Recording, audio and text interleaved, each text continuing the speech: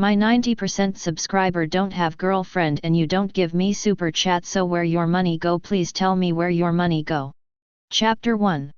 Karakura Town, on a dark street. A blonde-haired man walked with a worried expression on his face. When passing by a vending machine on the street, he put in 2 coins, bought a can of drink and drank it. Drinking a cold drink refreshed his mind a little. The me now is really powerless. The yellow-haired man crushed the drink can with one hand, his face full of helplessness and unwillingness. His original name was Tsubai, a time traveler who traveled to the world of Shinigami and became the protagonist Kurosaki Ichigo in the original book. Tsubai is a Shinigami fan. It was an exciting thing to come to the Shinigami world and become the protagonist Ichigo, but the timing of his time travel was not very good. When crossing over, he felt a sharp pain. He was seriously injured and fell to the ground. The sky was still raining, and the wound was soaked by the accumulated water on the ground. The severe pain caused Tsubai to pass out immediately after crossing. It turns out that the person who seriously injured him was Byakuya Kuchiki. According to the plot in the original book, Byakuya Kuchiki and Abarai Renji were ordered to come to the present world to bring back Rukia Kuchiki, who taught the power of Shinigami to humans without authorization. Under Rukia's pleading, Byakuya just abolished the power of Shinigami that Ichigo got from Rukia, leaving Ichigo alive. Afterwards Ichigo was rescued by Urahara Kisuke and woke up. Hey, after time travel, I don't have an awakening system or other cheats, and I don't know how to activate and use the power of my blood, so I'm just a weak chicken now. Tsubai shook his head helplessly. He transmigrated to become Ichigo, which can be understood without cheats. After all, Ichigo itself has super blood power, and Ichigo has 3 powers in his body, Shinigami, Su, and Quincy. Any kind of power is extremely strong, and the fusion of the 3 can break through the limit and reach a higher level. In the past few days, Tsubai closed his eyes many times and tried to enter the inner world, trying to gain strength. But, no response at all. After trying many times to no avail, I had to give up. According to the original plot, Ichigo will then go to the Urahara store to practice, activate the Shinigami power in his body with the help of Urahara Kisuke to become a Shinigami, and then break into the Soul Society to save Rukia. This is the original line. But from the moment Tsubai crossed over, Ichigo's original trajectory has changed. Hereinafter Tsubai is collectively referred to as Ichigo. Hiss roar. Suddenly, there was a deafening roar, which was not only loud but also extremely sharp. It's a unique cry. Ichigo's expression changed instantly. 10 meters away in front of him, there was a ghost that was half the size of a building. This virtual pair of red eyes stared at Ichigo closely, and 2 lines of saliva flowed down the corners of his mouth. This was already treating Ichigo as an extremely delicious food. Although Ichigo has not yet awakened his power, his spiritual power must be much more abundant than that of ordinary people, and he has naturally become a delicacy in Su's eyes. Hiss! It let out an excited scream, and opened its bloody mouth to bite Ichigo, trying to swallow Ichigo in one bite. The body of this Su is several times larger than the general Su, but its speed is not slow at all. With a distance of more than 10 meters in the blink of an eye, a mouthful of saliva has appeared above Ichigo. Run! Ichigo dodged the blow with a side jump. And the original concrete floor was bitten by Na Su with a big hole. It missed a blow and ate a big mouthful of dirt, which made the dog furious, roaring and biting at Ichigo again. Ichigo frowned, quite a feeling of being bullied by dogs. If he awakens the power, whether it is the power of Shinigami, the strength of Quincy, or the power of Hollow, he can instantly kill this insignificant Hollow in front of him in an instant. But the problem is that he doesn't have the strength yet. The feeling of not having power is too uncomfortable. Even so, Ichigo is unlikely to sit still. I saw Ichigo jumping up to a height of 2 or 3 meters, and kicked horizontally towards the mask on his head. Dun! The kick hit, but Ichigo's face was pained. Okay, it hurts. Because he felt as if he had kicked on the steel plate, not only failed to kick Su away, but he was also injured back. Sure enough, it is too difficult to fight Su with manpower. After being kicked by Ichigo, the dog became even more frantic. Although this kick was just a tickle for it, the resistance of food angered it. It opened its mouth wide while roaring, and there was a red spot of light condensing in its mouth. No, he's gathering Siro. Ichigo looked anxious and ran away in a hurry. Siro is almost Su's strongest attack skill, and Ichigo is afraid that he will either die or be injured if this panel is hit now. But Ichigo's running speed is limited, and his feet are still hurting from the kick just now. Facing the Siro that is about to condense, I'm afraid it will be a disaster. Just at this critical moment, a blue arrow pierced the Siro in its mouth and its entire head, and it died before it knew what was going on. I saw Ishida Urayu in a white dress appearing at the top of a telegraph pole next to him. Looking down at Ichigo, he said in an admonishing tone, "Kurosaki, you are no longer a Shinigami, so don't go out in the future, and I can't guarantee that I can show up in time to save you next time. I will guard the future Karakura town." Chapter 2. Ishida Urayu stood on the top of the telegraph pole with a slightly haughty look on his face. In the current timeline, he has not known Ichigo for a long time. He is very hostile to Shinigami, and he has attracted countless virtuals to compete with Ichigo in killing virtuals, wanting to prove that he is stronger than Ichigo. But in the end, Ichigo succeeded in escaping the mouth and recognized Ichigo as a friend. Now that Ichigo lost the power of Shinigami and became an ordinary person, Urayu took on the important task of protecting Karakura town. After he noticed Su's Ryutsu fluctuation just now, he immediately rushed over with his flying scythe and rescued Ichigo at a critical moment. Even if Ichigo endures the Siro, nothing will happen. At this point, Ichigo was slightly relieved. But the sense of powerlessness in my heart is even worse. The feeling of having no power is as uncomfortable as being a waste. It's really sad that even a ghost can threaten my life. After a few seconds of silence, Ichigo's eyes became firm again. He must activate his power as soon as possible, whether it is the power of Shinigami, the power of Void or the power of Quincy, he must gain power and become stronger. In this world, power is fundamental. Suddenly, the mutation reappeared. Behind Yulong, a white mask appeared, and then the outline of the whole body appeared. It was a virtual with a pair of wings and the ability to hide. It quietly appeared behind Yulong. The current Yulong is very weak, and he hasn't even discovered the Su behind him. When he felt the danger, the Su had already grabbed it with one claw, and the Yulong standing on the telegraph pole was directly sent flying with one claw. "It's me, careless, damn it!" Yulong fell to the ground, spitting out blood, leaving 3 deep claw marks on his body, unable to stand up for a while. Obviously, after being hit by this blow, Yulong was seriously injured. "I can't fall down, if I fall, we are both finished." Gritting his teeth, Yulong struggled a few times, and finally stood up staggeringly. He was seriously injured, and he was probably at the end of his battle. It's just that he can't give up yet, otherwise both he and Ichigo will die here. "Kurosaki, you run away!" Urayu yells for Ichigo to run away and let him come to the rear. I saw the Ryutsu on Yulong's body surging slightly, aimed at the empty head in the air ahead, and pulled the bow and arrow in his hand with all his might. Just look at this arrow. In an instant, Yulong's arrow, which had almost exhausted its spiritual power, shot into the air. However, this bird obviously has a high IQ, and it easily dodged the arrow by waving its wings behind it.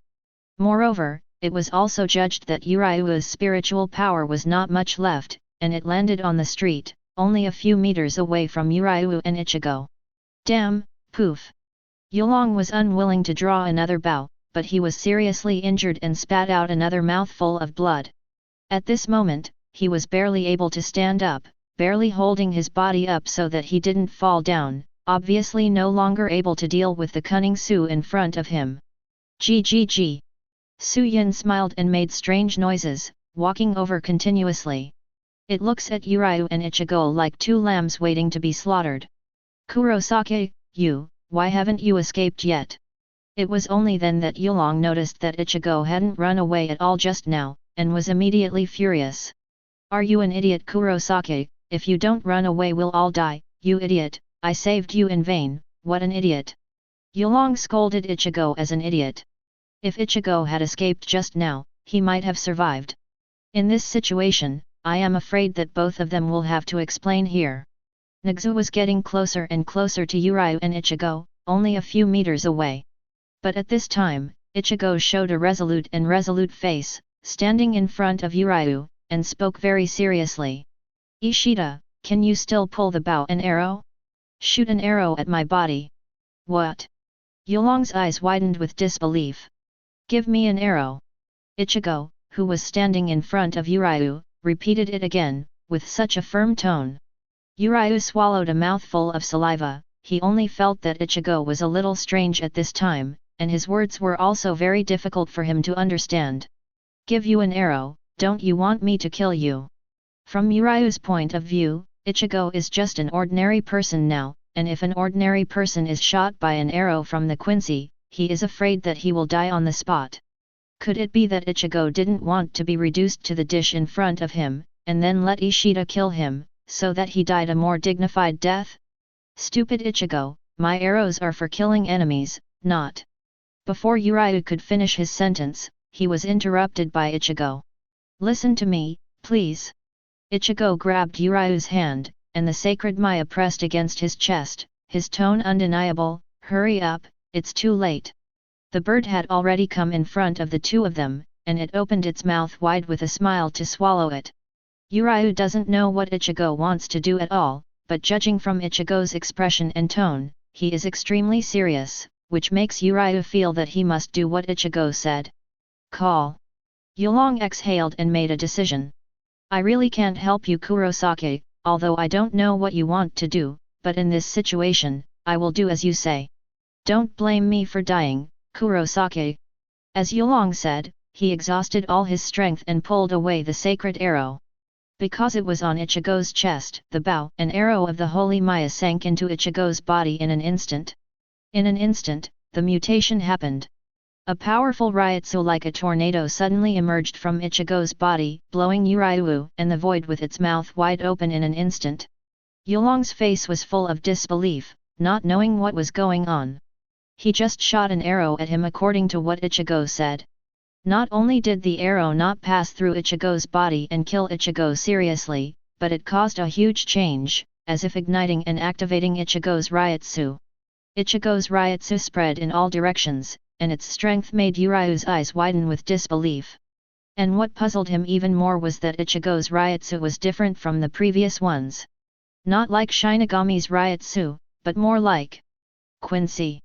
After the Ryutsu storm disappeared, Ichigo's brand new appearance appeared in front of Yuryu, which completely stunned Yuryu. Ichigo became a Quincy. Chapter 3. Ichigo, who became the Quincy master, has changed a lot from before. He was wearing a white Quincy outfit and a slim black cape, similar to what Bankai wore. However, whether it was the white Quincy costume or the black cloak, there were blue lines like veins on it. This is Quincy's static blood or dynamic blood costume. Ichigo put on a pair of black Quincy gloves, and held a huge black and blue sacred arrow in his right hand. Ichigo's sacred arrow is much stronger than Yuryu's bow, both in shape and in the aura it exudes. Even in comparison, Yulong's bow and arrow are like children's slingshots. Ichigo's yellow hair has also grown slightly longer, covering his eyebrows slightly. There are still blue bloodlines looming on the face, and Ichigo's temperament has changed a lot compared to before. Moreover, the Ryutsu emanating from Ichigo is even more surprising to Yuryu.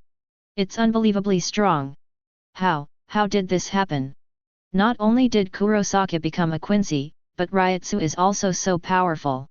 Yulong was so shocked that his brain was about to lose the ability to think. At this moment, the corners of Ichigo's mouth curled up slightly, and the smile was quite evil. It really works.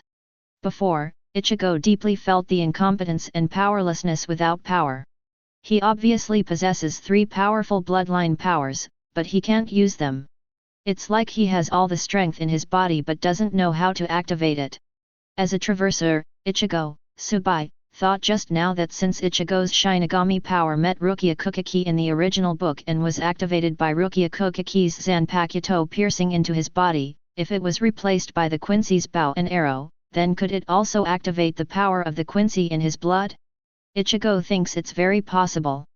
Moreover, it can be seen from the original plot that Ichigo and Yuhabach had an initial confrontation during the Millennium Blood War.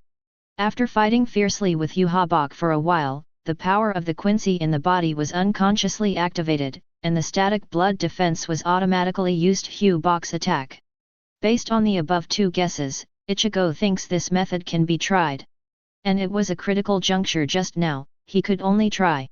Sure enough, he succeeded. Yuryu's arrow entered Ichigo's body, igniting Ichigo's innate Quincy power. Coupled with Ichigo's strong desire to become stronger, Ichigo turned into a Quincy form, very powerful. At this time, Ichigo can clearly feel that his Ryutsu and combat power should have reached Shinigami's captain level. The combat power in Shinigami is roughly divided into captain level, senior captain level, demigod level, and god level. As soon as Ichigo became a Quincy master, he awakened the power of the Quincy master in his body, and his strength reached the captain level. As the protagonist, he is so tyrannical. And why is Ichigo, who became Shinigami through Rukia before, so weak? That's because Ichigo absorbed Rukia's Shinigami power, rather than actually awakening his Shinigami power. What he was abolished by Byakuya Kuchiki before was only Rukia's Shinigami power, and the real Shinigami power in Ichigo is still there, not even awakened. It feels so good to have power. The corners of Ichigo's mouth turned upward, and he, who had become a Quincy, was no longer powerless. He didn't want to experience that powerless feeling again. Ichigo raised his right hand without looking at his head, and he didn't need to draw his bow like Ishida Uryu. A large blue and black arrow shot out from the sacred arrow in his hand. The speed was extremely fast, and the arrow instantly shattered Thatsu's head. With captain-level combat power, killing an ordinary void in seconds is easy. Uryu, who finally came back to his senses, saw that Ichigo killed Asu with a random arrow, and he was deeply shocked. Are you really Kurosaki?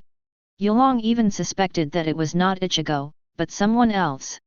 After becoming a Quincy master, Ichigo's Ryutsu is not only amazingly strong, but also the power of the holy arrow is terrifying. He doesn't even need to pull the bow, and the arrow can be shot easily, which is much stronger than Yulong. Of course, Yulong is not weak, and his talent is also excellent. Later, after drinking the blood of Yuhabach, his strength soared instantly. Ichigo put away the sacred destroying arrow in his hand, turned his head, and smiled faintly. Then why not? Who else could he be if he wasn't Ichigo? Thank you, Ishida, I can become a Quincy thanks to your arrow, and it feels good to be a Quincy. Ichigo, this is the truth, Ichigo in the original book is mainly Shinigami. But no matter what kind of strength you major in, Ichigo thinks it's fine, as long as it's strong enough. Ichigo smiled, then my future goal is to become the strongest Quincy, and even control everything. Only Ichigo who has power is eligible to participate in the plot in the original book, and he can only change the plot if he becomes stronger. So his main goal in the future is to become stronger, even surpass his friend Yuhabach, and become the strongest Quincy master. Seeing the smug Ichigo in front of him, Yulong felt that Ichigo was a little strange. However, he felt that this was normal. After all, if he had acquired such a powerful power suddenly, he would also be young and frivolous with high fighting spirit. He took a deep breath, and still asked the most incomprehensible question. That, Kurosaki, how did you become a Quincy after you took an arrow from me? Normally, if ordinary people are shot by Quincy's arrows, the result should be damage, but Ichigo directly became Quincy, so Uryu is puzzled. Ichigo didn't hide it, and said truthfully to Kaido, maybe it's because I also have the power of Quincy in me.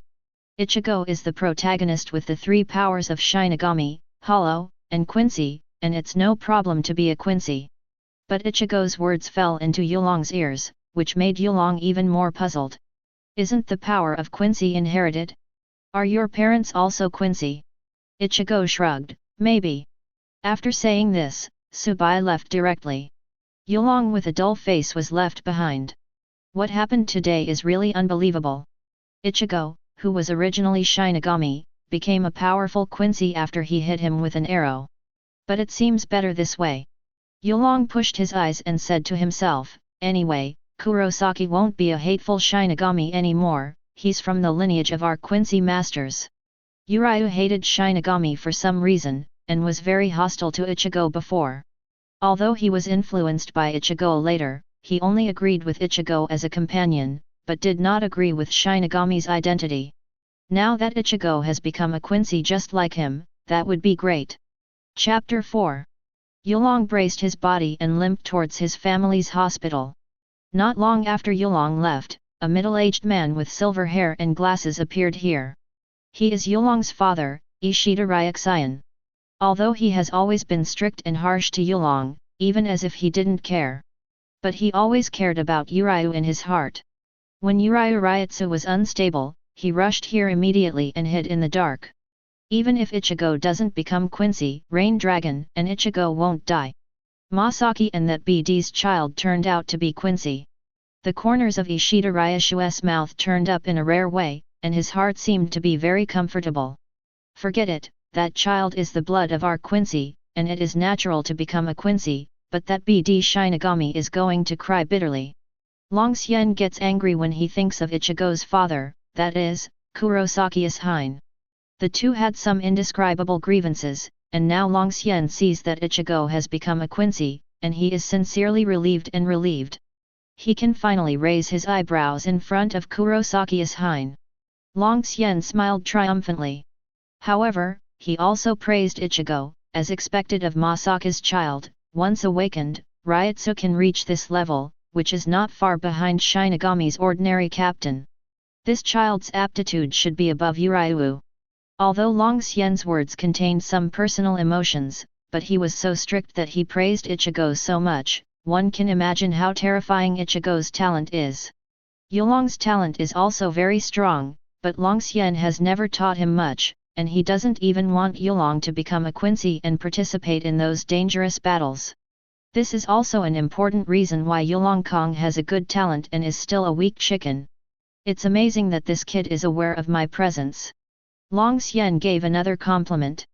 After Ichigo awakened the power of the Quincy just now, he did notice the existence of the dragon string, but he didn't point it out. This is also the reason why he left without worrying about leaving the seriously injured Yulong behind.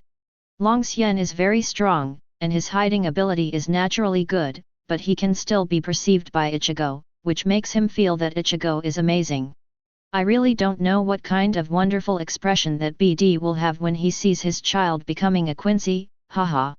With one hand in his pocket, Long Xian smiled and disappeared into the darkness.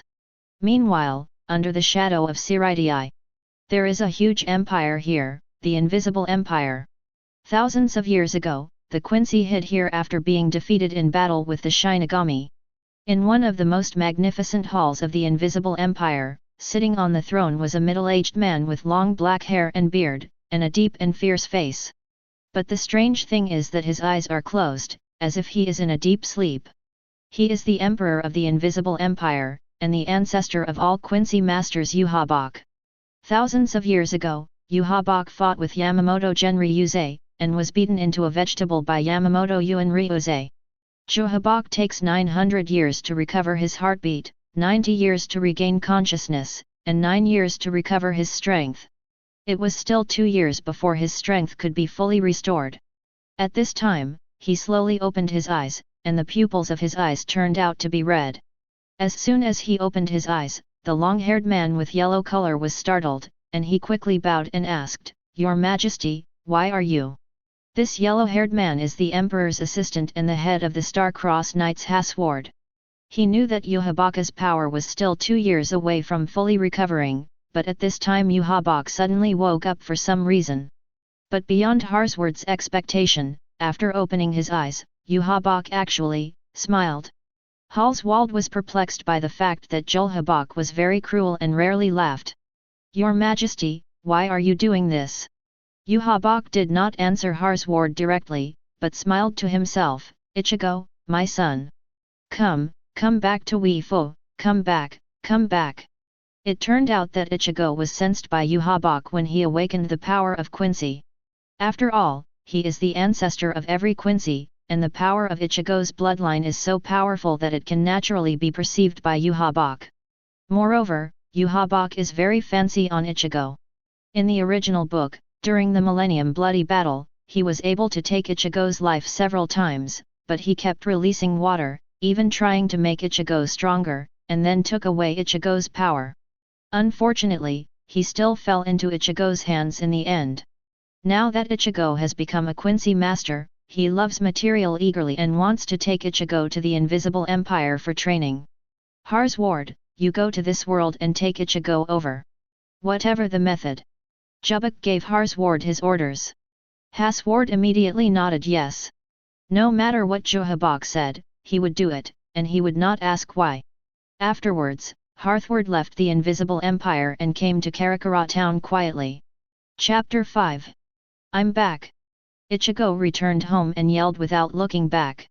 At this time, Ichigo naturally released the form of the Quincy and returned to the form of an ordinary person.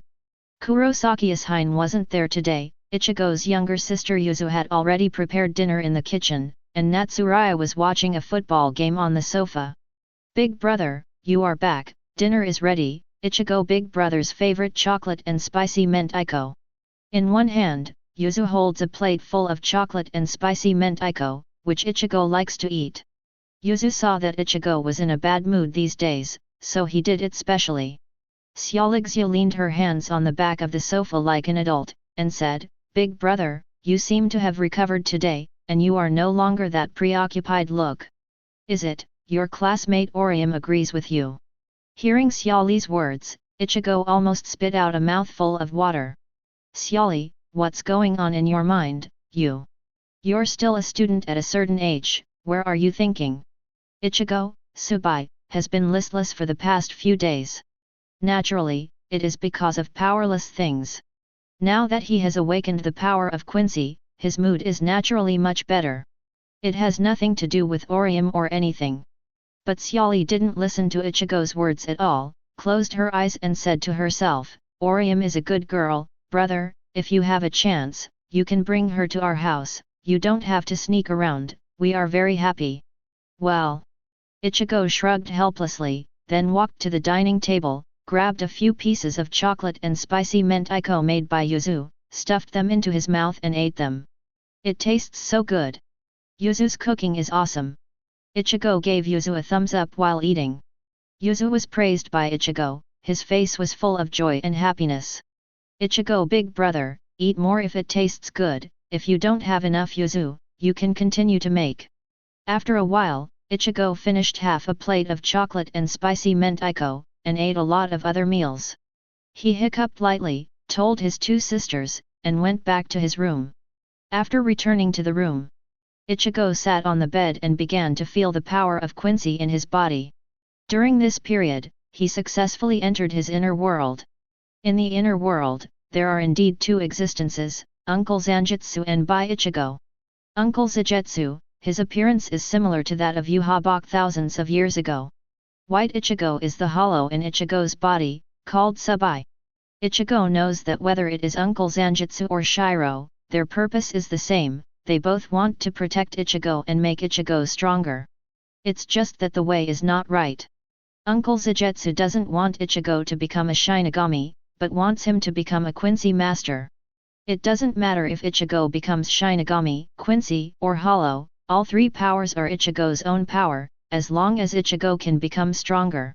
Therefore, in the inner world, Uncle Zanjutsu taught Ichigo the power of the Quench Master, and Shiro personally fought against Ichigo and taught Ichigo his combat experience and skills. With the help of Uncle Zanjutsu, Ichigo learned the Quincy's static blood outfit and moving blood outfit. Static blood equipment directly injects spiritual seeds into the blood vessels, greatly improving the defense of the body. Blood moving outfit directly injects spirit seeds into blood vessels, greatly increasing the destructive power of the body. However, the two types of blood equipment cannot be used at the same time. The dynamic blood equipment cannot be used when the static blood equipment is used, and the static blood equipment cannot be used when the dynamic blood equipment is used. At the same time, he also mastered the movement skill Flying Scythe Kick of the Quincy division. With the Flying Scythe Kick, the speed is faster and more flexible in battle. With the static blood outfit, the moving blood outfit and the flying scythe, Ichigo's defense and attack have risen to a higher level.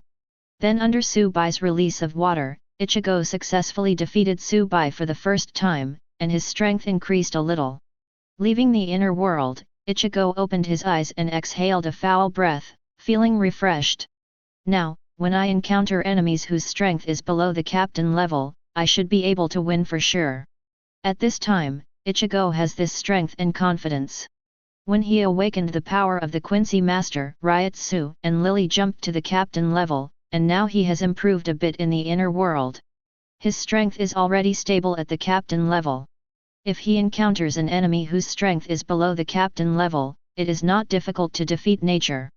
It's just that no matter how talented Ichigo is, it's still not enough for him to defeat Byakuya Kuchiki after he just became a Quincy Master. Byakuya is very talented, and after hundreds of years of hard training, his strength is still quite strong. Ichigo, who has just awakened the power of the quake, should not be able to reach Byakuya's current strength. But Ichigo knew that it was only a matter of time. Just when Ichigo was thinking, a circular shadow quietly appeared in his room. This circular shadow was more like a black hole. The moment the black hole appeared, Ichigo only felt that everything else seemed to be still except himself. A figure emerged from the black hole, and it came to Ichigo in an instant. I saw this person wearing the white costume of the Quincy Master, with long yellow hair fluttering, a stern face, and indifferent eyes. The person who came was the assistant of the Emperor of the Invisible Empire, Haswald. It turned out to be him. Ichigo was also very surprised to see Haswald coming. But he soon understood. He transmigrated into Ichigo and became a Quincy again, which changed Ichigo's original fate. He awakened the power of the Quincy, probably sensed by Yuhabach, and sent Haswald over. It also reminds me of the Millennium Bloody Battle. The Shijir Dragon joined the Quincy division, and gained stronger power by drinking the blood of Yuhabach. He should have come to take me there.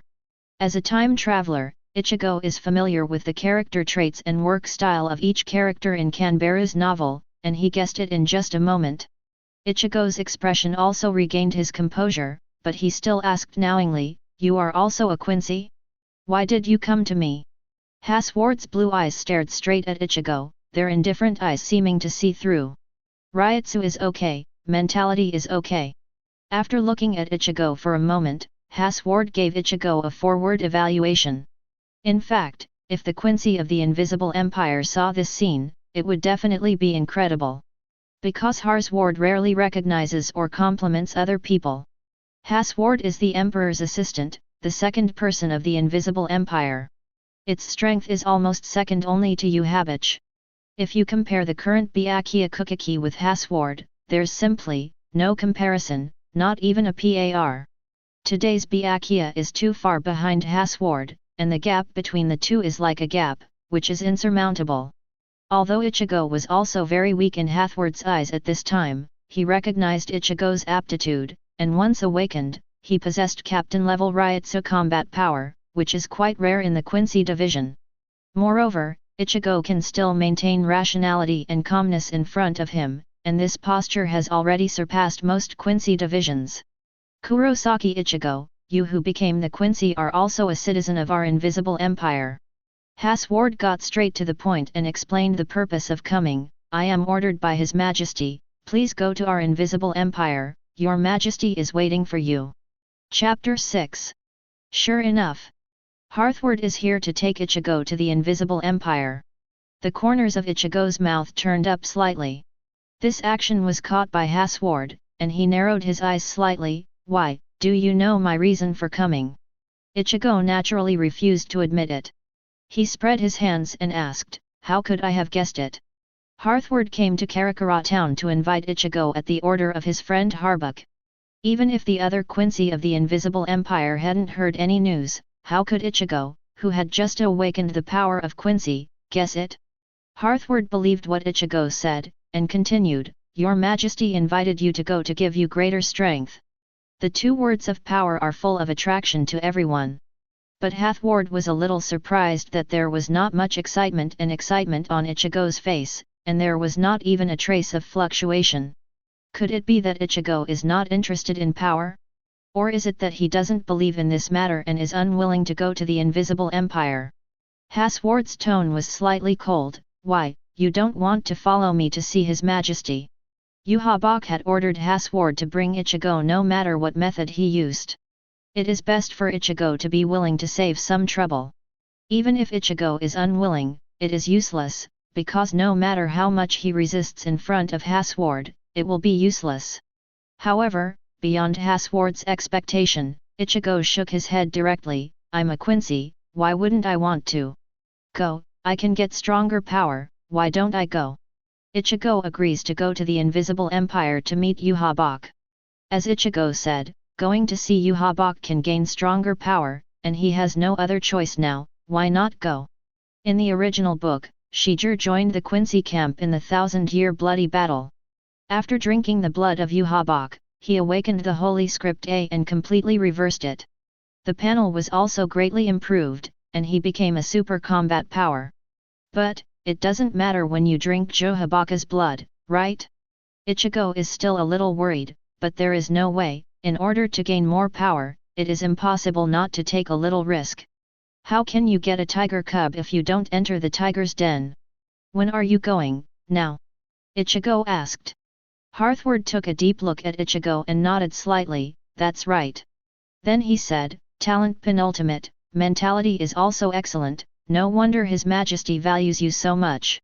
In Haswald's view, Ichigo's aptitude is very good. His mentality and intelligence are also excellent, just like a piece of excellent jade in the rough, with a little carving, it can become a high-quality jade. Haswald didn't move at all, and the shadow under him became a black hole, just like when he appeared. This is the shadow domain ability of Quincy, and Quincy uses shadow domain ability to hide under the shadow of Siritii. Please. Haswald turned and asked Ichigo to enter the shadow realm. Ichigo added, where is Uryu? Did you invite Ishida Uryu? In the original book, Uryu was only invited to the Invisible Empire during the Millennium Blood War, but Ichigo is not sure at this time whether the Invisible Empire sent anyone else to meet Uryu. Haswald didn't look back, but just said Kaido lightly, no, I'm here just to invite you to go by His Majesty's orders. As a surviving mixed blood Quincy, Ishida Uryu must have excellent aptitude, but it's not time to invite him yet. Haswald knew about Ishida Uryu. After all, Ishida Uryu was the only mixed-blood Quincy who survived the sacrificing of Yuhabach. But today he is only here to pick up Ichigo to the Intangible Empire. As for Yulong, there is no need to pick it up for the time being, and it is not easy to pick it up. After all, Uryu has Ishida Ryusen by his side. Although Haswald may not be afraid of Ishida Ryusen, it is not good to make too much noise after all. After all, Yuhabach still has 2 years to fully recover his strength. Oh! Ichigo agreed, and followed Haswald into the Shadow Realm, disappearing. The next day, Yuzu and Natsurai find that Ichigo is missing. Yuzu was a little worried, but Seoli complained that Ichigo might have jumped out of the window to go to school. At school, Uryu, Orium, and Sato didn't see Ichigo coming to school, so they couldn't help feeling a little worried. Kurosaki-san, why didn't he come to class? Orium stared blankly at Ichigo's empty seat. It's okay, that guy's nerves have always been relatively big, and it's not uncommon not to come to school. Orium's table-mate, Long Gui, crossed his hands, and seemed to persuade Orium nonchalantly. Yulong pushed his glasses and guessed to himself, maybe it's Kurosaki's power as an awakened Quincy, and he consumes too much spiritual power, so he overslept. At this time, inside the Urahara store, Kurosaki-san looked solemn. Where did my precious son go? Even you don't know? Urahara. After Yuxin found out that Ichigo disappeared today, he was very worried, but he has not recovered his Shinigami power yet, so he can only go to Urahara Kisuke.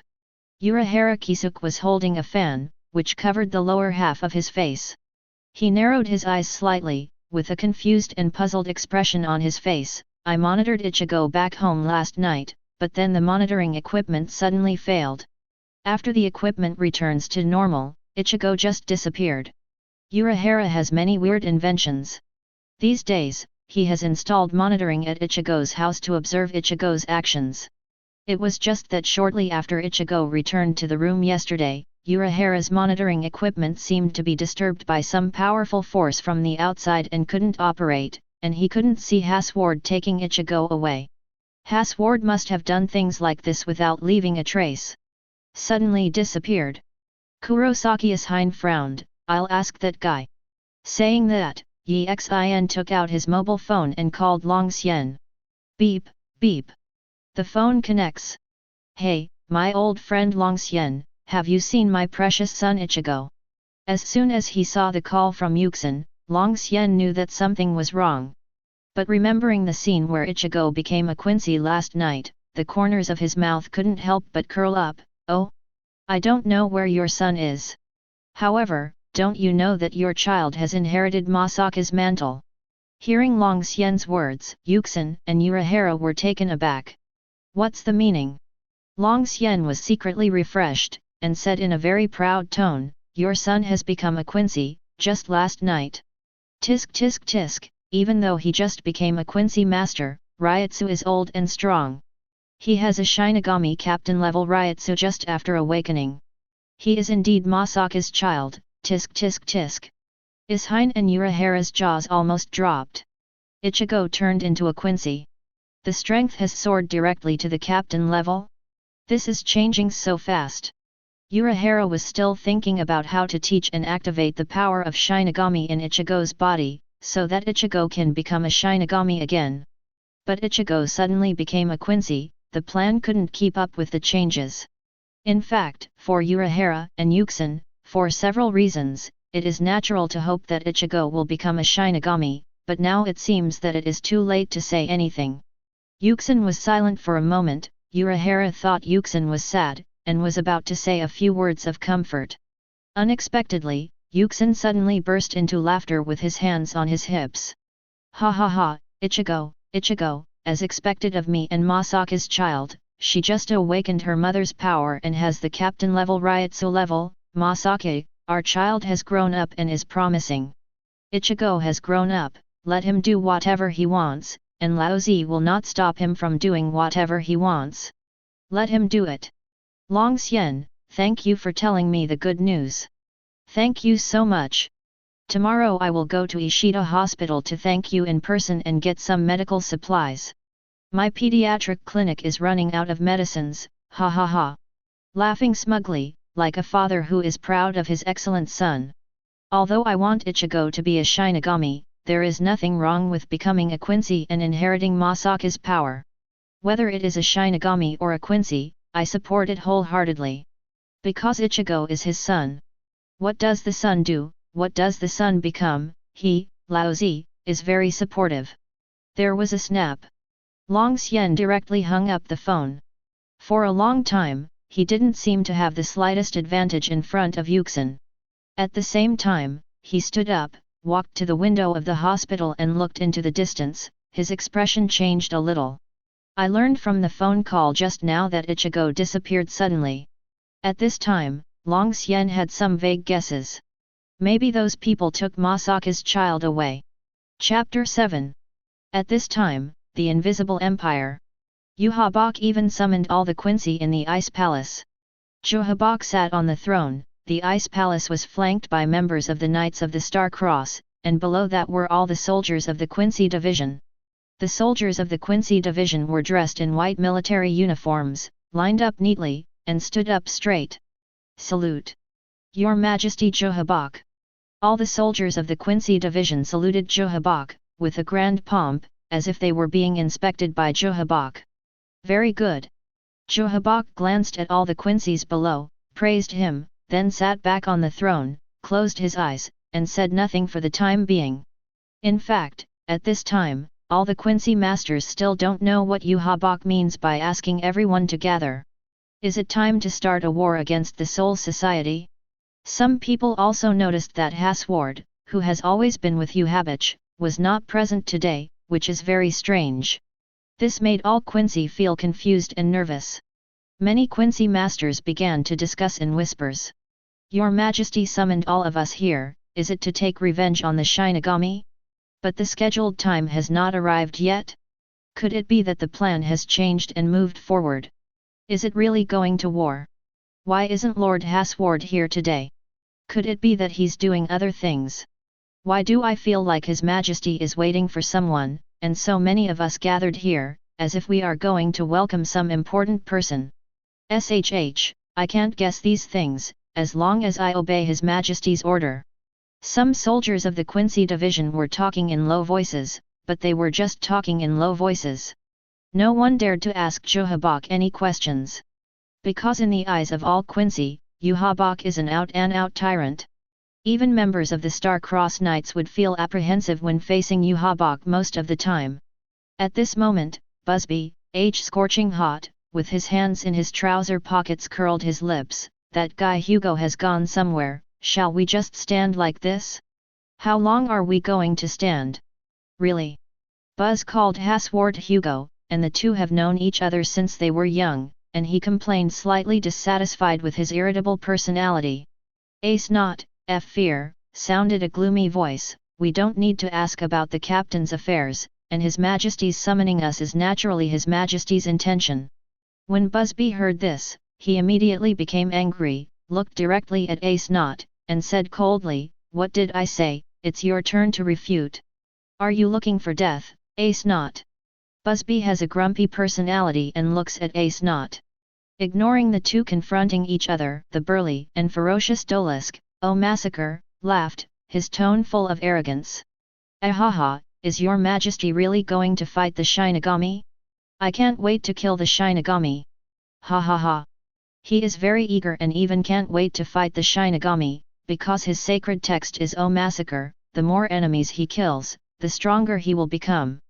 Bambietta, crit, put her hands on her hips and said in a proud and self-willed tone, "If there is a fight, I will blow up those dead Shendu to death, and blow them up to nothing." Bambietta's character is proud and self-willed, but at the same time she is more brutal. If Quincy really goes to war with Shinigami, she will definitely blow up a large number of Shinigami to death. Askin, lethal dose, shrugged, and said in a frivolous tone, "No matter what it is, it's really scary."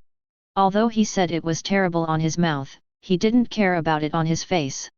Ji Luja, Prison J, raised his hand and pressed his military cap, and then said to himself, "The discipline of the Star-Crossed Knights is getting worse and worse, and I have to apply to Commander Haas or His Majesty for military training another day. Okay, Fang Yuan cannot be achieved without discipline." A few minutes later, Yuhabach slowly opened his eyes. Immediately, all the Quincy's fell silent. Yuhabach looked at the gate of the sun in front of him, and smiled rarely. "Coming soon. The Gate of the Sun is the entrance to the Invisible Empire. When the Millennium Blood War broke out, the Quincy started from here and marched into the Soul Society." Hearing Yuhabach's words, all Star-Crossed Knights looked at the Sun Gate in unison. They were very puzzled and curious. Who was coming?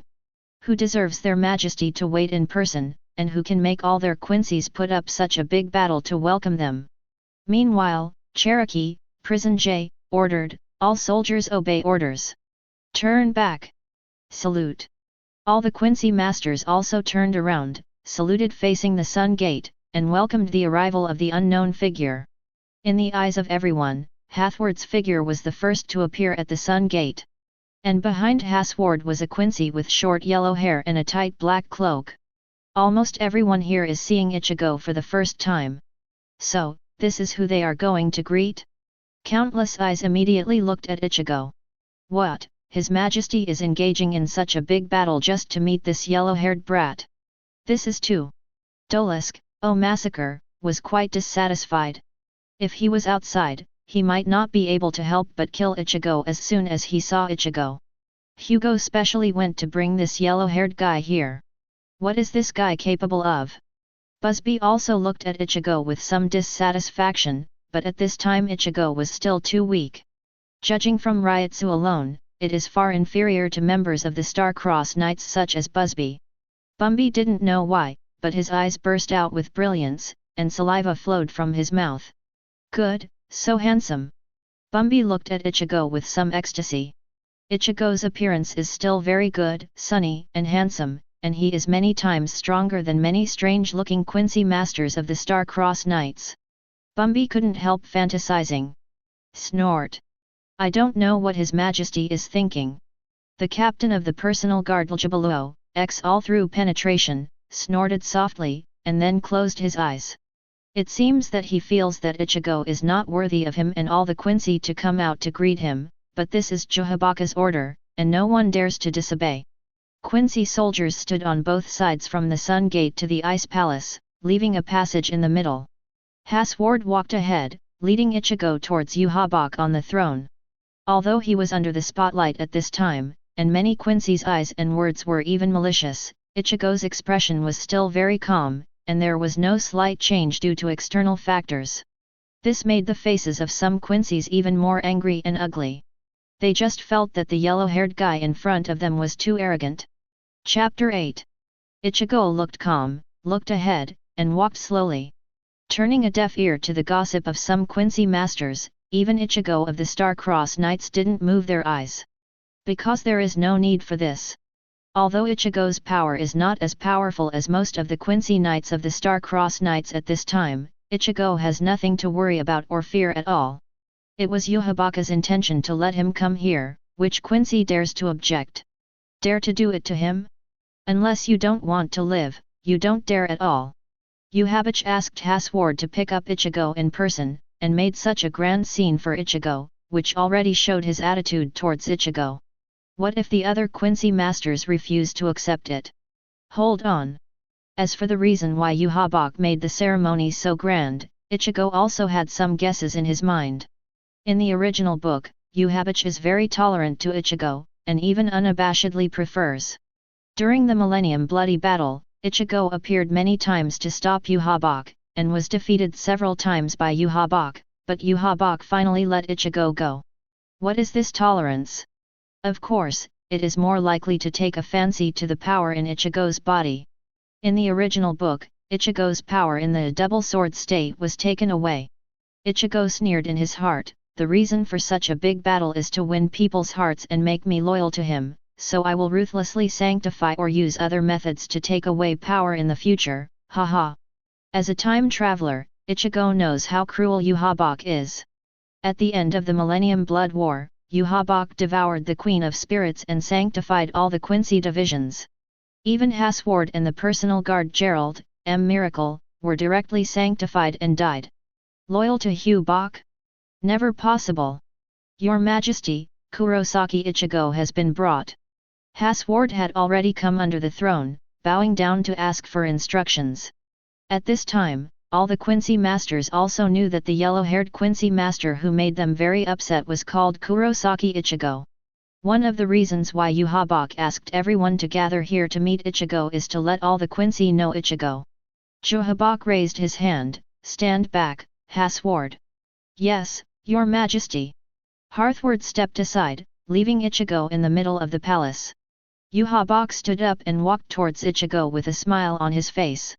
Welcome home, Ichigo. Yuhabach walked over with a smile, and looked at Ichigo kindly, as if a junior was looking at an outstanding junior. Yuhabach has come to Ichigo and patted Ichigo's shoulder kindly. Yes, your talent and aptitude are higher than others, my child. Ichigo's qualifications can only be described as pervert or wall-hanging in Shinigami. What an outstanding and hard-working genius Byakuya Kuchiki, what a once-in-a-century genius Hitsuga Toshiro, what a monster Kenpei, etc., are far inferior to Ichigo in terms of aptitude. It can even be said that Ichigo's blood qualifications are among the best in the Shinigami world. It's no wonder that even Yuhabach recognized Ichigo's talent and wanted to take over Ichigo. Ichigo sneered in his heart, he didn't think Yuhabach would always be kind to him. Hehe, old fox, who the hell is your son? You just want to use me, improve my combat power, and finally absorb it. Although Ichigo thought so in his heart, he still looked a little dazed on the surface and didn't speak. Seeing this, Yuhabach patted Ichigo on the shoulder again, and persuaded, don't be nervous Ichigo, this is your home, treat this as your own home. You can say whatever you want, and do whatever you want, there are no restrictions. This scene stunned all the Quincy masters below. Yuhabach, who is usually unsmiling and brutal, actually stood up to greet Ichigo himself, and was so tolerant and kind to Ichigo. It's unbelievable. Yuhabach basically kills other Quincians if they disagree with each other, but he takes care of Ichigo in every possible way. Even the Emperor's deputy Haswald who assists the Invisible Empire does not have this kind of treatment. All Quincy were shocked and even mad with jealousy. But what drove them even more crazy was yet to come. Yuhabach faced all the Quincy divisions below, like an emperor scanning the army, and then said slowly, "Ichigo, with your aptitude, it is not impossible for you to inherit my position in the future. Be good, Ichigo."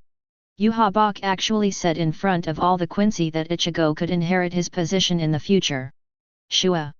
All Quincy's eyes widened in disbelief except for Haswald. After a while, the pan was fried.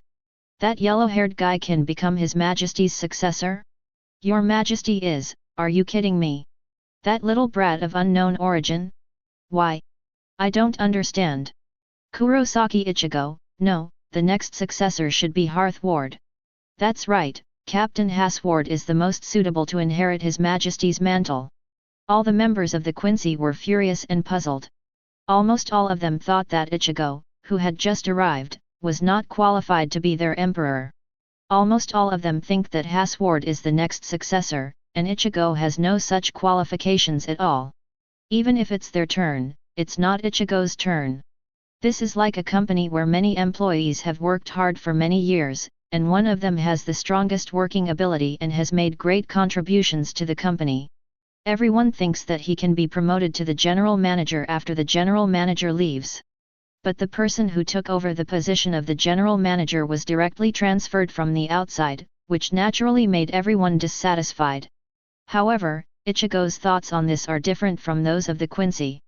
He even felt that this was a big cake that Yuhabach had drawn for him. As long as you perform well, you can become your successor. What is it if you don't make a big deal?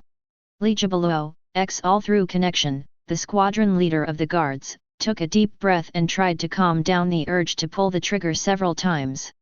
"Hey, what happened to your Majesty today? Is there any other reason for promising an outsider to be his successor?" Aljabero is also not very good at thinking, and can't think of a reason. Others naturally didn't understand Yuhabach's intentions.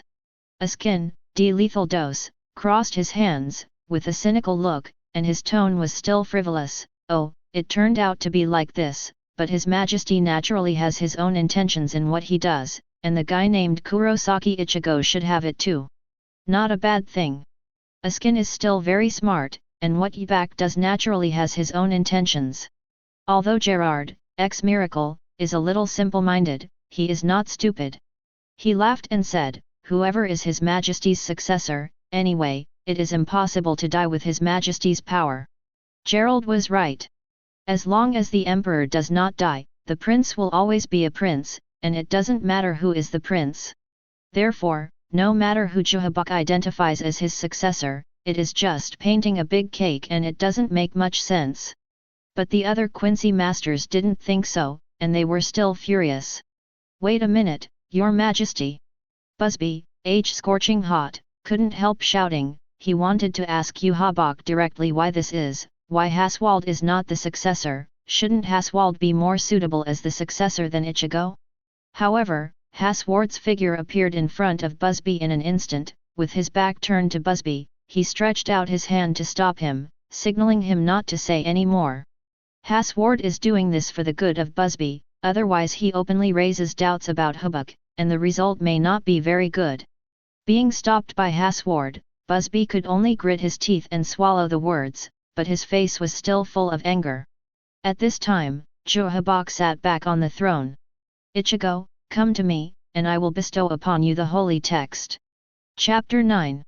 The holy text, which Yuhabach was given by engraving his soul. Each member of the Knights of the Star Cross has his own holy text. The holy text is arranged from A to Z. There should be no absolute strength or weakness in the order of the letters, except for A. The main way to obtain the holy text is to drink the blood of Yuhabach. In the original book, after Ishida Uryu drank the blood of Yuhabach, he also obtained the holy text A and completely reversed it. At the same time, the panel has been greatly improved. Sword had to go back and forth. Ichigo came to the Invisible Empire to gain stronger power to activate the holy text and complete the holy body. With all eyes on Ichigo, Ichigo ordered a Daxia bowl to be brought. This porcelain bowl is as big as a face plate.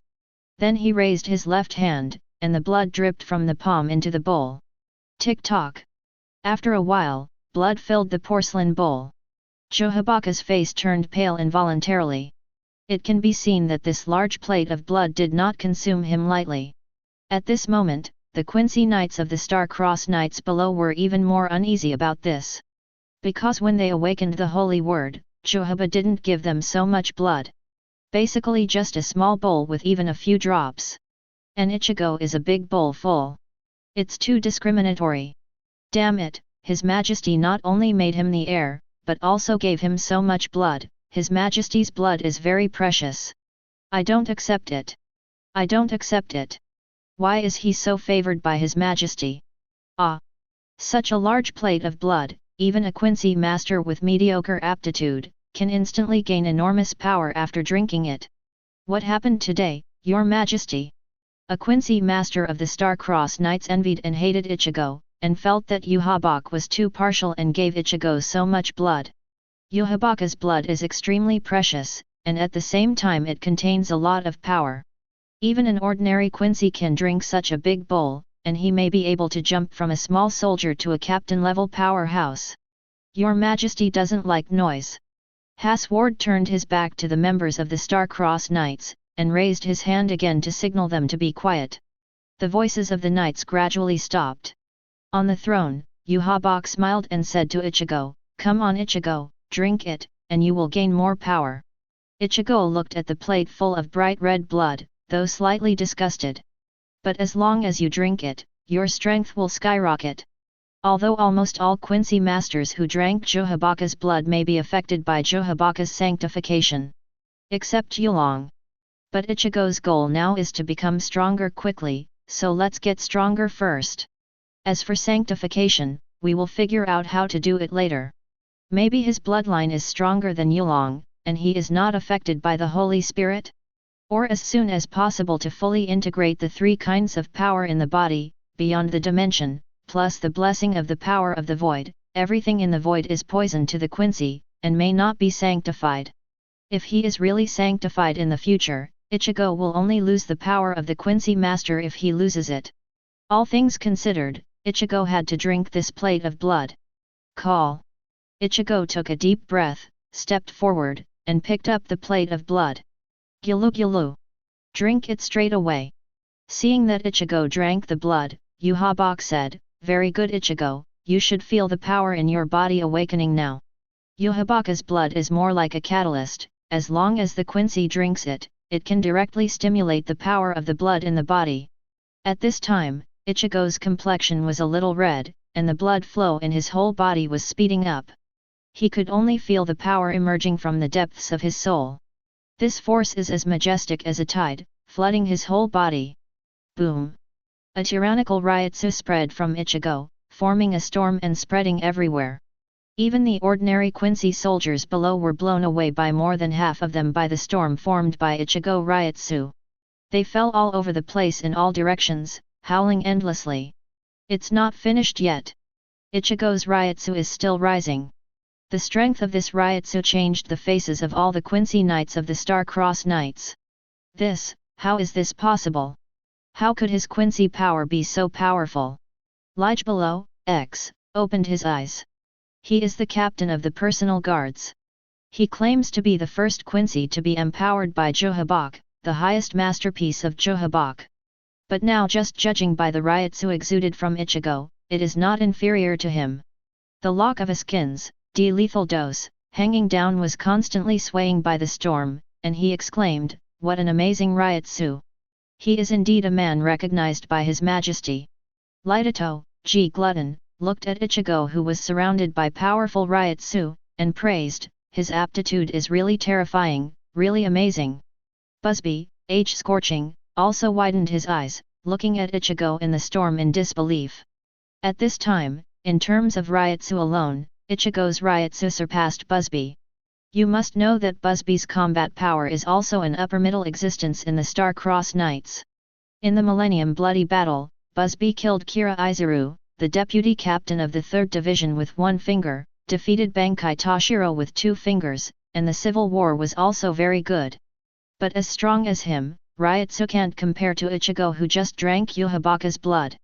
No wonder His Majesty regards him as the successor of the empire, that guy really has the qualifications. Kangdu, I steal, said coldly.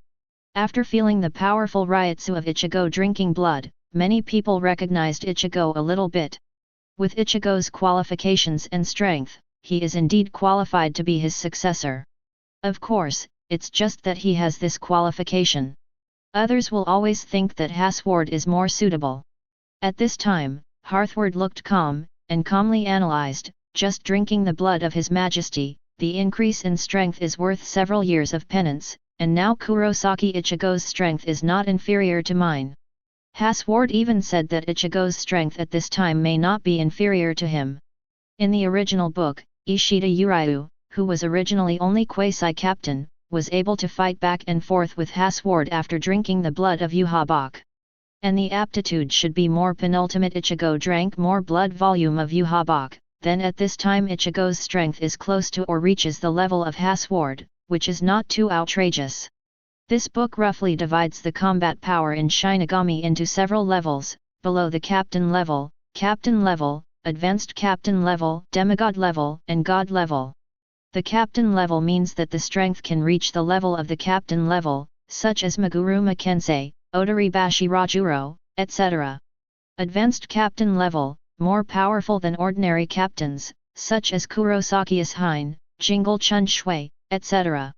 At the demigod level, the combat power is above the senior captain level, and one foot has stepped into a higher field, such as the personal guards strengthened by Yuhabach in the 1000-year bloody battle. God level, truly beyond the category of Shinigami or Quincy, reaching a higher level, such as Aizen after fully merging with Hogyaku, Monk Ichibe Hyasub of Team Zero, Yuhabach, etc. Hasward's own strength can reach the demigod level. And he actually said that Ichigo's strength is not inferior to him at this time, and Ichigo has also reached the demigod level. Ichigo, who drank a plate of Yuhabaka's blood, fully activated the power of the Quincy in his blood, and his strength directly leaped from the captain level to the demigod level. This is simply a step up to the sky. Chapter 10. The Ryotsu storm on Ichigo gradually subsided, and everyone saw Ichigo's appearance clearly. At this time, Ichigo's blue blood clothing lines are clearly visible. On the clothes and even on the face, it feels as if the blood vessels of the whole body have been opened up, and the power of the Quincy is fully activated. Most surprisingly, Ichigo's right hand. Ichigo's right hand was originally holding a giant blue and black god-tier sacred arrow, but at this moment, the black and blue Ryotsu on Ichigo's right hand formed a bow shape, which seemed to be the same as the fusion of the holy arrow and Ichigo's right hand. People and bows unite. This is somewhat similar to Ichigo's The Last Crescent Moon in the original book, that is, Ichigo himself turns into a crescent moon, and it is also similar to Aizen after fully merging with Hogyaku. Aizen's Zanpakuto has become one with himself.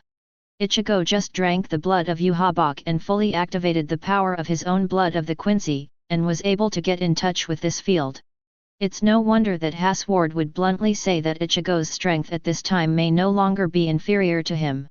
When he first became a Quincy division, Ichigo's strength was only at the captain level, inferior to Byakuya Kuchiki. However, now that Ichigo has reached the demigod level in one step, Byakuya can no longer be compared with Ichigo. Byakuya, who was so indifferent before to destroy the power of Ichigo's Shinigami, will doubt life directly the next time he sees Ichigo. At this time, the soldiers of the Quincy division who were originally lined up neatly below were now in a mess. They were just blown away by the powerful Ryotsu storm emanating from Ichigo, and some were blown up and smashed against buildings or stone slabs, howling. At the same time, they were all shocked. Just the storm generated by Ryotsu is so powerful, so how strong is Ichigo now? Ah, it's so scary. Even though I tried my best, I couldn't even resist the storm emitted by Master Kurosaki. It's unbelievable. Oh my god! I was lucky enough to watch some awakening ceremonies of the adults of the Night Order before, but it wouldn't cause such a big commotion. Puff, puff, I have been seriously injured, so I can only ask Chief Jaluja for 10 days and half a month of leave to recuperate. The bow and arrow in Mr. Kurosaki's hand seems to be in a completely different state from ours. Just looking at it makes my hair stand on end. It's no wonder His Majesty is so fond of Master Kurosaki, and even trains Master Kurosaki as his successor. Master Kurosaki is really talented and talented. All the soldiers of the Quincy division were shocked by Ichigo's awakened power, and the smarter ones have already changed their mouths to Master Kurosaki. After all, strength is everything. Absolute power can make people completely convinced. Everyone in the Star-Crossed Knights was dumbfounded. Almost all of them drank Yuhabach's blood and awakened their power, but compared to Ichigo's, it feels far different, nothing. Askin, de-lethal dose, shrugged his shoulders, looked at Ichigo and exclaimed, "Yeah, that guy is really a monster. His Majesty really found a monster back. It's scary, really scary." Askin is a very cautious and intelligent person. In the later period, he was promoted by Yuhabach as one of the members of the Pro Guard. He can see from Ichigo's ryutsu and form that Ichigo is indeed a monster, a terrible monster. Busby, age-scorching heat, who was still furious before, was also dumbfounded at this time, with an unbelievable expression on his face. That guy, unexpectedly so strong. Just now Yuhabach announced that Ichigo could become his successor, which made Busby very puzzled and angry. He thought Haswald was the most suitable successor for Yuhabach, and it was not his turn to come out of nowhere. Ichigo. However, when Ichigo awakened his power, even though Busby was angry, he finally understood why Ichigo was qualified to be the successor. Ichigo has such a tyrannical Quincy power, so he naturally has this qualification. Even, Busby just heard Haswald himself say that Ichigo is probably not weaker than Haswald at this time. As a best friend, Busby is very clear about how strong Haswald is. Bunbai, Crit, was dazed and obsessed with watching, while the always calm Lightato, G. Glutton, couldn't help but rolled his eyes, and at the same time reminded, "Hey Bumby, don't mess around with that guy, you can't afford to mess with him." Bumby is the leader of the Extermination Masters team. She has the power of critical strikes, but she has to be cautious if she wants to attack Ichigo. Gerald, M. Miracle, waved the huge shield in his hand, and laughed wildly, "Ha ha ha, that's really interesting, I really underestimated him just now. I don't know how he compares to us." Gerald is a member of the Pro Guards, and he is also the heart of the Spirit King. It's really hard to compare the current Ichigo with him. Li Jibaluo, all things connected, snorted coldly, "It's just that His Majesty is partial, I am His Majesty's highest masterpiece." Obviously, even though Ichigo has awakened a powerful force, he still doesn't recognize Ichigo as an outsider. So did some of the other Star-Cross members.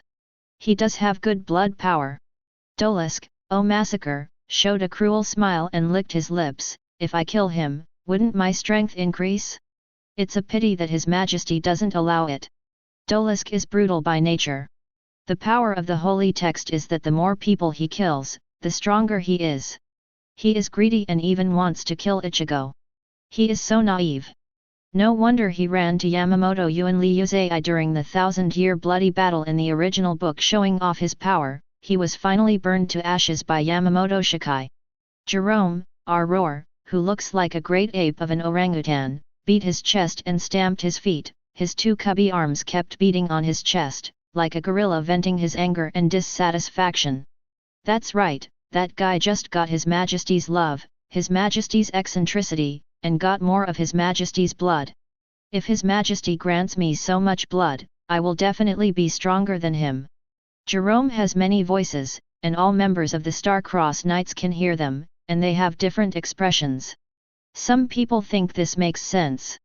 If they can also get that much blood when they awaken their power, is it stronger than Ichigo? Ichigo is currently becoming stronger, is it all due to Yuhabach's blood? Haswald listened to the discussions of these people in his ears, but did not speak, and his face remained unchanged, still indifferent. He also doesn't want to talk to some idiot. Ichigo felt the abundant power in his body, and the corners of his mouth rose slightly. It feels so good to have power. Today, his strength has surpassed most of the Shinigami captains and the Quincy Knights. Ichigo's own blood is his strongest cheat. Ha ha ha, ha ha ha. Yuhabach laughed loudly, stood up from the throne, and looked at Ichigo with unabashed admiration. Ichigo, you are my best child, the most outstanding Quincy. As soon as Yuhabach's words came out, everyone was shocked again. Yuhabach actually said that Ichigo is the most outstanding Quincy. This stunned all the Quincy divisions, especially Lee Jibaluo, the captain of the personal guard, with an unbelievable expression on his face, and opened his second eye directly. Because he was the first Quincy to be empowered by Yuhabach, and he was also the captain of the personal guard, so he has always claimed to be His Majesty's highest masterpiece. But now Yuhabach himself says that Ichigo is the most outstanding Quincy. This hit him directly. Although Jibaluo is very strong and buggy, but Ichigo's qualifications are stronger. It is not false or exaggerated to admit that Ichigo is the best and outstanding Quincy. That's what it is. And Yuhabach's next sentence left everyone stunned. Ichigo, my son, it's good to have you here. If there were you thousands of years ago, we wouldn't necessarily lose to those despicable Shinigami. Yuhabach even sighed. If there was Ichigo in the battle between Quincy and Shinigami thousands of years ago, then Quincy probably wouldn't lose. All Quincy masters found it unbelievable. In the eyes of their Majesty Yuhabach, Ichigo is so extraordinary. Even one person is enough to change the entire battle situation. Chapter 11. The Quincy master thousands of years ago hadn't finished the Eucharist, and the holy text might not be mature enough. And first generation Godi 13 is another group of heinous people. The two sides fought and defeated the division. Yuhabach's statement is no exaggeration. If there was Ichigo's combat power at that time, the demigod's combat power, maybe Ichigo could really change the situation by himself. It's just that Yuhabach's words were heard by the other Quincy. Apart from being shocked, there was also dissatisfaction. Your Majesty's words are a bit serious. Back then we were fighting to the death. Could it be that we can't compare to a guy who just arrived? Yes, we have also made great contributions, Your Majesty. I do not believe. Many Quincies were resentful, and somewhat chilling. But it is what it is. Ichigo's strength is far superior to them, and can change the situation of the battle, but most of them cannot. It's useless to be dissatisfied, it's just an ironclad fact. Moreover, Yuhabach didn't care much about whether these Quincy masters were chilled or not. If you dare to be dissatisfied, just bring it up. Ah! Jerome, roaring R, beat his chest frantically, and dared to stand up. Your Majesty, I refuse to accept it. I don't agree with this yellow-haired guy. What ability does he have to be praised by His Majesty? He's just a brat, he only got stronger after drinking His Majesty's blood. His origin is unknown, and it's hard to say whether he is loyal to His Majesty. He is not worthy of Your Majesty's love. Jerome was impatient and had a very loud voice. His words were heard by all Star-Cross Knights and many Quincy soldiers. Many people think Jerome's words are justified. For them, Ichigo really came out of nowhere with unknown origins. Although he joined the Invisible Empire, it is hard to say whether he is loyal to Yuhabach. And they think that Ichigo can become stronger, all thanks to drinking a plate of Yuhabach's blood. Ichigo is made of blood. If they also drink a plate, I'm afraid they will gain even stronger power. Haswald looked indifferent, and glanced at Jerome with eyes like an idiot. Because he knew that Yuhabach's blood was just a catalyst, and more blood would only affect the catalytic effect. To what extent it could be achieved would depend on the qualifications of the Quincy master himself. In other words, the blood of Yuhabach only activated the innate Quincy power in Ichigo's body, which is Ichigo's own power. Otherwise, if you let a Quincy with ordinary aptitude drink a plate of Yuhabach's blood, even if the aptitude is fully activated, it is estimated that it can only reach the level of an ordinary captain at most, or even worse. And some Quincy masters like Jerome even attribute the reason why Ichigo became stronger to the gift of Yuhabach's blood, which is really stupid. Of course, Yuhabach's blood has another function. That is to activate the holy text. At this time, Ichigo also received a holy text. However, Yuhabach did not ask him to say what the holy text is or what the specific ability is. Just like Ishida Uryu in the original book, after activating the holy text, Haswald only knew that Uryu's holy text was A when he was fighting Haswald, and completely reversed it. At this moment, Yuhabach glanced at Jerome, and said lightly, "Why, Jerome, are you questioning what I said?" Yuhabach's just one sentence seemed to contain endless coercion, which made all the Quincy shut up and panic. They are dissatisfied with Ichigo, questioning Ichigo, that is questioning his friend Yuhabach. In the entire Invisible Empire, who dares? Jerome was so frightened that he immediately knelt down, his face was covered with sweat, and he kowtowed continuously, "Your Majesty! Your Majesty, I didn't mean that, I dare not question you, I just what?" Jerome could only grit his teeth, and continued, "I just don't accept that guy named Kurosaki Ichigo, not only me, but also many people. He is just a lucky guy who got His Majesty's favor. Your Majesty, please allow me to challenge him." Jerome and many Quincy masters disagree with Ichigo, and more just think that Ichigo is luckier. And in Quincy, or in the entire Shinigami world, the strong are respected. Only with strong power can others be convinced and surrendered. The Ryotsu emanating from Ichigo just now is very strong, but the strength of each Quincy division of the Star-Crossed Knights is at least at the captain level, and even Jerome is not weak. Moreover, whether a person is strong or not, Ryotsu is only the foundation. For the Quincy master, the holy text, static blood outfit, moving blood outfit, complete holy body, combat experience, etc., are the key to determining the outcome of a game.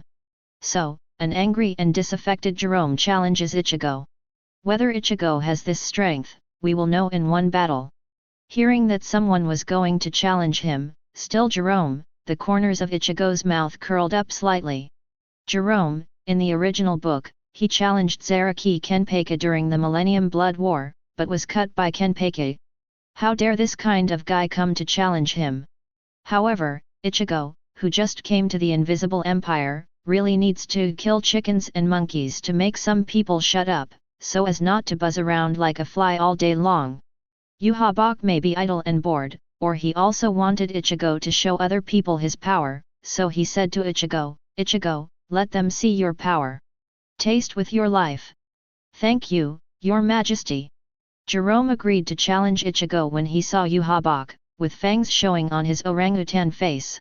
He has been upset with Ichigo for a long time, and wants to screw off Ichigo's head. He jumped to the opposite side of Ichigo, and looked at Ichigo with a smirk, "You who have just awakened your power, I'm afraid you don't even know how to use the holy script. Then I'm sorry, go to death." Jerome's size suddenly became larger, as big as half a mountain. Then, Jerome let out a deafening growl at Ichigo in front of him. Roar! This is the ability of his holy word R, roar, roar, roar, can transform into a huge orangutan, and emit a powerful sound wave within a short distance that is enough to blow away the enemy's eardrums. The sound waves were so loud that the Quincy soldiers who were closer to Jerome below were blown away one by one. Some desperately covered their ears with their hands to resist the roar, but it was useless. Ah, ah! The screams continued. Jerome's roar seemed to directly penetrate their bodies and souls, causing their 7 orifices to bleed. Some Quincy soldiers were deaf and stupid, and some died directly. It can be seen that Jerome's roaring sound wave attack is so powerful. Let alone the soldiers of the Quincy division who were far away, the force of the sound wave that Ichigo was subjected to was even greater in front of Jerome. However, at this time, Ichigo did not bleed from his 7 orifices, nor did he cry out in pain. His expression didn't change at all. It's like Jerome's roaring sound wave has no effect on Ichigo. Ichigo sighed helplessly, too weak. What? Jerome's eyes widened in disbelief. His roaring sound waves can't even affect Ichigo who is close at hand? He did his best. The Quincy soldiers below were all shocked to rupture their eardrums and bleed, but Ichigo didn't have any effect. How could this be possible? However, before he could figure it out, Ichigo raised his right hand, and shot out a huge black arrow instantly. Jerome hadn't even seen it. With a whoosh, his entire huge orangutan head was instantly penetrated. A big hole was cut out of the huge head, leaving only the edge of the whole face, and the mountain-sized body crashed down, smashing a big hole in the ground and kicking up a cloud of dust. One of the Star-Crossed Knights, roaring, Jerome, was killed on the spot. It was only before Jerome died that he understood what his son Halbach had just said. Ichigo's power, he can only taste it with his life. Chapter 12. At this time, the entire ice palace was silent. There was an incredible expression on everyone's face. Jerome, roaring one of the members of the Star-Crossed Knights, was instantly killed by Ichigo with a normal flat A. And this wasn't a sneak attack, it was just a random arrow. The speed of the arrow was so fast that even Jerome couldn't react. A big hole was opened in his head, killing him instantly. No matter what, Jerome is also a member of the Star-Crossed Knights, possessing captain-level combat power, and he was the first to attack Ichigo without hesitation, using the roaring power of the holy text R. It's a pity that his roaring power couldn't affect Ichigo at all, but was killed by Ichigo with a single arrow. Didn't he want to experience Ichigo's power? This is the power of Ichigo today, but he has to pay the price of his life to experience it. The soldiers of the Quincy division below, especially the soldiers who were shocked to death by Jerome's roar just now, after recovering a little, all looked at Ichigo on the stage with a look of monsters. They were well-trained soldiers anyway, and they couldn't bear the aftermath of Jerome's roar at a distance, but Ichigo, who was a few steps away, was not affected at all. And Jerome, who is as strong as the knights, can't bear Ichigo's arrow. Only now do these Quincy soldiers understand how terrifying Ichigo's strength is.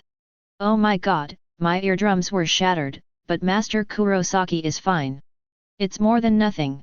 Master Kurosaki just killed Master Jerome in a flash. Master Kurosaki, so strong, really too strong. This is the most outstanding Quincy appointed by His Majesty. The faces of the soldiers of the Quincy division have changed from doubt or anger to fear and awe. Be in awe of the strong, Ichigo, who is as strong as a monster on the stage. The members of the Star-Crossed Knights also looked at Ichigo and Jerome's fallen body in front of Ichigo in disbelief. Although many of them judged that Jerome might not be an opponent of Ichigo with a powerful Ryutsu, almost all of them did not expect such a sudden kill. So fast. So powerful, so ruthless. An old man wearing glasses, Robert, and Network Jump, one of the members of the Star-Crossed Knights, gave such an evaluation of Ichigo. Robert is very good at speed. In the Millennium Bloody Battle in the original book, he faced Jingle Shunsui, the captain of Shinigami's 8th squad, and when Jingle was careless, he blinded one of Jingle's eyes with his speed. Jingle can replace the captain of Yamamoto Genryu's people in the position can imagine how fast Robert is. Even so, his evaluation of Ichigo's arrow just now can only be described as fast. The arrow was so fast that Jerome had no time to dodge it, and it was so fast that Robert praised it. And not only the speed, but also the power of Ichigo's arrow was astonishing. The burly and powerful Jerome was instantly pierced through the head as if made of paper, without any stagnation. Ichigo's current strength is half god level, so is the arrow he shoots a joke? Moreover, they can also see from Ichigo's blow, Ichigo's shot is very decisive and fierce, aiming at the head, killing him with one blow, leaving no room for it. Never showing mercy to the enemy, this is Ichigo, Tsubai's fighting style. So strong. He is stronger than I imagined. The girl Lightato, G. Glutton, opened her mouth wide in surprise. She had already judged that Ichigo was very powerful, but Ichigo defeated Jerome in seconds with just one normal shot. She still underestimated Ichigo. Yeah, this guy is a bit ruthless, don't mess with him. Dolisk, Massacre, narrowed his eyes slightly, his face was a little ugly, and he tried to wipe the sweat oozing from his forehead. He is cruel and unruly by nature, and he has always had the idea of killing Ichigo to absorb Ichigo's power. But Ichigo's arrow frightened him directly. Dolisk's strength is not strong in the Star-Crossed Knights, perhaps a little stronger than Jerome. But Jerome was shot by Ichigo, so what about him? It's just that although he was afraid, his heart became more greedy. Because his holy word O is growth type, the more people he kills, the stronger he will be.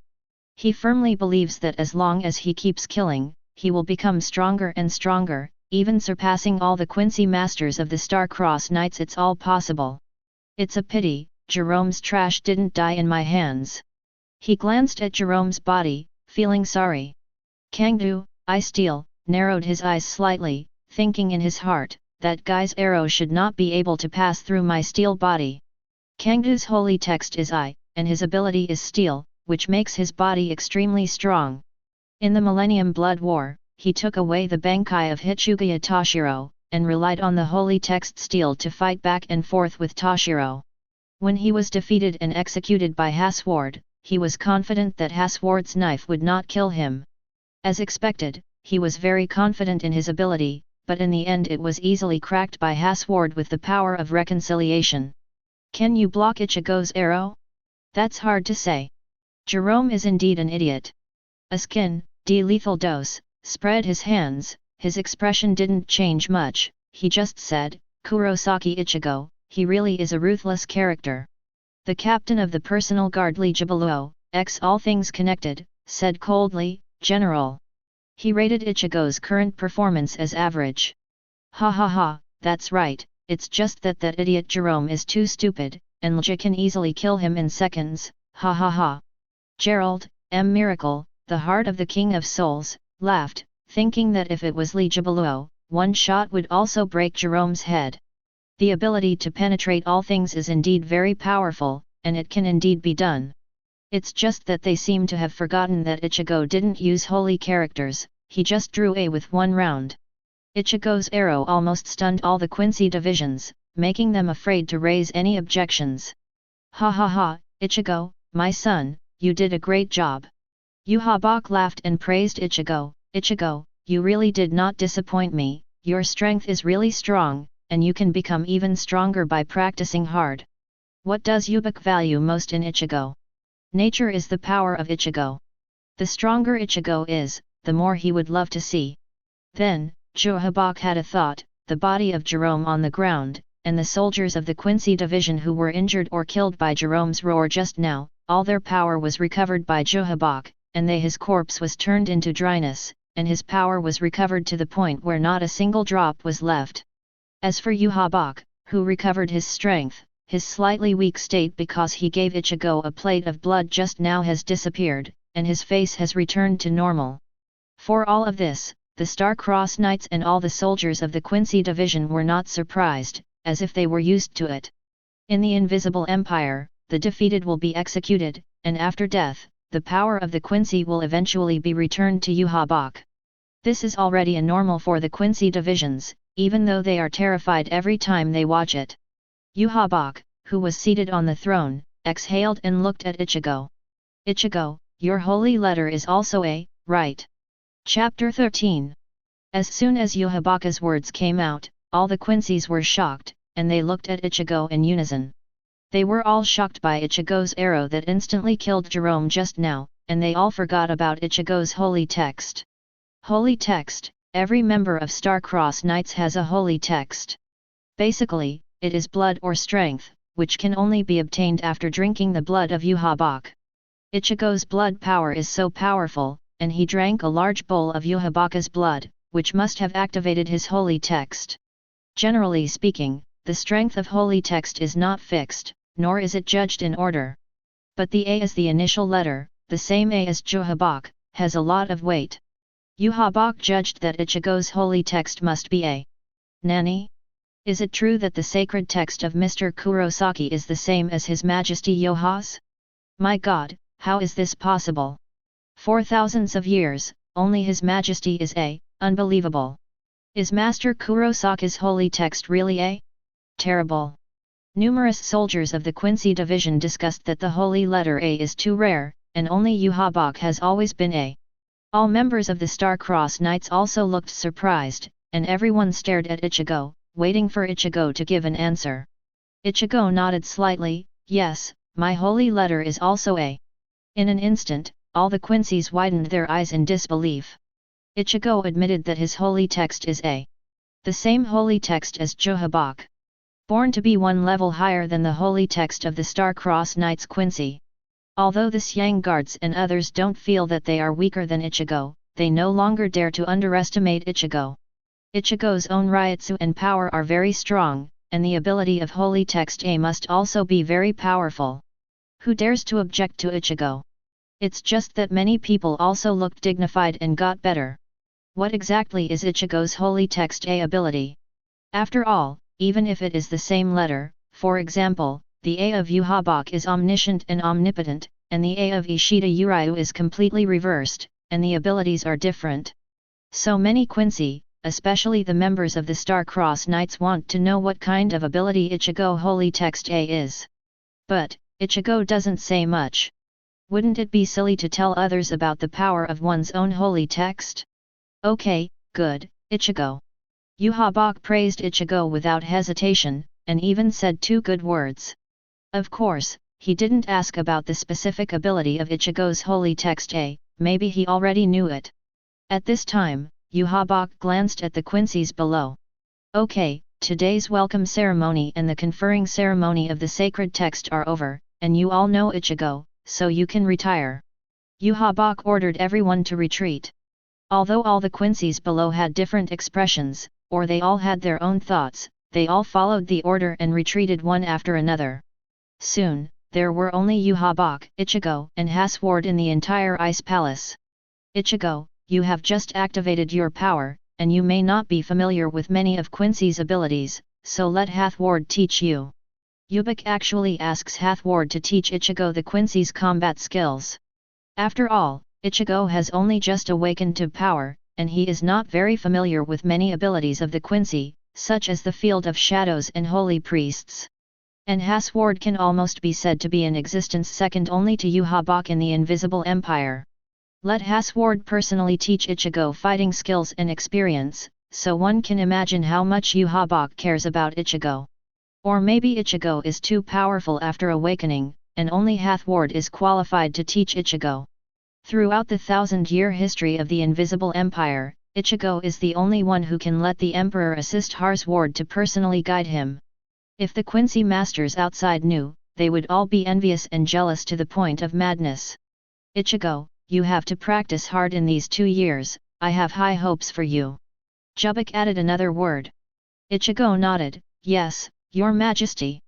Although the word Your Majesty was a mouthful, Yuhabach didn't mind. In fact, Ichigo was sneering in his heart. The reason why Yuhabach spared no effort in cultivating him is probably to take back Ichigo's power in the future. It's like fertilizing a plant desperately, and picking and eating the fruits on the plant after they are fully ripe. Perhaps in the eyes of Yuhabach, whether it is Haswald, Ichigo, or all other Quincies, they are just plants he planted. Yuhabach waved his hand lightly, go down. Haswald and Ichigo leave the ice palace, while Yuhabach continues to sleep. On this day, because of the arrival of Ichigo, it has a huge impact on all the Quincies of the Invisible Empire, and their shock is also huge. It's just that they can only swallow their various emotions because of Yuhabach's favorite and the powerful power awakened by Ichigo. On the bright side, no one dares to despise Ichigo anymore, and no one dares to have any objections. After leaving the ice palace, Haswald arranged a bedroom for Ichigo, which is Ichigo's residence. Every member of the Star-Crossed Knights has a bedroom, and Ichigo's status is naturally higher than that of the Star-Crossed Knights, and the bedroom is also more spacious and bright. Afterwards, Haswald taught Ichigo fighting techniques and some Quincy skills.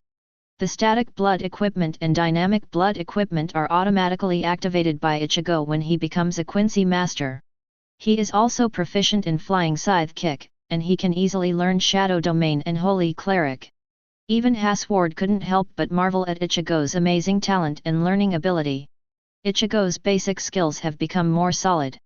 On the other side, Soul Society. Room 46. The door here was closed tightly, and all the counselors in the 46 room were killed, the corpses were everywhere, and the blood dried up. Apparently the people in room 46 had been killed for some time. At this moment, there are still 3 people here. All 3 are wearing Captain Haori, with the characters 5, 9, and 3 on the back respectively. It is Aizen, Tuan and Ichimaru Jin. They slaughtered the 46 chambers, and they were engaged in some huge conspiracy. At this time, Tuan, who was blind, stared at something like a screen, and suddenly his expression changed drastically. This, how could it be like this? Surprise and tension filled Tuan's dark face. Ichimaru-jin on the side was a little puzzled, smiled like a fox, and asked, "What's the matter, Captain Tuan?" Ichimaru-jin leaned over, looked at the screen in front of Tuan, and opened his eyes in surprise. "It's that child, who turned into a Quincy." Tuan and Ichimaru-jin were on the screen and were amazed when Ichigo passed the arrow of Uryu and became Quincy. The birth of Ichigo was actually created by Aizen. Aizen has always regarded Ichigo as experimental material, and Ichigo has been monitored by several people in Aizen since birth. Even, Ichigo met Rukia and became Shinigami by chance, which was also arranged by Aizen. Sending Byakuya and Renji to capture Rukia and the like in this world is also the order of Aizen's false rumor of the 46 room. They are planning to snatch Hogyaku and Rukia's body and mutiny. It's just that they are too busy in the 46 room these days, and Ichigo has an accident and becomes the Quincy master. This exceeded their expectations. And Tuan understands that Aizen must want Ichigo to become a Shinigami, but now the experimental material that Aizen cares most about becomes the Quincy master instead.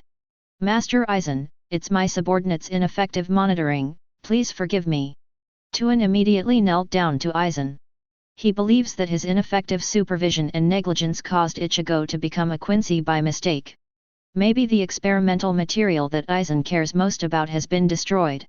At this time, Aizen was also silent. His eyes glowed white, making it hard to see his expression. After a moment of silence, he watched the surveillance video of Ichigo becoming the Quincy. Aizen smiled slightly, "A Quincy? There's nothing wrong with that. Kurosaki Ichigo's mother is a Quincy. When I first became a Quincy, there was a captain-level Ryutsu, maybe a Quincy is more suitable for him." "Get up, yes, you are not wrong, although it is an accident that Kurosaki Ichigo became the Quincy, but, it is an interesting accident, I look forward to him more and more." Instead of feeling sorry for Ichigo becoming a Quincy, Aizen finds it more interesting. Yuhabach looks forward to Ichigo, Aizen also looks forward to Ichigo. In fact, what Aizen doesn't know is that Ichigo at this time is completely different from what he imagined.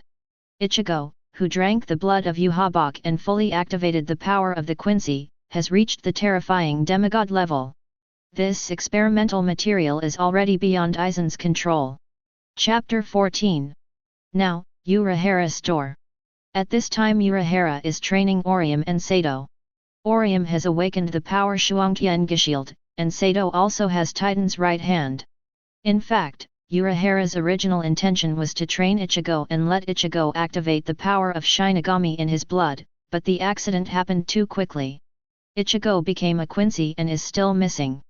Even without Ichigo, he trains Orium and Sato, improving their combat experience and skills. As for Yulong, maybe it was because Longxian felt that Yulong was too weak, and he couldn't even beat a slightly stronger Su, which made him very upset. He was also training Yulong to make Yulong a little stronger. More self-preservation. Uryu, Orium, and Sato actually made an appointment, and it would be best if Ichigo could come back. If Ichigo doesn't show up in 10 days, it's up to them to go to the Soul Society and save Rukia Kuchiki.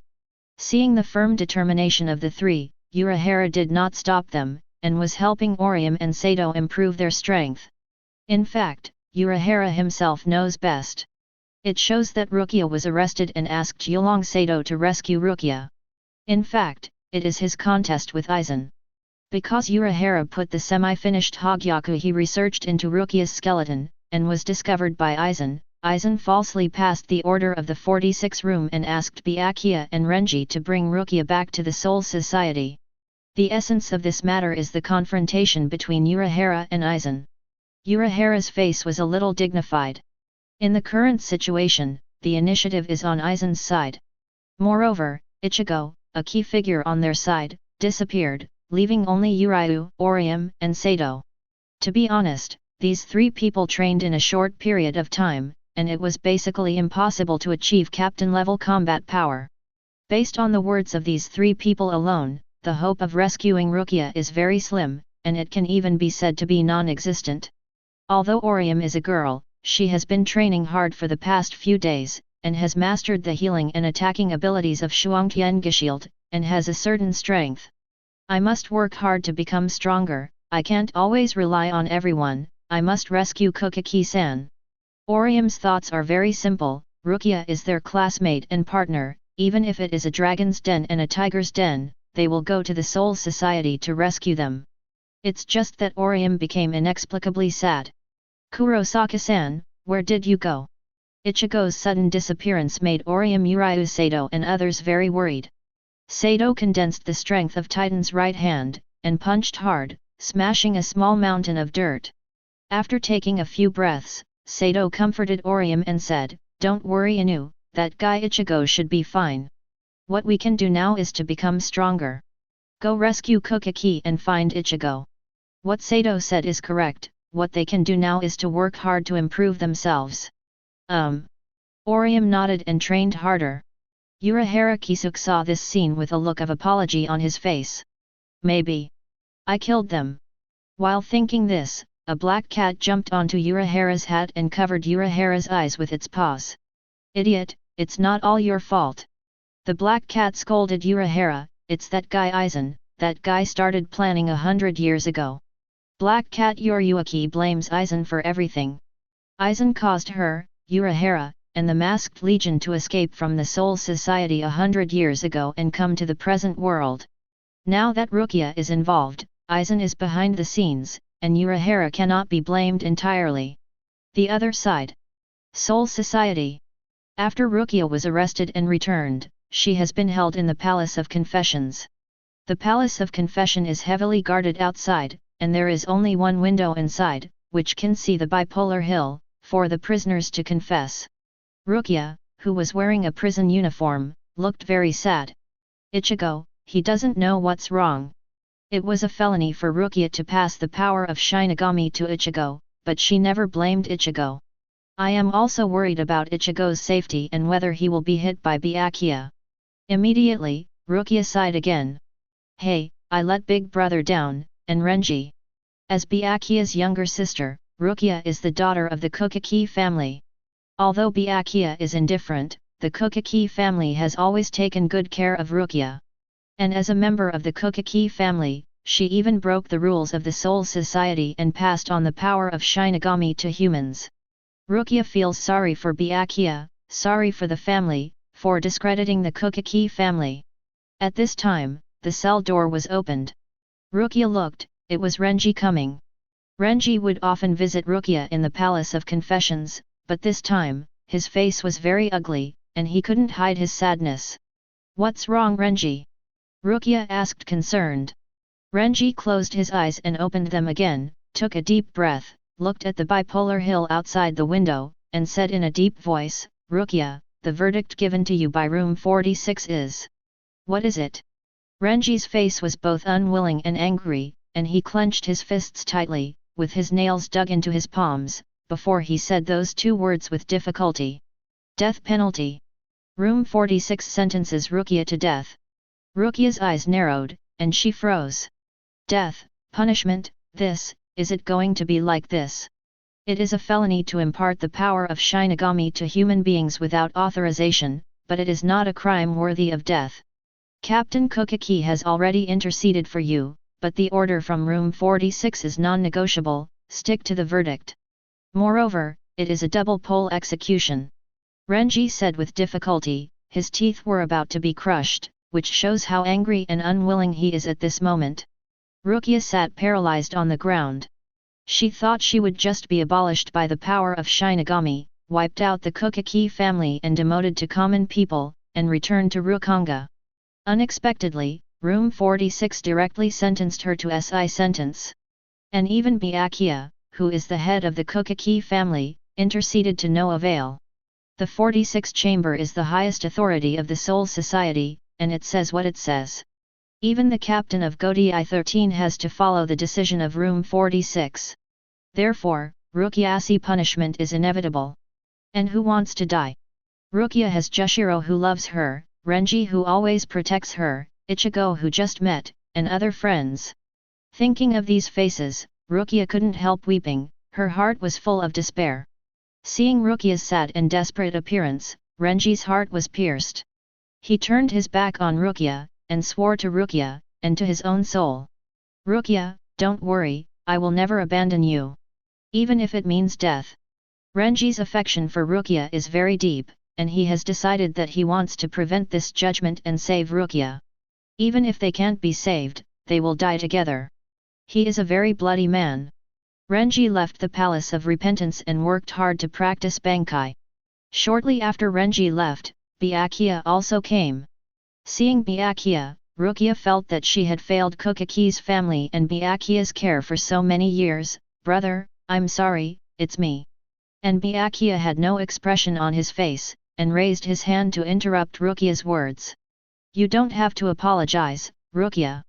In fact, the most complicated thing in my heart at this time is Byakuya. He is Rukia's elder brother and the head of the Kuchiki family.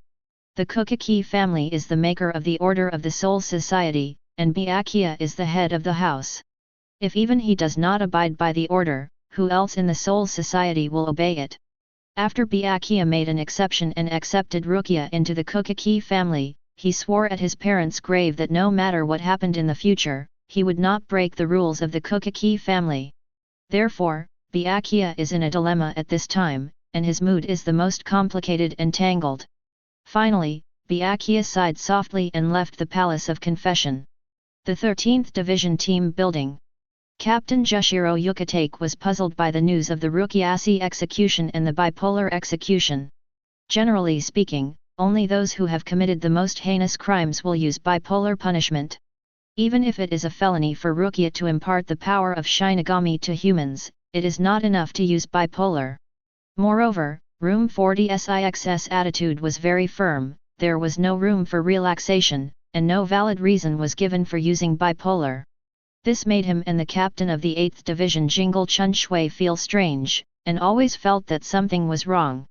The two of them went to ask for instructions from the captain Yamamoto, and hoped that the captain would go to room 46 in person to learn the reason and the truth about the execution of Rukia with bipolar.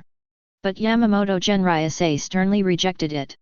In the view of Yamamoto Genryusei, the rules are the rules, and the order of the 46th room cannot be changed. Jushiro and Jingle can only give up for the time being and find another way. Time passed day by day, and Rukia's execution day was getting closer and closer. What they don't know is that Ichigo is actually in the Invisible Empire in the shadow of Siraidai. Moreover, at this time Ichigo's combat power has surpassed the captain level. Chapter 15. Invisible Empire. Ichigo is resting in his bedroom with his eyes closed. He is very perceptive now, and he heard a slight footstep outside the door. Outside the door of the bedroom, a long-haired girl in a short skirt and a white military cap tiptoed towards Ichigo's bedroom. This seems to be that guy's room, so I'll take a peek, just one look. Bambi just passed by here, and suddenly thought of Ichigo's handsome face, and couldn't help but feel excited, wanting to see what Ichigo is doing now. In terms of appearance, Ichigo is like a sunny boy, handsome and strong, making Bambi drooling. If Ichigo was an ordinary Quincy soldier, he would have been invited into the room by Bambi long ago. It's just that Ichigo is Yuhabach's darling, and is also recognized by Yuhabach as the next successor. In terms of status, he is more noble than these star-crossed knights. And Ichigo's strength is obvious to all, but Bambi dare not be too reckless if he can shoot and kill a captain-level figure with a single arrow. When passing by, I was curious and wanted to take a look. I don't know what the yellow-haired guy is doing. Let me see. Bambi carefully leaned against the door of the bedroom, but there was no door on the door, so she couldn't see any movement inside. Damn it, I can't see anything. Bambi is like a mischievous and willful girl, unwilling to retreat like this. Open the door quietly, you shouldn't be found.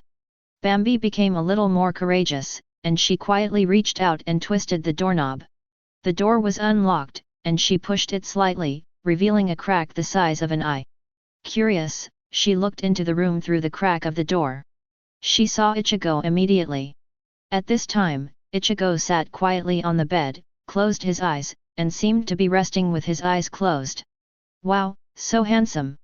When Bunbai saw Ichigo's handsome face and Ichigo's own temperament, she couldn't help but admire in her heart.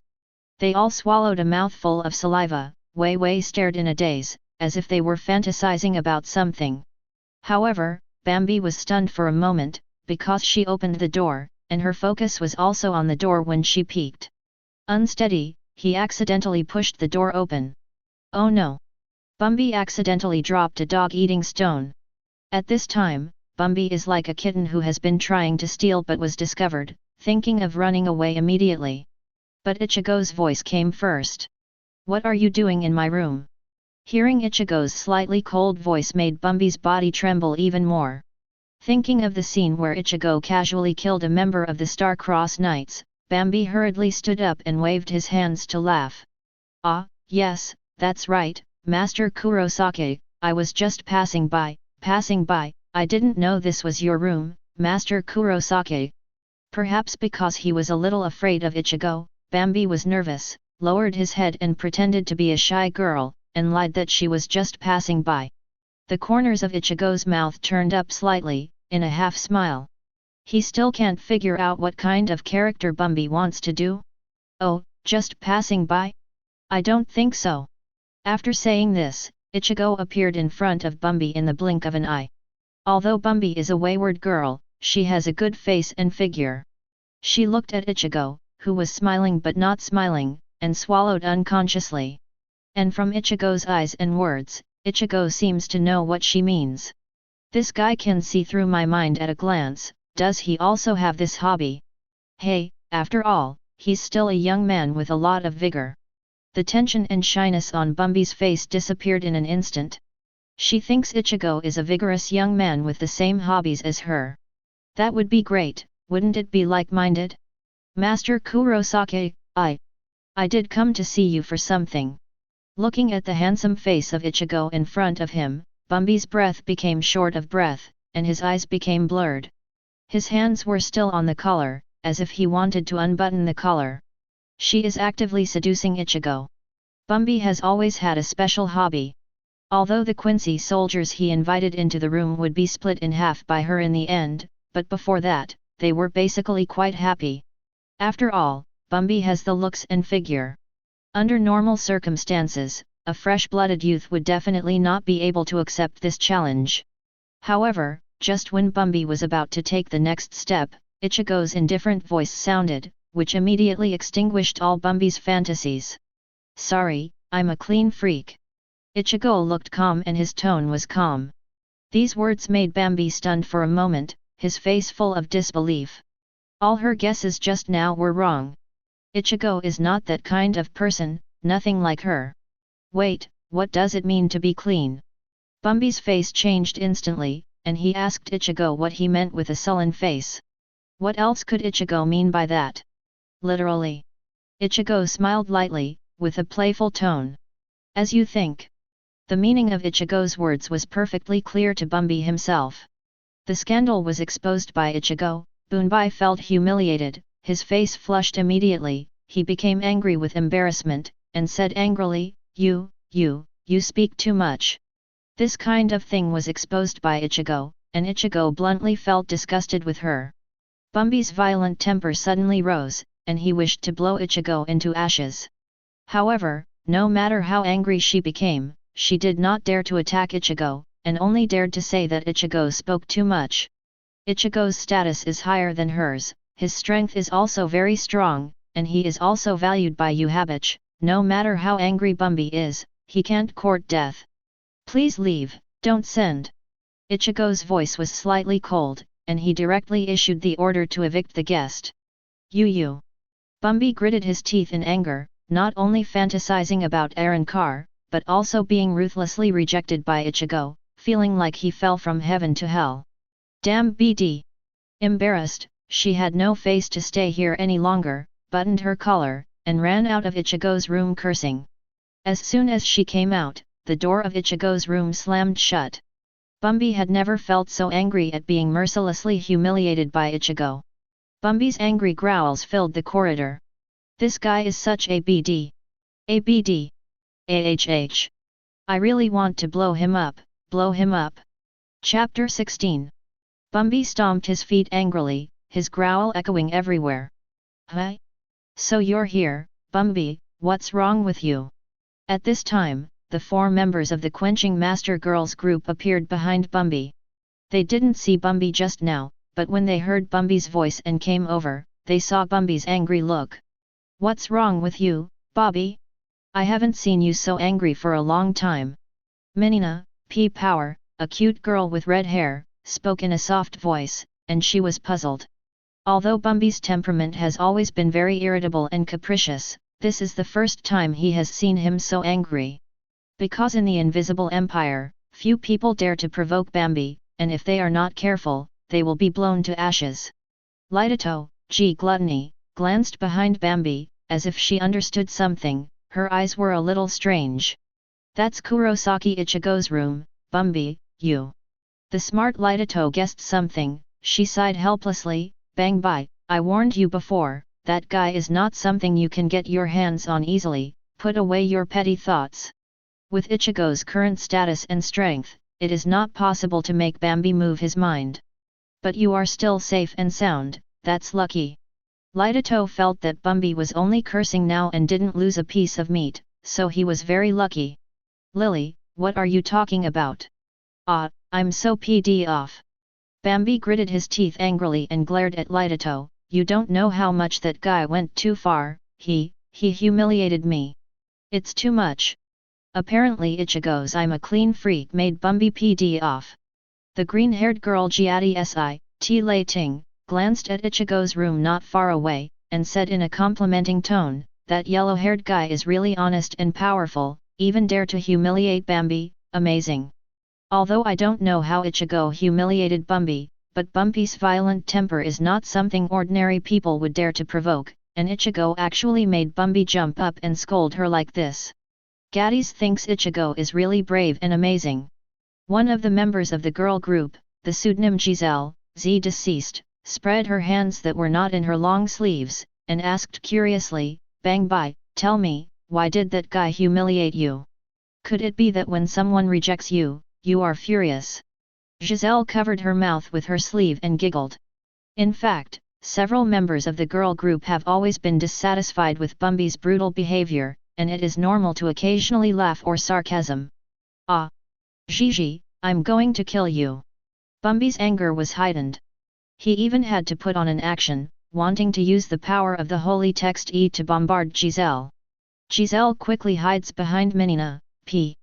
Bang Bai, don't be like this, just calm down first. Menina persuaded the extremely angry Bambi, and Lightato, G, also persuaded, Bambi, Gigi, please stop making trouble, this is not a place for us to mess around. Lightato glanced at the door of Ichigo's bedroom, which is very close to Ichigo's bedroom. If they fight, it will definitely affect Ichigo, and Lightato doesn't want to get into trouble and cause Ichigo. Let's go back first. Although Bambi is the leader of the girl group, in fact Lightato is the backbone and intellectual responsibility. Yeah, it's not good to make a noise to Mr. Kurosaki, let's go. Menina and the others also nodded and left here. Bambi followed Giselle too, noisily after her. After the women's team left, Haswald's figure appeared here out of thin air. Haswald looked indifferent and seemed expressionless. In fact, he saw everything about the girl group just now, and fortunately, Bambi, who was furious, didn't lose his wits and shot Ichigo. Otherwise, even if Ichigo doesn't do it, Haswald's knife will appear on Bambi's neck first. Ichigo is the most valued person by Yuhabach, even as the future successor of the empire. How can he allow others to mess around? Haswald glanced at the room where Ichigo was, and he seemed to be able to see Ichigo inside through the door, with a little approval. In Haswald's eyes, Ichigo's aptitude and talent are excellent, and his disposition is also excellent. With such an Ichigo, it's no wonder Yuhabach takes it so seriously. On the way, the girl group saw a narcissistic old man with dark skin sitting on a tray. He is the pep of a cabretta of the knights, with the holy text L, love. When the old man saw the girls in the girl group, he put his hands together enthusiastically and made a gesture of love.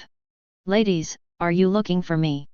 No way, who made me the darling of the whole world, you must all fall in love with me deeply. It's disgusting for an ugly old man to say something like that. Just at this time, Bambi was full of anger and found a blowing bucket. Go to hell, old man! Bambi directly opened his hands, and dozens of spirit bombs were fired, all of them bombarding Cabrera. With a loud bang and a scream, Cabrera was blown hundreds of meters away and embedded in a building. Lidato looked at Cabrera, who was embedded in the wall in the distance, and shook his head. What a narcissistic stupid old man. Back in the room, Bambi was still angry. He called 2 Quincy soldiers to come in. After half an hour, I felt a little better. But thinking of Ichigo's words, anger couldn't help rising again. Then, as usual, the 2 exhausted Quincy soldiers were torn in half. Call. Bunbai let out a sigh of relief, straightened his clothes. I'm in a much better mood now. Chapter 17. Ichigo in the room closes his eyes and enters the inner world. Ichigo's inner world is composed of countless towering buildings, and if you look down, it is bottomless. There are 2 people living here, one is Uncle Zanjutsu and the other is Sushiro. Uncle Zanjutsu looks like Yuhabach when he was young, but he is not the same as Yuhabach. He is just the source of the power of the Quincy in Ichigo. He has no malice towards Ichigo. He just hopes that Ichigo can become a Quincy and gain a stronger power. Strength. Although Tsubai is more tsundere, it is the same. His original intention is also to teach Ichigo to fight, enhance Ichigo's strength, and protect Ichigo. Ichigo, who entered the inner world, saw Uncle Zanjutsu, but at this time Uncle Zanjutsu's appearance was somewhat transparent. Ichigo, you are finally here. Uncle Zanjutsu looked at Ichigo with some relief in his eyes. Congratulations Ichigo, you have become a powerful Quincy, and I have nothing more to teach you. Uncle Zanjutsu spoke flatly. He is the source of the power of the Quincy in Ichigo, and after Ichigo drank the blood of Yuhabach, the power of the Quincy in his body was fully activated. Uncle Zanjutsu's power has been fully integrated into Ichigo's soul. In other words, Uncle Zanjutsu has completed his mission and is about to disappear. Are you leaving, Uncle Zanjutsu? Thank you. Ichigo's expression didn't change too much, he also expected this. Although he has not been a Quincy for a long time and has only met Uncle Zanjutsu twice, Ichigo still said thank you. The rest of the road is up to you, Ichigo. Seeing that you became a Quincy master and realized such a powerful power, I was very pleased when I left you. As Uncle Zanjutsu spoke, his body dissipated. Ichigo nodded, watching Zanjutsu-san disappear gradually. In fact, to put it another way, Uncle Zanjutsu did not leave, but completely transformed into the power of the Quincy within Ichigo. Ha ha ha, the guy who got in the way is finally gone, Ichigo, now you and I are the only ones here. An unruly voice came, and he came out wearing a Death Tyrant outfit and holding Zanpakuto's blank white in his hand. But Tsubai hadn't been complacent for long. When he looked at Ichigo, his eyes suddenly widened. Ichigo, how did you become stronger? How long has it been? Tsubai looked at Ichigo, who was standing calmly in disbelief. Yesterday Ichigo had entered into the inner world, and yesterday's Ichigo was at best a captain-level Quincy, weak in Tsubai's eyes. Just now, Ichigo's Ryutsu made him feel a little scared just by feeling it. It's just that I haven't seen each other for a day, and the change is so huge. Although Sushiro has always been in Ichigo's body, but after Ichigo awakened the power of Quincy, Sushiro in Ichigo's body was suppressed by Uncle Zanjutsu, and he could no longer know Ichigo's situation at any time. Now that Uncle Zanjutsu disappeared, the unsuppressed Tsubai could come out, but he didn't know that Ichigo drank Yuhabach's blood to fully activate the power of the Quincy. There was no smile on Tsubai's face, and his expression became a little dignified. Ichigo, as expected of you, although I don't know what method you used to activate the power of Quincy in your body, but this power is really powerful, even I was shocked when I saw it. You have completely become a Quincy, it is impossible to become a Shinigami again, what a pity. Tsubai was talking to himself. In his heart he would prefer Ichigo to be a Shinigami, because he is actually Zanjutsu. Shiro is Ichigo's Zanpakuto. Tsubai suddenly grinned, since this is the case, there is no other way. Bankai. Boom. Ryutsu spread on Subai, and he played Bankai, Tensā Zanjutsu. Although Subai is Su, he is also Ichigo's Zanpakuto, who can invoke the power of Shinigami. At this time, Bankai was used, and it seemed that he wanted to compete with Ichigo. Ichigo, I have a question for you. After Subai Bankai, he still looked rebellious and cynical, while turning Zanpakuto, he asked Ichigo arrogantly, what is the difference between a king and a mount? According to Subai's understanding of Ichigo, Ichigo has always been stunned. Ichigo will definitely not be able to answer such a profound question about the king and the mount. However, Subai was wrong. The corners of Ichigo's mouth raised slightly, and he said in an unhurried tone, "Oh, you're asking this question, it's simple." What? Subai was taken aback for a moment, and they all stopped turning their knives. "Tch, then tell me, what is the difference between a king and a mount?" Subai doesn't really believe that Ichigo can understand such a profound question. But I didn't know that the next moment, Ichigo looked at him and gave a perfect answer with a half-smile. If there are two identical existences regardless of posture, ability, and strength, the one who becomes the king controls the war, and the remaining one becomes a mount to increase combat power. What is the difference between a king and a mount? There is only one answer, and that is instinct. People with the same power, in order to use stronger power, what they need in order to become a king, is desperately pursuing fighting, pursuing power, destroying the enemy mercilessly, and tearing them into pieces. The absolute desire to fight.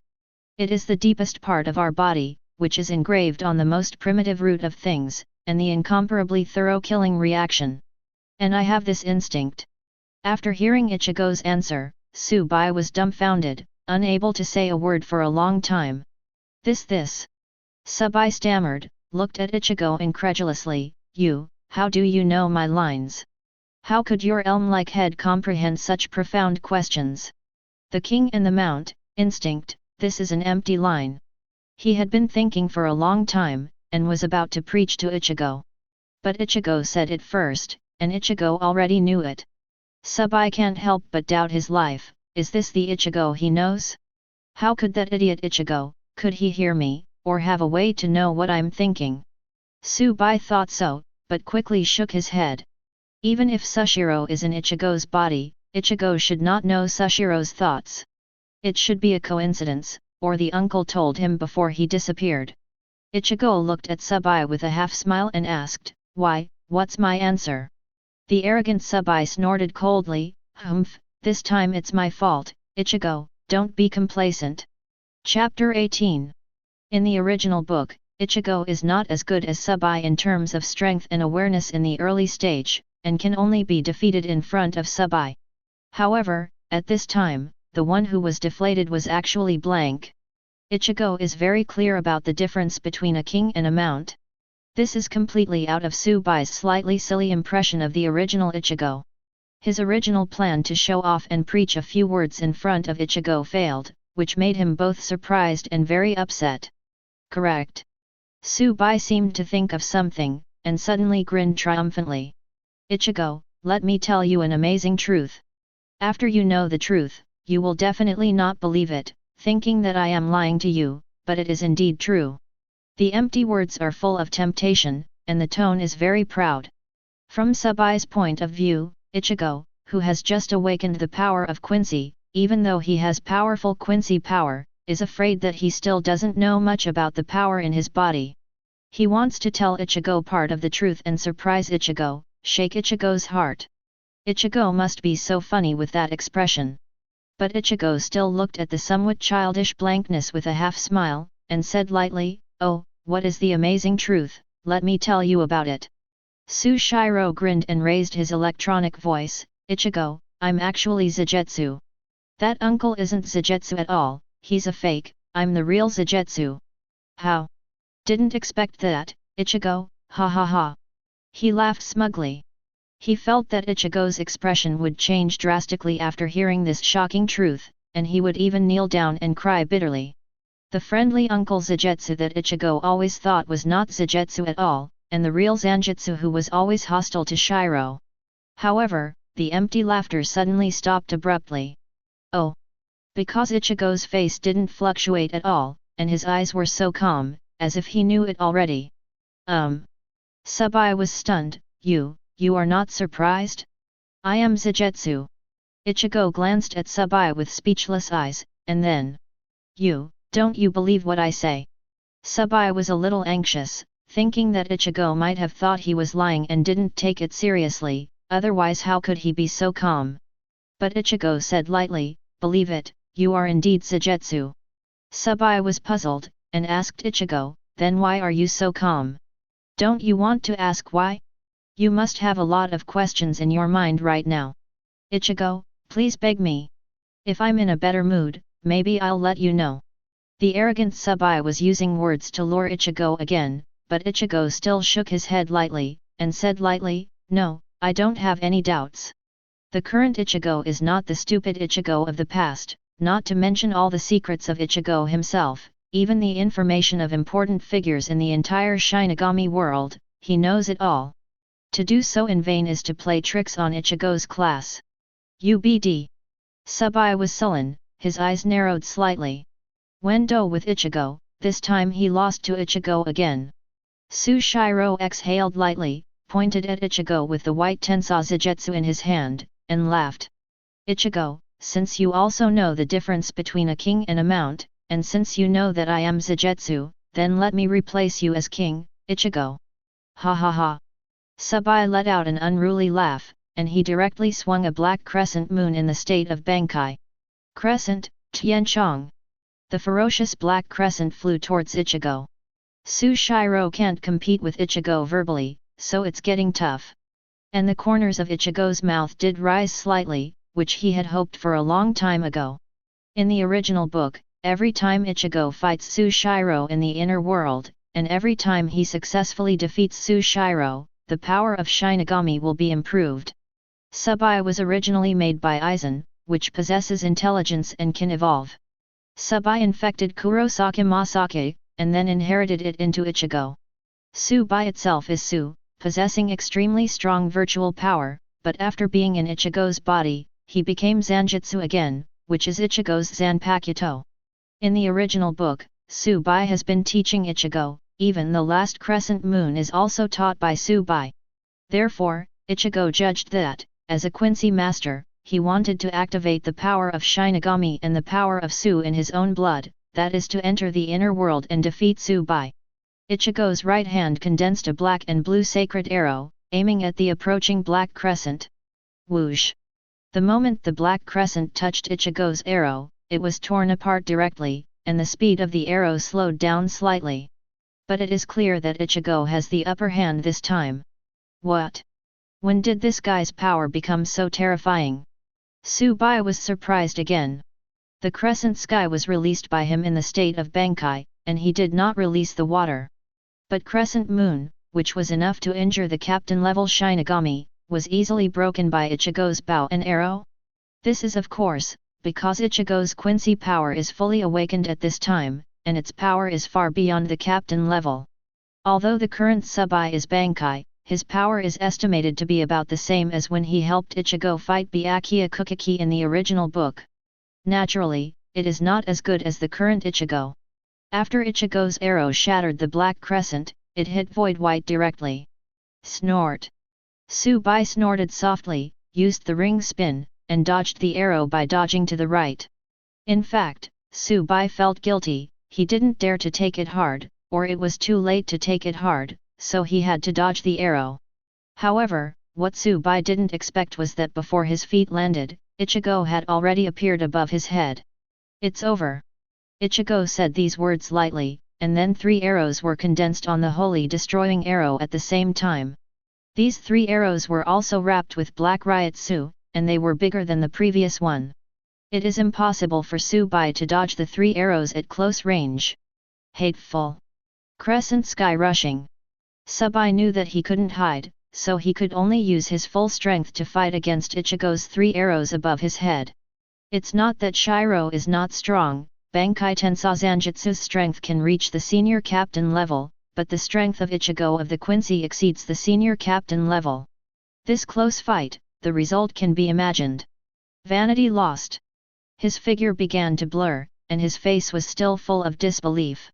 Obviously, he never imagined that Ichigo's current strength would be so terrifying, and he was vulnerable to Ichigo and Bankai's state. As expected of a king. Subai was actually happy in his heart. He didn't want to replace Ichigo as king, he just wanted to protect Ichigo and make Ichigo stronger. But on the surface, he still has to be arrogant. Subai grinned, revealing the usual unruly smile. Ichigo, I admit that you have become stronger. But, next time you meet me, I'll be stronger too. I am Zagetsu, one day, I will replace you as king. Hehe. The blank figure gradually dissipated. Ichigo looked at Subai so strong and arrogant, and sighed helplessly, forget it, let's not expose him, let's save him some face. The pale figure disappeared completely, leaving a handful of Tensā Zanjutsu here. This is part of the power of Shinigami that Ichigo gained after defeating Subai. Chapter 19. Ichigo's Shinigami power is not the same as Quincy's power. The power of Quincy can be almost fully catalyzed by drinking Yuhabach's blood, but the power of Shinigami can't, and the power of Shinigami needs to be liberated a little bit. Just like Sushiro just now, Subai is Su, and at the same time Ichigo's Zanpakuto possesses the power of Shinigami, but his power just now is only at the senior captain level, proving that Ichigo's Shinigami power and Subai's Su power can only liberate part of it. The next time I see Sushiro again, Ichigo will have more Shinigami power and hollow power in his body, and Sushiro will be stronger at that time. In the inner world, after Sushiro was defeated by Ichigo, he left behind a Tensā Zanjutsu. Tensā Zanjutsu is the Bankai form of Zanjutsu, with a slender blade. This is part of my Shinigami power. Ichigo pulled Tensā Zanjutsu up and held it in his hand. Tensā Zanjutsu's entire blade was immediately wrapped in blue-black Ryutsu, as if Tensā Zanjutsu had incorporated the power of the Quincy. Today's Ichigo is naturally dominated by the power of the Quincy, so even if he activates the power of Shinigami and gets Zanpakuto, he can only integrate the power of the Quincy and become an assistant. Thousands of years ago, the weapons of the Quincy division were basically bows and arrows. Generally speaking, bows and arrows are more suitable for long-range attacks, while knives and swords are better for close combat. But now many of the Quincy masters of the intangible empire, apart from the Holy Word and the Perfect Saint, many of them also use swords. For example, Haswald has a sword and a shield, Gerald of the Pro-Guard also has a sword and a shield, Yuhabach himself has a sword condensed with a collar, and other Quincy weapons, such as pistols. There are guns, sniper rifles, etc., and the weapons of the Quincy division are no longer limited to bows and arrows. Ichigo held Tensā Zanjutsu tightly, and then the Ryutsu on his body surged, and Tensā Zanjutsu melted into Ichigo's hand. Become one with Ichigo's sacred destroying arrow. Ichigo pulls away the sacred arrow, and the arrows that shoot out become a handful of Tensā Zanjutsu, and the Ryutsu effect of 3 colors of blue, black, and red are wrapped around the Tensā Zanjutsu. Holy Maya is the bow, Tensā Zanjutsu is the arrow. Or Ichigo's holy destroying arrow directly shoots a large-scale crescent sky rush. The power of Quincy is the main force, and the power of Shinigami and Hollow is supplemented, and the 3 powers are combined. At the same time, Ichigo's right hand can transform into a holy destroying arrow or Tensā Zanjutsu at any time according to the actual situation, which is not wrong for melee and long-distance combat. They can also be used at the same time, holding the sacred Mitsuya in one hand and Tensā Zanjutsu in the other, and match them however you want. Ichigo smiled, he is stronger now. Then he withdrew from his inner world and began to think about his future plans. Although my current strength is very strong, I still can't break through the limit and reach the god level before I fuse the 3 kinds of power in my body. Although I also have holy scriptures, I'm not sure whether Yuhabach's sanctification will affect me. Ichigo was lost in thought. Although his current strength is frighteningly strong, he can't sit back and relax. Yuhabach is the ancestor of every Quincy, and Ichigo also drank his blood, gaining great power but also taking great risks. In the original book, only Ishida Uryu is immune to Yuhabach's sanctification, but Ichigo is not necessarily. Moreover, even if he is immune to the sanctification, Yuhabach can still seize and absorb the power of others. Yuhabach cultivated Ichigo in this way, and bestowed various powers on other Quincy masters, which is more like lending a loan. First let you use it happily, and then when the time is right to recycle it, you have to pay a huge price. Whether I can resist the holy or not, what I have to do now is to break through the limit as soon as possible and reach the god level. Ichigo's goal is very clear, that is to become stronger and reach the god level. Only after the god level can it be possible to confront and defeat Yuhabach. For Ichigo, there are two main ways to rise to god level. One is to completely integrate the three kinds of power in my body, relying on the powerful blood power to break through the limit and reach the god level. Second is Hogyaku. Ichigo's eyes brightened. The first method is the safest, but Ichigo is not sure when Tsubai will reappear and when his Shinigami power will be fully released. According to the time of the original book, it is estimated that it will take 1 or 2 years. In fact, breaking through the limit within 2 years is already the fastest in the entire Shinigami world. In the original book, Aizen planned to research and obtain Hogyaku for hundreds of years before breaking through the limit. Kazuya is still unclear. Yuhabach also recovered and improved his power to break through the limit after sleeping for thousands of years. As the protagonist, Ichigo only took 2 years. No, it's too slow. Ichigo feels that 2 years is still too slow, and there is a faster way, that is to integrate Hogyaku. Hogyaku is a good thing. Fusing Hogyaku can break the limit, and fusing the bloodline can break the limit, but I want both. Ichigo's eyes flashed a bright, rather greedy look.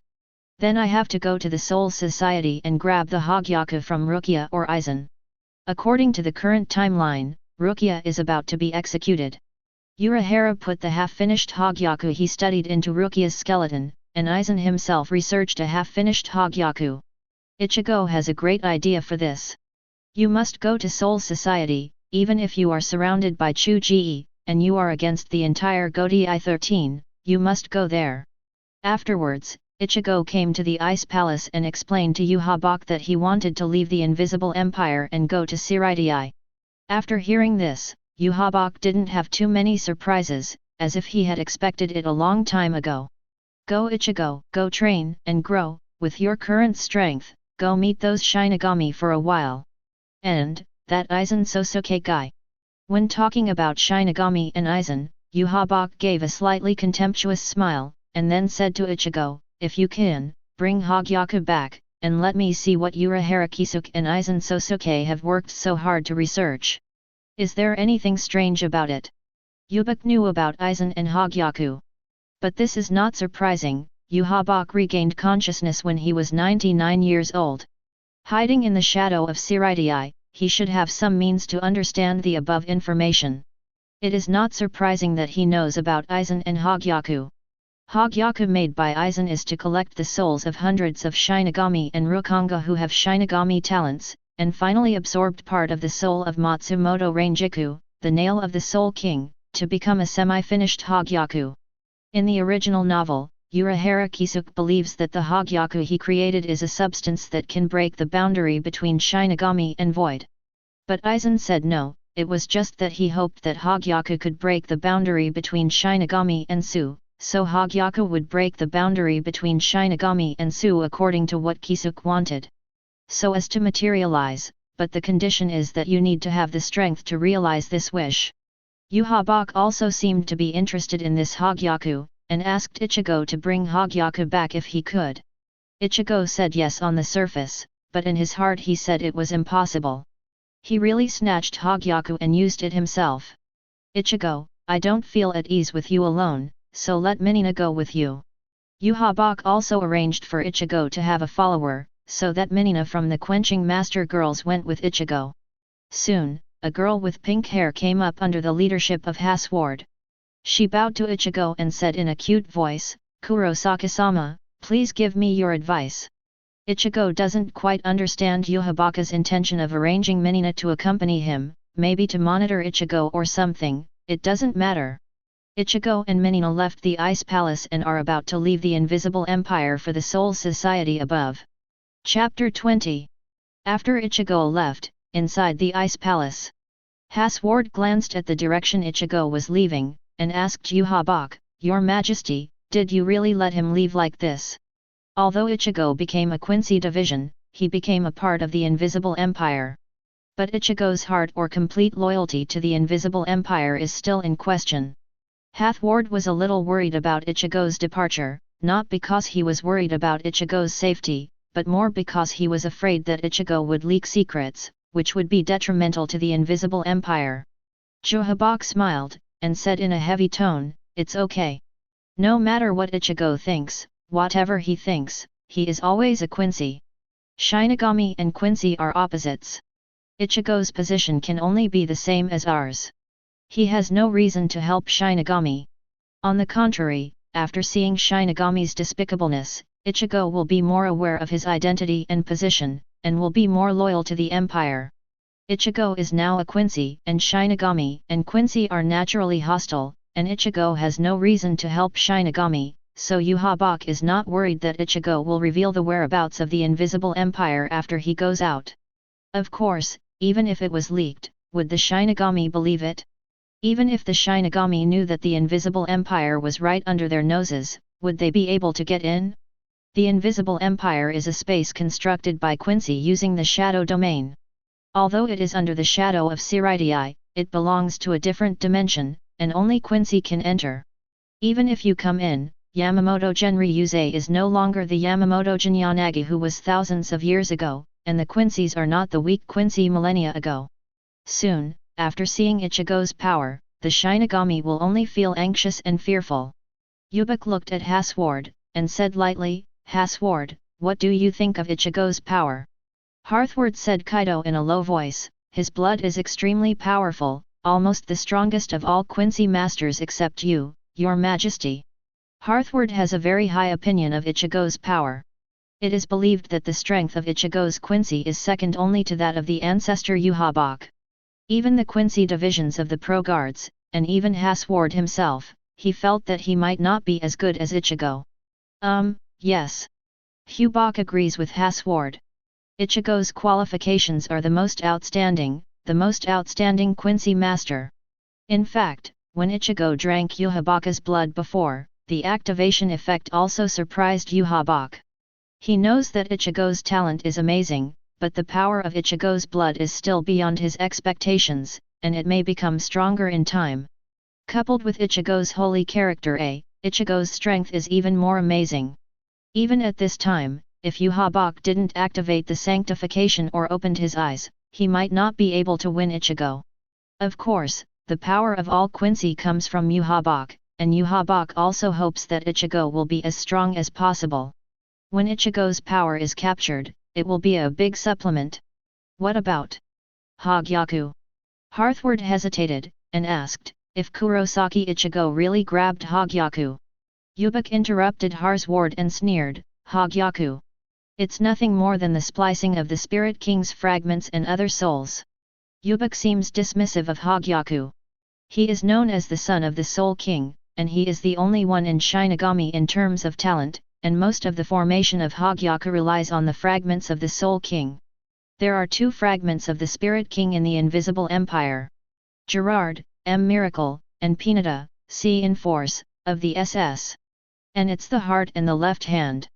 If Yuhabach wants to, he can bid farewell to them at any time and absorb their power directly. Moreover, the goal after Yuhabach is to ascend to the palace of the Soul King and absorb, the Soul King. Therefore, even if Hogyaku has the ability to break through the limits of Shinigami, Hollow, or Quincy, Yuhabach doesn't care too much, he thinks Hogyaku is nothing more than that. On the other side, Soul Society. 2 big things are happening at Soul Society these days. One is the invasion of Brigade, the intruder is a Quincy master, 2 humans with special abilities, and a black cat. As in the original book, Uryu, who is a Quincy master, was targeted by Kurosaki Ichigo, but Uryu defeated Kurosaki Ichigo with a chaotic sky puppet, but he also lost all the power of the Quincy master. Then was arrested along with Orium, Sato was also knocked out by Jingle, and all 3 were locked up.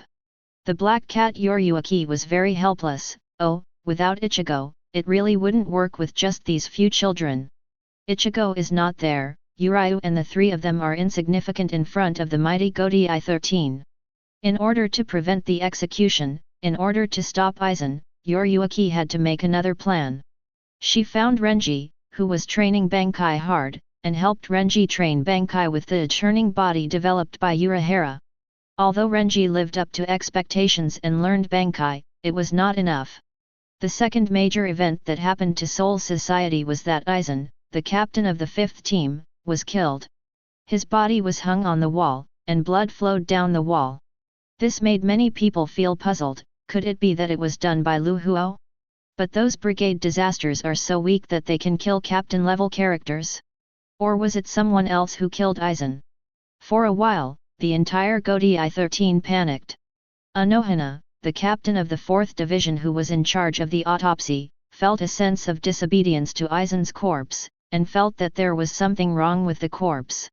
But what exactly is wrong, I can't find out.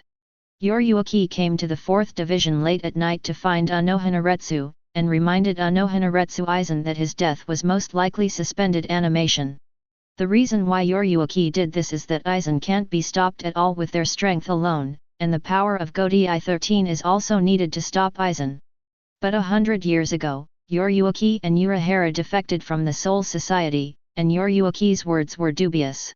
Toshiro, the captain of the 10th squad, tracked down Ichimaru Jin, the captain of the 3rd squad that he thought was the most suspicious. Zaraki Kenpeki of the 11th squad didn't know which nerve went wrong, and took advantage of the chaos to release Urayu, Orium, and Sato. All he wants is to find the powerful guy who killed Aizen and fight him. The whole Siraidai messed up. And just today, Room 46 ordered that Rukia be executed in advance in order to avoid accidents. Chapter 21. All the captains and vice-captains of Godi 13 were shocked when the news that Rukia was to be executed early. In fact, Rukia's sentence has been shortened once before, but he didn't expect to execute it immediately. This is because Aizen, who was in the 46 room at this time, had found and learned the method of taking out items from the prosthetic body left by Urahara before. What an amazing technique, Urahara Kisuke! Wearing glasses, Aizen smiled softly and praised Urahara Kisuke's research techniques. Aizen has been planning for so long to take out Hogyaku from Rukia's body. There are two ways to take out Hogyaku. One is to use bipolar execution. The extremely high temperature generated by bipolar will vaporize the soul, so that Hogyaku can be taken out. This is also the reason why Aizen killed the 46 room, falsely passed on the order of the 46 room, and executed Rukia with bipolar. But obviously this is not very safe, and the execution can easily be prevented. In order to be safe, these days Aizen looked through the research materials left by Urahara when he was still in the 12th squad, and finally found and learned the technique of taking out items from the soul. That way there's no need to wait and execute Rukia immediately. However, at this moment, the captain of the 10th division, Hitsugaya Toshiro, followed Ichimaru Jin's trail and came to the 46 room.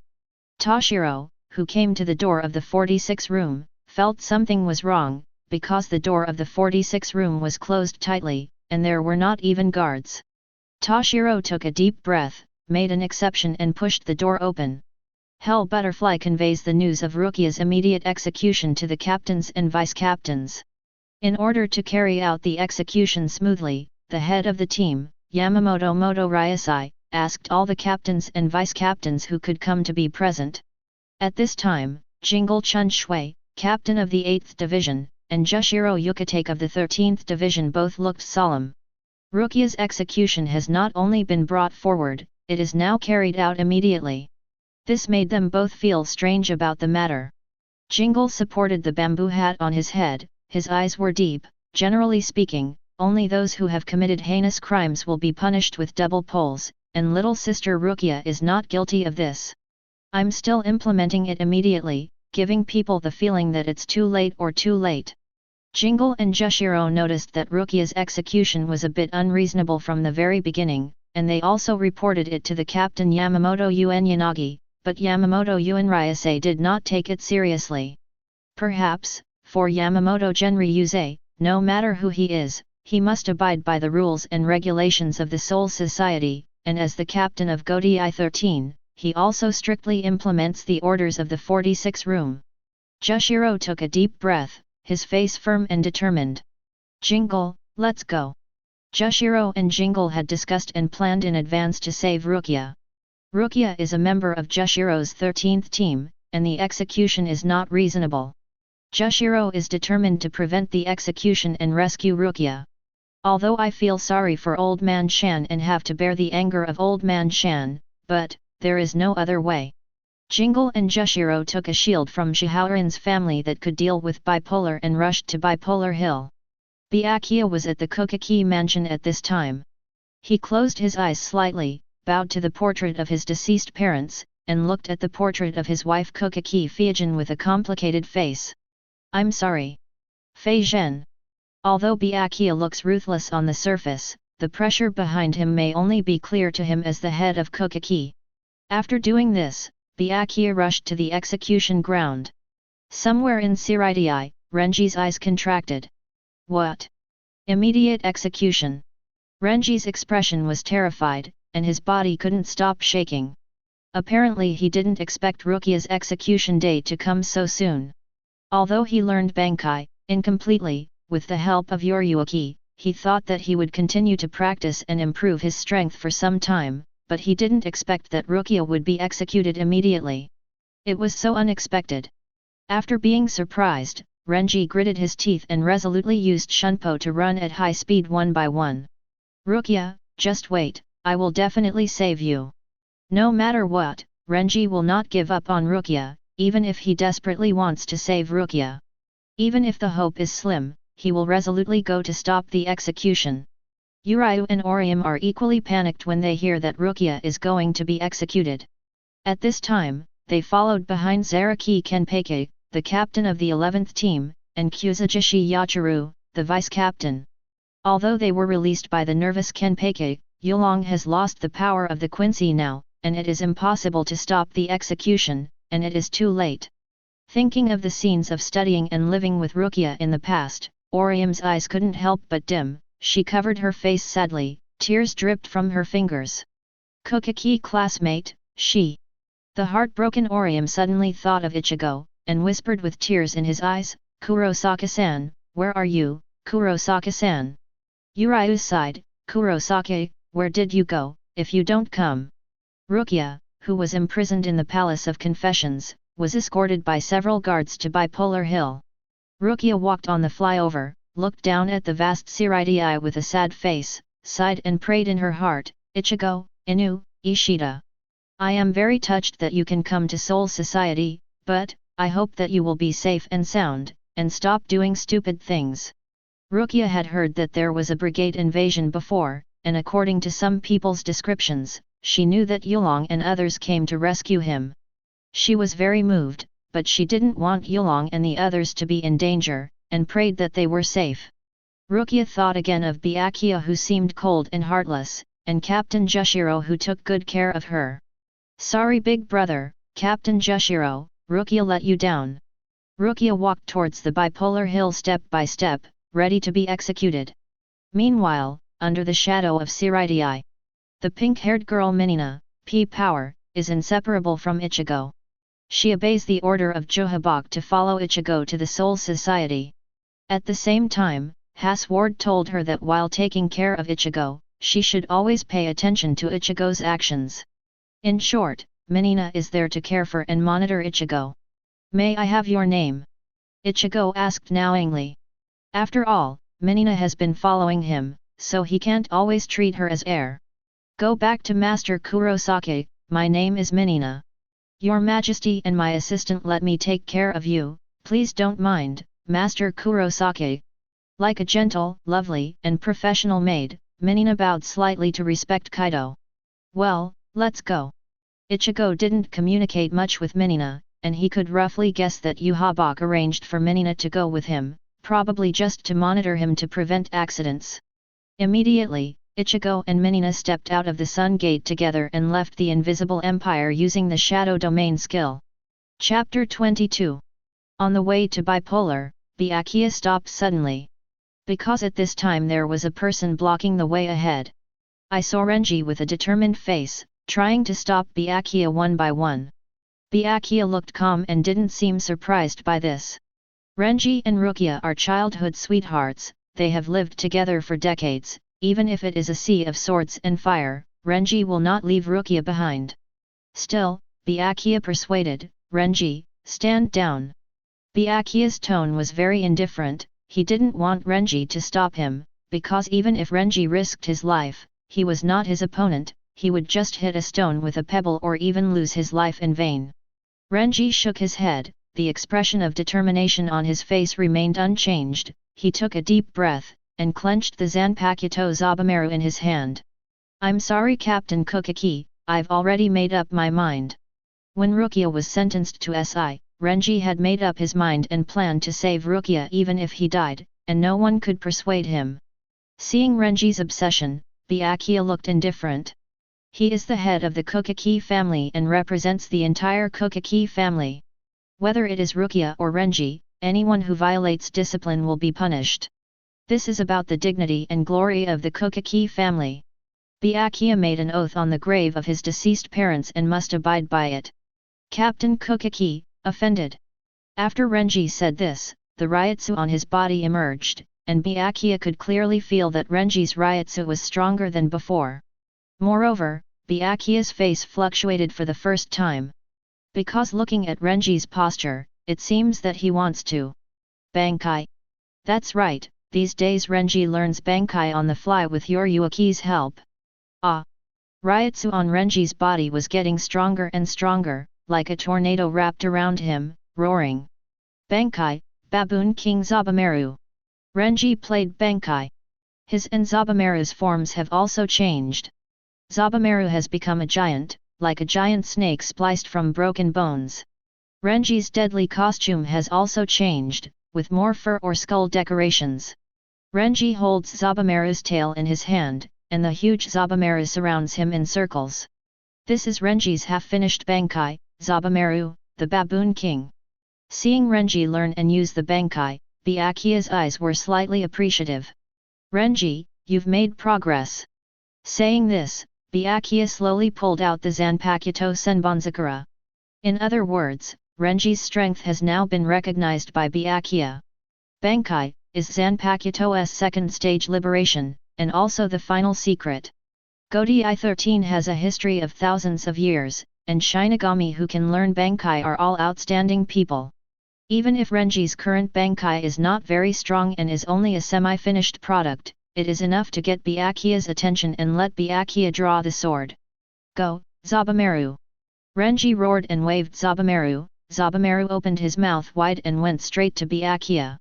Facing the menacing Zabumaru, Byakuya didn't plan to head on, but used the highly accomplished Shunpo to dodge at a high speed. Byakuya's Shunpo is extremely fast, even compared to Yuhaki who has the title of Flash Goddess.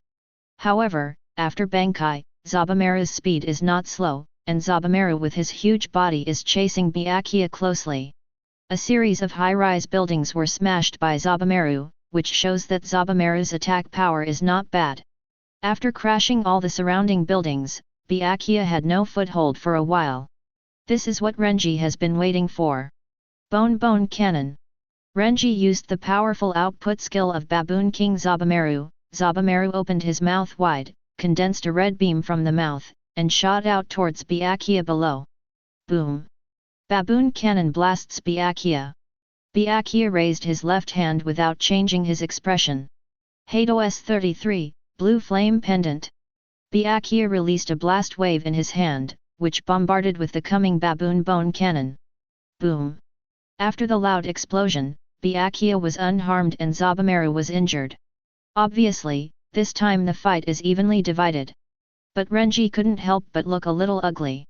This Captain Kuchiki blocked my Bapon Cannon with only Heido on the 33rd, damn it! Renji Bankai's Bone Cannon, one of Bankai's powerful moves, was blocked by Byakuya's low-level Heido. How can this not shock Renji? Byakuya gave Renji affirmation, and said lightly, the power is not bad. Byakuya recognized Renji's strength slightly. But trying to stop him just by doing this is obviously not enough.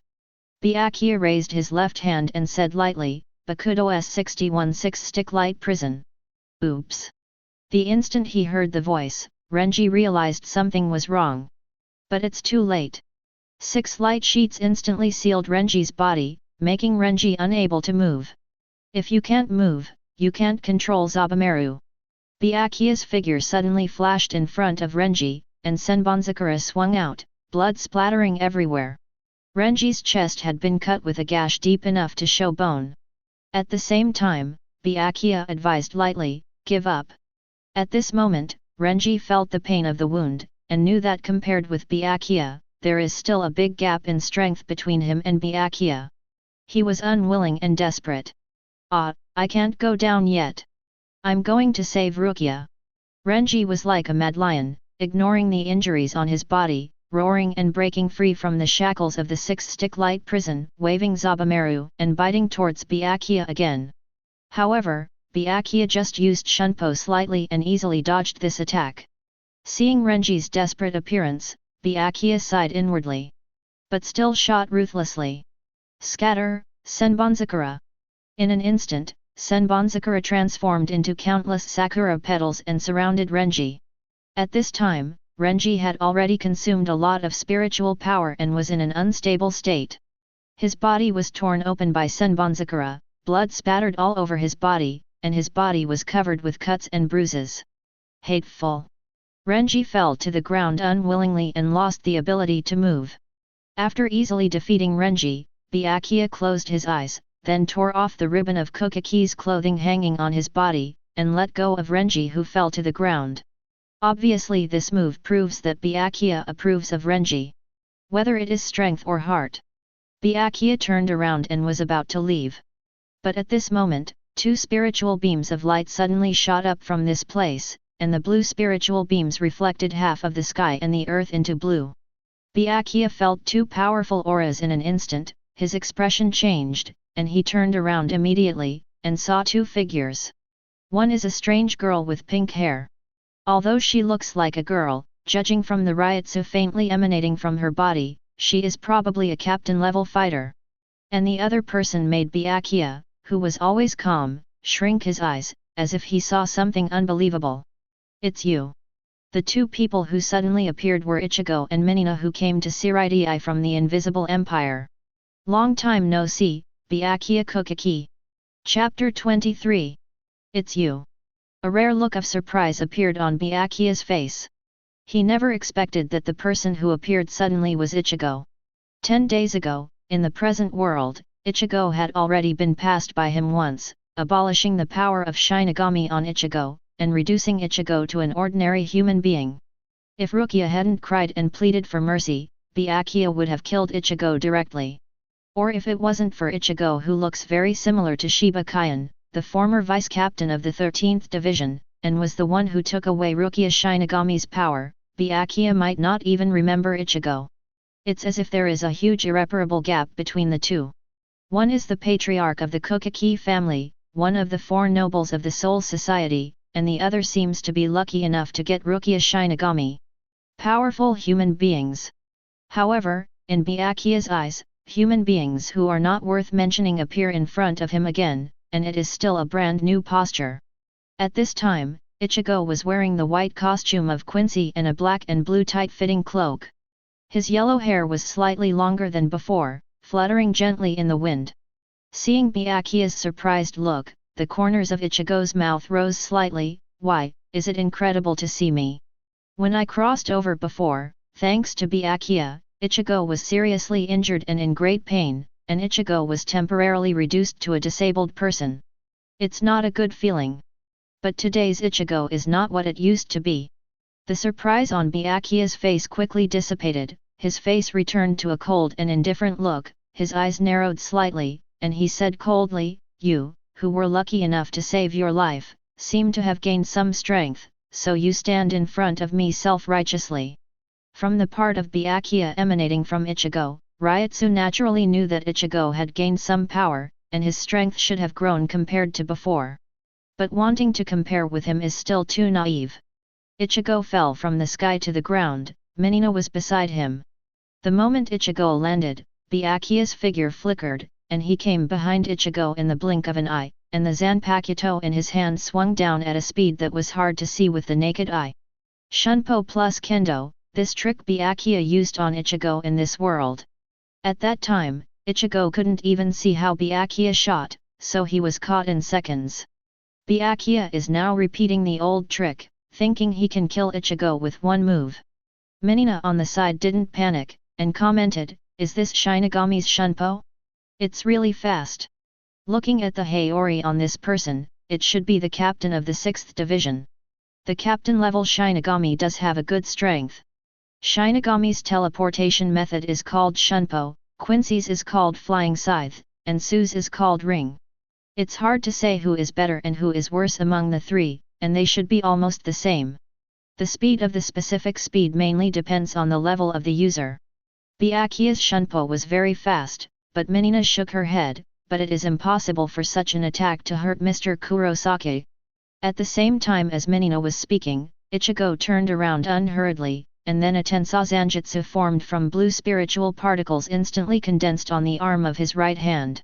When the sound of sword clashing sounded, and Ichigo easily blocked Byakuya's slash. Byakuya stared slightly, his face a bit incredulous. Ichigo actually blocked his attack, and seemed to be able to handle it with ease. "You know, how long has it been?" 10 days ago, Ichigo couldn't even see his movements clearly, but now he can easily block them. This is a captain-level attack. Countless Shinigami may not be able to stop the countless Shinigami who have practiced for decades, but Ichigo has done it in such a short period of time, so Byakuya can't help being surprised. And, Byakuya looked at Tensazanjutsu in Ichigo's hand. Although in the shape of a Zanpakuto, it is formed from blue and black Reiki and is not substantial like a normal Zanpakuto. This is not Zanpakuto. Byakuya immediately judged that the Tensazanjutsu in Ichigo's hand is not Zanpakuto, and Ichigo should not use the power of Shinigami either. The power of Shinigami should also be abolished by him. Yes and no. Ichigo answered Byakuya's question. The Tensazanjutsu in his hand can be said to be Zanpakuto, but it can also be said to be not, because it has been fused with Ichigo's sacred arrow. Ichigo's main power is the power of the Quincy division. As Ichigo said, Tensazanjutsu waved forward. In an instant, Byakuya's expression changed, and he felt a huge force coming from his sword. What? Ichigo's swing was so powerful that Byakuya couldn't resist it. As if being hit by a flood, Byakuya was pushed back dozens of meters by Ichigo's sword. A trace of tens of meters was formed on the floor, and at the end of the trace was Byakuya with a dull face. Byakuya thought he could kill Ichigo with a single blow like before, but his move was not only easily resisted by Ichigo, but also knocked him back tens of meters with a single wave, which made him quite embarrassed. Byakuya just couldn't believe that Ichigo, who was weak like an ant not long ago, was able to beat him back now. This guy's strength has improved so fast. Byakuya looked at Ichigo for the first time, because Ichigo was able to knock him back, and in terms of strength, it was enough to reach the level of a Shinigami captain. Byakuya also had to pay attention to the captain-level combat power. The fight between the two awakened Renji, who was seriously injured and comatose. Renji watched this in disbelief. He actually knocked off Captain Kuchiki. Renji was really surprised. He used all his strength to fight Byakuya with Bankai before, but he couldn't launch an effective attack on Byakuya at all from the beginning to the end. And Ichigo just swung his sword and knocked Byakuya back tens of meters. Ichigo's power has become so strong. Renji's surprise can be imagined. At the same time, Renji's original despair was rekindled. Suppressing the pain in his body, he held the Zanpakuto Zabumaru in his hand, thrust Zabumaru into the ground, and stood up with his body. He was wounded all over his body, blood flowed into Zanpakuto from his arms, and flowed along Zanpakuto to the ground, but he ignored the pain and bowed his head to Ichigo. Please, please, Kurosaki Ichigo. Please save Rukia, please, rescue Rukia. Please, please. Blood and tears covered Renji's entire face. He hates himself for being incompetent, not being able to save Rukia, he blames himself. Now he can only pin all his hopes on Ichigo, and Ichigo is his last hope. Although the man did not shed tears easily, and his prayer was undignified, but is there anything more important to him than Rukia's life? So Renji sacrificed his dignity and prayed to Ichigo to save Rukia. Ichigo and Renji don't have much grievances, and in the original book, they eventually became close friends. At this time, Ichigo looked at the man who was covered in bruises and even lowered his head to beg himself to save Rukia, and felt respectable. Ichigo accepted Renji's request. Yes. Ichigo's tone sounded very flat, as if possessing an inexplicable confidence. Ichigo came here to rescue Rukia and get the piece of Hogyaku inside Rukia. Seeing that Ichigo promised to rescue Rukia, Renji had a grateful and relieved expression on his face. Then please. After saying this, Renji couldn't hold on to his seriously injured body anymore, and passed out again. All this was seen by Byakuya, but Byakuya's expression turned a little cold. It's ugly to beg your enemies with your dignity down, Renji. From the proud Byakuya's point of view, Renji's behavior is undesirable, even shameful. But is it wrong to let go of one's so-called dignity and save the one loves sometimes? Renji was not wrong. Moreover, Byakuya has already decided to abide by the oath with his parents, maintain the dignity of the Kuchiki family and the order of the Soul Society, and not allow anyone to mess around. Byakuya's eyes became sharp and he looked directly at Ichigo. If you were lucky enough to save your life, you shouldn't come here. If you trample on the dignity of my Kuchiki family, you should be prepared to die. Byakuya looked cold, held the Senbonzakura knife point up in front of him, and said lightly. Scatter, Senbonzakura. In an instant, Senbonzakura turned into countless sakura flowers, and Byakuya pointed at Ichigo indifferently. Byakuya manipulates Senbonzakura with his hands, which doubles his speed. The overwhelming sakura flower knives attacked Ichigo at an extremely fast speed. And Ichigo seemed unable to dodge, surrounded by countless sakura flowers. It's over. Byakuya looks at all this and thinks that Ichigo was either killed or wounded by Senbonzakura, and that the battle may be over. But the next moment, his pupils suddenly dilated. Chapter 24. In the sky full of sakura petals, Ichigo's slightly disappointed voice came out. Weaker than expected. What? Byakuya narrowed his eyes. He just thought that Ichigo would be severely injured by Senbonzakura, either dead or injured. But Ichigo's nonchalant voice came from Sakura Hana, and seemed to be saying that his Senbonzakura was weak. Byakuya's expression turned pale, and he controlled Senbonzakura, and all Sakura spent all their energy to encircle Ichigo. However, in the next moment, all Sakura petals were suddenly shaken by Ichigo's Ryutsu, and all of them withered to the ground. Ichigo's figure appears. But at this moment, Ichigo was unscathed. Withstood Senbonzakura's 2 all-out sieges, Ichigo was not injured at all. How is this possible? Byakuya's face was full of surprise. He was Shikai Senbonzakura just now, and he controlled and attacked Ichigo with all his strength, and Ichigo didn't seem to block it, but Ichigo was unscathed. And Ichigo knocked Senbonzakura to the ground with Ryutsu alone. Ichigo's Ryutsu is so strong. Byakuya narrowed his eyes slightly and found the clue. He saw lines on Ichigo's body that resembled blood veins. These lines are all blue, flowing like blood. Ichigo stretched his neck, and said to himself, even if you don't need the static blood suit, you can easily handle it with just Ryutsu. Ichigo blocked Senbonzakura's attack with the static blood suit just now. The static blood equipment is a defense-enhancing ability of the Quincy Master. After using it, it can greatly enhance one's own defense. Just like in the Millennium Blood War, Byakuya used Shikai, but Ace Not, Fear, of Star-Crossed Knights used static blood equipment, and Byakuya's Shikai Senbonzakura couldn't break through the defense at all.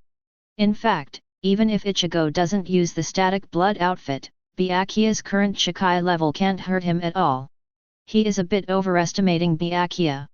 Minina, who was watching the battle from a distance, said, Master Kurosaki's static blood suit is not something that can be hurt by an attack of this level. Ichigo is called the most outstanding Quincy Master by Yuhabach, and his strength is not even weaker than that of the Emperor's assistant Haswald. Ichigo's static blood defense is not something that ordinary Shinigami Captain Shikai can break through. After Renji fell just now, he was not in a coma. He still retained consciousness and witnessed this incredible scene with his own eyes. The captain's Shikai is like scraping in front of him? No, it can't even do scraping. Renji's mind roared, and he was stunned. He used Bankai to fight Byakuya just now, but was defeated by Byakuya with Shikai in the end, and he was badly injured. He knew the strength of Byakuya Senbonzakura all too well. However, in Renji's view, Senbonzakura, who is so powerful, all bombarded Ichigo's body, and he couldn't even do scraping. His defense is amazing. Renji just felt that Ichigo's defense was too strong, too strong. But this is better, the stronger Ichigo is, the more hopeful he can defeat Byakuya, and even go to bipolar to save Rukia. Kurosaki Ichigo, come on! Renji even cheered for Ichigo. Although he felt sorry for Byakuya, he hoped that Ichigo would win and save Rukia. Byakuya exhaled softly, regaining composure. He squinted his eyes slightly, and asked coldly, the blue Ryutsu and the blue Raiko. Are you a Quincy like that traveler wearing glasses? Byakuya initially identified Ichigo's identity through the blue Ryutsu on Ichigo's body. Generally speaking, the spirits of Quincy are blue, just like Ishida Uryu, bows and arrows, Ryutsu, etc. are all blue. Ichigo's Ryutsu and sword are not only blue, but also black. The lines shown in the static blood suit just now are blue. Byakuya thinks that Ichigo is a Quincy like Ishida Uryu. But he was even more puzzled. Ichigo was a Shinigami before, how can he become a Quincy now? And it's still so strong, its strength has definitely reached the level of a Shinigami captain. Ichigo did not answer Byakuya's question, but instead asked, why, is my identity important? Whether it's Shinigami or Quincy, Ichigo doesn't think it matters. As long as the strength is strong enough. The surprise on Byakuya's face didn't last long, nor did he become angry because of Ichigo's words, but returned to calm. At the same time, he can also judge that the current Ichigo is the kind of enemy that he can't defeat without using Bankai. He also doesn't want to consume Ichigo anymore, use Bankai for a quick fight. Byakuya looked indifferent, and let go of Senbonzakura in his hand, and Senbonzakura slowly sank into the ground from top to bottom. Bankai! Senbonzakura Kage Yoshi! The surroundings became pitch black, and at the same time, from the ripples in the ground on both sides, huge blades rose up to thousands. Countless Zanpakuto also appeared in the sky, forming a space that surrounded Ichigo. Byakuya's Bankai is quite oppressive. In the space formed by Senbonzakura, the opponent may have to face the attack of Byakuya and thousands of Senbonzakura. Moreover, Byakuya used the White Emperor Sword for a quick victory. Final scene, White Emperor Sword. Byakuya poured all Senbonzakura's petals and spiritual power into the sword to emit white light, and a pair of wings grew behind him, exuding a powerful Ryutsu. This is currently his strongest move, and Byakuya is not easy to use, and it is difficult for ordinary people to see this form. Perhaps Ichigo is also the first person to see Byakuya in the form of the White Emperor Sword. This is because Byakuya felt Ichigo's extremely powerful defense just now, and he also used the White Emperor Sword in order to kill Ichigo with a quick blow. Outside Senbonzakura Kage Yoshi, neither Renji nor Minina could see clearly what was going on inside. But Senbonzakura Kage Yoshi shocked them both. Renji looked horrified and couldn't help swallowing. This is Captain Kokiki's Bankai? It's amazing, it's scary. Renji met Byakuya's Bankai for the first time, just now he fought with Byakuya and couldn't even force Byakuya's Bankai out. And when he saw it at the moment, he felt terrified. Byakuya's Bankai was too strong, much stronger than the Bankai Baboon King Zabamari he had trained in haste. At the same time, Renji tensed up, that guy is trapped in Captain Kokiki's Bankai, can he really compete with Captain Kokiki who uses Bankai? Please, you must win, Kurosaki Ichigo. Renji prayed to Ichigo, hoping that Ichigo would win. But after feeling Byakuya's powerful Bankai, despair rose in Renji's heart little by little. It seems that he thinks in his heart that Ichigo is likely to lose against the mighty Byakuya. Is this Shinigami's Bankai? It's really strong. This is the first time for Minina to meet Shinigami's Bankai. Byakuya's Bankai Senbonzakura Kage Yoshi is also considered a relatively strong Bankai, and Minina's strength is not as good as those of the Star-Crossed Knights who are more titanium. After seeing Byakuya's Bankai, startled. Especially Byakuya, who used the White Emperor sword, whose powerful Ryutsu made Minina couldn't help worrying about Ichigo's safety. Master Kurosaki, he should be fine, right? Before coming out, Haswald told Minina not only to let her take care of and monitor Ichigo, but also to protect Ichigo at the cost of her life when Ichigo was in danger. At this moment, Ichigo is trapped by Byakuya's Bankai, making Minina worried, and hesitating to use the holy word power, to forcibly break through the area formed by Byakuya's Senbonzakura Kage Yoshi. And at this moment, the Ryutsu on Ichigo also surged. In the scene, Ichigo's right hand slowly condensed a blue-black Ryutsu surging bow and arrow. This is Ichigo's sacred Mitsuya. And the Tensā Zanjutsu that Ichigo was holding before has been integrated with the sacred Miya. You really are a Quincy master. Byakuya looked indifferent, staring at the sacred arrow in Ichigo's hand. And Ichigo's sacred Maya is different from the Quincy masters in the impression of Ishida Uryu and others. Ichigo's sacred Maya has a larger shape and a stronger breath, and it seems to be integrated with his right hand. Same. It's really time to end this fight. Ichigo smiled lightly, and made a bow-drawing gesture with his left hand.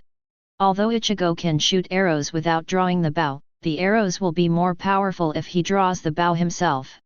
And it can release skills. Snort.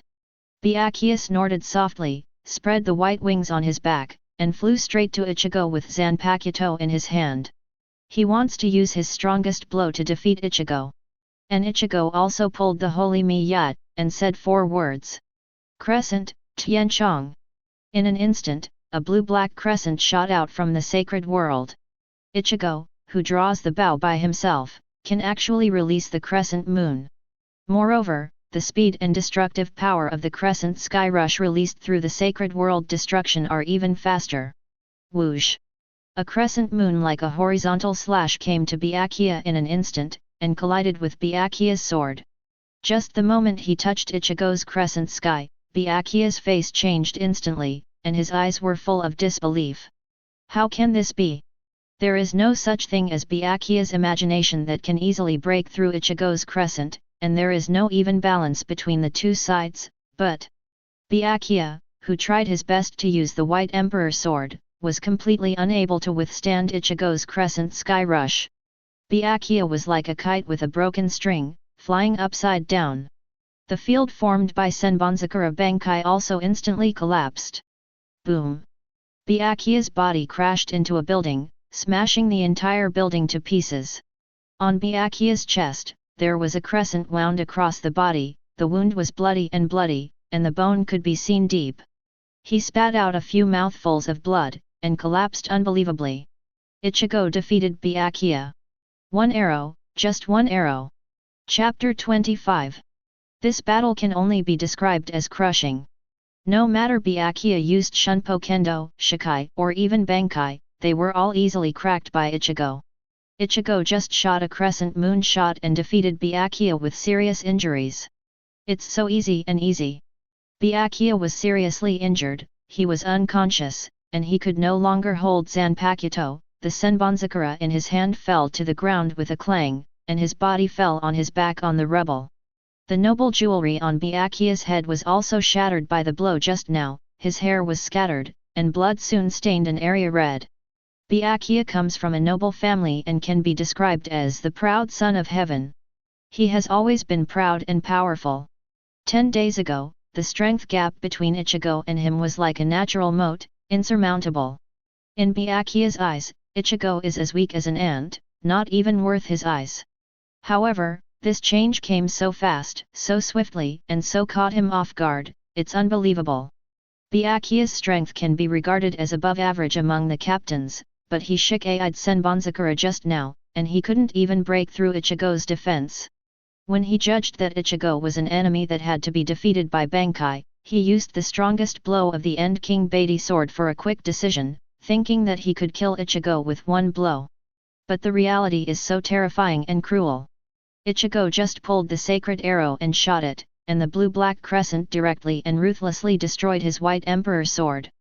Byakuya couldn't understand at all why he and Ichigo's strengths seemed to be reversed in just 10 days or so. Originally, Ichigo was weak in front of him, but now he can't even withstand one blow from Ichigo. What was crushed by Ichigo's arrow was not only his body, but also his self-confidence and dignity, as well as the honor of the Kuchiki family. In the end, I couldn't even keep the honor of the Kuchiki family. At this moment, Byakuya was hit hard, and even his faith was almost destroyed by Ichigo. Not far away, Renji, who was also seriously injured and fell to the ground, his eyes widened in disbelief, and he was stunned. Captain Kuchiki, unexpectedly, lost. Renji couldn't believe it. He had challenged Byakuya before, but couldn't even force Byakuya's Bankai out and fell down. Byakuya is too strong for him, a level or two above him. After Byakuya used Bankai Senbonzakura Kage Yoshi and the ultimate move of White Emperor Sword, he was terrified just by feeling the powerful Ryutsu emanating from Byakuya. Although he also hoped that Ichigo would win and save Rukia, but Byakuya was too strong, and even at that moment, Renji felt that Byakuya was invincible. However, it turned out that Byakuya was crushed by Ichigo. Renji opened his mouth in disbelief. For a long time, Byakuya has always been the goal that Renji wants to catch up with. Renji's wish is to surpass Byakuya in strength one day. But Byakuya's strength is too strong, so strong that he can't even see hope. And Ichigo, who hadn't seen him for more than 10 days, accomplished or even surpassed his lifelong goal, defeating Byakuya easily. It's terrible, that guy is too scary. Renji only thinks that Ichigo's growth rate and current strength are terrifying. But Renji felt he was doing the right thing. Just now when he was in despair, he asked Ichigo to rescue Rukia. That was his last hope when he was in despair. Even though he felt that Ichigo had little hope of saving Rukia at the beginning, he still begged Ichigo with dignity and figure. Now Ichigo's strong combat power has made Renji's hopes rise infinitely. With such a strong Ichigo, it is very possible to save Rukia. Please keep going, Kurosaki Ichigo. Renji yelled in his heart, cheering for Ichigo, telling Ichigo to rescue Rukia. The maid, Minina, who was standing next to Ichigo, breathed a sigh of relief, touched the bow on her collar, and murmured in a low voice, "I was worrying too much, Mr. Kurosaki is the most outstanding Quincy conferred by His Majesty. With Master Kurosaki's strength, it is simply not comparable to that of ordinary Shinigami captains." The Ryutsu shown by Byakuya Bankai just now made Minina feel frightened, worried about Ichigo, and even wanted to use the power of the holy character P to try to break through the sword formation field formed by Byakuya's Senbonzakura Kage Yoshi. But it turns out that her thoughts are redundant. One of the reasons Yuhabach agreed to Ichigo to come to Soul Society is that Ichigo is now strong enough, and there are very few Shinigami who can hurt Ichigo. You can also take advantage of this to let Ichigo experience and improve actual combat experience or strength. But at this moment, Ichigo just glanced at Byakuya, who fell to the ground, and then looked away. His face was very calm, and this battle was almost useless to him. The crescent moon shot just now didn't use too much power at all, it was just an ordinary blow. And Ichigo, who killed Byakuya instantly, didn't have any joy or excitement on his face, and was extremely calm. It seemed that to him, he just defeated an insignificant opponent and did an insignificant thing. Ichigo turned around, turned his back to the fallen Byakuya, regardless of whether Byakuya could hear it unconsciously or not, and said lightly, "I never thought of trampling on the dignity of your Kuchiki family. Because, the entire order of the Soul Society is in front of me, it's useless, not worth mentioning." In Ichigo's eyes, whether it's Byakuya, or the Kuchiki family behind him, or the order of the entire Soul Society, how has he ever cared? The purpose of his coming here is to rescue Rukia and get Hogyaku. Trampling the dignity of the Byakuya and Kuchiki family? Disrupt the order of the Soul Society? It's nothing more than Byakuya's self-righteous idea. Ichigo's voice was not loud, but it echoed all around and entered Byakuya's mind. Chapter 26. Byakuya hadn't completely lost consciousness. Ichigo's words came into his mind, and his soul was shocked. It turns out that the arrogant and self-righteous person has always been him. He tried his best to stick to the order established by the Kuchiki family, and he did not hesitate to give up the righteousness that his sister also wanted to implement. In Ichigo's opinion, it is not worth mentioning. If it was the former Ichigo who said this sentence, then the conductor was considered by Byakuya to be talking nonsense, but now, he has been defeated by Ichigo. Ichigo does have the qualifications and strength to ignore the honor of the Kuchiki family and the order of the Soul Society.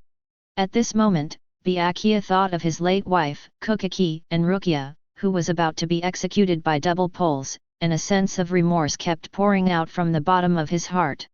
Perhaps, his previous choice was wrong.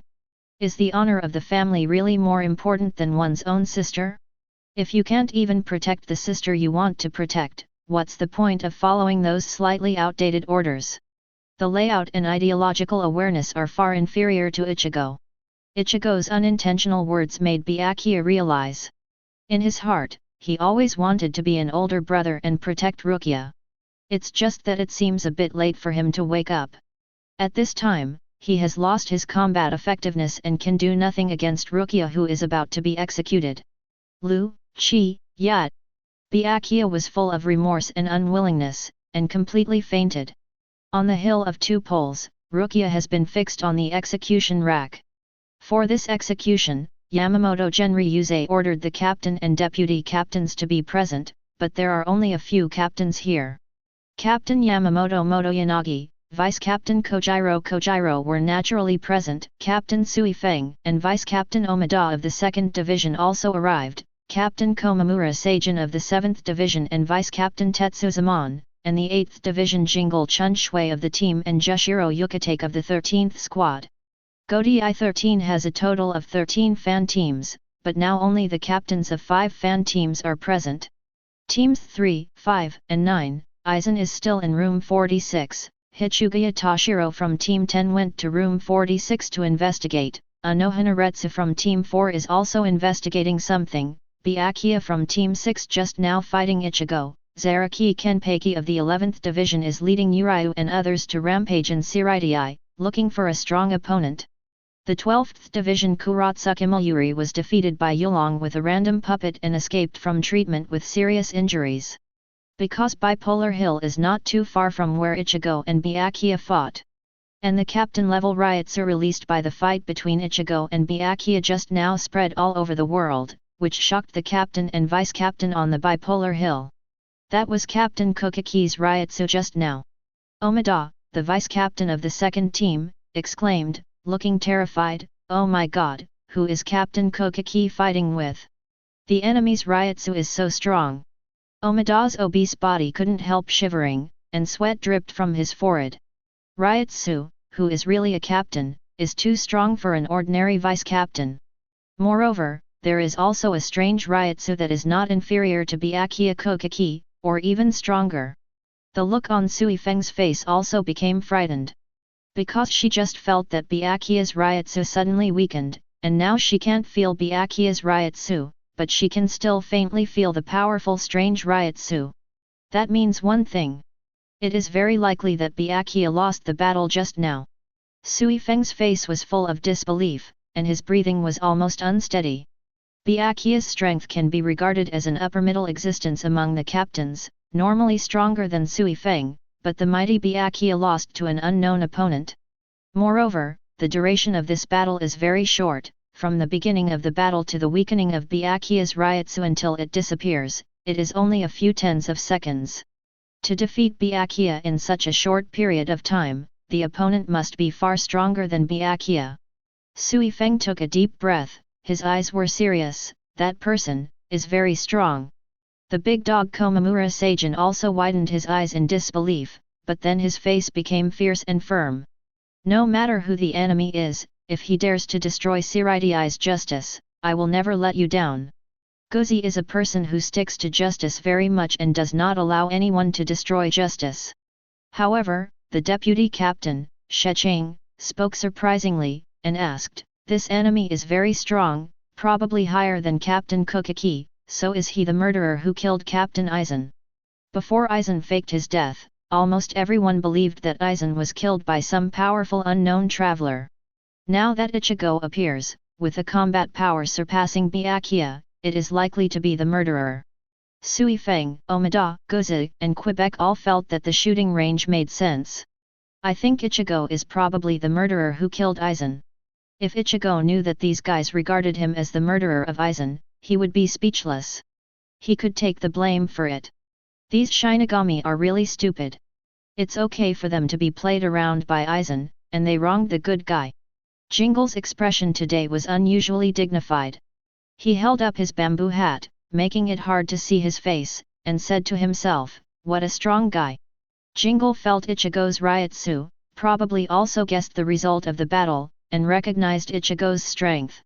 But cautiously, he doesn't think that Ichigo is the murderer of Aizen, because there is no evidence, and it is a very reckless behavior to jump to conclusions without evidence. Byakuya actually lost, that kid is really strong. Jushiro's face was both surprised and worried. Surprised that Byakuya, who is calm, cold and powerful, was defeated, but also worried about Byakuya's safety. It's just that this made him very embarrassed. Because he and Jingle also have important things to do, they cannot rescue Byakuya immediately. After hesitating, Jushiro looked up at Rukia on the execution platform, and saw that Rukia's eyes were filled with tears. And looking at Rukia's expression, these were not tears of sadness, but more like shed from being moved. "Ichigo, it's Ichigo. Ichigo is coming." Tears welled up in Rukia's eyes.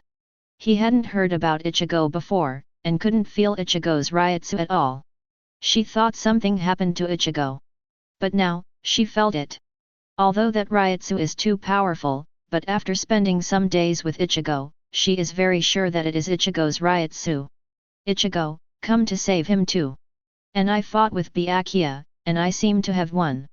She is more incredible than anyone else." More than 10 days ago, Ichigo couldn't even see Byakuya's attack clearly. It was she crying and pleading with Byakuya that Ichigo saved his life. And today, Ichigo not only came, but defeated Byakuya. This change is too fast. Rukia couldn't help feeling a little worried again. "Brother, he should be fine." Chief Captain Yamamoto Genryuze slowly opened his eyes, his face was serious, which made people look calm and pretentious. "Quiet." 2 words, let everyone present quiet down. At this time, in a dead end in Siraidai, Uryu, Orium, and Sato were all out of breath. They followed Kenpeki and Yakian Leo for a long time. Kenpeki wanted to find a strong opponent to fight, but each time he followed the direction Kinleo pointed would end up in a dead end. Although Yulong lost the power of the Quincy Master after using the chaotic sky puppet, his perception is still there. The strength of Orium and Sato is relatively weak, but the Ryutsu wave caused by Ichigo's collision with Byakuya just now is too strong. After half of the Siraidai, they were also perceived by them. The 3 of them were shocked at first, and then their faces were full of excitement and joy. "It's Kurosaki-san!" Orium yelled excitedly, couldn't help jumping up and down, and was so happy. "Ah, that's right, it's that guy will appear as expected, and he's become much stronger."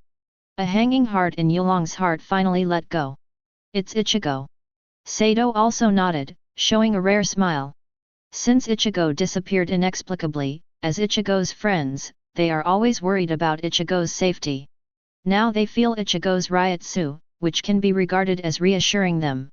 Uryu pushed his eyes, and said to Orium and Sato, "That guy Ichigo's Ryutsu is strong again, and there was a Ryutsu just now, it belongs to Byakuya Kuchiki." Ichigo and Byakuya Kuchiki fought.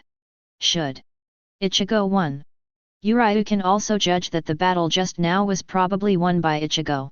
Orium covered his mouth in disbelief upon hearing this. Win. Kurosaki-san won. Before they entered the Soul Society, Urahara and Yoryuki told them that once they meet the captain of Godei 13, they should run away without any hesitation. Captain Shinigami's strength is naturally far superior to those of them. Uryu defeated Kurotsuki Mayuri at the cost of consuming all the Quincy's power. To them, the captain-level characters are as strong as monsters. For example, Zaraki Kenpei, the captain of the 11th team who released them. Ryutsu alone is insanely strong. And I heard from Muryu that Ichigo actually defeated the captain of the 6th division, Byakuya Kuchiki. How could Orium and Sato not be surprised? Yulong pushed his eyes again, coughed dryly, and added, ahem, and it's very likely, crushed. Judging by the duration of the fight, and the fact that Ryutsu quickly weakened and dissipated when Byakuya struck the final blow, Byakuya may have lost quickly. At this time, not only Orium and Sato, but even some members of the 11th team were dumbfounded. Captain Kuchiki, who has always been strong and ruthless, was defeated by someone. Incredible. Yakian Liu was stunned. Dabai. Kenpei looked excited, his face was ferociously excited, and he laughed wildly. Ha ha ha, ha ha ha.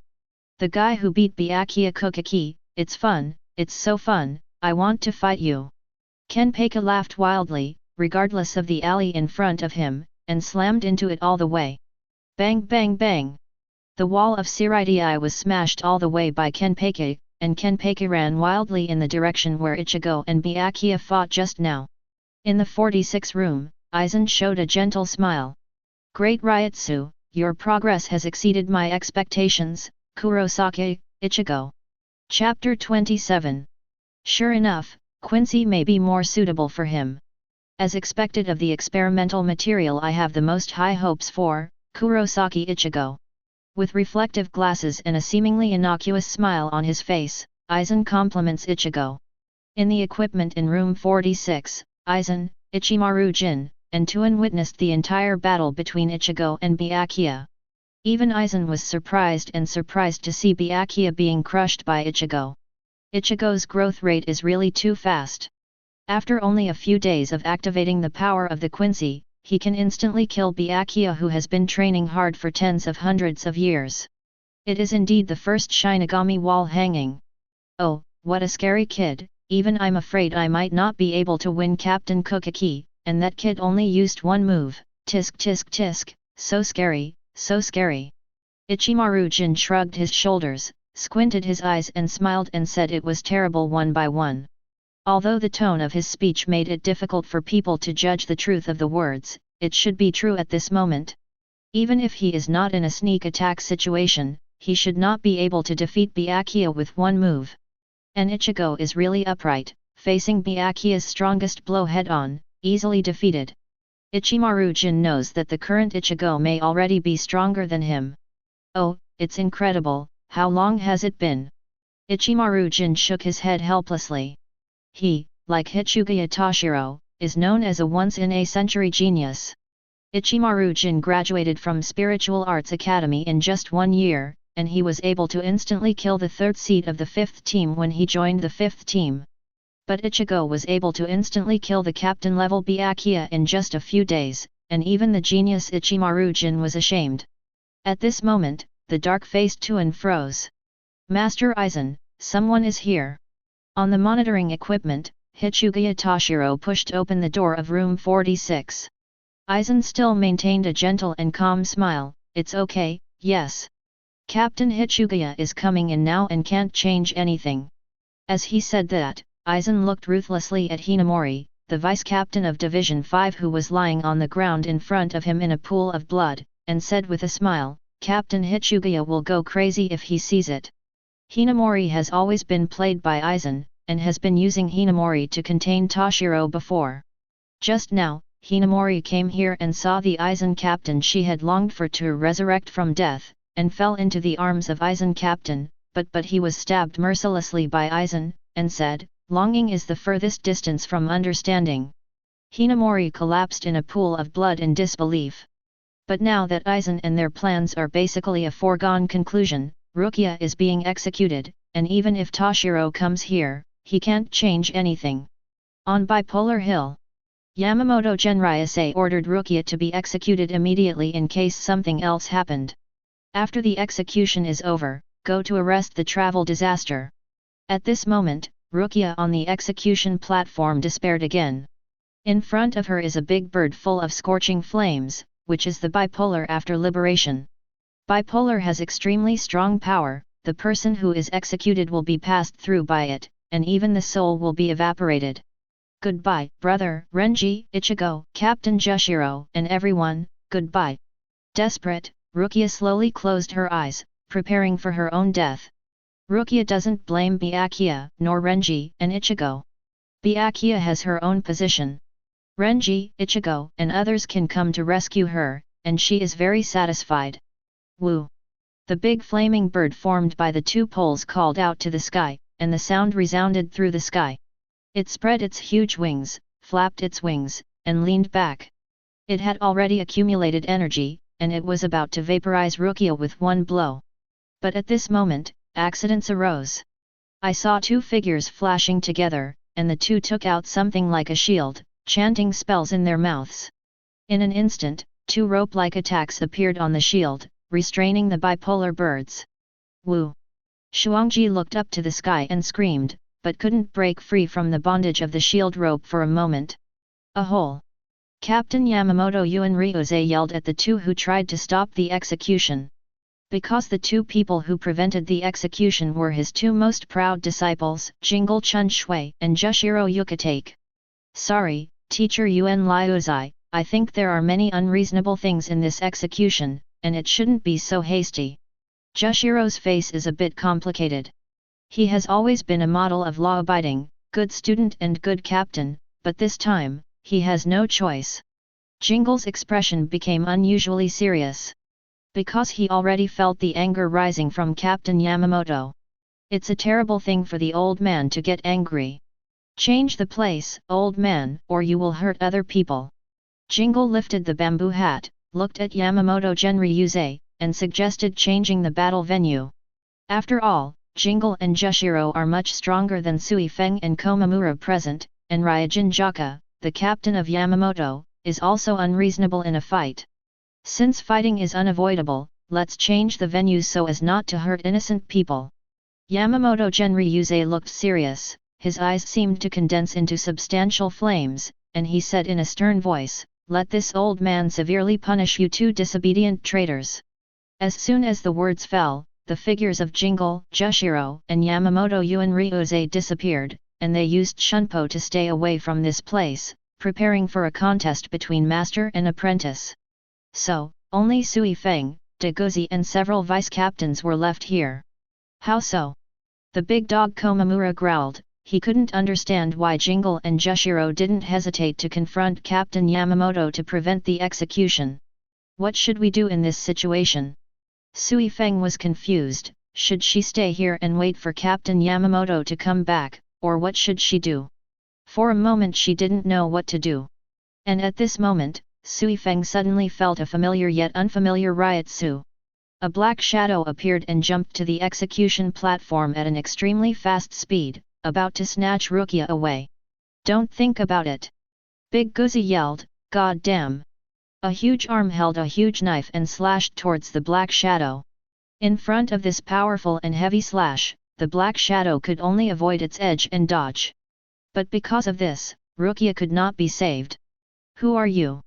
The big dog stared fiercely at the black shadow that had stopped. After Yamamoto Genryuze left, the big dog Komamura made up his mind to protect the execution ground and prevent any accidents until Yamamoto Genryuze returned from punishing the traitor. So even though the black shadow just now was extremely fast, he was captured by him at the first time. Using Zanpakuto Shikai, he successfully prevented the black shadow from robbing people. The black shadow stopped, her figure was vigorous and her skin was rare black. Although she was wearing a face scarf at this moment, Sui Feng recognized her immediately. You're Yuaki. Sui Feng's eyes widened in disbelief, and at the same time there was an inexplicable anger on his face. In the past, she called Yuaki-sama, but now she calls Yuaki by his first name. Yuaki took off his face scarf and smiled at Sui Feng, long time no see, Sui Feng. Then he said to himself, what a pity, it was almost there just now. If it wasn't for Deguzi who used Shikai to stop him, Yuaki would have been able to snatch Rukia away, which is a pity. Now it is inevitable that Sui Feng and Deguzi must be dealt with before they can be rescued. But when Sui Feng saw Yuaki, he was very angry. Shihourin Yuaki, I haven't seen you in 100 years, I've surpassed you. Sui Feng attacked Yuryuaki like a kid who wanted to prove himself. Deguzi is also assisting. In a 2-on-1 situation, even Yuryuaki has to deal with it seriously. But the big bird, which was trapped by the rope of Shihaorin's shield just now, struggled. But the shield is no longer under the control of humans, and its power is gradually insufficient, and the rope wrapped around the big bird is gradually broken by the big bird. Oops! Yuryuaki murmured that it was not good. Bipolar break free, that's Rukia straight through the execution platform. Rukia will be evaporated to the bone. Yuryuaki wanted to save someone, but Sui Feng was entangled with Deguzi and couldn't get away for a while. It's over. Yuryuaki thinks their rescue plan is going to fail, and it's too late to stop Bipolar. Rukia was already ready to face death just now, but because of Jingle and Jushiro's shots, she was both surprised and moved, and her hope of life was revived. However, now that the big fierce bird in front of him has broken free from its restraints, it will evaporate her to nothingness in the next moment. Sure enough, the final result still cannot be changed. Rukia laughed miserably, accepted her fate, and welcomed the arrival of death. The vice-captains below also looked a little sad, turning their heads sideways and couldn't bear to see the moment of Rukia's death. Everyone thinks that Rukia is doomed and that no one can save her. But at this critical moment, I saw a blue-black light suddenly cut through the sky, coming from a distance. At an unbelievably fast speed, it appeared above the execution platform in an instant, directly submerged and penetrated the entire body of the bipolar bird with an unstoppable domineering posture that could penetrate everything. Before Big Bird could even make a pitiful scream, his entire body was destroyed by the tyrannical force, and his figure dissipated in an instant. The double poles made of millions of Zanpakuto were defeated by an inexplicable attack that appeared inexplicably. Chapter 28. This arrow was naturally shot by Ichigo from a distance. Ichigo sensed the restlessness of the bipolar, so he would pull the eagle bow like a full moon and shoot towards the bipolar. Just like Hoyi shot down the golden crow, instantly defeating the bipolar bird. Rukia, saved. This sudden change surprised Sui Feng, Komamura and others on Bipolar Hill. Baiji, it was, destroyed. Sui Feng, who was fighting Yuryuaki at close quarters, took a step back, looked at the dissipated bipolars on the execution platform, and sighed in disbelief. Bipolar, according to the original book, claims to have the power of 1,000,000 Zanpakuto, and it is extremely ferocious. Even Jingle and Chunshui only use the Shihaorin family's shield artifact to pull and control, instead of shooting through and destroying it with one arrow like Ichigo. It is conceivable how powerful Ichigo's arrow was just now. Who is so sacred? Can make such a powerful attack? Omida was trembling all over, swallowed a mouthful of saliva, and looked terrified. If the arrow just now was aimed at him, he felt that he might not even have a chance to dodge, so he evaporated in an instant. Sparrow Kojiro was also a little terrified, he didn't expect that someone could destroy the bipolar. The big dog Komamura was shocked and let out a roar, "Who is it? Who is it? No matter who you are, I must uphold the justice of Siritai." Komamura talked about justice one by one. No matter how powerful the enemy is, he will desperately defend the justice in his heart. The spirit is commendable, but sometimes the brain is not working well. Yuryuaki breathed a sigh of relief. "I was really sweating just now, hey." Just now Yuryuaki wanted to save Rukia, but was blocked by Sui Feng and Komamura. Seeing that Rukia was about to be pierced by the bipolar, Yuryuaki had no choice. Fortunately, Ichigo's arrow appeared, destroyed the bipolar and saved Rukia's life. Rukia also opened her eyes incredulously. Originally, she was already desperate in the face of bipolar who possessed the power of 1,000,000 Zanpakuto. But Ichigo's arrow saves her. However, Rukia was dumbfounded at this time. Ichigo has become so strong. Back in the real world, Ichigo was just a little Shinigami who cleared Zanpakuto of mobs. But it's only been a few days, and Ichigo not only defeated Byakuya, but also destroyed bipolar with one blow. Just why is it a bow and arrow? Rukia couldn't figure it out. Ichigo was clearly a Shinigami before, but the one shot just now was a blue bow and arrow. If it wasn't for the ryotsu that was full of Ichigo on the bow, she couldn't believe it was Ichigo's attack. Bows and arrows are the iconic attack method of the Quincy. Could it be that after Ichigo was abolished by Byakuya's Shinigami power, he became a Quincy through various reasons? Rukia looked incredible, and felt that her guess might be true, and that Ichigo might become a Quincy like Ishida Uryu. Rukia opened her eyes and looked around, trying to find Ichigo. But at this time, Ichigo has not yet reached the bipolar hill, and he shot the arrow just now from a relatively long distance. Ichigo is coming. Meanwhile, 46 rooms. Blind but staring at the monitor, Tuan punches the monitor. Bipolar was destroyed by an arrow. The execution still failed, damn it. Aizen's purpose is to take out the Hogyaku in Rukia's body, and use bipolar execution to vaporize Rukia's soul to get rid of Hogyaku.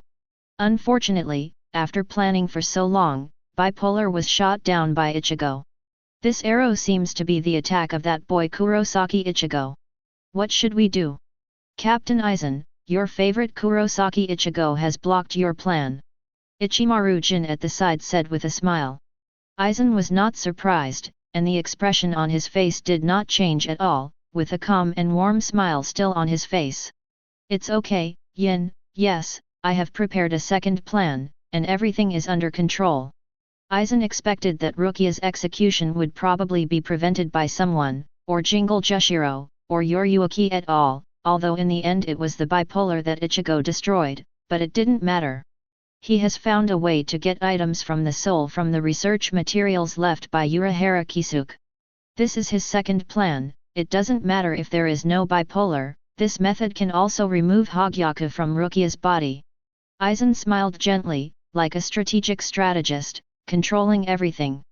Yamamoto Genryanagi is fighting Jingle Shunsui and Jushiro Yukitake, it's time for us to move. In Godi I-13, Aizen is more wary of Yamamoto Genryusei. Because Yamamoto Genryusei is known as the strongest Shinigami in the Millennium, and his combat power is extremely powerful, and Aizen uses Jingle and Jushiro to lure Yamamoto Genryusei away, so he doesn't need to worry about anything, and he goes directly to Bipolar Hill, take the Hogyaku out of Rukia's body. At this time, Hichugaya Toshiro, captain of the 10th Division, opened the door and entered. He saw the three of Aizen and his eyes widened. Aizen. Aizen faked his death before, and almost deceived everyone. Almost everyone thought that Aizen was dead. And now Aizen is standing here with Ichimaru Jintuan. This made Toshiro's brain overwhelmed for a moment. Moreover, his eyes quickly caught Hinamori, who fell to the ground. Toshiro's pupils shrank instantly, and Shunpo stepped forward in horror, helping Hinamori up from the pool of blood. Hinamori, Hinamori, wake up, wake up, wake up. Toshiro wanted to wake up Hinamori, but Hinamori's breath was so weak that he couldn't wake up at all. Ah! Toshiro completely lost his mind, and the roar of anger and heart-piercing resounded throughout the 46 room. Aizen, Ichimaru, I'm going to kill you. There are only Aizen and 3 people here, and it is Hinamori who is seriously injured by Aizen without thinking. Hinamori can be said to be the most important person in Toshiro's heart. At this moment, he just wants to kill Aizen and 3 people to avenge Hinamori.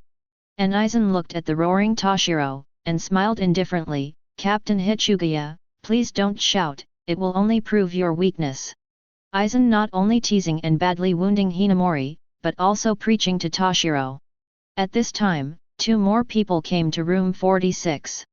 Aizen Sōsuke, you are not dead after all. Team 4 Captain Unohanaretsu and Deputy Captain Katetsu Isane arrive.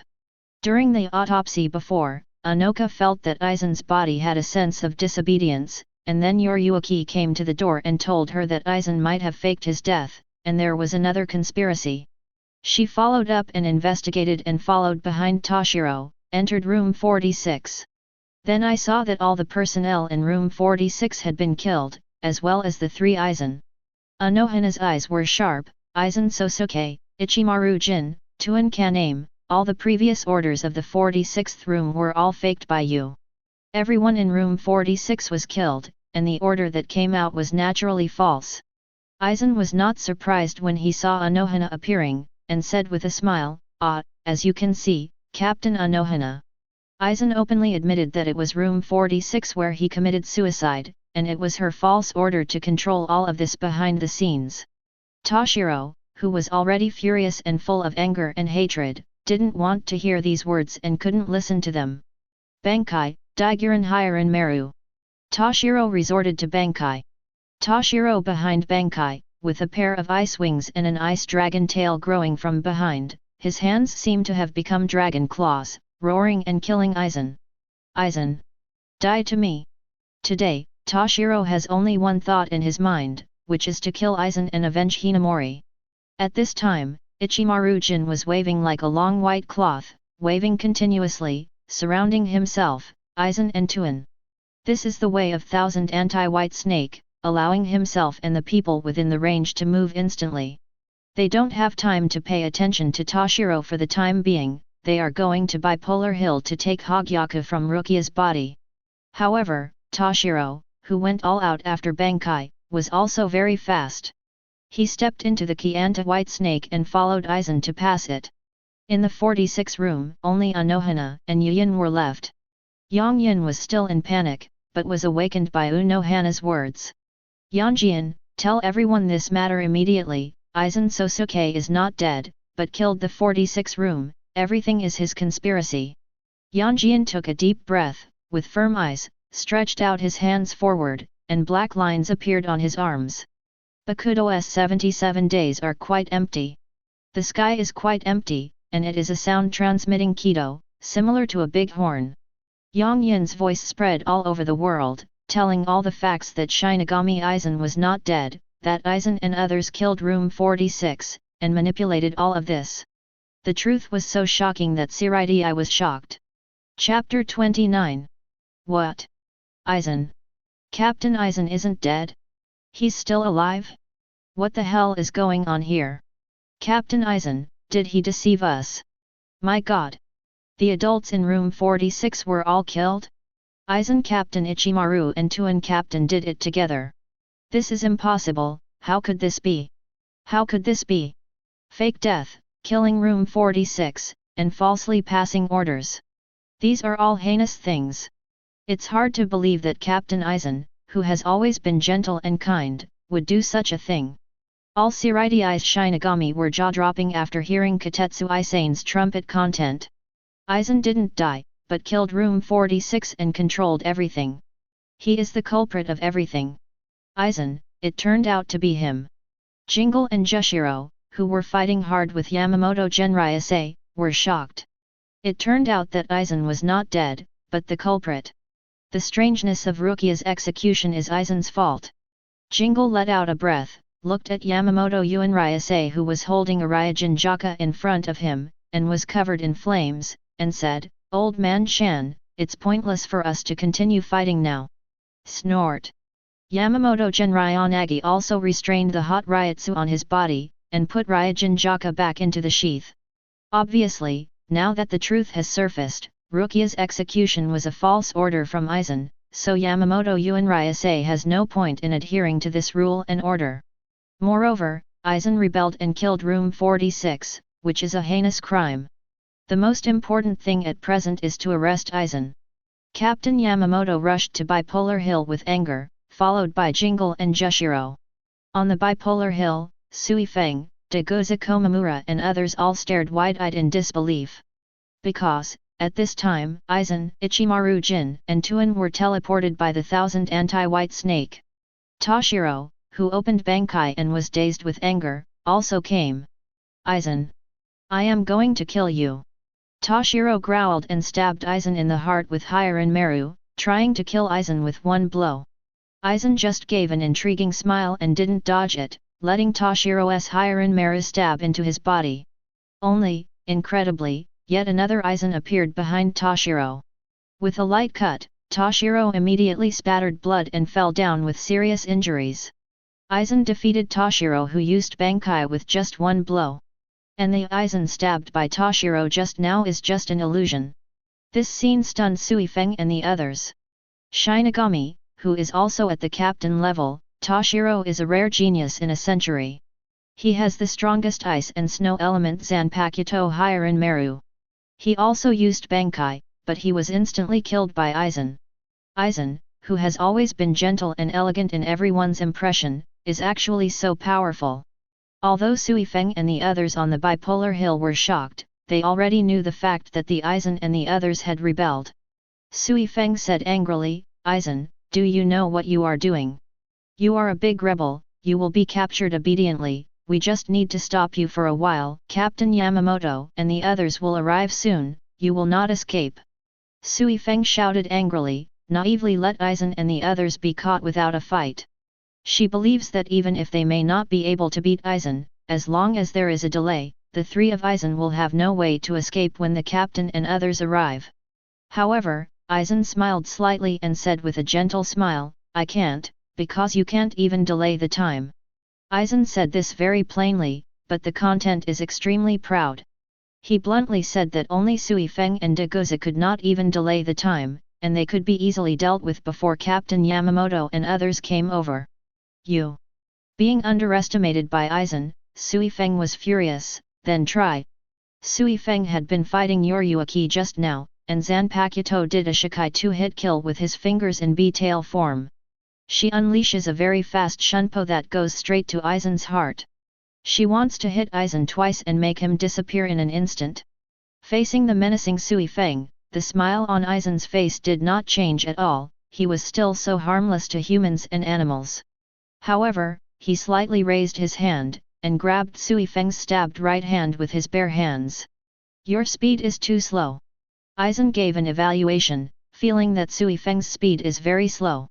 "You know, Sui Feng is in the second team, and the second team is very good at shunpo and white hits. Compared with other captains, Sui Feng's speed is relatively fast. But in the eyes of Aizen, it is still too slow." Aizen grabbed Sui Feng's arm with just a bare hand. Sui Feng was startled, his face full of disbelief.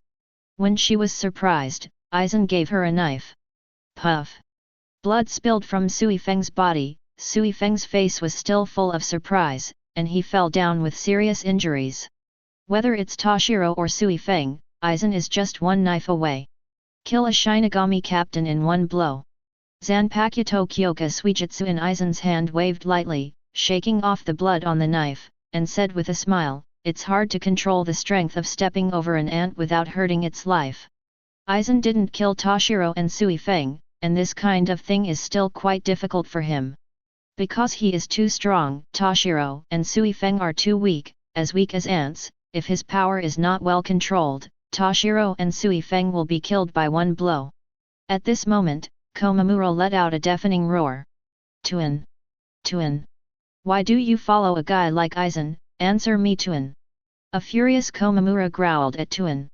He and Tuin are good friends, each with their own justice. But Tuin followed Aizen and betrayed Godei 13. This made Komamura very angry and puzzled.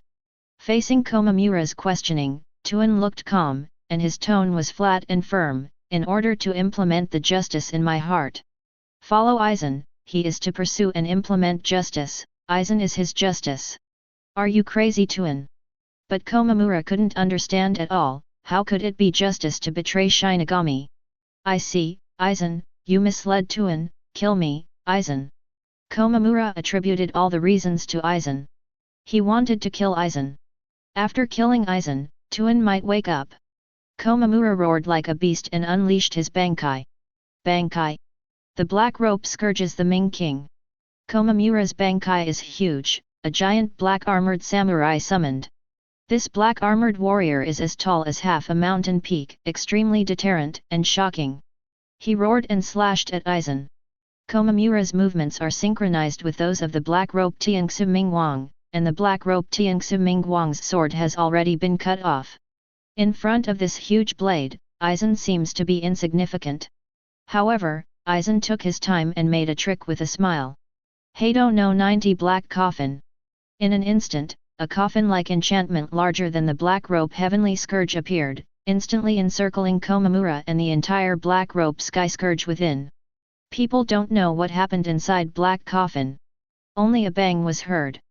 The black coffin was scattered, and the black rope inside was gone, and the big dog Komamura was covered in blood and collapsed. Komamura, who is also at the captain level, opened Bankai, but was defeated by Aizen's black coffin. In just a few moments, Aizen killed the 3 captains in seconds. Ichimaru-jin on the side spread his hands, and said leisurely in a lively tone, sure enough, you can stop Captain Aizen, and it won't even have the effect of delaying time. You are still too weak, or in other words, the gap between you and Captain Aizen is too great. Ichimaru-jin was explaining leisurely. And the other people here, Omida, Kojiro and other captains and some Shinigami soldiers, were all stunned at the moment. This. Omida's body trembled, and he couldn't speak clearly. It was really Aizen who easily killed the 3 captains in seconds. This kind of thing is shocking even if you see it with your own eyes. It's also the captain of Shinigami, with captain-level strength, but the gap is so big. In front of Aizen, whether it is Toshiro, Suifeng, or Komamura, they all look so pale and vulnerable. Everyone looked at the 3 of Aizen, full of horror and fear. The vice-captain of the first team, Kojiro, wanted to sneak attack Aizen, but was killed by Aizen.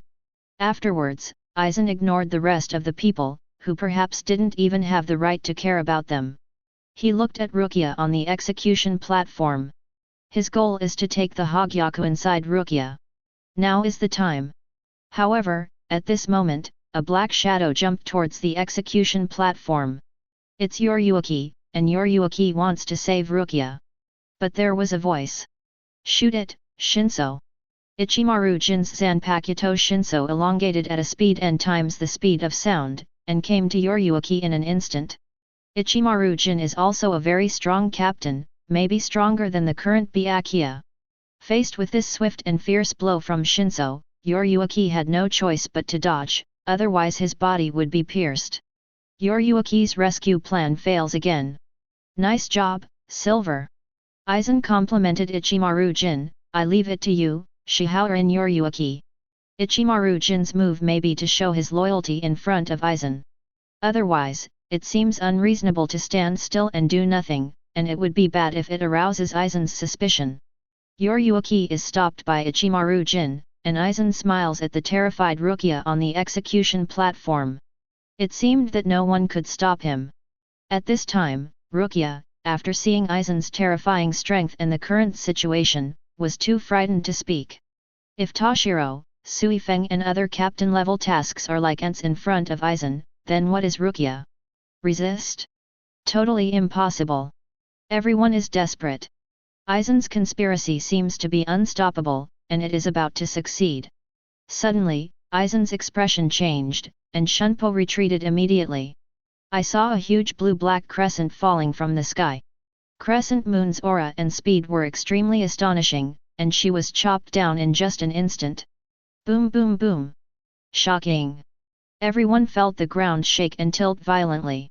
The bipolar hill was unexpectedly cut into a gully tens of hundreds of meters deep by the crescent moon falling from the sky, and the ground sloped down dozens of degrees.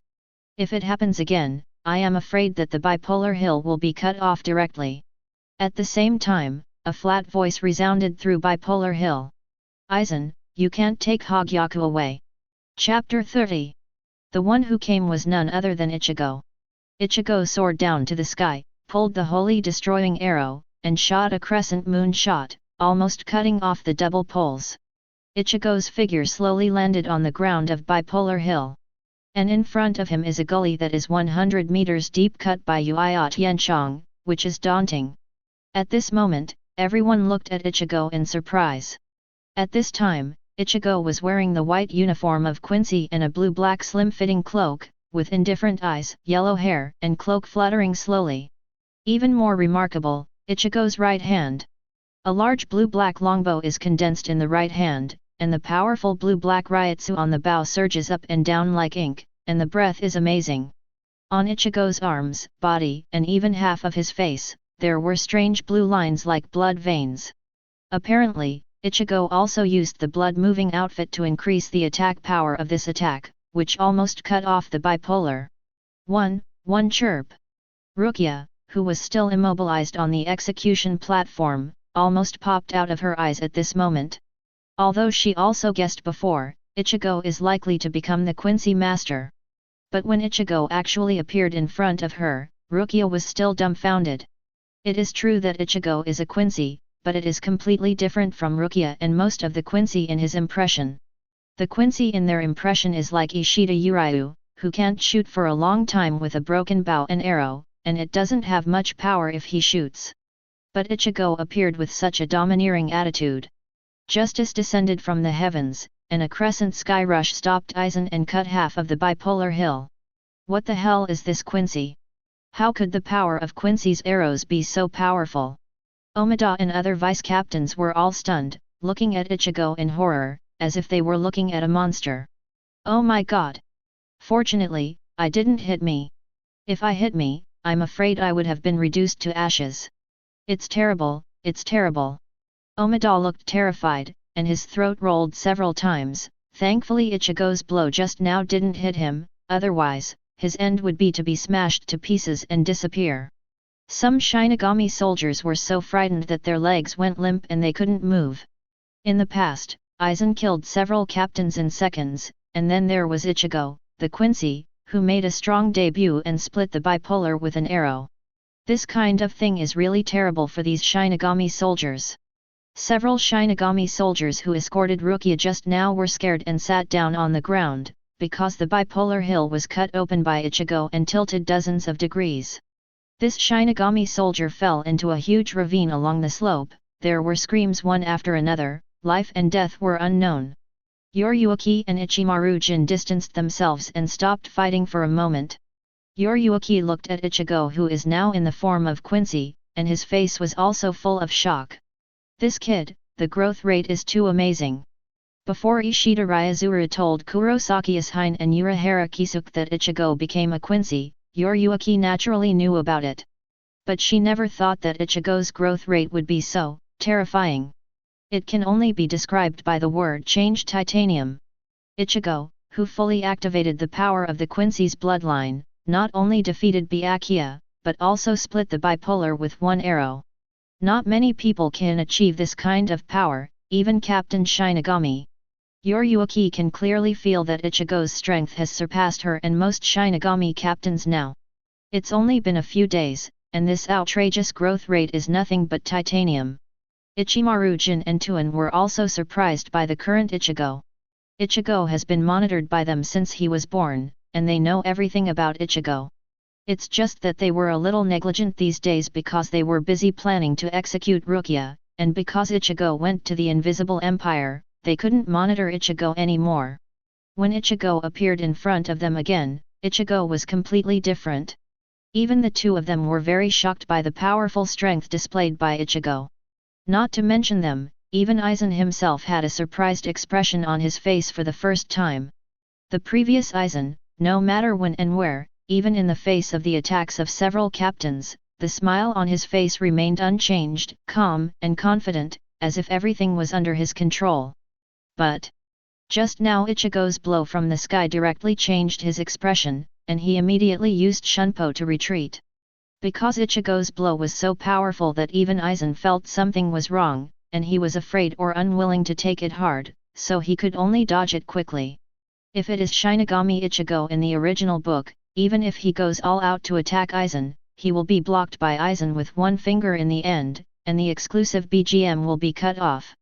Aizen's expression changed, and most of the smile on his face disappeared. If he hadn't dodged in time just now, Ichigo's powerful blow would have hurt even him. Aizen looked at Ichigo going across the ravine. Although he was a little startled, he still praised with a smile on his face, "Kurosaki Ichigo, your growth is beyond my expectation. I planned to make you a Shinigami before, and you also succeeded in becoming a Shinigami through the power of Byakuya Kuchiki, and now you are the Quincy Master. I also specially selected a few opponents for you and arranged a few battles, but it is obviously meaningless now. Your current strength has surpassed most Shinigami. Whether Ichigo meets Rukia to activate the Shinigami power, or Byakuya captures Rukia back, it's all planned by Aizen." According to the plot in the original book, after Ichigo reactivates the power of Shinigami and enters Seireitei, he will also encounter opponents such as Madarame Ikeku, Renji, Zaraki Kenpeki, Byakuya Kuchiki, etc. These are all battles arranged by Aizen for Ichigo, allowing Ichigo to experience and grow. But now that Ichigo is not only Quincy, but also incredibly powerful, Aizen's plans are completely unnecessary. Moreover, Byakuya and Zaraki Kenpeki were easily defeated by Ichigo just now. After Ichigo defeated Byakuya, Kenpeki quickly caught up with Ichigo's Ryutsu to fight Ichigo.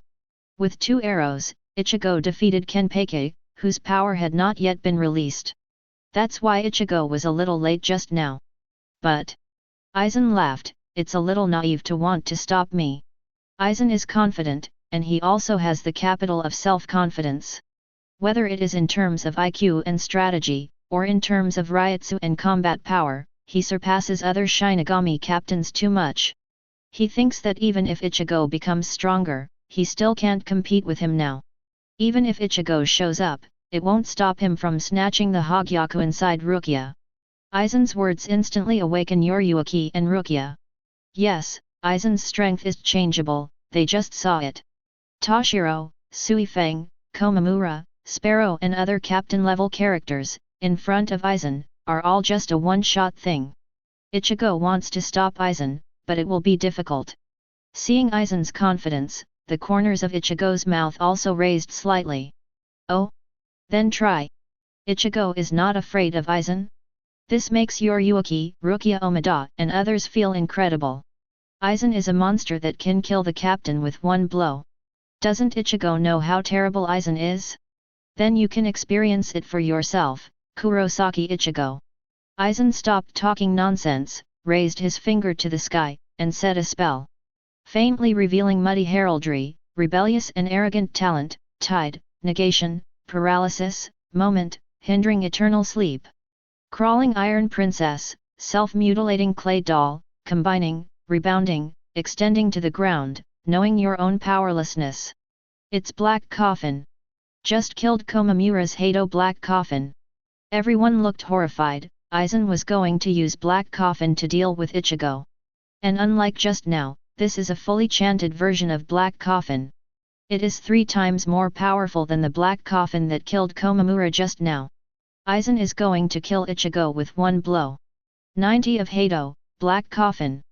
Aizen finished reading the Black Coffin's liberation language, and a black coffin that was 3 times larger than before and half the size of a bipolar hill surrounded Ichigo. There was a terrifying aura exuding from the black coffin, and there were dozens of blades inserted into the black coffin, as if they wanted to pierce the person in the coffin. Seeing the black coffin released by Aizen's complete chant, the faces of the others were filled with disbelief and horror. This is definitely the strongest Kido they have ever seen. The fully chanted number 90 Hado, and it was released by Aizen, is amazing in terms of appearance, breadth, and power. The Ichigo inside is probably more ominous than good. Aizen returned to his trademark smile.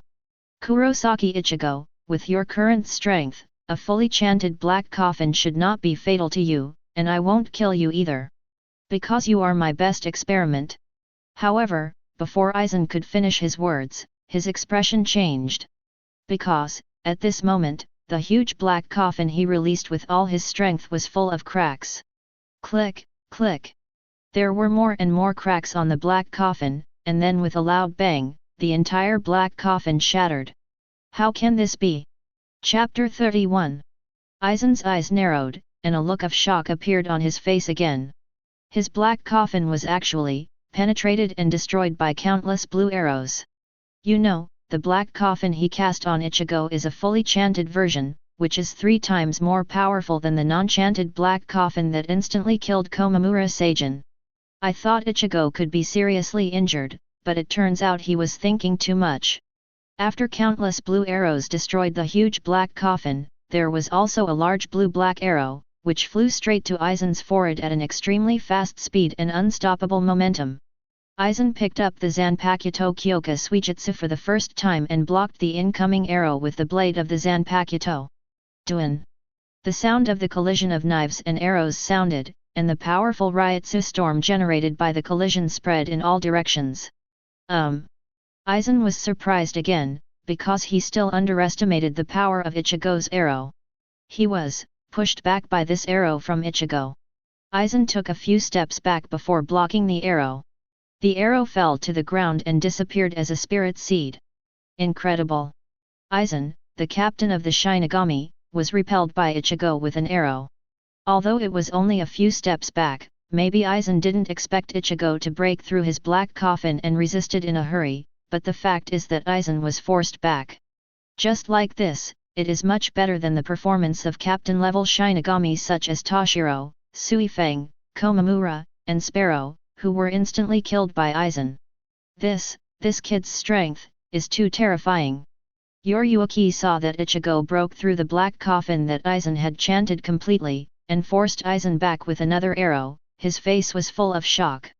Ichigo's current strength has really exceeded everyone's expectations. Genius? No, genius is far from enough to describe Ichigo's talent. Monster? The monster is also a bit mean. It is more appropriate to call it a wall hanging. Omida, who hid far behind a big tree, looked terrified to the point of ultimate. The people in Aizen are scary enough.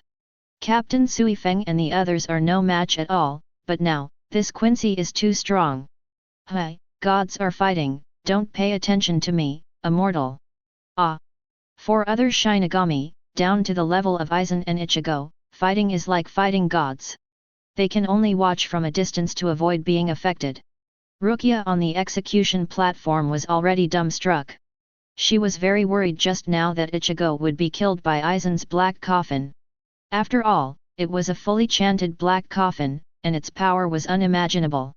However, Ichigo was able to easily defeat the huge black coffin, and even countered with an arrow to push Aizen back. It's unbelievable. Is he really Ichigo? Rukia couldn't help but wonder if the guy with the bow and arrow below is really Ichigo. The current Ichigo is really different from the previous Ichigo. Ichigo was a rookie more than 10 days ago. He couldn't even see Byakuya's speed clearly, and was killed by Byakuya in a flash. But now, Ichigo not only kills Byakuya in a flash, but also fights off the unfathomable Aizen. Ichigo's power can only be described as horror. Ichimaru-jin and Tuan behind Aizen were also shocked.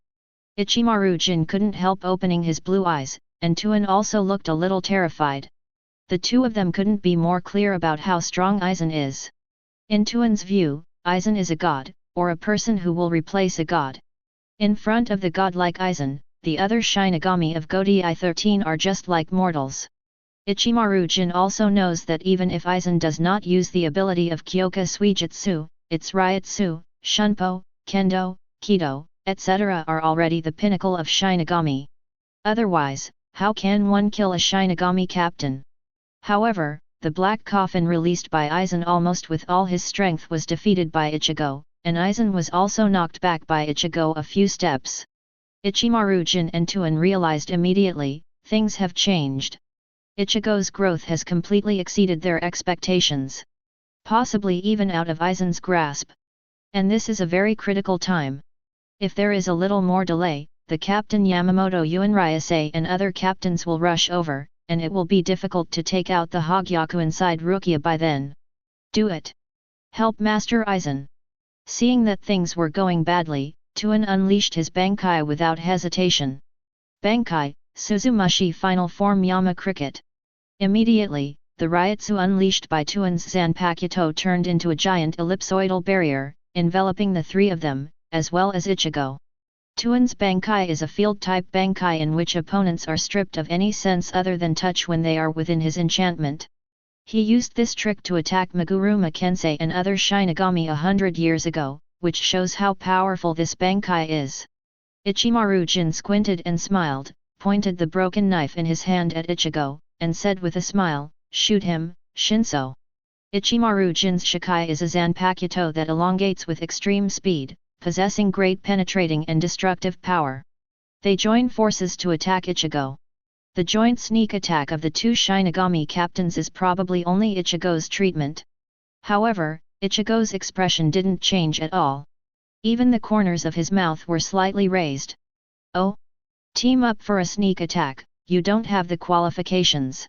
Ichigo sneered at Ichimaru-jin and Tuan ahead. Tuan was stunned. In Yan-mo cricket, he can hear and see, and his vision and hearing are not deprived. Because the Ryutsu gap between Tuan and Ichigo is too great, and Ryutsu is the basis of the Shinigami fight.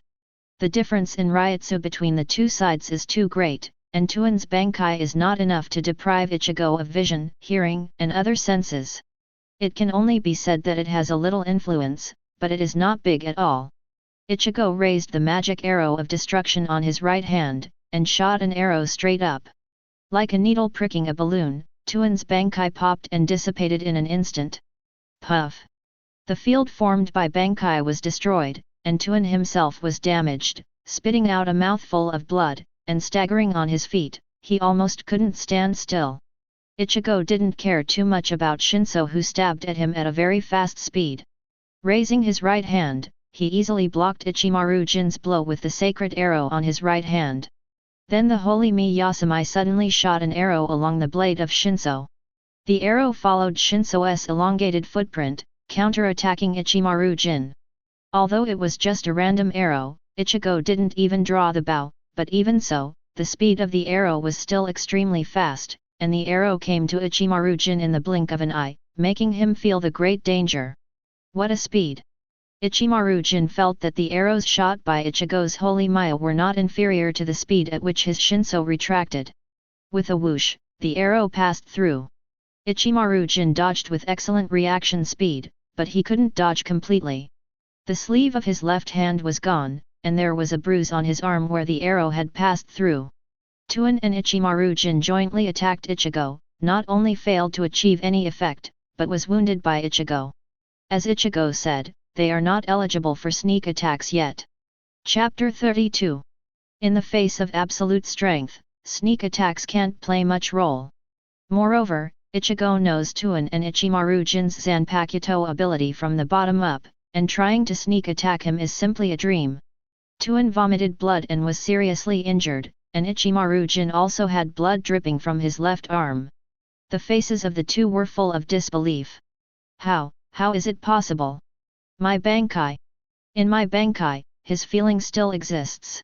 At the beginning, Meguruma Kensei and other veteran captains were in Tuin's Bankai, but they could only be slaughtered by Tuin.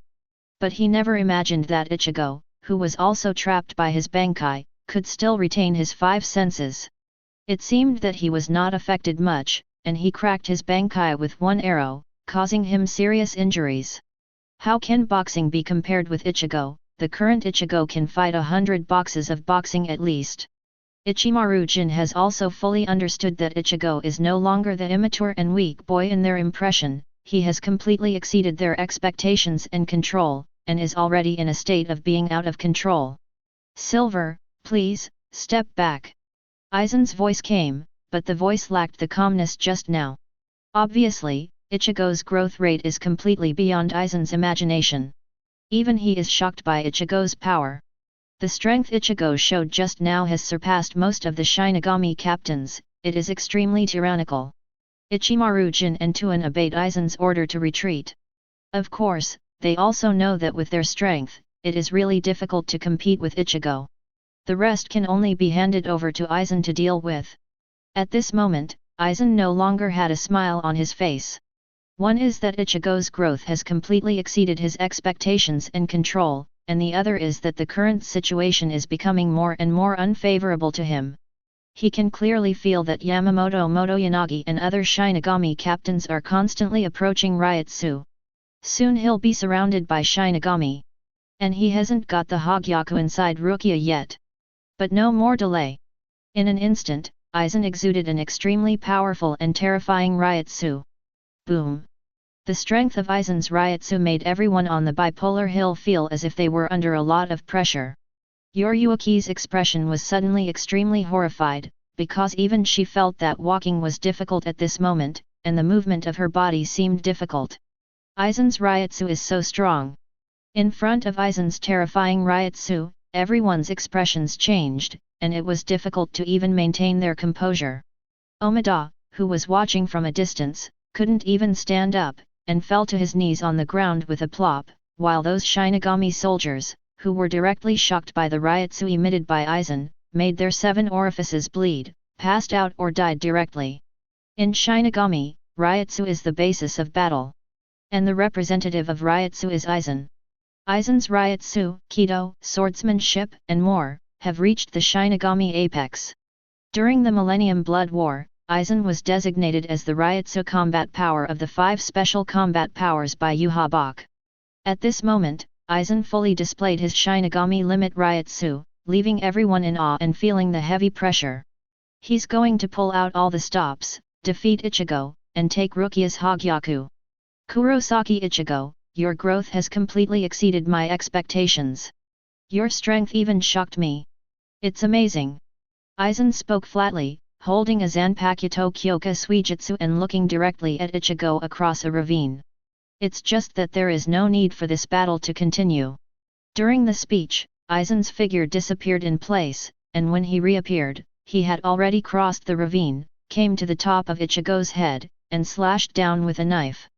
Aizen's attack methods are actually not many, except for Kyoka Suijutsu, most of the time it relies on Kido and swordsmanship.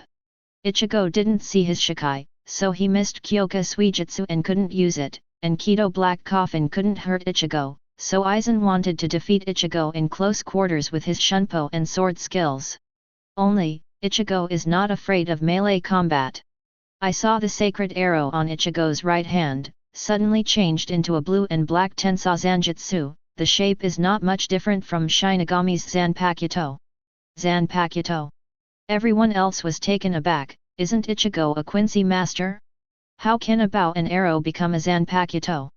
Aizen narrowed his eyes slightly. Not only the power of Quincy, but also the power of Shinigami has awakened. Aizen knows that Ichigo has several powers in his body and can use Zanpakuto, which proves that Ichigo has awakened part of the power of Shinigami. With the power of Quincy plus the power of Shinigami, Ichigo grows faster than he imagined. Moreover, blue lines appeared on Ichigo's arms, neck, and face again, and he used the blood-moving outfit to greatly increase his attack power. Dang clang, clang clang. The clash of swords between Ichigo and Aizen resounded in all directions. Ichigo's speed and strength can keep up with Aizen, and it is impossible for Aizen to defeat Ichigo like the other Shinigami captains. The two fought for several rounds, and they were evenly matched. Crescent Sky Rushes. During the fight, Ichigo also unleashed Crescent Moon from Zanpakuto. Aizen's body retreated, avoiding Ichigo's Crescent Sky Rush. But he himself also withdrew to the other side of the ravine. It seemed that Ichigo had the upper hand in this melee battle. Now Ichigo's power is no less than that of Aizen in the Shinigami period. Aizen's complexion became a little ugly.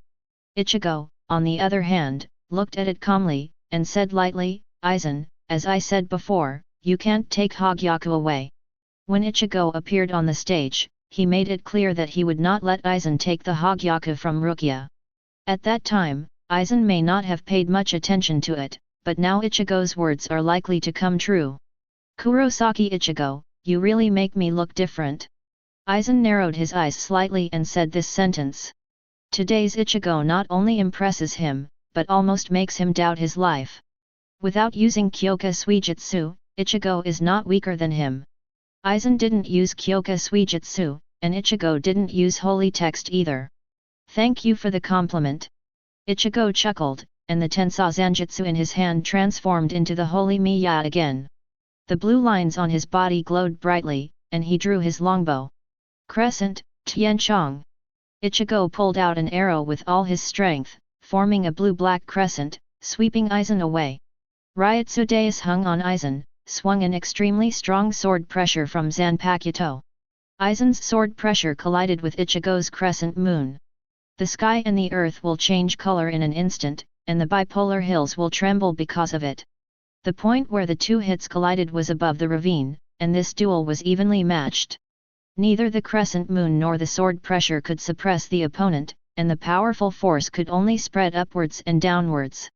The bipolar hill couldn't hold on any longer, and broke in two along the huge gully. The broken half fell down, and there was a loud bang, and the whole Seiridai was shaken, like an earthquake. The bipolar hill, which has a history of thousands of years, was actually interrupted. Chapter 33. The bipolar fracture collapsed, and a loud bang spread in all directions. The entire land of Seiridai shook, and the ground shook several times. Because Bipolar Hill is a landmark building in Siritii, no matter where you are in Siritii, you can almost see Bipolar Hill, so countless people saw this shocking scene. My God, what the hell did I see? The bipolar collapsed. What the hell is going on here? Was there a fierce battle on the Bipolar Hill? The two ryotsu that erupted just now were so terrifying, their battle even broke the bipolar.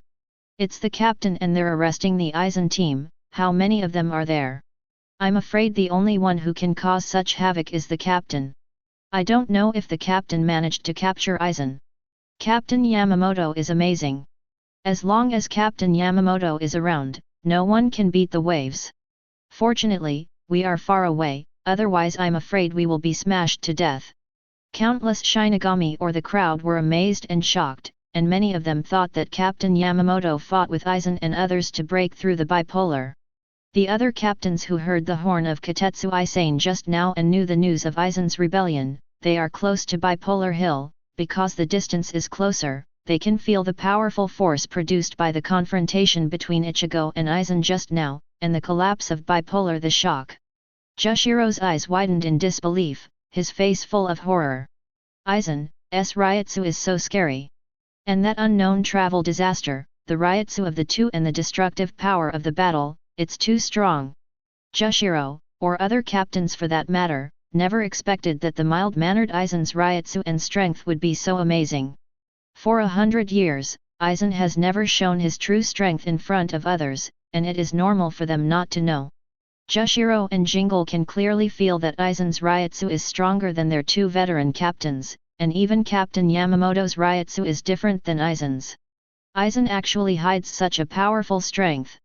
What made them even more unbelievable was that the one who was fighting against Aizen seemed to be the Quincy Luca, whose ryotsu and strength were not inferior to Aizen, and could compete with Aizen. While Jingle couldn't believe it, he wondered if he was getting old. Are all the young people nowadays like this? Captain Yamamoto looked serious, and he was angry at the moment.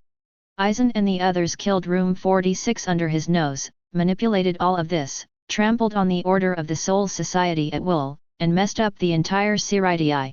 He is bound to bring Aizen and the others to justice. Full speed ahead. Hey, it's dangerous. Yuki put Sui Feng, who was seriously injured and unconscious, on the ground, and wiped the sweat from his forehead. When Ichigo and Aizen were fighting just now, she sent Toshiro, Sui Feng, Komamura, and Sparrow, who were seriously injured and unconscious, to the other side of the collapsed Bipolar Hill. Otherwise, the consequences for Sui Feng and the others who were already seriously injured might be disastrous. Aizen, Ichimaru Jin, and Tuan also flashed to the right of Ichigo before the Bipolar Hill on the left collapsed. Aizen's face was a little gloomy. Because he understands that his plan has failed. At this time, Rukia, who was originally hanging on the execution platform, disappeared, and it is unknown who took it away. And swish, swish, several figures rushed over. These are Yamamoto Genryase, Jingle Shunsui, Jushiro Yukitake, and Anoha Naretsu. And some other vice-captains also arrived one after another, surrounding the three of Aizen. Aizen Sōsuke, Ichimaru Jin, Tuan Kaname, you three rebels have nowhere to go. Should you catch them yourself, or let the old man do it yourself? There seemed to be flames flickering in the eyes of Captain Yamamoto, looking directly at the three of Aizen. Surrounded by groups, Captain Yamamoto and others thought that the three of Aizen were doomed. However, Aizen ignored him, but looked at Ichigo on the opposite side, and said, I never expected that my plan would fail because of you, Kurosaki Ichigo. In order to get the Hogyaku in Rukia's body, Aizen has been planning painstakingly for a long time, and he thinks that he has planned everything well. But in the end there was an accident of Ichigo. It wasn't Aizen who let the water go, he hadn't kept his hand, but he still couldn't beat Ichigo. Ichigo's strength is already on the same level as him. Hearing what Aizen said, Ichigo smiled lightly and said, oh, but this is not a surprise to me. Aizen's plan is blocked by Ichigo, resulting in failure, which is a surprise to him, but not to Ichigo. Aizen froze for a moment, speechless for the first time. Tuan couldn't help but yelled at Ichigo, UBD, cough cough. However, before he could say anything, he coughed violently and spit out 2 mouthfuls of blood. Apparently just now his bankai was broken by Ichigo and suffered a serious injury. Aizen seemed to accept the fact that his plan had failed, and smiled lightly. "You're funny, Kurosaki Ichigo." "Ichigo, thank you for the compliment." Ignored by Aizen, some Shinigami around feel that Aizen is too arrogant. Aizen is this when they don't exist. "Aizen, the 3 of you have nowhere to go, so grab them." Jushiro stepped forward and persuaded Aizen and others to surrender. Aizen was still smiling. "What's so funny? Captain Aizen?" Jingle frowned. In this situation, Aizen should be unable to escape, but why can he still laugh? Aizen didn't feel nervous at all because of being surrounded by Shinigami, and his expression was still calm. "I'm just laughing at how stupid and naive you Shinigami are," he said with a laugh. "What?" The Shinigami were all taken aback.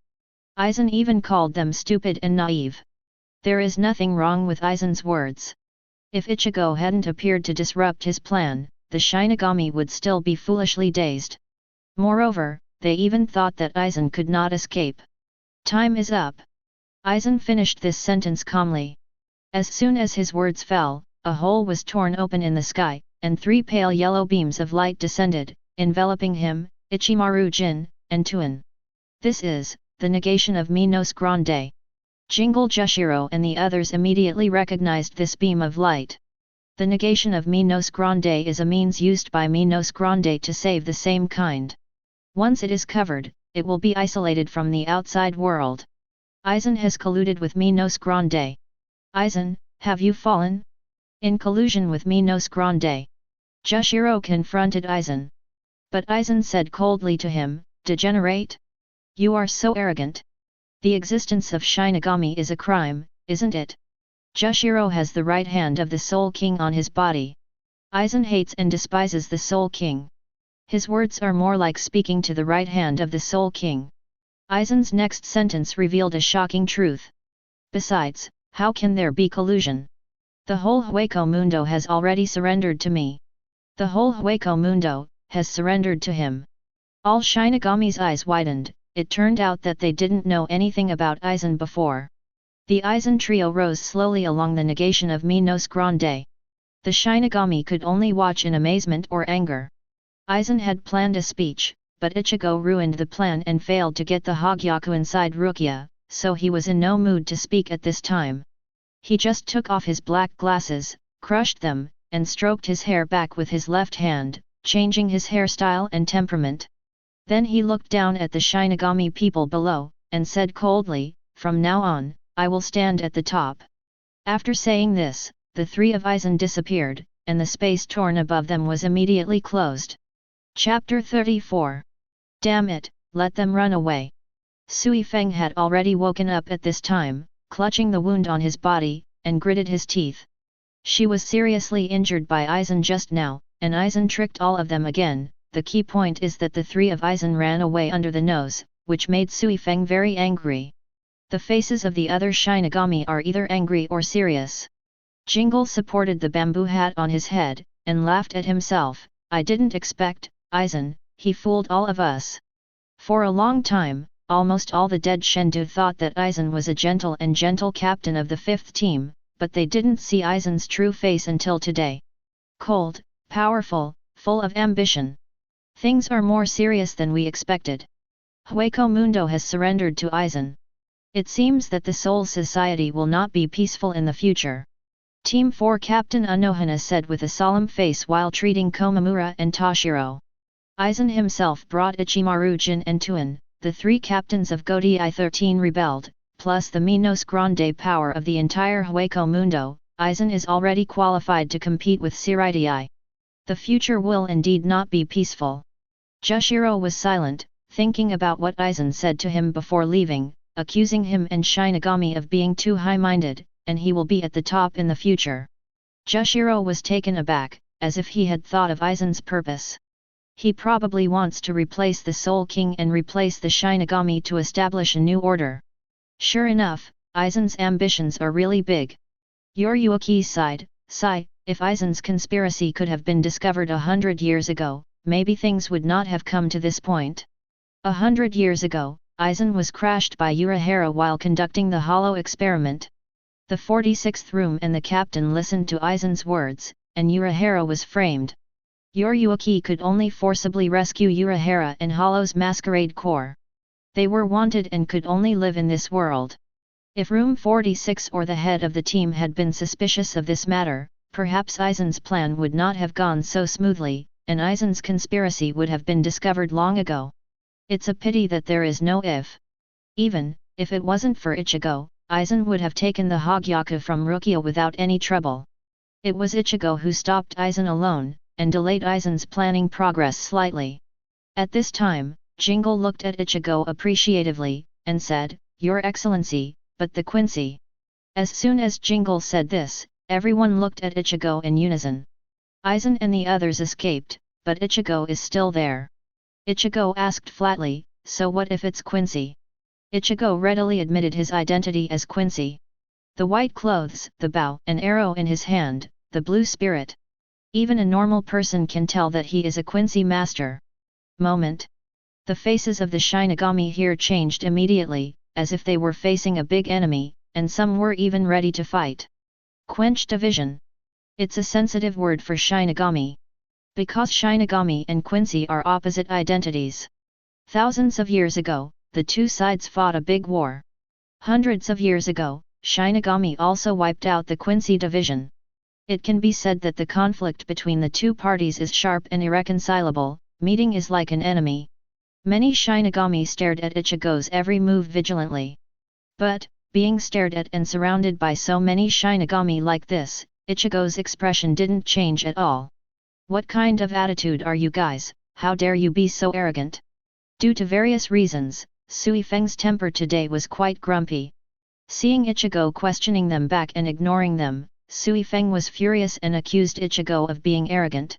Ichigo laughed, then stood like this, glanced coldly at the tense Shinigami crowd, and said with a little sarcasm, "Oh, then what should my attitude be?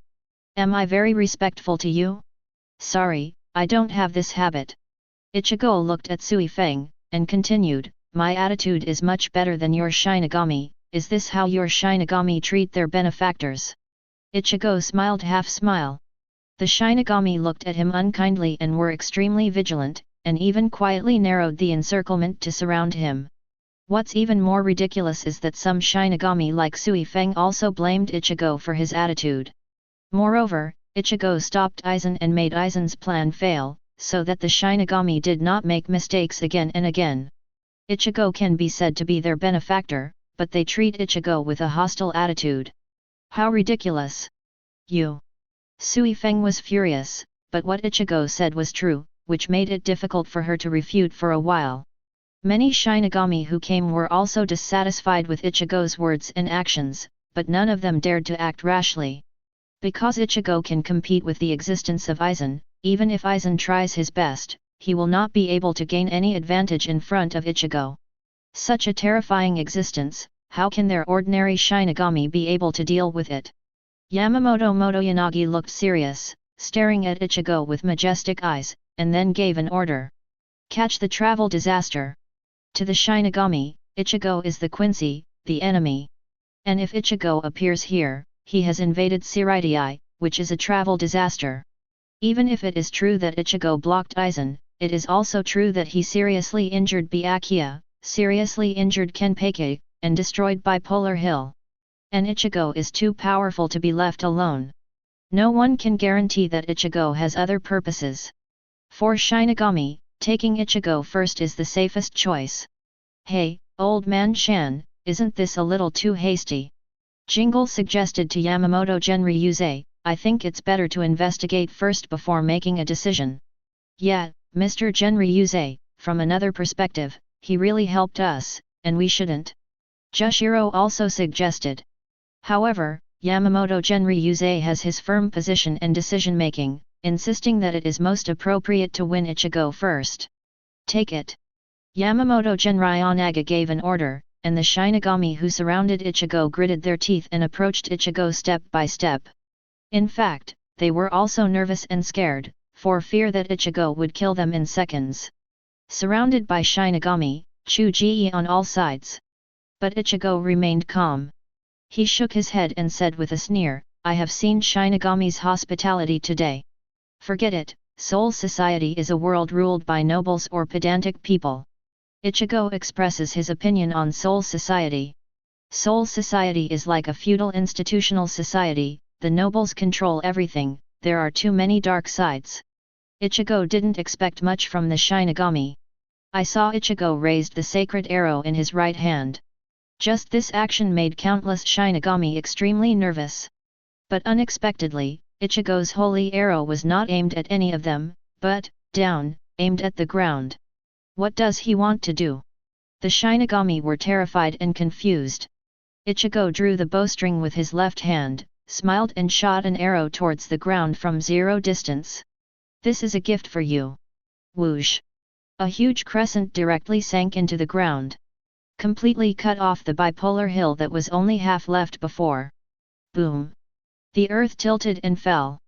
The Shinigami also all fell to the ground below, each one in a panic.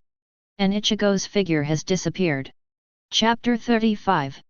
The bipolar hills collapsed completely, causing the entire Siridae to tremble violently again, like an earthquake. So far, Soul Society has no bipolar. Everyone in the Shinigami fell to the bottom, and some weaker officers or vice-captains, as well as many Shinigami soldiers, were still buried in the soil and howled, and the others hurried to rescue. At this moment, all Shinigami's faces were filled with shock. The shock that Ichigo left was too great for them. Interrupted the bipolar and left gracefully, leaving the Shinigami stunned and terrified. Some even found it more shocking than the way the Aizen trio lifted off. Aizen they left with the help of Minos Grande and negation of Minos Grande, while Ichigo directly interrupted the bipolar and disappeared. How much force does it take to break bipolar? In Godai 13, except for a few people such as the Captain Yamamoto and Ryuzei, no one can do it. Some Shinigami can't help being somewhat thankful. Fortunately, Ichigo's attack was not aimed at them, otherwise they would have been killed or injured. Chief Captain Yamamoto and Ryuzei's face was not very good looking. First, he was fooled and used by Aizen under his nose, and then let the 3 of Aizen defect and escape. Now Ichigo also interrupted the bipolar in front of him before leaving. These brats! Yamamoto Ryuzei has been the captain of Godai 13 for thousands of years, and this is the first time someone dared to be so presumptuous in front of him. He called Aizen and Ichigo 2 brats and thought they were too presumptuous. However, Aizen and Ichigo do have unbridled capital and strength. And did Ichigo do it wrong? He's only here to stop Aizen's plan, rescue Rukia, and get Hogyaku. For the Shinigami, Ichigo's identity as a Quincy is extremely sensitive, and Ichigo is completely different from the current half-Quincy like Uryu. His power is extremely amazing, so strong that they worry and fear. So these Shinigami wanted to take down and control Ichigo because of Ichigo's opposing identity as a Quincy and fear of his power, but Ichigo just resisted. It was their Shinigami that was wrong. As Yuhabach said before, the conflict between Shinigami and Quincy is basically impossible to ease. Ichigo will not be seen by Godai 13, and there is no reason to help Shinigami. Ichigo is the Quincy master and belongs to the Invisible Empire. At this moment, the faces of Jushiro, Jingle, Anohana, Suifeng, and others were all solemn. Aizen brought Ichimaru Jin and Tuan to rebel, causing Godai 13 to suffer a severe injury. Hueco Mundo also surrendered to Aizen, and the appearance of the extremely powerful Quincy Master Ichigo, all of which made Shinigami feel worried. Everyone knows that the future of the 3 realms will not be too peaceful. At this time, Jushiro asked the others, what about Rukia? Where is Rukia? Just now most people's attention was attracted by Aizen and Ichigo, few people noticed Rukia. When Jushiro, Jingle, and other captains rushed to Bipolar Hill, Jushiro looked at the top of the execution platform for the first time, but he didn't see Rukia at that time. I thought maybe Rukia was rescued by someone or something. However, at this moment, the bipolar collapsed, and he did not see Rukia's figure. Even if he used his Ryutsu perception with all his strength, he could not detect Rukia's Ryutsu. Jingle narrowed his eyes slightly, Miss Kuchiki had disappeared when we arrived. Then Jingle turned his head and asked Yuhabach beside him, Miss Yuhabach, but you rescued Miss Kuchiki. Yuhabach is still here, and Jingle Jushiro and Yuhabach are old acquaintances. At this moment, Aizen rebelled, and the truth of 100 years ago also surfaced, and Yuhabach was naturally innocent. Jingle thinks it might be Yuhabach who rescued Rukia. However, Yuhabachi's face also became serious, and she shook her head, no. That boy Ichigo fought Aizen just now, in order not to let Sui Feng and Captain Hitsugaya be affected, I was busy placing them in a safe place. Yuhabach was busy rescuing Sui Feng, Toshiro and others just now. Otherwise, if they were seriously injured on the ground and were affected by the battle between Aizen and Ichigo, they might be seriously injured again and killed directly. But also because of this, Yuhabach neglected Rukia on the execution platform. When she put Sui Feng and others who were seriously injured and tried to rescue Rukia, she found that Rukia on the execution platform had disappeared. It was as if it had disappeared without a sound. There is no trace at all. Rukia was definitely not taken away by Aizen. When Aizen left, there were only the three of them in negation, and certainly not. Ichigo had been busy fighting Aizen before, and was surrounded by Shinigami after the battle. It is impossible to take Rukia away. So where did Rukia go? Concerns and doubts appeared on the faces of everyone in Shinigami. At this moment, somewhere in a certain Rukanga far from Siraidai, a black hole appears out of nowhere. Then a pink-haired girl wearing a white Quincy outfit and Rukia in a prison uniform walked out of the black hole. It turned out that Menina, P-Power, who had been following Ichigo, rescued Rukia. Ichigo had ordered Menina to rescue Rukia while he was fighting. Menina will obey any orders from Ichigo, so when Ichigo and Aizen confront each other, she quietly appears on the execution platform, silently leading Rukia to the Shadow Realm, and then away from Siraidai, to the outskirts of Rukanga. Rukia was also very nervous at the beginning, not knowing the purpose of the pink girl in front of her to rescue her, and the other party didn't take the initiative to say a word to her. Perhaps it is because Menina does not know Rukia, there is no common language between the two, and their identities are still opposite. Rukia took a deep breath to calm herself down, and said to Menina who was walking in front, "Thank you, you saved me, Miss Quench." Judging by Menina's clothing, Rukia can naturally tell that she is a Quincy. Menina did not turn her head, and gave a soft hum. Rukia continued to ask, "What's your name, please?" "Menina." "Miss Menina, why did you save me?" "It's an order from Master Kurosaki." Menina answered Rukia truthfully. Quincy confronts Shinigami, and if Ichigo hadn't told her to, she would never have rescued Rukia. Rukia also guessed that Menina and Ichigo are together, after all, Ichigo is also a Quincy master. However, what she didn't expect was that Menina actually called Ichigo Master Kurosaki. Rukia knew that the strength of this Quincy girl who seemed to be indifferent to her in front of her was terrifying. Just now when Rukia was still on the execution platform, Menina crushed the iron chains on Rukia with her bare hands when she appeared. Rukia wanted to resist, but after she was caught by Menina, she felt Menina's terrifying power, and she couldn't even struggle. "If you can't do it, you will be brought into the realm of shadows." Menina seems to be Ichigo's maid, but she is also a member of the Knights of the Star Cross.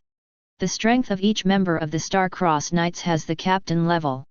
Menina's holy text is P, strength. Strength is not ordinary.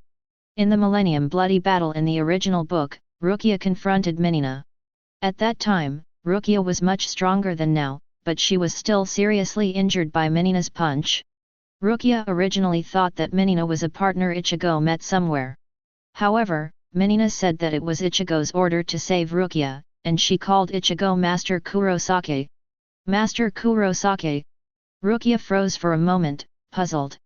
She knows the situation of Ichigo, a human boy who can see the soul, a father who is not serious and two younger sisters at home.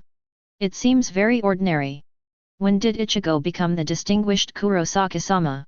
And there is also a maid whose strength has reached the captain level? Even as the head of the Kuchiki family, one of the four nobles, Byakuya Kuchiki doesn't seem to have such outrageous treatment, right?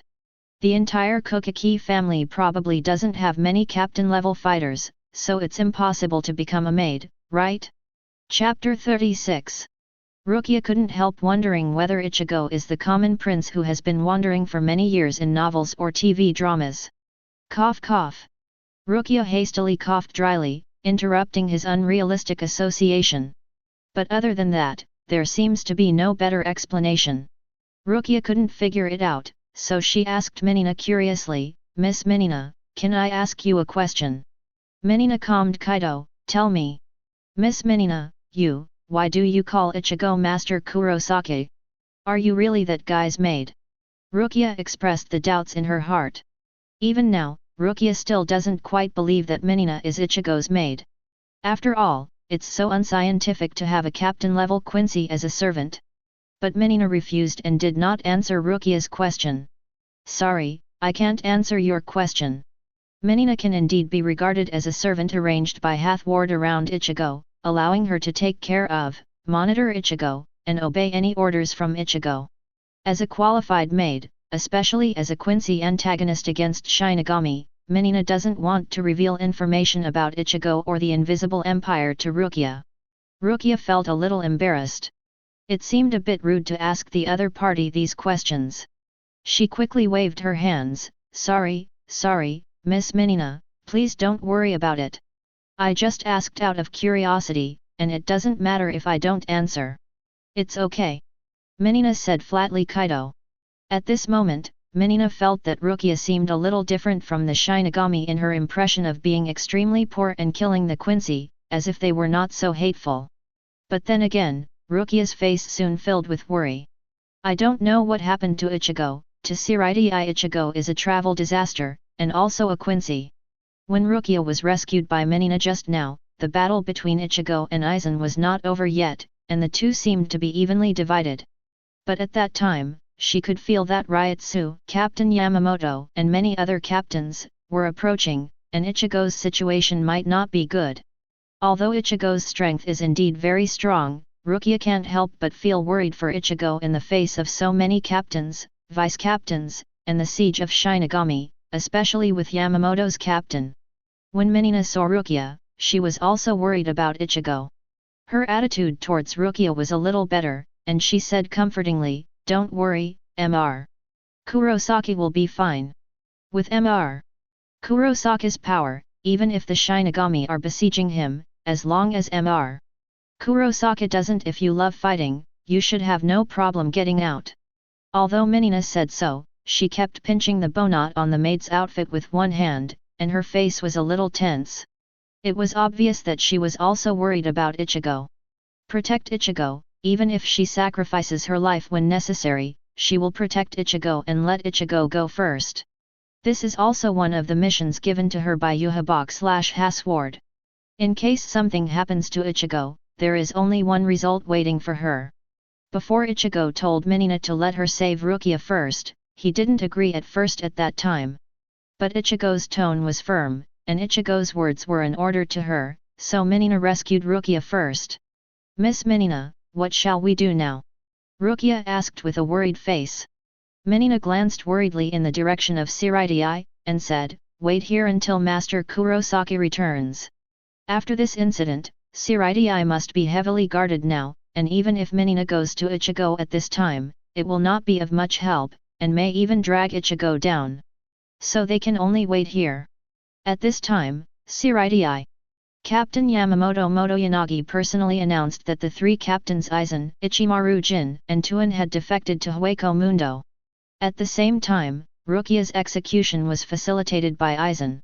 It was Aizen's conspiracy and Godi 13's shame. Rukia was declared a victim, absolution of crimes. The crime is absolved, but the Rukians are gone. At this time, Renji, Byakuya, and Kenpeki have woken up after being treated by Orium Shuangtian Gishi. All three of them also heard Commander Yamamoto's order. Renji wept with joy, Byakuya felt relieved, and Kenpeki felt nothing. Rukia not guilty. Rukia not guilty. Ha ha ha, ha ha ha. So good, so good. Renji laughed until his wounds were open, and his face was blue with pain, but he still couldn't hide his excitement. After Renji lost to Byakuya before, he was desperate, thinking that Rukia and himself were going to die. After Ichigo appeared, he rekindled hope, and Ichigo seemed to have really done it, preventing Rukia's execution. Rukia is not dead, nor guilty. That guy is amazing. Thanks to him too, thank you so much. Renji was very grateful to Ichigo, and he felt that if it wasn't for Ichigo, then Rukia would definitely be gone. It was Ichigo that changed all that. However, he was soon told that Rukia had disappeared. Renji was about to go stupid. Orium's healing ability is very strong, and Byakuya's wound has healed more than half, and he can stand up. He looked in the direction of the bipolars, and there were no bipolars there, no bipolar hills in the Soul Society. Byakuya is also grateful to Ichigo. It was Ichigo who made him realize that sometimes it doesn't make much sense to abide by some dead rules. If he can't even protect his own sister, what's the point of sticking to these rules? Fortunately, Ichigo saved Rukia, otherwise Byakuya would regret it even more. Rukia, you probably took her away. Byakuya muses, thinking that it might be Ichigo who took Rukia away. As for the reason and evidence, he couldn't tell. Byakuya looked at the collapsed bipolar, and let out a slow breath. That guy's power is terrifying. This was Byakuya's inner thoughts at this time, but he didn't say it because he wanted to save face. Ichigo can kill him with one arrow, and his strength is shocking enough, but even Aizen can stop it, and even double poles can be interrupted. Ichigo's power is far better than Byakuya. Byakuya was not discouraged either, his face returned to calm, and from now on, he will practice harder and improve his strength. As for Kenpei, he was lying on the ground, covering his forehead with his hand. It's disgusting, that guy is too strong.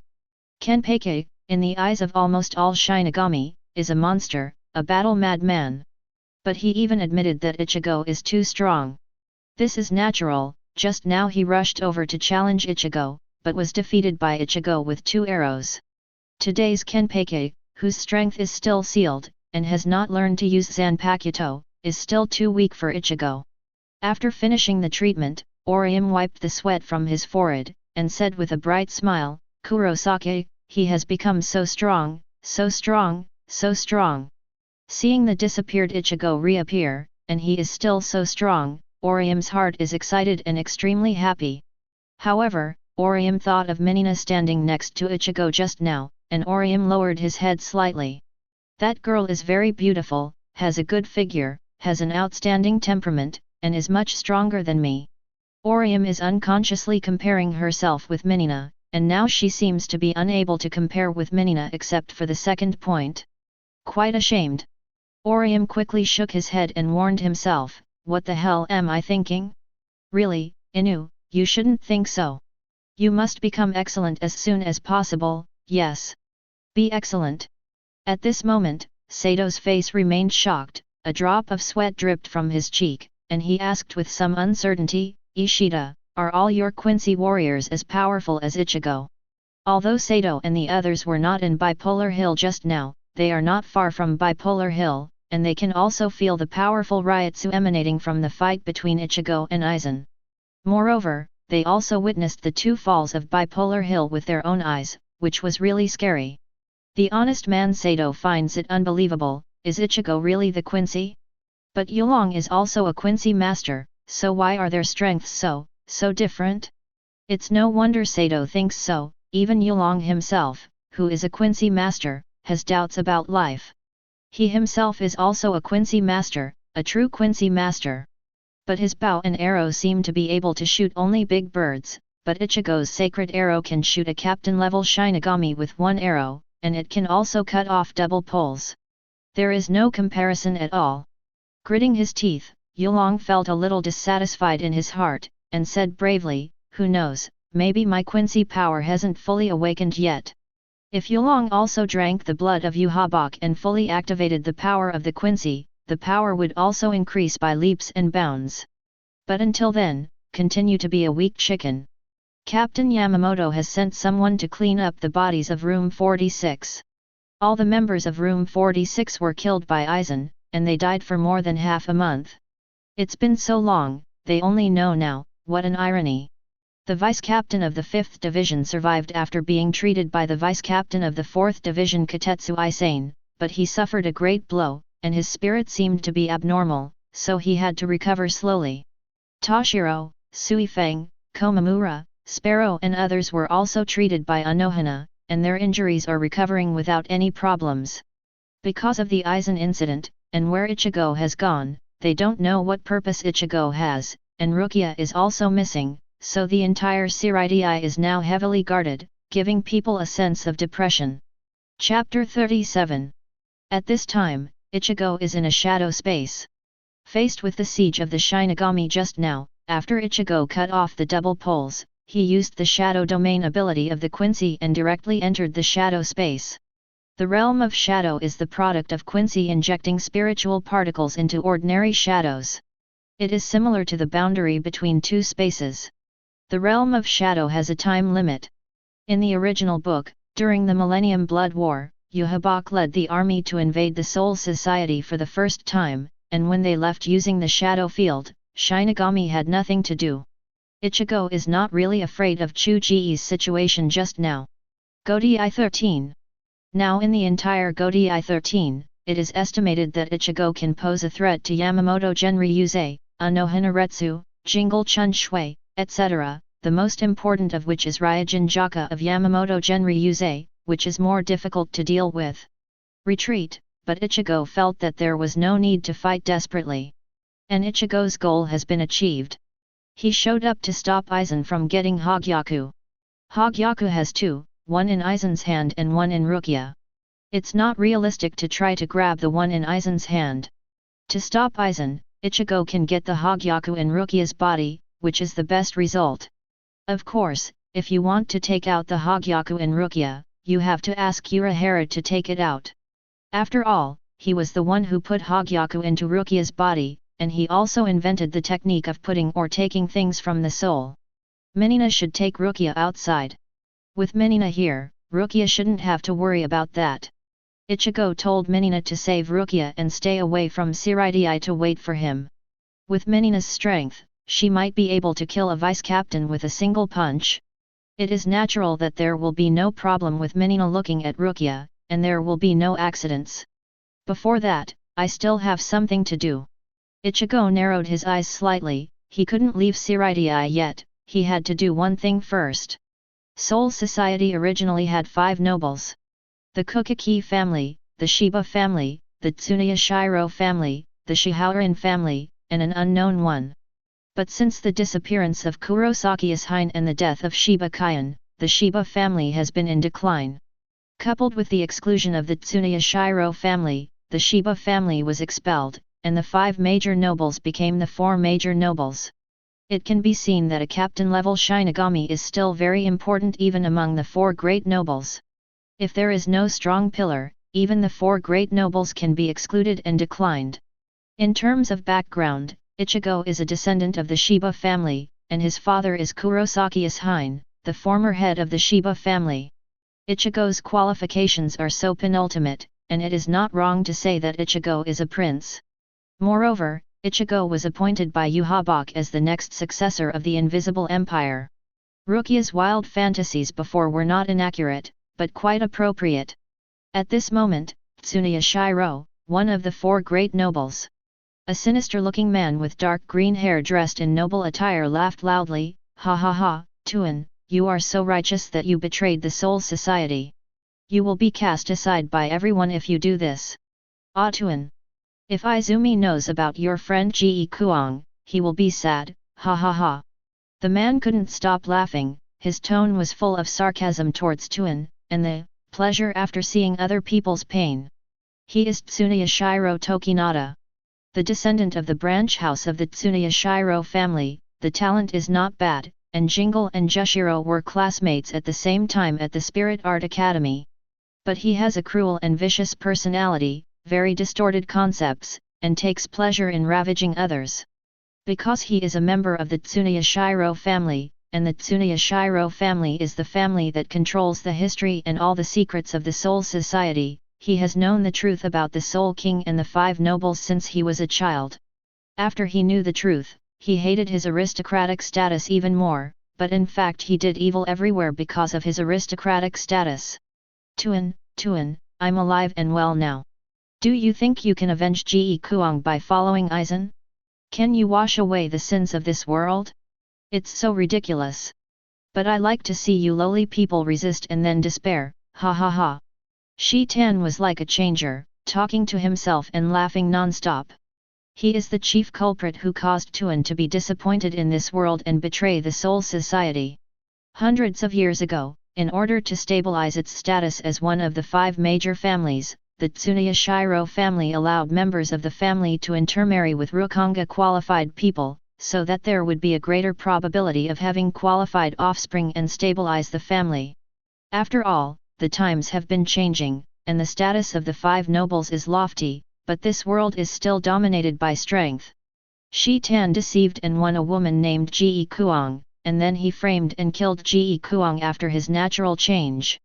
Moreover, he teased Tuan and trampled on Tuan's dignity. Although Jingle, who was careful and thoughtful, realized that something was wrong and exposed Tokainan, but Tokainan was only punished because of his status as a nobleman. Now he is still at ease in Tsunoya Shiro's house. The Tsunoya Shiro family has surveillance on almost every place in Siraidai. Tokinaden naturally witnessed the battle on the bipolar just now through some equipment. Aizen Sōsuke, who has been hidden for hundreds of years, is really a scary guy. There is also this Quincy called Kurosaki Ichigo. It's really surprising that there is such a strong Quincy alive.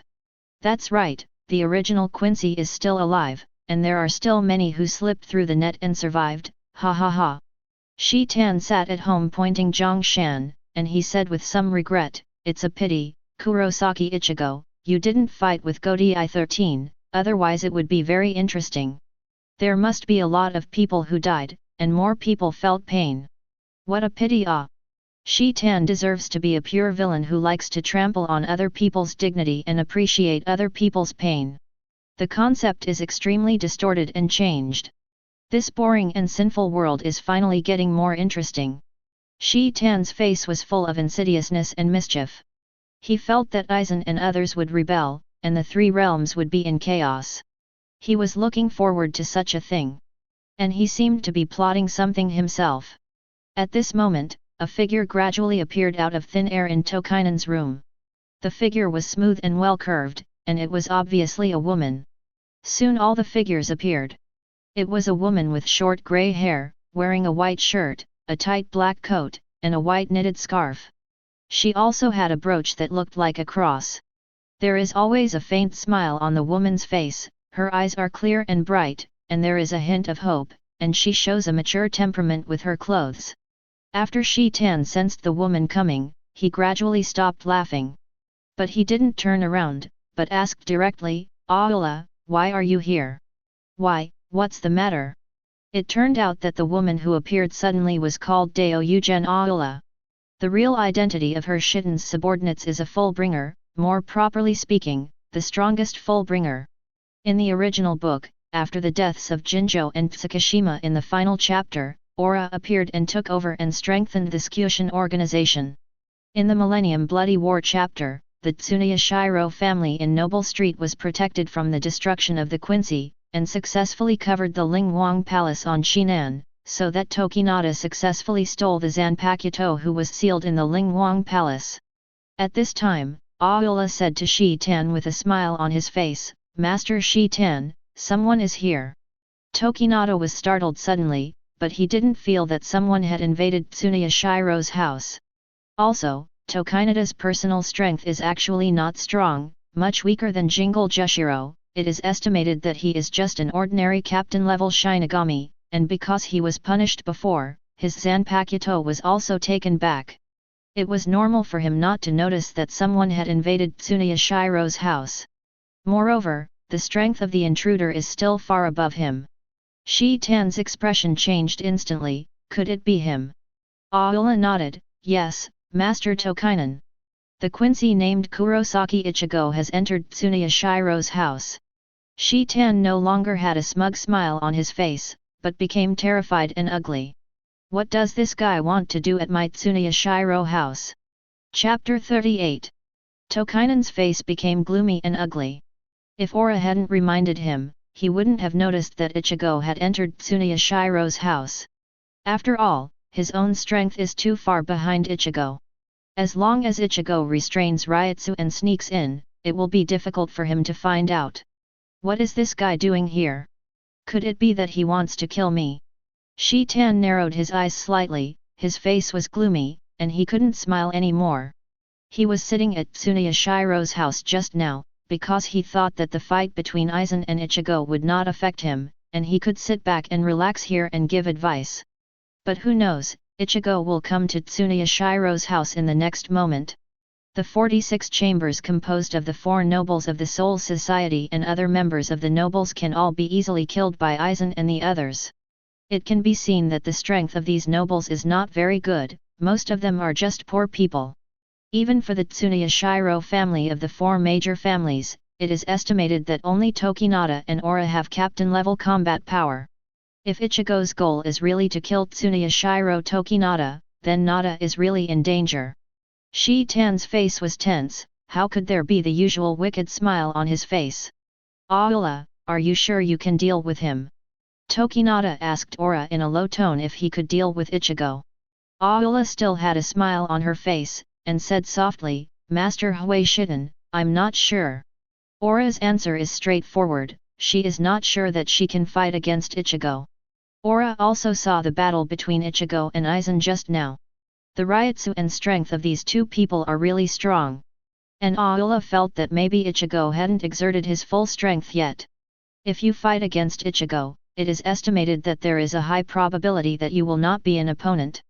But Aula added another sentence, and said with a light smile, it should be possible to delay for a while.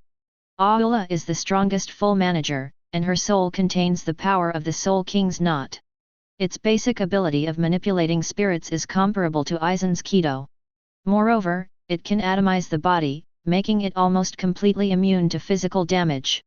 It is still possible to delay Ichigo and let Tonata-sama escape. When Shi-tan heard Aula's words, most of the gloom on his face quickly dissipated, and he regained his evil smile. Aura can hold back Ichigo, and in the worst case, he can escape without losing his life, so there is no need to be too afraid of Ichigo. This guy really scared me. My plan hasn't succeeded yet, I haven't destroyed this boring world yet, I don't want to die right now, hehe. Tokainan continued to smile confidently. However, Aura said again, Master Tokinata, Kurosaki Ichigo's target doesn't seem to be you, he didn't come towards us. Aula can feel the trace of Ichigo, and the direction of Ichigo is not from their side, but farther and farther away from them. Oh! Tokinata was slightly taken aback, Ichigo's target was not him. It stands to reason that with Ichigo's strength, he should also be able to feel Ryutsu, the captain of Tonata, but the target is not him. In other words, Ichigo didn't pay attention to Tsunoya Shiro Tokinata at all. Perhaps to Ichigo, Tsunoya Shiro Tokinata is like a clown hiding in the dark and sneaking around. Although he is a bit disgusting, it is not worth mentioning at all. Isn't the target me? I really did too many bad things. I'm afraid that ghosts will knock on the door, haha. Shi-tan's tone was a bit self-deprecating, but the worry and hanging heart on his face were finally completely let go. If Ichigo is determined to kill him, he is really not easy to deal with. He can only let Aura stop him, and then wait for the captain of Godi I-13 to bring someone to rescue. It's just that before that, he might not be alive. Then what is he going to do? Shi-tan frowned slightly, feeling a bad premonition. Bother you for something? Naturally, Ichigo couldn't be just wandering here, it must have a purpose. Master Tokinata, he walked towards the collection room. Aula spoke softly, and said with a faint smile, his target is probably something in your collection room. What? Shi-tan's face suddenly changed. In the collection room, there are many items collected and stored by him and the Tsunoya Shiro family over the years, including some spirit kings that he sent people to kill some Fullbringers before, and extracted from the corpses of the Fullbringers. Fragments. Could it be that he wants the fragments of the Spirit King? Shi-tan's face was extremely ugly. The fragments of the Spirit King are very precious. He also designed and sent people to kill many Fullbringers, and then extracted them from the dead Fullbringers. Moreover, not every Fullmancer can extract the Soul King fragment, it just has a higher probability. These Spirit King fragments are an important part of his future plans. Shi-tan is in a hurry. Aula, you go and stop him. Tokinata sends Aura to stop Ichigo. He couldn't let Ichigo loot all the Soul King fragments he had painstakingly collected. Yes, Tokinata-sama. Aula is still very loyal to Shi-tan, and will follow Shi-tan's orders, but he also tells the truth. But the subordinates can't guarantee that they can complete the task. Shi-tan's expression was ugly, he took a deep breath, and said in a deep voice, "You first find a way to hold him back, I'll call Godi I-13's Shinigami to come over. If you really can't stop him, you can meet some of his demands and minimize the loss." Furious, Tokinata tries to get Aura to hold Ichigo, and then he calls Godi I-13 to come over. But if Aura can't stop Ichigo, and can't wait for Godi I-13 to come over to support, in this case, Tokinata can let Aura meet some of Ichigo's requirements, such as sending a piece of Soul King fragment to Ichigo to send Ichigo away, losses are minimized. Yes, Tokinata-sama. Aula took the order, but his figure disappeared. Chapter 39. With Ichigo's current strength, Ryutsu perception is very strong, anyone with a slightly stronger Ryutsu can feel it, and some items with special powers are no exception. So after he sneaked into Tsunoya Shiro's house, he immediately felt the pieces of the Soul King in the collection room of Tsunoya Shiro's house. There were naturally some guards from the Tsunoya Shiro family guarding the collection room, but they passed out instantly without seeing Ichigo. Ichigo dived in easily. However, in front of the door of the collection room, a figure blocked Ichigo's way. "Mr. Kurosaki, don't you come here without saying hello." Aura spoke softly and looked at Ichigo with a slight smile. "Normally, if you sneak into a certain place, you will definitely be surprised or flustered after being discovered." But beyond Aura's expectation, this kind of expression did not appear on Ichigo's face at all. Not only was Ichigo unhurried, but there was a slight smile on his lips. "Oh, I'm just here to get something, no need to say hello." Ichigo smiled lightly, and asked back, "Besides, didn't you guys discover me a long time ago, or Michihane?" Ichigo is a time traveler and knows most of the things in the Shinigami world like the back of his hand.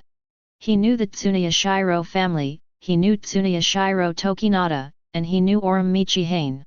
With just one sentence, Aula stared slightly, and was stunned for a moment. This expression was extremely rare on her face. Ichigo actually knew her name, and had already guessed that she could sense that Ichigo had entered Tsunoya Shiro's house. It's as if Ichigo anticipated everything. And how is this possible? Today, Aura also watched the battle between Ichigo and Aizen through the surveillance video of Tsunoya Shiro's house, and only then did she know Ichigo's name and some of her abilities. Ability. Aula smiled, and lightly rolled up the knitted scarf on her body, showing a rather mature charm. She said gracefully, "Mr. Kurosaki, are you looking for something?" Aula was asking the question knowingly. Maybe she didn't want to fight Ichigo, or maybe she wanted to buy time. Haven't you and Tsunoya Shiro Tokinata already guessed it? It's just a few things inside. Ichigo glanced at the storage room behind Aula. He could clearly feel that there were a few fragments of the Spirit King inside. Aula acts very carefully and decisively, and loves to laugh and play tricks.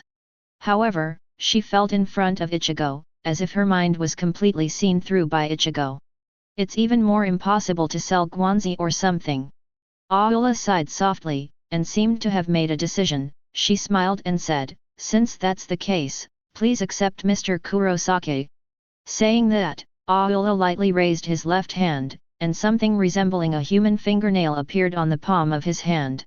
This thing is obviously one of the fragments of the Spirit King, the fingernails of the Spirit King. Aula even volunteered to give Ichigo a piece of the Soul King's nail.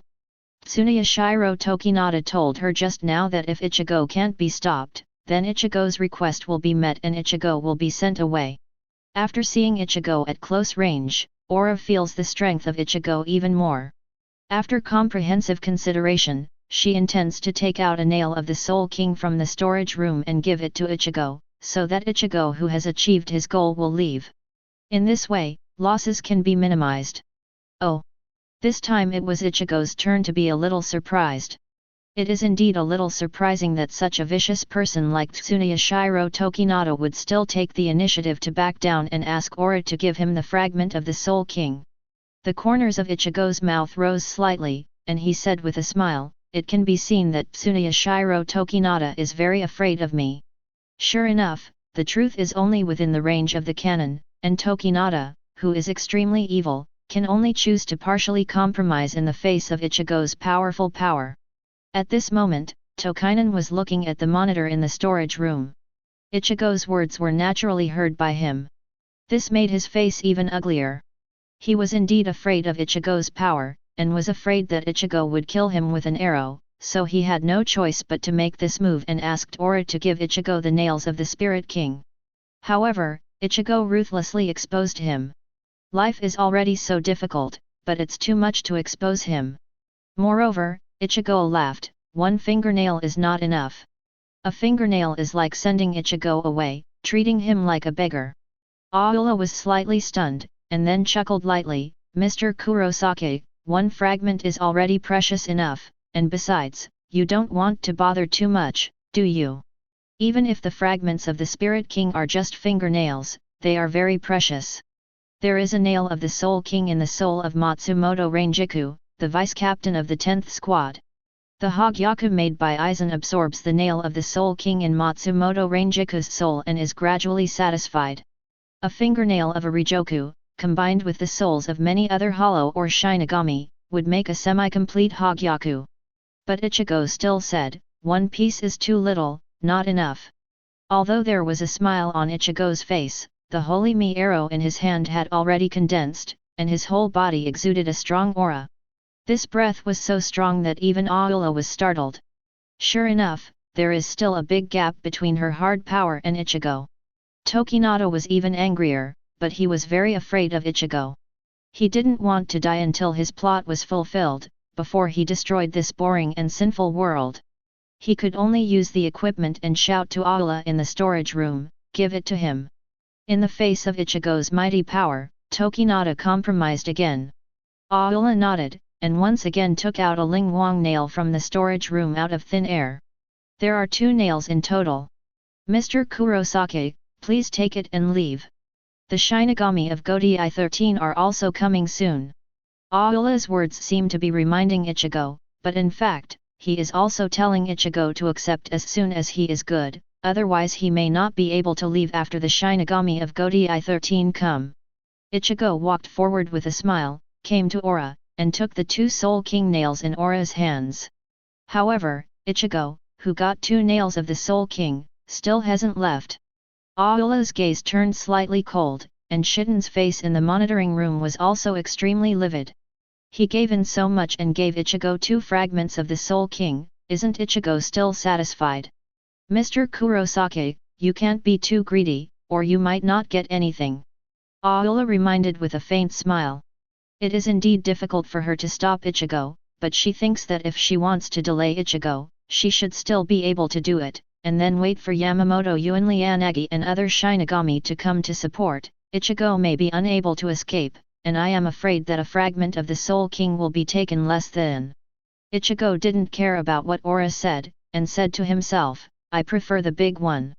"Like big ones? What does that mean?"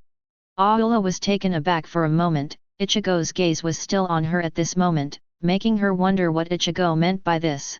Could it be that kind of meaning? It's just that Aula's thinking seems to be wrong. Ichigo looked at Aula with a half-smile, pointed to the storage room behind Aula, and said, "There's a big one inside."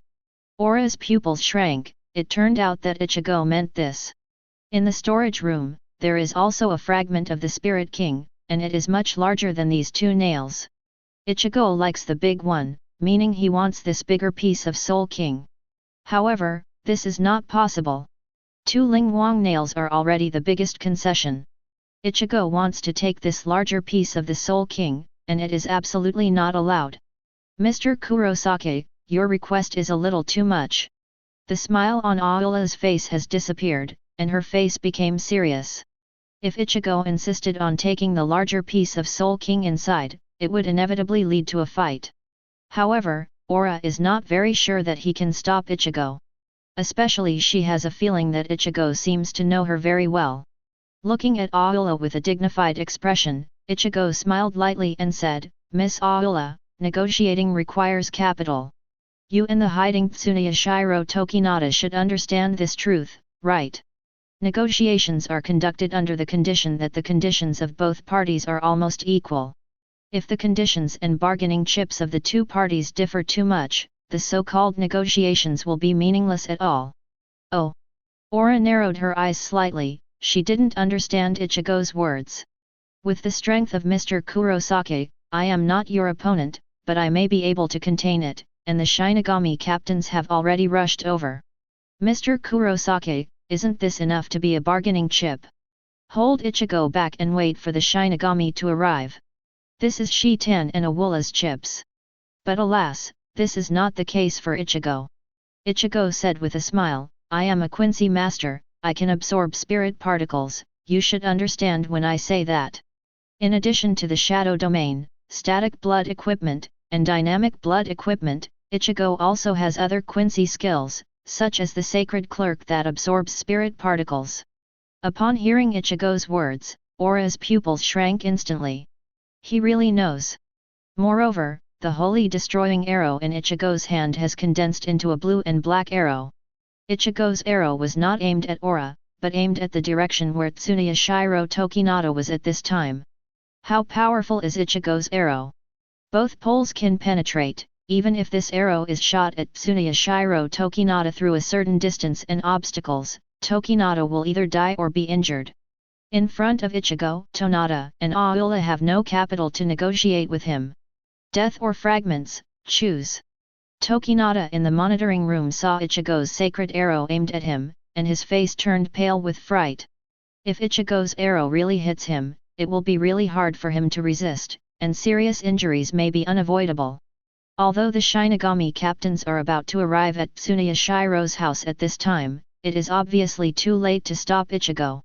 Ichigo smiled, raised his left hand, and the door of the storage room behind Aula opened, and then grabbed it out of thin air, and a slender object about 30 to 40 centimeters flew out. Aura didn't stop it, and the object fell into Ichigo's hands. Like a bone, maybe a rib. Ichigo observed it for a while, and felt that this object seemed to be a rib of the Soul King. No matter what it is much bigger than those two nails anyway. Ichigo put away the sacred arrow and played with the rib of the Spirit King a few times. He nodded slightly, looked at Aula, and said with a smile, "Sure enough, it's better to be bigger. It looks bigger, has more weight when you hold it, and feels better in the hand. It is far from being comparable to the small one." Aula didn't speak. There are a total of 3 Soul Lord fragments in this storage room, but they were all taken by Ichigo. The loss is too great. But she and Shitan had no choice. Ichigo put away the ribs of the Soul King, and said, "By the way, there is also a fragment of the Soul King in your soul. If I remember correctly, it should be the knot of the Soul King. Your ability is very good, and Tsuneya Shiro Tokinata really needs your ability, otherwise his plan cannot be completed. The souls of the Fullbringers all contain fragments of the Soul King. The Tsuneya Shiro family sent people to kill many Fullbringers, including Aura's father, and then used the corpses of the Fullbringers to extract the fragments of the Soul King." Aula was startled again. Ichigo even knows that she is the knot of the Soul King, and even some of her abilities, Tsuneya Shiro Tokinata's plan seems to know. Ichigo seems to know everything. At this time, Ichigo, who had achieved his goal, did not stay any longer, causing the shadow field to step into the shadows and disappear. Chapter 40. Ichigo left gracefully. Only Aula was left in a daze. Whether it is Ichigo's powerful power or Ichigo's words, they have greatly shocked Aura. Ichigo knows her name, her abilities and weaknesses, and her identity as Soul Lord Not, and even Tokinata's plan seems to know. Is he really omniscient? Aula muttered to herself. She has always been the one who keeps others guessing, but in front of Ichigo, she seems to be completely seen through and completely manipulated.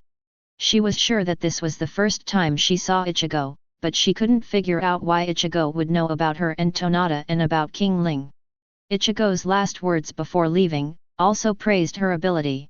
But this made Aula feel a little shaken in his heart. She is the strongest Fullbringer and possesses an ability called Creator.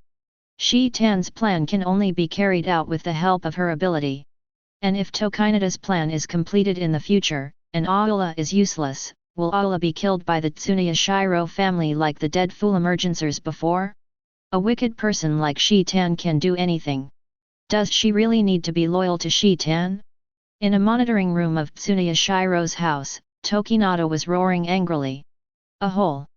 This guy actually took away 3 pieces, 3 pieces, this is my hard work, and it was taken away by this BD so brazenly, I hate it. Shi Tan was so angry that he was about to vomit blood. These fragments of the Spirit King were extremely precious, but he killed many full mansurs, and then extracted them with special means. Moreover, the success rate of extraction is not high, and the entire Tsunoya Shiro family does not have many Soul King fragments.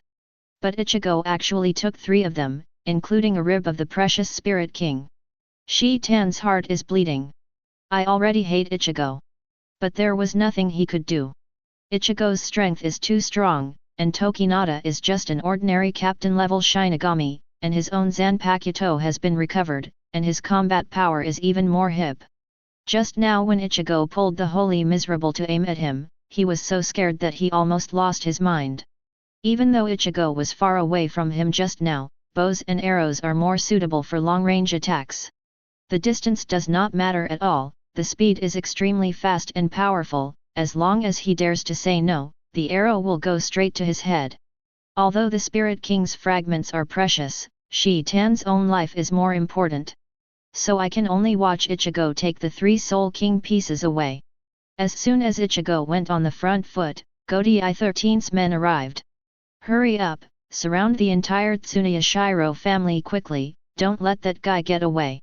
Sui Feng, the commander of the hidden mobile team, arrived first.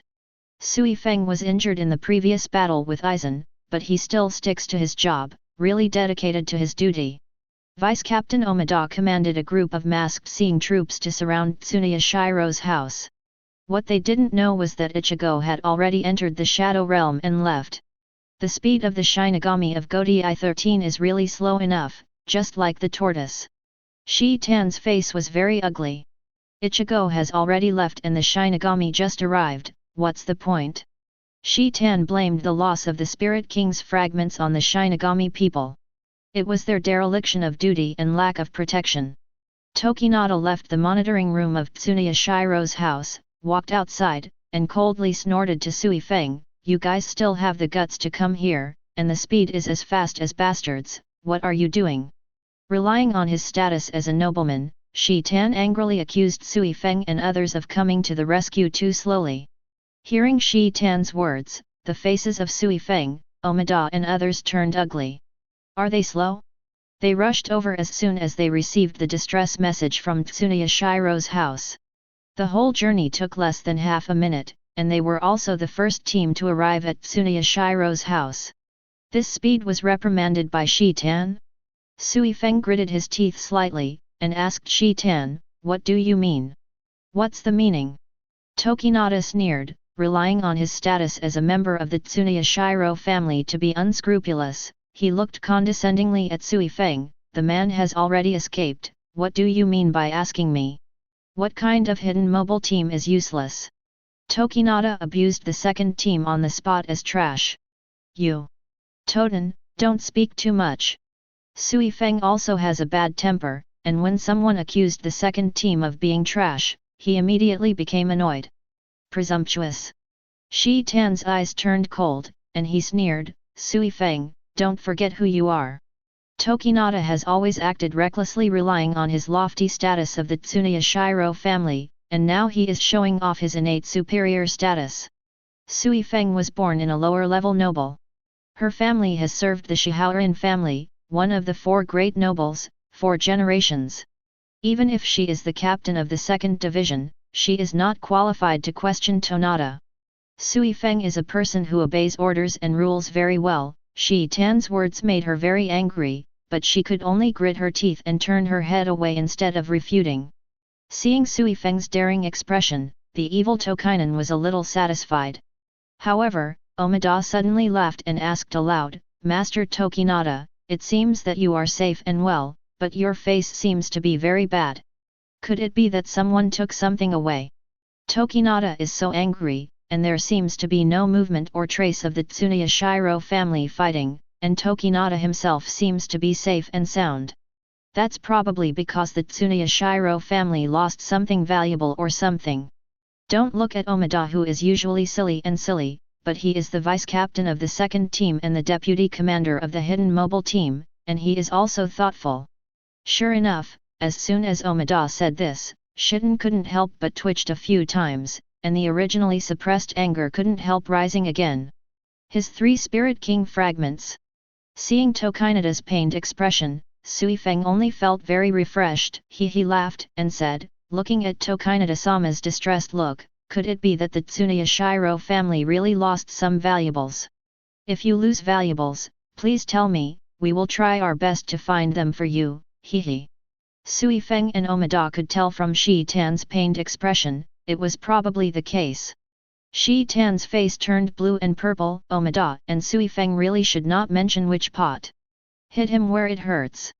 However, even the Tsuneya Shiro family couldn't put things like the assassination of the full manifestor and the extraction of the Soul King's fragments on the table, and they couldn't let others know about it.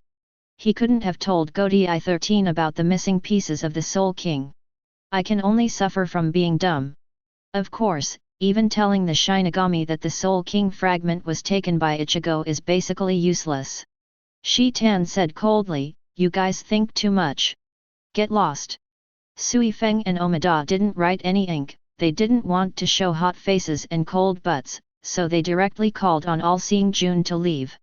Not long after, the Soul Society made an announcement. The announcement stated that Ichigo fled to the Tsuneya Shiro family before, but the Tsuneya Shiro family did not suffer any losses, and Ichigo disappeared after entering the Tsuneya Shiro family.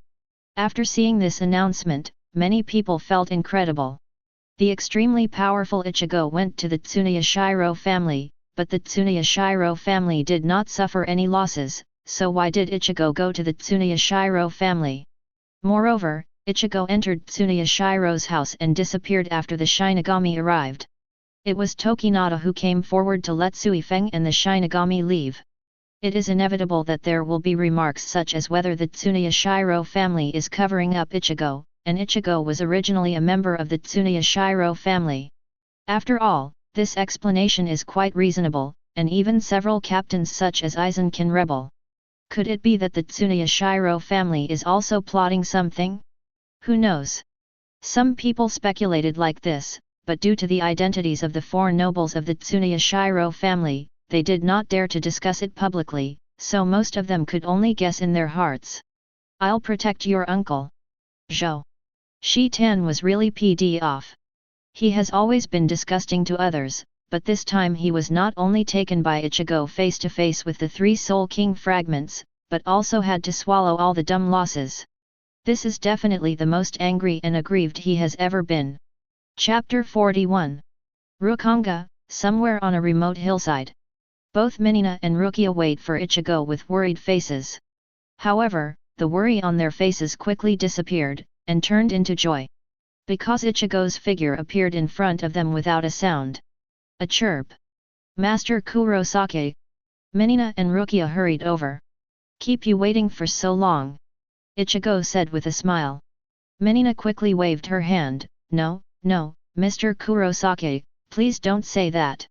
Ichigo is the most outstanding quench master of the Invisible Empire, the next successor appointed by Yuhabach, with a high status, and Minina is just the maid arranged by Yuhabach to take care of and monitor Ichigo by Ichigo's side. Following Ichigo's order here, waiting is her duty, no matter how long she waits, she has no complaints. Moreover, they didn't wait long. Since Ichigo went to Tsuneya Shiro's house to get things just now, it was only a few minutes.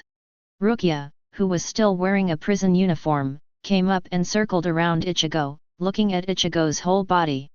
Rukia only feels that Ichigo has changed a lot. It's like changing from a frizzy yellow-headed kid to a mature and handsome young man.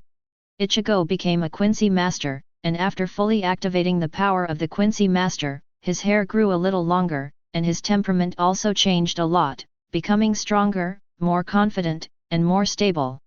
Yujigu, how did you become a Quincy? Rukia asked puzzled. She really couldn't understand how Ichigo, who absorbed her Shinigami power and became Shinigami, suddenly became a Quincy after being abolished by Byakuya.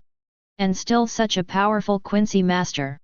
Ichigo smiled, and raised his hand to stroke Rukia's stupid hair. Who knows, after Ishida shot an arrow at me, I became a Quincy by accident.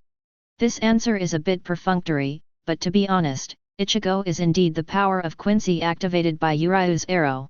It's just another reason why it becomes so powerful. That's all.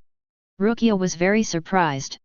Others were shot by Quincy's arrows, shouldn't they be injured or died, but Ichigo can become a Quincy, which is unbelievable. Ichigo nodded, that's it. All right. Rukia sighed, accepting the fact that it was hard for her to understand. Then, Rukia asked worriedly, hey, Godi I-13 didn't make things difficult for you, did it? The Quincy and the Shinigami are hostile, and almost every Shendu knows that. Ichigo's identity is a Quincy, and it's an outrageously powerful Quincy. Rukia is worried that Godi I-13 will embarrass Ichigo. Ichigo said indifferently, it's okay, as long as I want to leave, they can't stop me. With Ichigo's current strength and Quincy's shadow domain skills, as long as Ichigo wants to leave, Godi I-13 can hardly be stopped by anyone. Phew, that's good. Rukia breathed a sigh of relief. Rukia is very grateful to Ichigo for saving her. She hasn't seen Ichigo for a long time, and she talks a lot. By the way, what did you do just now? Rukia asked curiously again. Menina's eyes also looked over, as if she also wanted to know what Ichigo did just now. After all, she also had a task to monitor Ichigo. It's nothing, I just picked up something. Ichigo calmly said Kaido. Did you grab something by hand? How does Rukia feel that Ichigo's words are a little weird, and I can't understand them very well. But seeing that Ichigo didn't continue talking, she didn't ask further. At this time, Ichigo said to Menina. Yes. Menina bowed respectfully. Open the black cavity leading to Karakura town. Yes. I saw Menina raised her hand, gestured twice in the air, and a black cavity leading to Karakura town in the present world appeared.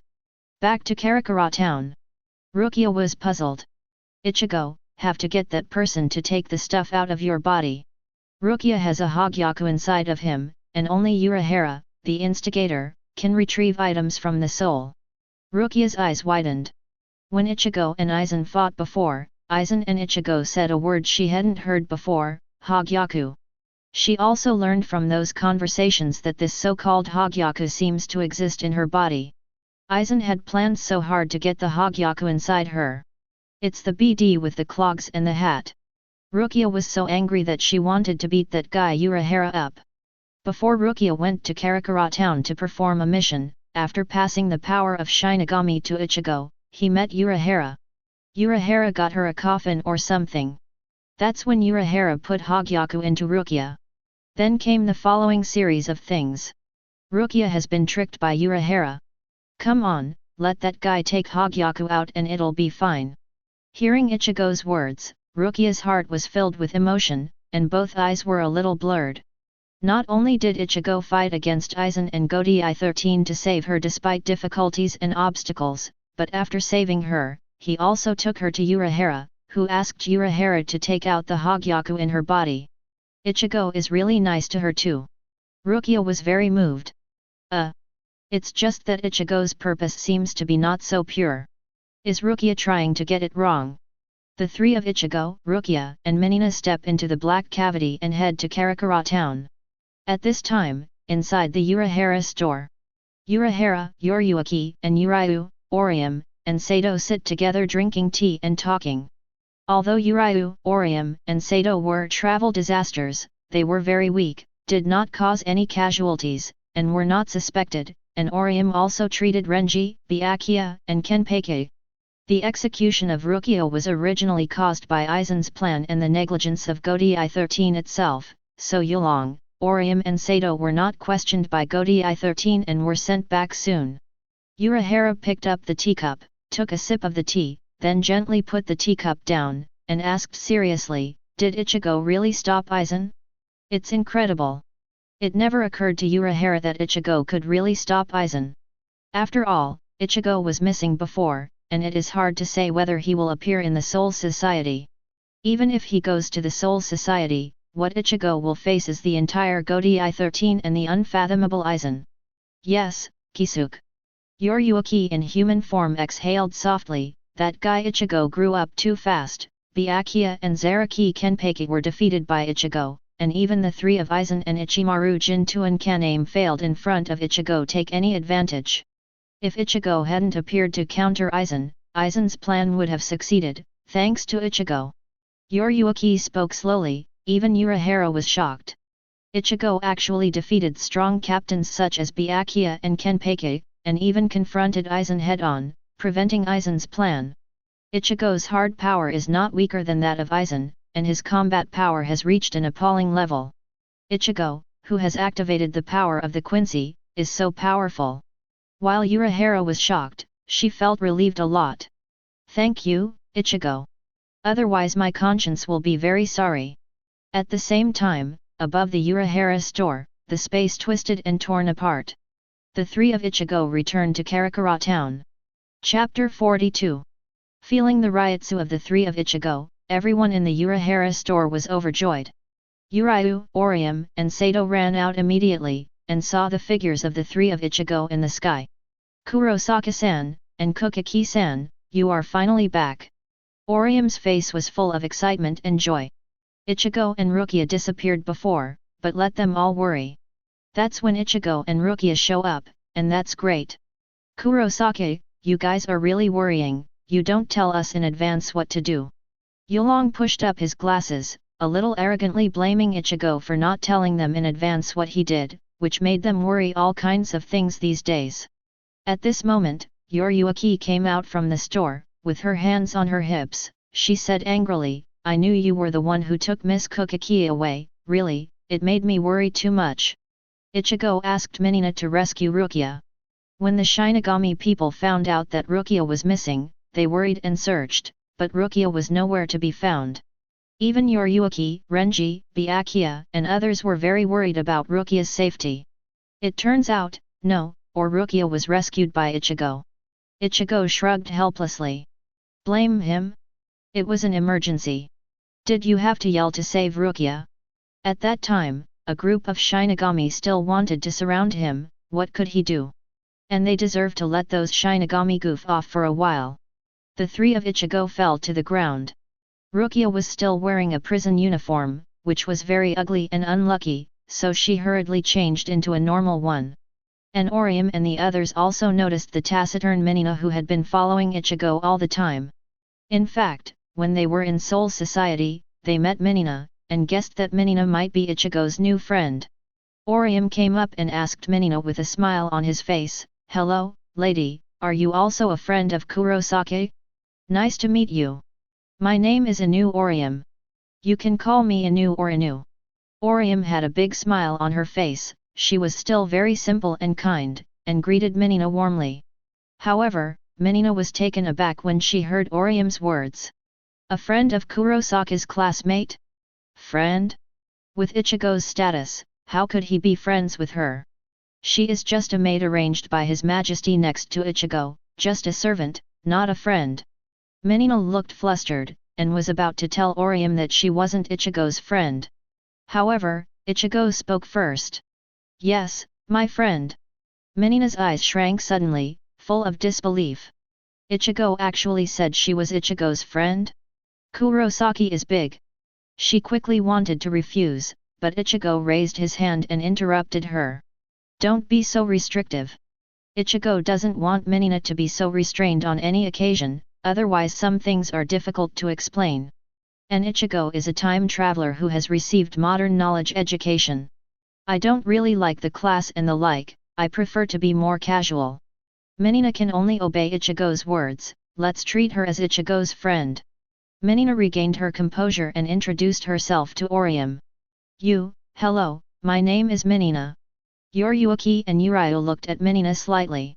From the white dress on Minina's body and some patterns of pentagrams, the two of them naturally recognized that Minina was a Quincy. Yuryuki became a little puzzled. Isn't there only Urayo and his father left in Karakura town's Quincy? Where did this Minina come from? And he obeyed Ichigo very much. Is it the previous surviving Quincy? Maybe so. Yuryuki thought to himself. Yulong, on the other hand, was secretly frightened and looked a little apprehensive. When in Soul Society, Kenpeki and his team challenged Ichigo, Kenpeki was defeated by Ichigo with 2 arrows, and Madarame Ikeku, the third bald head of the 11th team, also challenged Minina. Originally, Yulong thought that this would be a close battle, but he never thought that Madarame Ikeku was blown away by Minina's fist, and he passed out directly. At that time, Yulong was scared silly. It's unbelievable to kill a vice-captain with 1 punch. And Minina is still a Quincy. Don't all Quincy fight with bows and arrows? How can one fist have the power to instantly kill a Shinigami at the vice-captain level? The Quincy of the Star-Crossed Knights is not the same as the traditional Quincy. Their way of fighting is more to use the power of holy text and complete holy body, not just using bows and arrows like Yulong. Minina's holy text is power, and of course a punch can blow Madarame Ikeku away. Come in, Mr. Kurosaki. Urahara's voice came from inside the house, and Ichigo and the others pushed open the door and entered. After entering, Yulong, Orium and others took their seats again. To their surprise, Urahara bowed his head and apologized to Rukia. I'm sorry Miss Kokaki, it's my fault. Sorry. Please forgive me. Urahara solemnly apologized to Rukia and kept bowing as if he would not get up without Rukia's forgiveness. This scene stunned Orium Urayu and others, not knowing why. When Urahara researched Hogyaku, he knew that Hogyaku was a very dangerous item, but it could not be destroyed, it could only be hidden. Without telling Rukia, Hogyaku was put into her prosthetic skeleton and merged into Rukia's body. This incident was learned by Aizen, and the story of Rukia's execution began. At the same time, Urahara also solemnly thanked Ichigo. Thanks to you for stopping Aizen's plan, Mr. Kurosaki. Ichigo nodded lightly. He was the one who stopped Aizen, and Urahara should thank him. Rukia took a sip of tea, held the cup in both hands, and said, let the past pass, and it's not all your fault, get up. Rukia forgave Urahara. Thank you for your forgiveness, Miss Kokaki. Urahara stood up and sat down again.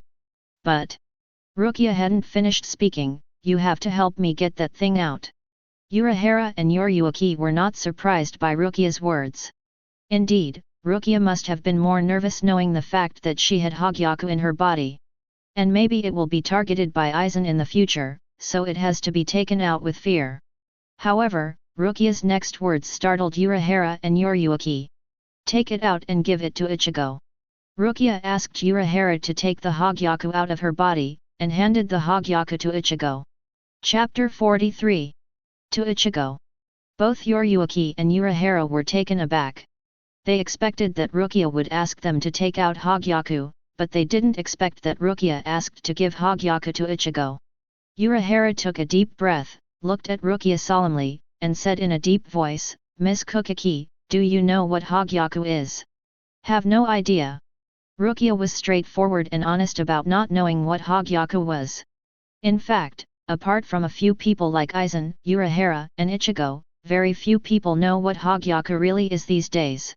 Rukia's voice changed, but I think it would be more appropriate to give it to Ichigo.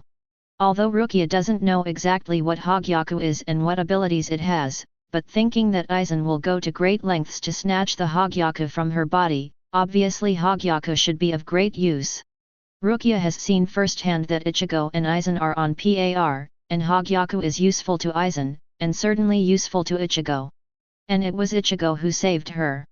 If it wasn't for Ichigo, she might have been evaporated by bipolar. So she wanted to give this Hogyaku in her body to Ichigo as a thank you gift. If Ichigo accepts it. Ichigo was slightly taken aback. Rukia's move was somewhat beyond his expectation. But it's better this way, and it saves you some trouble. The corners of Ichigo's mouth rose slightly, and he said, Mr. Urahara, I really need this Hogyaku. Ichigo's main target has always been Hogyaku, so it's natural to take it. However, the faces of Urahara and Yoryuki were still serious. Mr. Kurosaki, Hogyaku is not a simple thing. It has self-awareness, which is very mysterious and dangerous. Even I still don't quite understand what its real ability is. After Urahara researched Hogyaku, he knew that it was a very dangerous item, but it could not be destroyed. In order to prevent Hogyaku from causing bad effects, he hid Hogyaku in Rukia's body. But Ichigo nodded, and said calmly, I know, but I need it, and I should be able to control it. Everything has two sides, many things are double-edged swords, aren't they? Ichigo bluntly said that he needs Hogyaku, because he can only use the power of Hogyaku for the time being to break through the limit faster and become stronger. Hogyaku's ability is indeed very strong and dangerous, but Ichigo thinks that he should be able to control Hogyaku, and he will not use Hogyaku to do some unreasonable things. Just to become stronger and pursue a higher realm. Urahara was still hesitating, and Ichigo made a final reminder. Also, Aizen still has a piece of Hogyaku, doesn't he? If Aizen uses Hogyaku to break through to a higher level, then who can stop him? Aizen's plan to take Hogyaku from Rukia's body was stopped by Ichigo, but Aizen himself owns a semi-finished Hogyaku made from the Soul King's nails plus hundreds of Shinigami souls, so it's hard to guarantee that Aizen has other backers.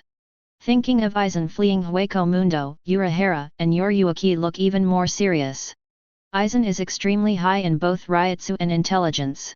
If he really breaks through the Shinigami limit and enters a higher level in the future, it may be difficult for Soul Society to stop him. Call.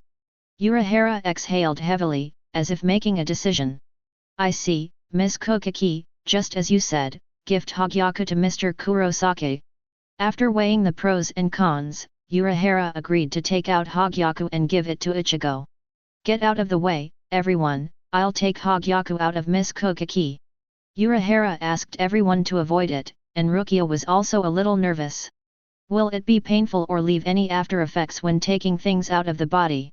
Rukia's face was a little flustered, and some sweat oozed from her forehead. Miss Kokiki, take it easy. Urahara reassured, don't worry, there won't be any problems. The technique of hiding and fetching objects in the soul was invented by Urahara. Whether it is hiding or fetching objects, it will not cause any harm to the soul.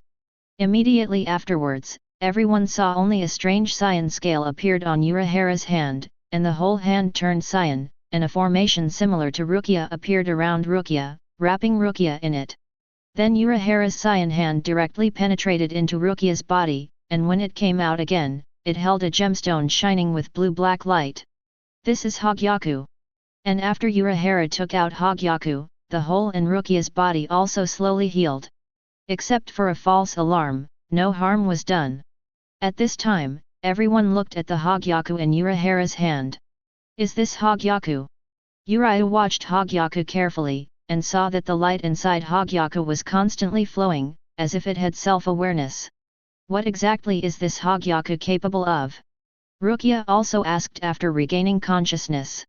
Urahara narrowed his eyes slightly, and said slowly, I don't know the specific ability for the time being, but I know that Hogyaku has self-awareness, and can break the boundary between Su and Shinigami, and even, break through the limit. Break the limit? Hearing what Urahara said, everyone was shocked. Hogyaku is so powerful that it can assist Shinigami or Su to break through the limit. No wonder Aizen took pains to get Hogyaku inside Rukia too.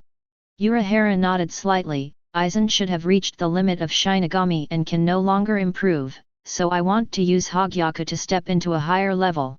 Rukia, Yulong, and the others were startled and terrified. Fortunately, Ichigo stopped Aizen, otherwise the consequences may be more serious than they imagined. But, Urahara added, this Hogyaku is only half finished. The semi-finished Hogyaku can only break the boundaries of Shinigami or virtual, and use Shinigami Hollow or virtual Shinigami. Shinigami Hollow is called mask after controlling virtual power, and virtual Arankar is Arankar. Urahara looked at Ichigo, Mr. Kurosaki, in fact, even if you take this Hogyaku, it won't do much, because it can only let you learn Hollow at most, and it won't allow you to break through the limit in the future. Urahara is telling the truth, half-finished Hogyaku cannot help people push their limits. The so-called Hollow has little effect on the current strength of Ichigo. But Ichigo had expected this a long time ago, his face was not surprised, and he even smiled slightly. I know. So I would like to ask you to help me make another Hogyaku. The fusion of two will surely create a fully awakened Hogyaku. Ichigo's real purpose is to let Urahara help him make another Hogyaku. Everyone looked at Ichigo in disbelief, and Urahara was also surprised. He didn't expect Ichigo to have such an idea. Let him make another one. Urahara does have the technology to make Hogyaku, but he is not very willing to make Hogyaku. The Hogyaku he made has some regrets. He wanted to hide it in Rukia's body and never see the light of day. Ichigo's request made him a little embarrassed. Seeing Urahara's embarrassment, Ichigo smiled and asked, "Why, I should be right? Make another Hogyaku, and 2 in 1 can create a complete Hogyaku." Urahara took a deep look at Ichigo, who knew more than he expected. Moreover, Urahara thought again, if Aizen really breaks through the limit in the future, how to stop it? By Godi 13? A little hanging. A safer way is to make Hogyaku for Ichigo to help Ichigo break through the limit. But, here comes the second problem. Urahara looked a bit embarrassed, and said, "Mr. Kurosaki, the materials required to make Hogyaku are very demanding, and the soul of Su or Shinigami is easy to handle, but there is another indispensable material." Chapter 44. Urahara's face was a bit bitter and embarrassed. It's not that he doesn't want to make another Hogyaku for Ichigo, but the materials for making Hogyaku are too hard to find. If the materials used to make Hogyaku are so common, he might be able to mass-produce Hogyaku. What other materials are needed? Rukia asked suspiciously. Rukia also hopes that Urahara will help Ichigo make one more Hogyaku, so that Ichigo will become stronger with the power of Hogyaku, but it seems that this Hogyaku is not so easy to make. Urahara sighed slightly. Miscalculation, the most difficult material is the shards of King Ling. The pupils of Rukia and others shrank. Shards of the Spirit King?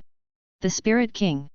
As a Shinigami, Rukia is a member of the Kuchiki family of the Four Nobles, so he has naturally heard of the Soul King. It's just that the vast majority of Shinigami don't know much about the Soul King. Almost all the Shinigami of Godi 13 probably haven't seen the Soul King with their own eyes. The Soul King is like a mysterious monarch. But Urahara said that the pieces of the Soul King are needed to make Hogyaku. Does the Spirit King still have fragments? What exactly is going on? Rukia couldn't figure it out at all.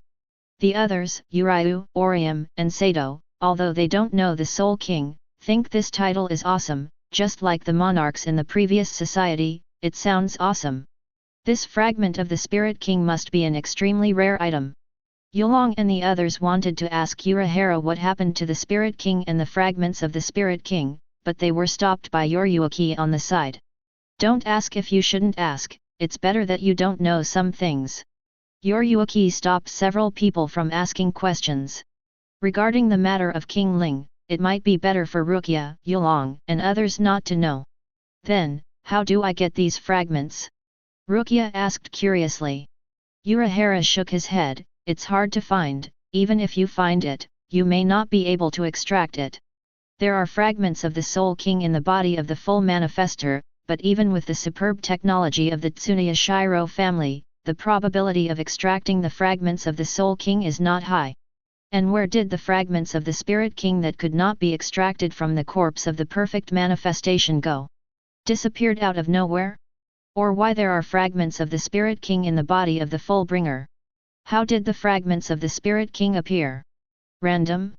In short, neither Urahara nor the Tsunoya Shiro family can fully control the secret of the Soul King fragment. In the Urahara store, there are no remaining pieces of the Soul King. The Hogyaku I made before was synthesized by using a lot of Su and Shinigami's souls, plus a tiny piece of Soul King that I got by chance. Now there are no pieces of the Spirit King, and I can't make a second one if I don't have enough materials. So, Mr. Kurosaki. Urahara looked at Ichigo, I can't help it. Urahara shook his head, saying that he had no material and could do nothing. Rukia and the others probably understood what was going on, and felt sorry for it. This Spirit King fragment is too rare, Hogyaka really can't make it just because he wanted to. Rukia and Yoryuki want to comfort Ichigo. However, they saw that Ichigo's face didn't change at all. No regrets because Urahara said that there are not enough materials to make Hogyaku. Even, Ichigo still had a slight smile on his mouth. What's wrong, kid? Yoryuki was a little puzzled. Ichigo said with a smile, shards, it's easy to handle. Then, a scene where everyone was stunned appeared. I saw Ichigo raised his left hand and took out something shining brightly. Everyone looked at it intently, and saw that it was crystal clear, like a person's nails. Urahara and Yoryuki's pupils constricted instantly, and they exclaimed, Spirit King's nails. Based on their eyesight and the aura emanating from this object, they can naturally tell that the thing Ichigo took out is the fingernail of the King of Souls. Don't underestimate it as just a nail, it's something from the Spirit King, and it contains powerful power. Aizen's Hogyaku was saturated by absorbing the Soul King's nails from Matsumoto Rangiku's soul. Everyone was very surprised that Ichigo was able to get out a piece of Soul King. One nail is enough for Urahara to make another Hogyaku. Kurosaki, where did you find this thing? I feel that this thing contains a lot of vitality and power. It is worthy of being the fingernails of the Spirit King. Yulong asked in amazement. Rukia was also puzzled, where did Ichigo find such a rare and precious thing? Yulong and Rukia all looked at Ichigo, wanting to hear Ichigo's answer. Ichigo coughed dryly, ahem. It's just that I just took it before I left Soul Society, yes, I took it. Ichigo thinks it is more appropriate to say that he took it, after all, he took it in front of Tokinata and Aura, and Tokinata and Aura also agreed. Can this be called robbery? What you love and what I wish, must be taken. Take. Urahara and Yoryuki couldn't help but twitched their mouths. I'm afraid the members of Tsunoya Shiro's family are all blown up now. Urahara and Yoryuki knew some things about the Tsunoya Shiro family, and considering that Ichigo appeared in the Tsunoya Shiro family before, it is not difficult to guess that Ichigo's nail of the Soul King was obtained from the Tsunoya Shiro family. However, Ichigo flipped his left hand, and the same nail appeared again. Not one, but two. 2 nails of the Spirit King. It turned out to be 2. Both Urahara and Yoryuki couldn't help but widen their eyes. The shards of the Soul King are extremely precious, and even one piece is extremely rare. But Ichigo took out 2. The Tsunoya Shiro family of the 4 nobles still has a lot of background and strength, but Ichigo was able to enter it and take out 2 pieces of the Soul King, as if he had entered the land of no one. But before they had time to say anything, they were dumbfounded. Because Ichigo flipped his hand again and pulled out a bone. This bone is in the shape of a rib, relatively slender, but its volume is tens or hundreds of times that of a fingernail, and the aura it emits is also extremely powerful. This is a rib of King Ling. Everyone was dumbfounded, staring blankly at the 3 pieces that Ichigo took out, 2 nails and 1 rib. At this moment, the air seemed to freeze. Before Urahara told everyone how rare and difficult to obtain the fragments of the Soul King, but the next moment Ichigo took out 3 fragments, and there was a rib as big as it. Even, this made Rukia, Yulong, and others wonder whether what Urahara said before is true, and whether the fragments of the Spirit King are so difficult to obtain. But why Ichigo can take out 3 pieces at once? After a long time, Yoryuki came back from the shock. She gloated and said, those guys from Tsunoya Shiro have suffered a heavy loss this time. If you can't bear it in your heart, you might faint. Even the Tsunoya Shiro family didn't have many Soul King shards. It must have been a heavy loss for Ichigo to take 3 of them. But Yoryuki narrowed his eyes slightly, his face was a bit puzzled and dignified. Why did the Tsunoya Shiro family collect so many Soul King fragments?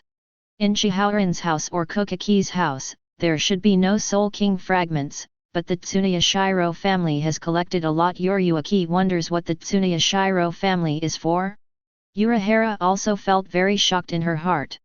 Ichigo actually took out so many Soul King fragments, and it seems that he knows that making Hogyaku needs Soul King fragments, and he has already calculated and prepared them in advance.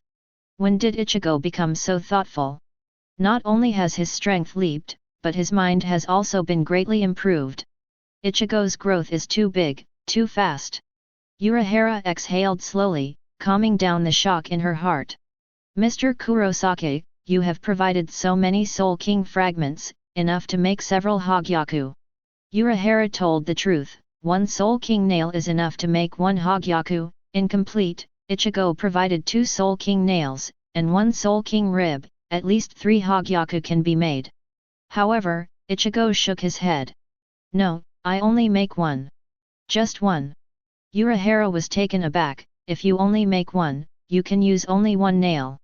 Ichigo shook his head. That's not what I mean. What I mean is, I want to consume these 3 materials and use them to make a Hogyaku. Although 1 nail and other materials can make a Hogyaku, Ichigo is not willing to do this. He wants to use up all 3 Soul King fragments and only make 1. Using more materials, maybe Hogyaku can awaken faster, or have some special abilities. And for Hogyaku, he only needs 1, fully awakened. 1 more is useless. Urahara was surprised again by Ichigo's words. However, at this time he put forward a condition. Mr. Kurosaki, I have one condition. Ichigo, speak. Urahara looked directly into Ichigo's eyes and said, if Aizen does something that is not good for the Soul Society or the present world in the future, I want you to stop Aizen. Urahara wants Ichigo to promise to stop Aizen in the future. After all, only Ichigo is the most likely to do it. Without thinking too much, Ichigo agreed. Will do. Ichigo knows that Aizen has been cultivating him as an experimental material, and there are many connections between the two, and he prevents Aizen from snatching Hogyaku from Rukia's body. Aizen will definitely not let him go in the future. A battle with Aizen in the future is probably inevitable, so he agreed to Urahara's request. However, Urahara continued, there are other materials needed to make Hogyaku. Requires a lot of hollow or Shinigami souls. Use your empty soul. When Aizen studied Hogyaku 100 years ago, he used hundreds of Shinigami or souls with Shinigami qualifications, but Urahara was not so cruel, using virtual souls or artificial souls. How many ghosts do you need? Ichigo asked. Urahara held the fan and said with a smile, I need 1 or 200. Hearing Urahara's words, Rukia, Orium, and Yulong were all shocked. 1 or 200 ghosts, so many are needed. Chapter 45. Need so many? Where can I find so many? Rukia's eyes widened in disbelief. To make Hogyaku, you need hundreds of virtual souls. And Karakura town is not Hueco Mundo, and usually encounters relatively few virtuals. It is not easy to capture hundreds of virtuals at once. Ichigo wasn't surprised by this. After all, when Aizen made Hogyaku 100 years ago, he used the souls of hundreds of Shinigami or people with Shinigami qualifications, and Urahara used the souls of Su, and there must be hundreds of them. Yulong pushed his glasses and pondered to himself, moreover, it's not about destroying Su, it's about capturing Su, which makes it even more difficult. Capture the virtual instead of destroying it, and the difficulty has risen to another level. Moreover, Yulong temporarily lost the power of Quincy after using the random puppet, so he couldn't even assist in capturing Su. Ichigo likes to be decisive when doing things, so he said calmly to Yulong directly, Ishida, what about the false bait you used before? It's much easier to use the bait. False bait? Yulong was startled, and a bad memory flooded his mind. Not long after he first met Ichigo, he had used the bait of the zodiac on a whim, and attracted a large group of voodoo, including one Jillian, who almost caused a disaster. But now Ichigo said let him use it again. Kurosaki, this isn't very good, is it? Yulong still has lingering fears when he thinks about it, and now that he has no strength, he looks panicked. Ishida, don't panic, Ichigo can do it. The big man Sato patted Yulong on the shoulder, which made Yulong startled. Indeed, with Ichigo's terrifying power to instantly kill ordinary Shinigami captains, would he still be afraid of some small hypocrisy? Oh well. Yulong sighed, and opened a package he was carrying with him, which contained all kinds of Quincy items, even needles and threads. He found a fake bait and held it in his hand. Ichigo took a sip of tea, and reminded unhurriedly, however, I have to trouble you for capturing the truth. Yulong and the others were taken aback, wondering what Ichigo meant by this. Jinda, a boy working in the Urahara shop, even yelled loudly, Hey, you guys want to be lazy, don't you? Let's catch him, what about you? Ichigo just glanced at Jinda indifferently. Seeing Ichigo's indifferent eyes, Jinda immediately felt a chill down her spine, swallowed a mouthful of saliva, and immediately calmed down in fear. Ichigo, as long as I take a shot, the hollowness of that level will be wiped out in an instant, and it is very difficult to catch alive. Ichigo explains why. He is too strong. It is more difficult for him to capture rather than kill a virtual, because these virtual fears cannot bear no matter how small his strength is. It is a bit similar to what Aizen said before, stepping on an ant without hurting its life, this kind of strength is difficult to control. With the power of Ichigo now, not to mention shooting bows and arrows with the holy destroying arrow, even some ryotsu emitted by him, the ordinary ghosts in Karakura town can't bear it. At this moment, everyone was shocked. Yulong twitched the corner of his mouth even more. Jinda also gasped. Oh, so it is like this. Yuryuki folded his hands in front of him and said, then let's start now. Yeah. Yulong nodded. Without hesitation, he crushed Su's bait in his hand. Immediately, the breath of bait spread in all directions. At this moment, the entire Karakura town is roaring and roaring, constantly rushing towards the Urahara store. After a while, the area around the Urahara store was surrounded by all kinds of ghosts, each with red eyes, wanting to suck the bait of ghosts. It's just that there is a net of heaven and earth waiting for them. Everyone showed their magical powers and captured these emptiness. Jinda home run. Jinda leaped high and swung the mace in his hand, severely wounding one Su. The little girl, Xiao Yu, carried a cannon barrel and shot some false shots into serious injuries. Sato Titan's right hand punched and missed. The rope of Bakudo. Big Kido long grip Tessai uses Bakudo to bind the badly wounded Khan. In less than 10 minutes, hundreds of Su were captured alive. However, the situation that Yulong was worried about still appeared. Because the power of the virtual bait is too great, more and more virtuals are rushing towards the Urahara store. If you look down from a high altitude at this time, you can see the spectacular scene of hundreds of ghosts rushing to the Urahara store like moths. Sato, Xiaoyu, and Jinda alone can't handle it. Damn it, there are more and more ghosts. Ishida looked worried, but hated himself for not having the strength to help kill Su. Rukia doesn't have Zanpakuto and has no attack power. Sato, Xiaoyu, and Jinda have been coping, but they are a little tired after a long time. Urahara was so busy closing her body that she couldn't seem to spare her hands. Yuryuki turned into a black cat form, actually watching and directing. The black cat covered its mouth and snickered, young people should practice more, hehe. The big Kido used Bakudo to capture hundreds of virtual queens, but he didn't make any more moves. It seems that they want these young people to practice more. It's just that there are too many ghosts, and Sato, Jinda, and Xiao really can't handle it. What should I do? Kurosaki-san. Orium asked nervously.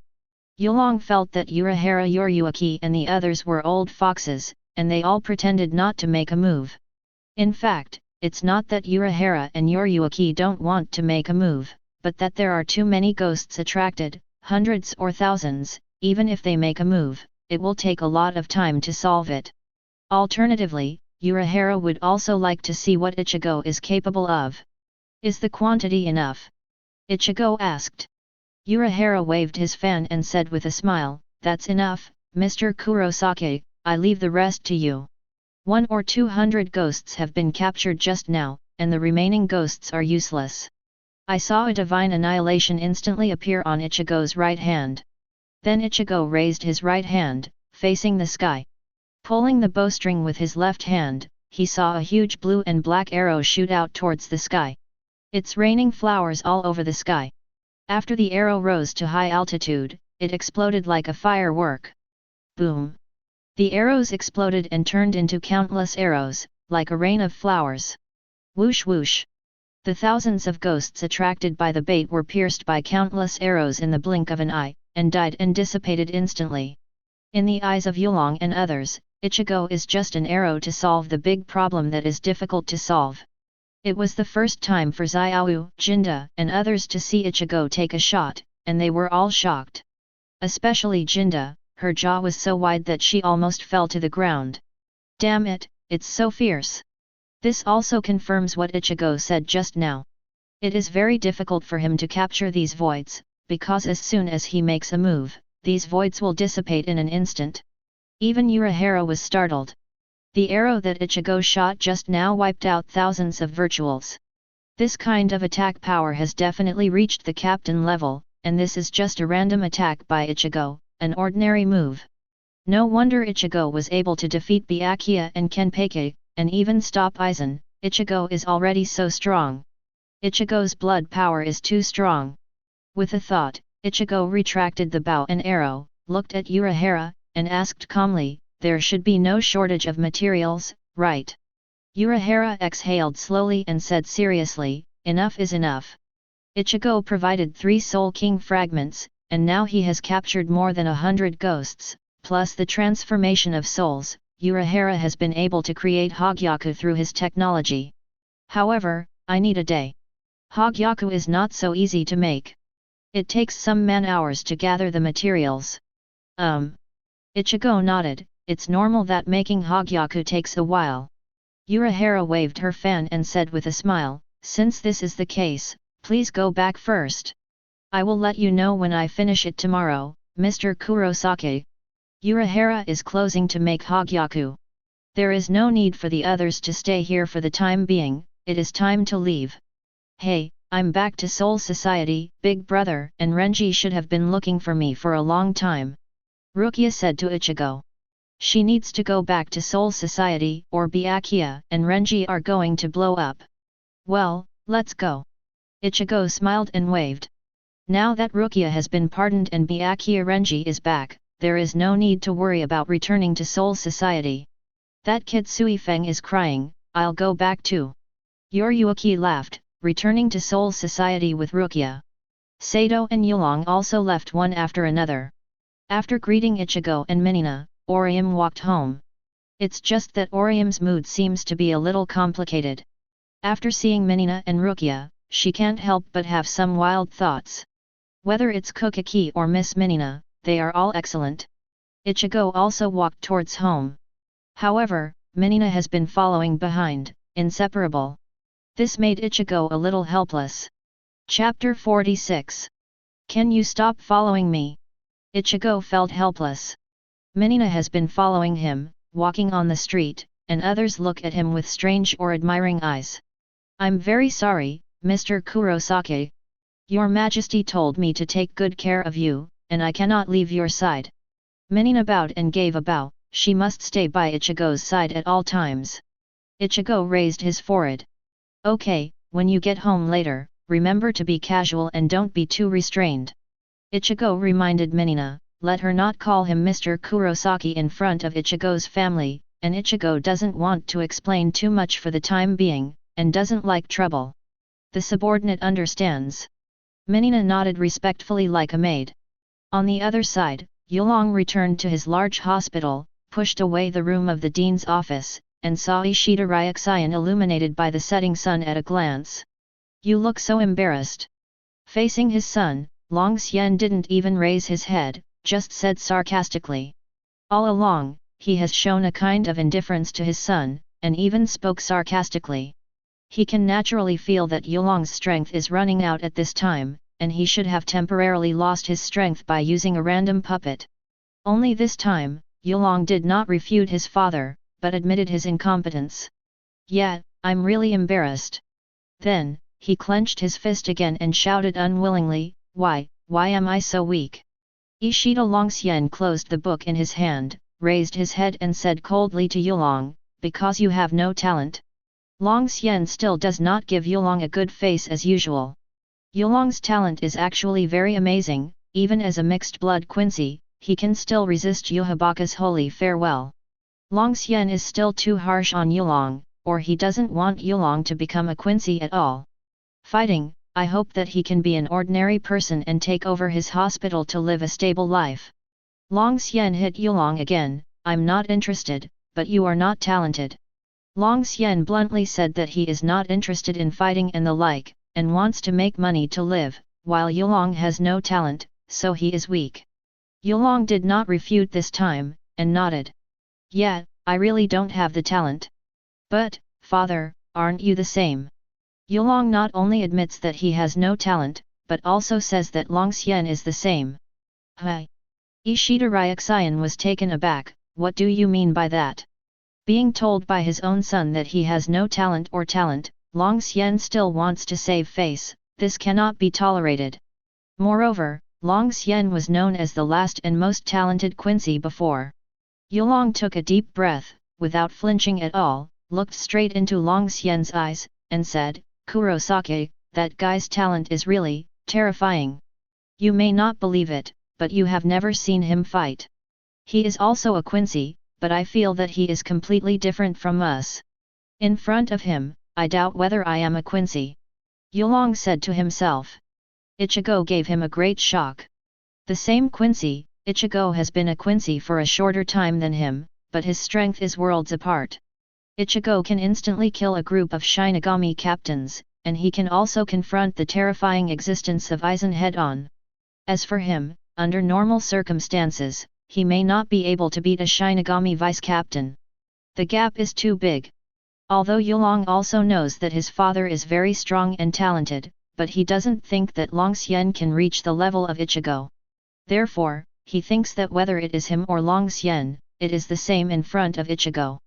They are all incompetent. Hearing Yulong's words, the muscles on Long Xian's face pulled slightly. What Yulong said seemed to make sense, and it was hard for him to refute. When Ichigo awakened the power of the Quincy before, he had a captain-level Ryutsu, which he had seen with his own eyes. Not long ago, Urahara also roughly explained to him the situation of Yulong, Ichigo, and others in Soul Society, and he also knew about Ichigo's crossing of Seiridai and preventing Aizen from getting Hogyaku. If it was him, it probably wouldn't be possible. In front of Ichigo, almost no one dares to call himself talented. All right, stop talking. Long Xian interrupted Yulong angrily, and if he continued, he would lose face as lousy. Then he looked at Yulong and said, since you don't want to take over my hospital and live the life of ordinary people, then do as you wish. The power lost by pretending to be a puppet is only temporary. From now on, I will train you, otherwise my son will be too weak, and I will lose face as lousy. Long Xian can be regarded as accepting his fate. His son doesn't like to take over his hospital and live the life of the director's son, but prefers to be a Quincy, so he can only be the one. Then train Yulong a little bit, let Yulong recover and become stronger, otherwise it is really unreasonable to be too weak, ruining such a good talent. Yulong's eyes widened in disbelief. He didn't expect that his indifferent father, who had always been so indifferent to him, would agree to train him, help him recover and strengthen the power of Quincy. Could it be that what I said just now provoked him? Yulong guessed in his heart that it might be the first time what he said just now provoked Long Xian, otherwise why would he agree to help him train? Long Xian pushed his glasses, and thought to himself, Yulong, you have to fight for me, you can't let that guy Kurosaki Ichigo keep shaming in front of me. Although Long Xian knows that Yulong's talent seems to be inferior to Ichigo, and he can't reach Ichigo's terrifying level in a short time, but it can't be too bad. Otherwise, Yuxin's face will be even more proud. Thinking of Yuxin, Long Xian gritted his teeth with hatred. Father, what's the matter with you? Yulong asked with some doubts. Long Xian took a deep breath and said coldly, it's nothing. Chapter 47. Ichigo knocked on the door of his own house and shouted loudly, I'm back. The next moment, the door of the pediatric clinic opened, and a figure kicked over from across the air. Ichigo. You kid has learned to run away from home, let your father educate you. Look at the trick. Kurosaki's hind was still so nervous that he was going to give Ichigo a flying kick as soon as the door opened. But Ichigo dodged it by simply turning his head sideways, and kicked back, sending Yuxin flying into the wall. Seeing this scene, Minina behind Ichigo was stunned. That man, he, is Kurosaki-sama's father. Minina felt incredible. Ichigo himself looks very calm, but Ichigo's father is so, not serious. In fact, the original Ichigo was not very calm. It seems to be a human being. Minina was even more puzzled, and Yuxin gave her the feeling that she was just a human being. But the blood of the Quincy master is hereditary. If his hind is an ordinary person, why is Ichigo a Quincy? There is only one explanation for that.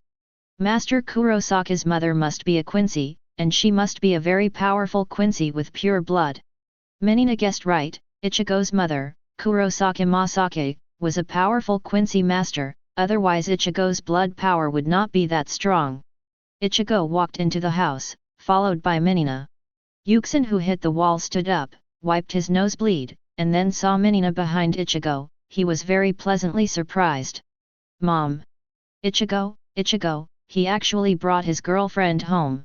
Ha ha ha, this day is finally here, ha ha ha.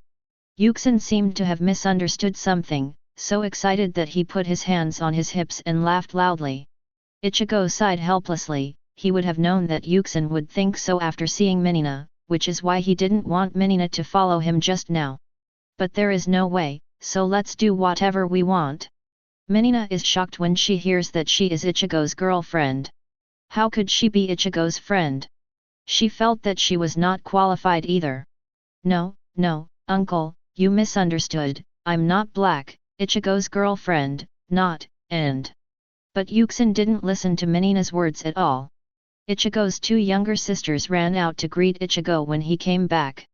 With tears in his eyes, Yuzu threw himself into Ichigo's arms. Big brother, you are finally back. I miss you so much these days, and worry about you so much. Ichigo went to the Invisible Empire and Soul Society without saying goodbye before, and did not let the soul come out to replace him. He left for a few days, which made Yuzu very worried. But, how could Ichigo tell Yuzu and them about this kind of thing? It's all right, big brother is back. Ichigo rubbed Yuzu's head and comforted him. Xiali also quietly breathed a sigh of relief. The two of them also quickly saw Minina behind Ichigo, and their eyes lit up. Ichigo big brother brought his girlfriend home. Although Yuzu is still young, the words he speaks are the same as Yuxin. Xiali looked at Minina. Dressed in white and clean clothes, pink hair, good facial features, good figure. Very nice girl, compared to big brother's classmate Orium, she is not bad at all. Xiali said to herself. Sure enough, it's not a family, don't enter a family. Ichigo could only turn a deaf ear, walked into the house, and sat on the sofa. Sister, come in too. Yuzu smiled and waved, beckoning Minina to come in quickly. Minina also walked in with some embarrassment. Minina is a Quincy, and when she was in close contact with Yuzu and Xiali, she could also feel the faint Quincy breath in Yuzu and Xiali. Ichigo is a Quincy, and the two sisters naturally have Quincy blood. Ichigo's bloodline is so strong, the two younger sisters should not be too bad. Moreover, Ichigo is the future successor of the Invisible Empire, so his two younger sisters will naturally have extraordinary identities in the future. Although the title of heir to the Invisible Empire may be a pie drawn by Yuhabach to Ichigo. Ichigo sat on the sofa, closed his eyes and meditated. Yuzu and Natsurai prepared dinner in the kitchen. Minina also went to help, serving and taking care of Ichigo, which is the duty of a maid. Ishin was holding the portrait of Kurosaki Masaka like crazy, praying something constantly. It didn't take long for a table of dishes to be ready. Yuzu cheerfully called Ichigo to come over for dinner. Ichigo big brother, sister Minnie is very skilled. She has made so many delicious dishes. Big brother, you will definitely like it. Yuzu was all smiles, she was very happy to see Ichigo back today and cook with Minina again. Father, come and sit down too, it's time to eat. Yuzu shouted angrily. Yuxin rushed over immediately, seeing the table full of dishes, he was very satisfied. Then he looked up to the sky and cried, my child. Before Yuxin finished speaking, he was shot by Ichigo. Go away if you don't want to eat. Both Yuzu and Xiali are used to this, and their dad doesn't have serious moments. Sister Menina, sit down, why don't you sit down? Menina was still standing aside like a maid, so Yuzu took Menina's hand and asked Menina to sit down and have dinner together. It's just that Menina is very embarrassed, she knows her identity. As a maid, how can I share dinner with Mr. Kurosaki's family? This is what's on her mind. In the Invisible Empire, hierarchy and discipline are very strict. The Quincy Knights of the Star-Crossed Knights can command and control ordinary Quincy soldiers at will, just like Bumby can find handsome guys at will and tear them in half. And Ichigo's identity is 1 or 2 ranks higher than ordinary members of the Star-Crossed Knights, and Yuhabach and Haswald personally asked her to take care of Ichigo. Menina is just a servant, how could she dare to be with Ichigo? How about a seat? But Yuzu and Xiali, as well as Yuxin, were so enthusiastic that Menina didn't know what to do for a while. Sit down. Ichigo said flatly. Just now, Ichigo told Menina to tell her not to see outsiders, and to behave as normal. Moreover, Ichigo has never regarded himself as the prince of the Invisible Empire from the beginning to the end, because he knows that this is all imaginary, and his own power is the foundation. Menina obeyed Ichigo's order and was pulled by Yuzu to sit down. For this dinner, the dishes made by Menina and Yuzu were delicious and the atmosphere was very joyful. The Ichigo family had a great time eating. Menina also felt a warm feeling that she had never felt before. This feeling cannot be felt in the Invisible Empire.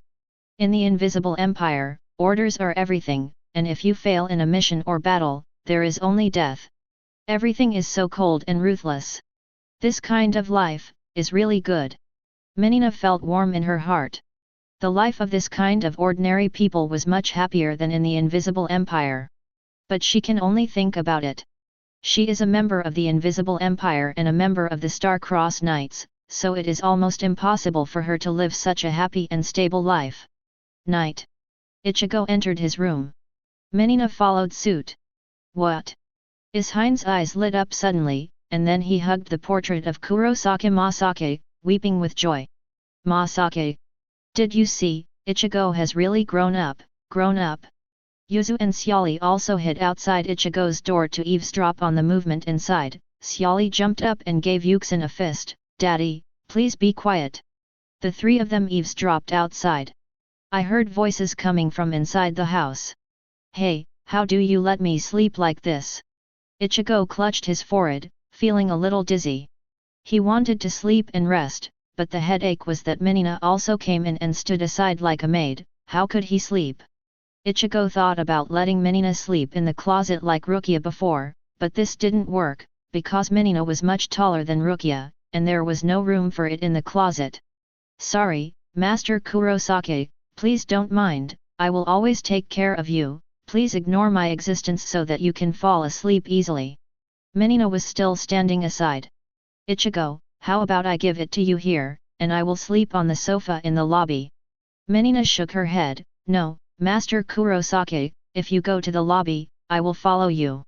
Outside the door, Xin was dumbfounded. Yuzu and Xiali were also taken aback when they heard that. Damn, you even started cosplaying. Ichigo, you really grew up. Yuxin obviously misunderstood something again. Unbearable, Ichigo pushed open the door and kicked Yuxin away. Damn old man, get the hell out of here. Chapter 48. After driving away Hein and the 2 younger sisters, Ichigo closed the door again. Menina was still standing respectfully by the bed, blinking at Ichigo. Ichigo is not used to being watched by others when he sleeps, how uncomfortable it is. But Menina was determined not to leave, so she stared at Ichigo. Really think he can't do anything? Ichigo smiled, raised the corners of his mouth slightly, and said in a slightly joking tone, why don't you come along too? Ichigo pointed to his own bed. Together. Menina was taken aback for a moment, and then her cheeks were flushed, and she hurriedly waved her hands. No, no, no, this is absolutely not allowed, Mr. Kurosaki, you are joking, this subordinate must never be with you. Ichigo laughed and said, it's okay, you're tired from standing, aren't you? haha. Master Kurosaki, subordinates can't, really can't. Minina's heart was beating like a restless kitten, her face was as red as a big apple, she didn't dare to look at Ichigo, she could only lower her head so that Ichigo couldn't see her expression. She is just a maid in charge of taking care of Ichigo, how can she be entitled to rest together? This is an act of transgression, absolutely impossible. Seeing the shy look of the pink girl in front of him, Ichigo stopped joking, but reminded, if you are tired, just lie on the bed and rest. After saying this, Ichigo used the shadow domain skill and entered the shadow space. The Quincy can enter his own shadow realm for a long time, but he cannot stay in the opponent's space for a long time. It is the safest for Ichigo to rest in his own shadow realm, and he will not be uncomfortably stared at by Minina. When Minina looked up, Ichigo had already entered his shadow realm and disappeared. Minina was in a daze, but there was nothing she could do in this situation. She was also quite tired that day, and then she fell asleep on the desk in Ichigo's room. Ichigo, who entered the shadow domain, did not rest immediately, but was thinking about his future plans. Given his current situation, he had to be cautious. Although my current strength is strong, it is still not enough. I haven't really broken through the limit yet. Ichigo evaluates his current strength. He has fully activated the power of the Quincy division. It can be said that his combat power has reached the limit of the Quincy division. Level, slightly stronger or weaker. Although the combat power is very powerful, it has not really broken through the limit. Tomorrow, Urahara will make Hogyaku, and the two will form a complete Hogyaku. So next, he needs to fuse Hogyaku and the three powers in his body to break through the limit faster. Ichigo is Aizen's experimental material, and he blocked Aizen's plan before. It is almost inevitable that he will fight Aizen in the future. Only when Ichigo breaks through the limit can he be more sure of defeating Aizen. Moreover, there is also the big boss Yuhabach. Ichigo has to break through the limit as soon as possible, so that he can be more confident in dealing with Yuhabach's sanctification, and when Yuhabach turns his face to take his power, he will be more capable of fighting. So these pressures are not insignificant. Ichigo took a deep breath. I want to become stronger, become the strongest Quincy, defeat Aizen, defeat Yuhabach, and even, control everything. Only by becoming strong enough can one be free from other constraints and be influenced by others, and be able to dominate one's own destiny and control everything. This is the goal of Ichigo. On the other side, Hueco Mundo. In the past, Aizen always had a mild smile on his face, but during the time when he fled from Soul Society to Sui Palace, Aizen never smiled. Because the shock Ichigo gave him was too great. In just a few days, Ichigo's growth has completely exceeded his expectations, and he is so powerful that he is even comparable to him, which is really terrifying. Moreover, Aizen's long-planned execution of Rukia's plan to rob Hogyaku was also blocked by Ichigo, resulting in failure. This is also the first time that Aizen, who has always been strategizing, has tasted failure. This taste is really not good. Tuan and Ichimaru-jin next to Aizen, the shock of the two can be no less than Aizen. Ichimaru-jin looked at the sleeve he didn't have and the painful scar on his arm, and laughed at himself. Oh, it's such a terrifying power, that kid is really rude. I have to change it quickly. Just a new dress. Ichimaru-jin had just been injured in the arm by Ichigo's arrow, while Tuan was not so lucky. Tuan was killed by Ichigo's arrow to destroy Bankai, causing him to be seriously injured, and his internal organs are still aching. If you want to recover, you have to rest for at least a few days. At this time, on the throne of the Sui Palace, Aizen took out his incomplete Hogyaku and observed it for a while, then said to himself, according to my estimation, if you take the Hogyaku from Urahara Kisuke, it will be the same as mine. Taken together, Hogyaku should reach full saturation. Incomplete Hogyaku has actually been able to arrancar for Minos Grande or Shinigami Hollow, just pushing boundaries, not breaking them.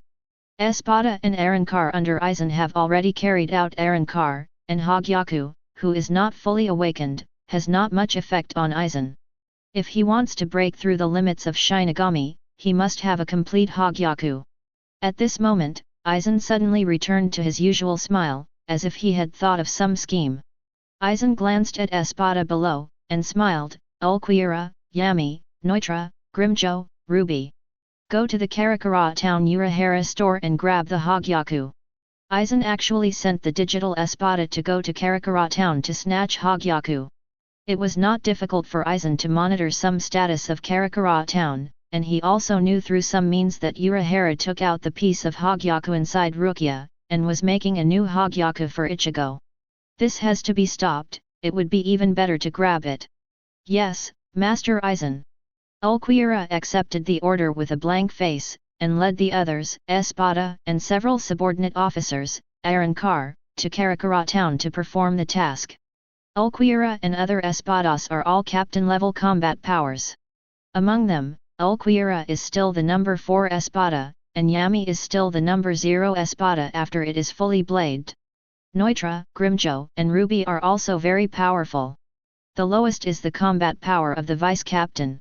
It seems inevitable that Karakura town will usher in a big battle. After everyone in Arrancar left, Tuan hesitated for a moment, but still asked, Master Aizen, with their strength, this task may not be completed. Tuan knew that although Ulquiorra and other Arrancars were strong, Ichigo's power was even stronger, so he might not be able to win over Hogyaku.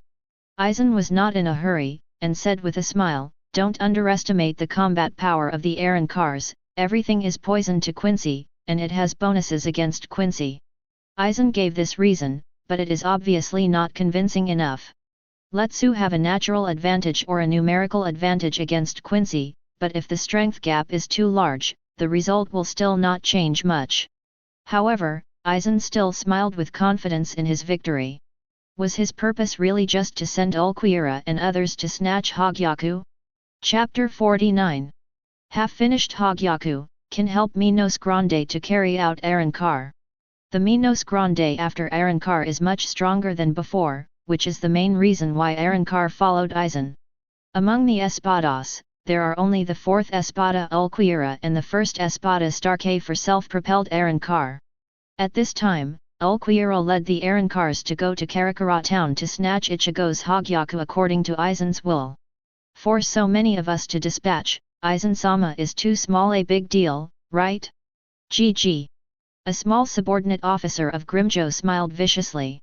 Judging from his smug expression and arrogant tone, he is very confident that he has gained more power after Arrancar.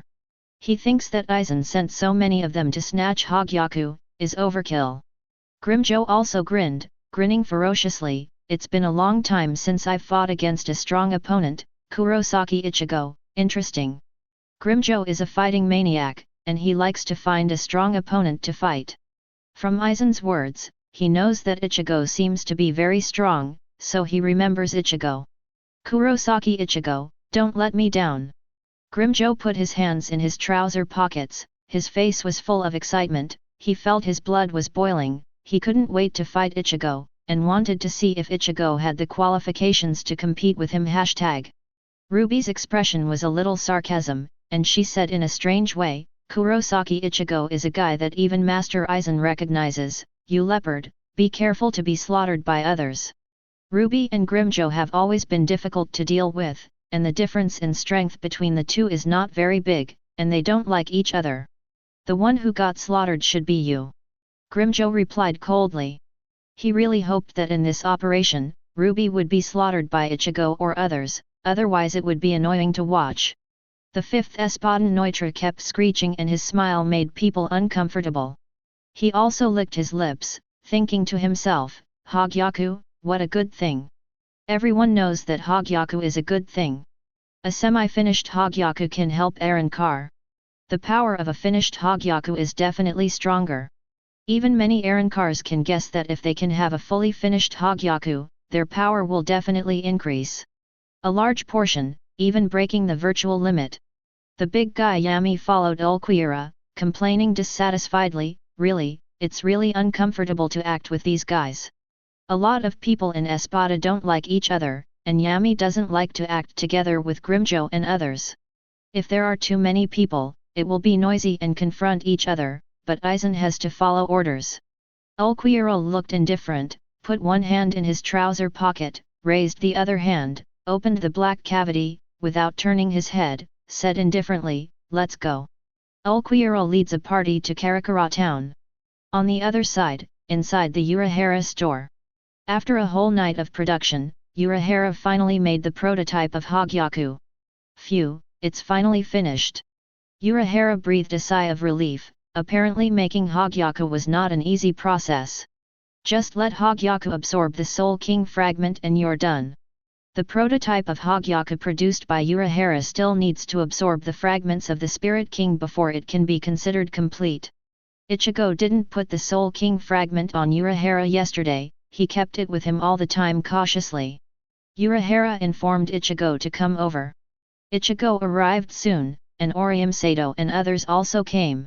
When everyone saw the prototype of Hogyaku made by Urahara, they felt that it was like a transparent spherical object, and there was still a lack of surging light in it. "Mr. Kurosaki, let it absorb the Soul King fragment," Urahara reminded. Ichigo nodded slightly. He didn't notice any abnormality in the prototype of Hogyaku. Urahara should also trust it, so he took out 2 fingernails and a rib of the King of Souls. As soon as the 2 nails and this rib came close to the Hogyaku prototype, they were absorbed immediately. The center of this Hogyaku glows with a dazzling blue-white light, and exudes a sense of life. This is Hogyaku. Should this be considered complete?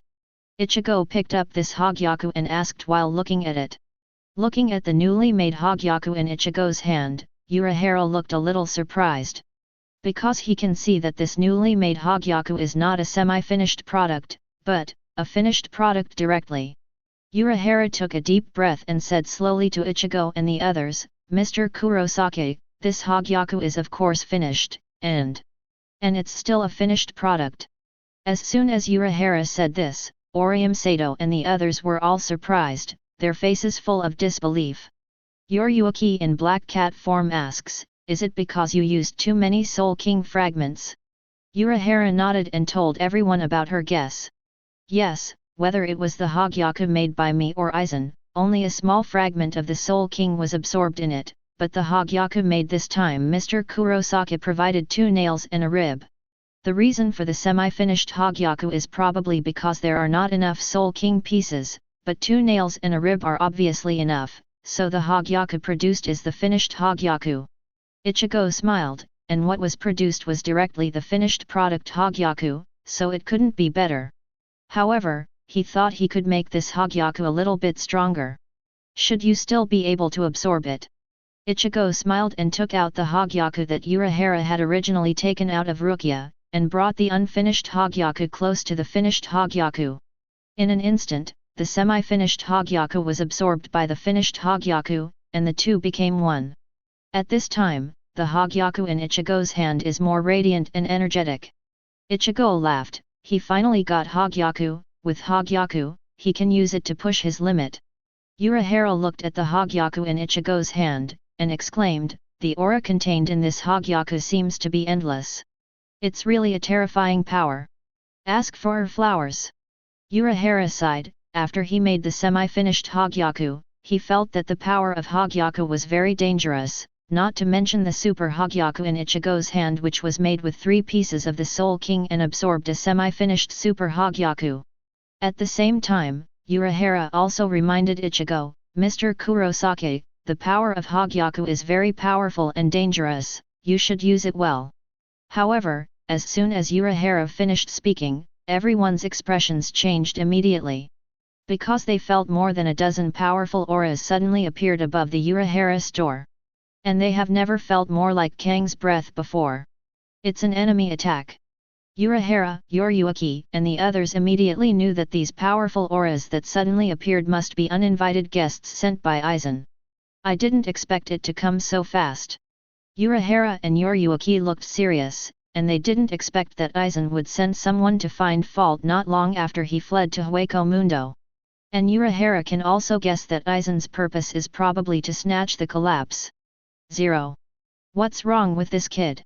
Yoryuki looked at Ichigo, and saw that Ichigo was holding Hogyaku in his palm, his eyes were closed, and his body was motionless, as if he had fallen into a certain state. "Mr. Urahara, Mr. Kurosaki, what's going on with him?"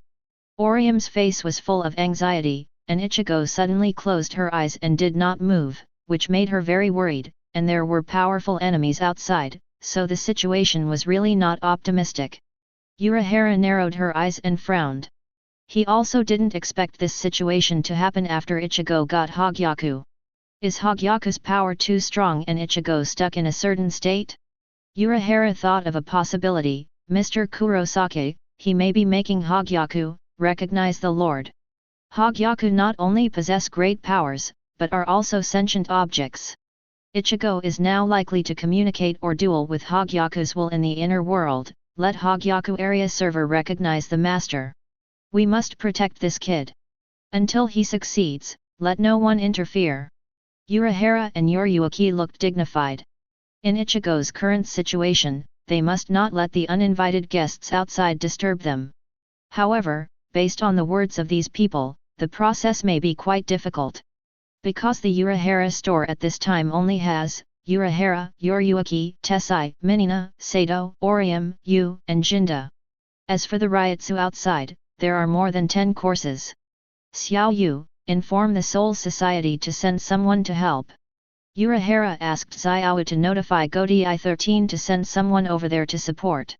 Urahara is also innocent now, and they are also in the same camp as Godi 13. Their goal is to stop Aizen. Godi 10 Kings will definitely send someone to supported. It's just that support takes time. Until then, they must hold on. So, Ichigo, who fell into a strange state, stayed in the room while Urahara, Yoryuki, Sato and others walked out of the Urahara store, preparing to face the powerful enemy mouth. Chapter 50. Urahara and the others went out of the store, and they were all shocked when they saw these enemies in the sky. I saw that these enemies were all dressed in white, their face and body were human-like, but there was a mask on their face or head. And they are very powerful. Except for Urahara, it was the first time for others to see such an existence. They are Arankar. Urahara's face was very solemn, and he briefly explained to everyone, they are Minos Grande who broke the virtual face and gained the power of Shinigami, and they are Aizen's subordinates. It's hard to deal with. These Arankars in the sky are at least at the vice-captain level. Those who are the leaders will definitely be able to reach the battle strength of the captain level. And the Urahara store is not many people, this battle is destined to be very difficult. Meanwhile, Soul Society, Technology Development Agency.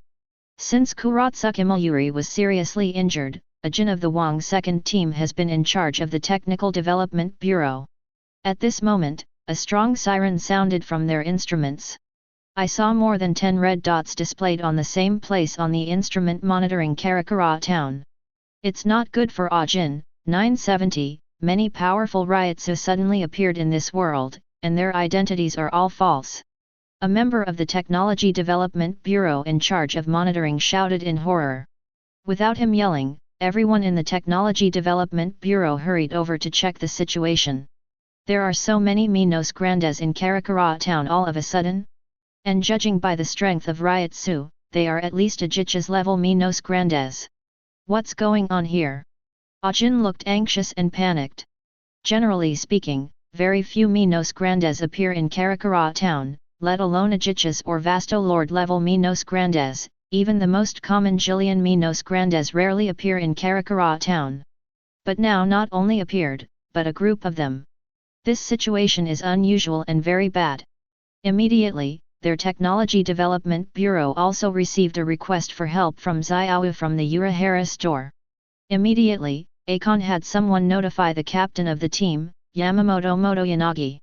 After learning about the situation, the captain of Yamamoto also immediately dispatched the captain of the 6th Division, Byakuya Kuchiki, the captain of the 10th Division, Hichugaya Toshiro, the vice-captain, Abarai Renji, Matsumoto Rangiku, Hisagi Shuei, and the 10th Division. Madarame Ikeku, the 3rd seat of the 1st team, went to support.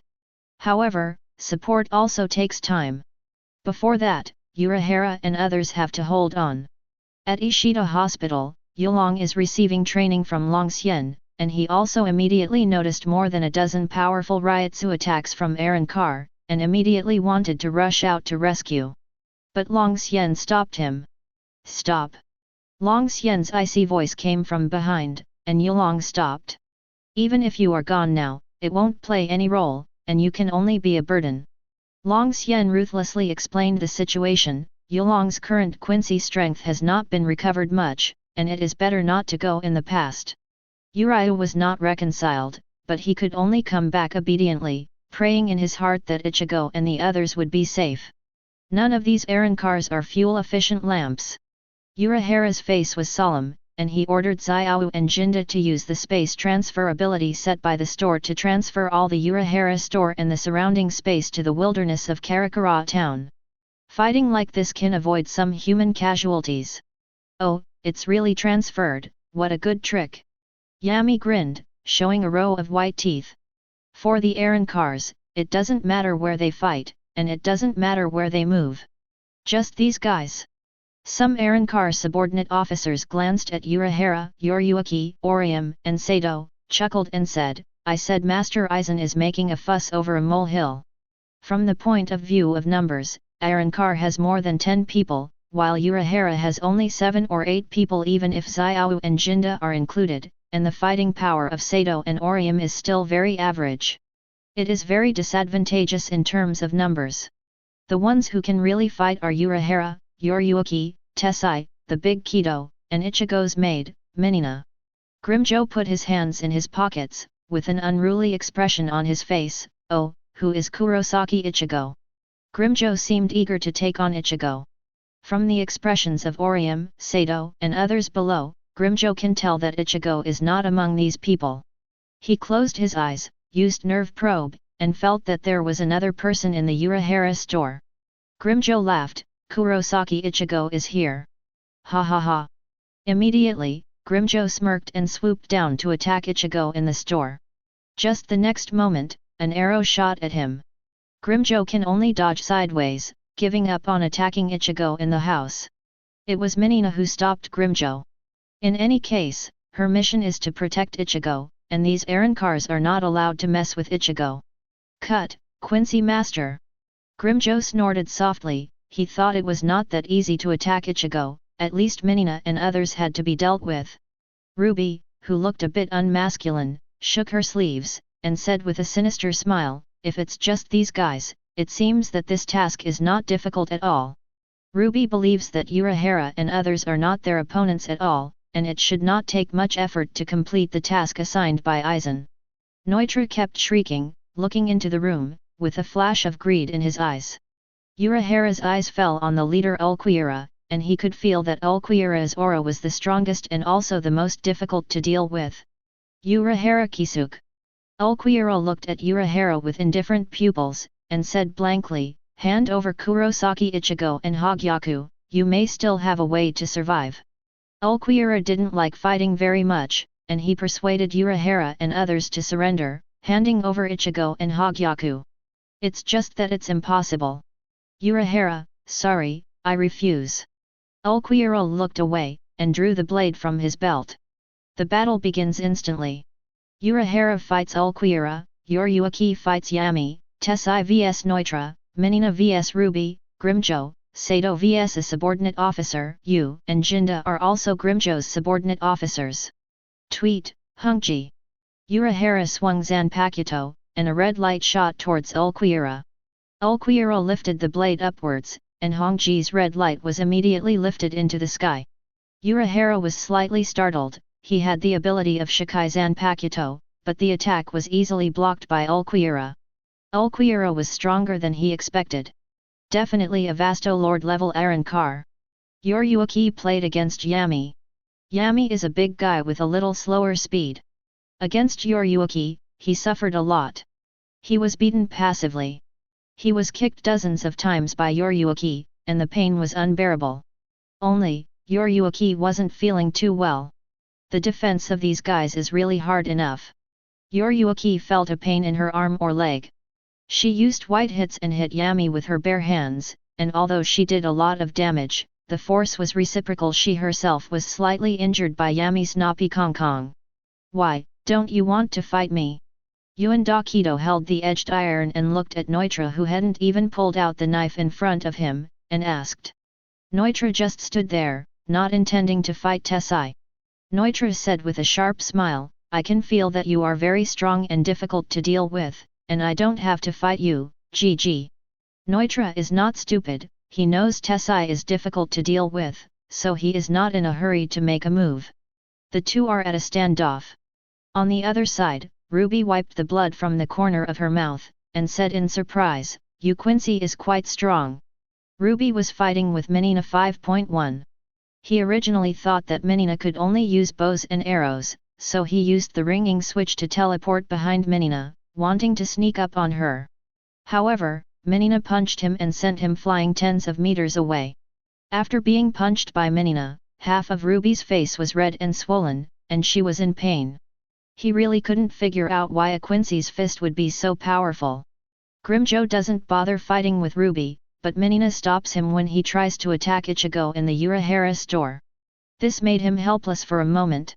Although Sato was fighting very hard, his current strength was still a bit weak. A subordinate officer, Aaron Carr, pierced his body with a hand knife, and fell seriously injured.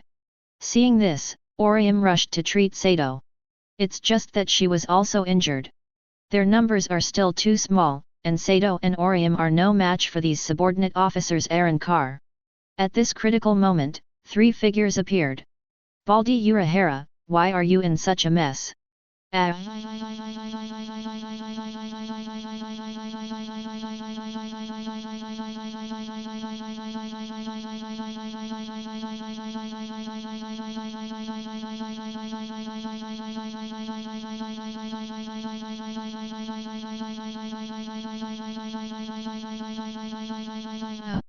Chapter 51. Those who came were the three members of the Masked Legion. Hirako Shinji, Saragaki Hiri, and Meguruma Kensei. The three of them were not far from here just now, and rushed over after feeling the ryotsu of Urahara and others. They're just terrified. With so many Aaron Cars, it's really hard to deal with. Kenshi blows away Aaron Carr, a subordinate officer, and saves Orium and Sato. He said to Orium, who was less injured, take him to the back for treatment, leave it to me here. In terms of bigger, there are still some boxers. Thank you. Although Orium didn't know Kensai's name, he still thanked Kensai very much and dragged Sato to the back for treatment. Yo, your strength is not bad. At this time, a tall and burly Aaron Carr appeared in front of Quan Shi and punched him out. Quan Xi's fist clashed with Aaron Carr's. The powerful force caused the ground where the two of them were to collapse several centimeters. This Aaron Carr's power is not inferior to Kenshi. He is the volcanic beast, one of Grimjo's subordinate officers. That is, Aaron Carr who fought with Madarame Ikeku in the original book, and Madarame Ikeku tried his best to defeat it. The strength of the volcano beast can almost reach the captain level. When Quan Shi met him, it seemed that a hard fight was inevitable. Hiri took on a smaller Aaron Carr. Grimjo's subordinate officers 16 are basically Ajicha's level Aaron Carrs, and their strength is naturally not weak, and Hiri's combat power is not too strong. I fought back and forth with this subordinate officer. Hirako Shinji confronted Grimjo, taking some of the pressure off Menina. Beautiful lady, let me help you. Faced with Hirako's overtures, Menina did not respond. This made Hirako a little embarrassed. Who the hell are you guys? Grimjo fights Hirako, and Hirako doesn't lose the slightest bit. Also, Hirako suddenly put on a white mask like Hollow for himself, and used Zero on Grimjo. This made Grimjo and Aaron Carr confused for a moment, who exactly are Hirako and the others? Shinigami? Or virtual? With the addition of Hirako and the three of them, the situation has improved a little bit. Urahara and Ulquiorra fought equally, and neither of them used their real skills, and they were still testing each other more. In the battle between Yoryuki and Yami, Yoryuki had the upper hand, but Yami hadn't returned the sword yet, and Yoryuki's hands and feet were numb from the backlash, so he didn't have much advantage. Holding the edge, Tessai and Neutra are still confronting each other. Neither of them made a shot or made any other actions, they stared at each other. The battle between Menina and Ruby was fierce. After being punched by Menina just now, Ruby used the returning blade and grew 8 tails. The destructive power of these tails was astonishing, constantly attacking Menina. Everything in the void is poison to Quincy, and has a bonus to combat power. Facing Ruby after returning to the blade, Menina can't take advantage, and she doesn't fall below. The two sides are considered evenly matched. Orium is healing Sato. Soon, there was a second Arrancar returning to the blade. It is the volcano beast who fights against Meguruma Kensei. Quan Shi still has some strength, and he actually forced out all the returning blades of the volcano beast. The volcanic beast after returning to the blade has become a new form, both in strength and speed. Shikai's fist is no match. Damn it, I can only use this trick. Kengzi wiped away the blood from the corner of his mouth, his face became extremely serious, he took a deep breath, and shouted, Bankai! Iron Fist breaks the wind. In an instant, a strong Ryutsu storm emanated from Kensai's body. After the Ryutsu storm disappeared, I saw him holding a pair of knuckle tigers in both hands, and transformed into a brand new Bankai form. Quangzai's Bankai is a powerful type, suitable for close combat. The volcanic beast was similar, and the two fought for a while, but they were evenly matched. In the end, the two fought with all their strength. Boom! Both fell to the ground with double injuries, which was considered a draw. Poor boxer, still no wins. Ah! Jinda was beaten out by Arrancar, one of Deroy's subordinates, and was seriously injured. Xiao Yu and the opponents of the officials fell into a disadvantage and were suppressed. Their combat power is still weaker. At this time, Arrancar named Deroy looked into the Urahara store, and he licked the corner of his mouth. Hogyaku is in it. They came on this trip, and Aizen asked them to snatch Menja. If you really snatched Hogyaku, it would be a great achievement. Or use it yourself. With Hogyaku, I will definitely become stronger, even evolving into Vasto Lord is not impossible. Endless greed rose in Arrancar Deroy's heart. Who wouldn't want to get stronger and have more power? Grab the Hogyaku in front of you and it will happen. Deroy is very fast, he is an Arrancar who is known for his speed. When Sato fought against him just now, before Sato's Titan's right hand was thrown out, he was pierced through the body by a hand knife. With a whoosh, Deroy turned into an afterimage and disappeared into the Urahara store in an instant. Not good. Urahara yelled badly, but now he was fighting Ulquiorra and couldn't get away. And Deroy has already entered the shop, even if he wants to stop it, it's too late. Yoryuki, Orium, Menina, and others also changed their expressions. Yoryuki dealt with Yami, also unable to get away. Orium is slow and basically has no fighting power, so she can't help Ichigo. Menina's face was icy cold, she drew the arrow and shot towards the house, but Libby blocked Menina's arrow at the cost of hurting her tail. Give up, you're doomed, and the guy inside is doomed too. Ruby laughed, her voice full of pride and sarcasm. Orium and everyone's heartstrings are tense, they can't stop it in time, they can't help Ichigo. I don't know what happened to Ichigo in the house. It is said that after Deroy rushed into the Urahara store, he saw Ichigo who seemed to be asleep with his eyes closed. In Ichigo's hand, he was still holding the shining Hogyaku, and this Hogyaku exuded a strong breath of vitality, as if flowing along Ichigo's arm and flowing into Nichigo's body. Deroy licked his lips, the greed on his face could no longer be concealed. Kill you and take Hogyaku. Deroy's right hand forms a hand knife, aimed at Ichigo's throat. He's going to kill Ichigo and take Hogyaku. But the next moment, Deroy's face changed drastically, his eyes filled with horror. Because his right hand, before it touched Ichigo, was instantly burned to ashes by the flame of Ryutsu emanating from Ichigo. The entire right hand disappeared in an instant. Ah, ah, ah! Deroy's miserable screams resounded in all directions, making people's scalps tingle when they heard it. You know, Deroy is an Arrancar of the Ajichas level, with the strength of the vice-captain level, but he can't even work with the flames of the Quincy master formed by the Ryutsu emanating from Juhu. 053. Moreover, after these spiritual flames devoured one of his arms, they even spread to his whole body. The whole body was burned. No, don't. Ah! Deroy's screams were so horrific that people couldn't help but feel horrified. Deroy was quickly consumed by the spiritual flames.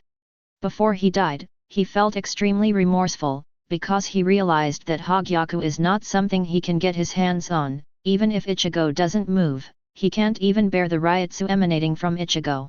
Deroy's cry before his death was so tragic that everyone outside was shocked. None of them understood what terrible things happened inside the house.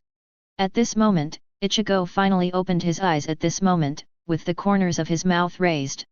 Hogyaku, I'm serving the country. The Hogyaku in Ichigo's hand, due to the use of too many Soul King fragments, and also absorbed the original Hogyaku in Rukia's body. The strength and will of this Hogyaku are very strong. When Ichigo was held in his hand just now, Hogyaku's will was resisting, pulling Ichigo into an inner world, and wanted to bite Ichigo back. Even in the face of Hogyaku's will, Ichigo defeated Hogyaku's will in the inner world with his tyrannical strength, making Hogyaku succumb. Now the Hogyaku no longer resists and recognizes Ichigo as its owner. Ichigo smiled, and his figure appeared outside the store in an instant, standing calmly. Everyone was shocked when they saw Ichigo's figure. Especially the people in Arrancar. As soon as Ichigo appeared, they felt an inexplicable coercion, the same feeling they felt when facing Aizen. Ichigo fiddled with the Hogyaku in his hand, swiped at Ulquiorra and the others, and said with a light smile, "This kind of meaningless squabbling should come to an end." Chapter 52. Seeing Ichigo appear, Urahara, Orium, Minina and others are relieved. When Arrancar broke in just now, they were all sweating for Ichigo. Seeing that Ichigo is safe and sound, Yuruki stretched his sore limbs and said with a smile, "This kid is really worrying, but luckily he should be fine now, really." Reassuring, Urahara also observed Ichigo and exclaimed, "It seems that he has already surrendered Hogyaku, and it is remarkable to have subdued Hogyaku's will in such a short period of time." 11.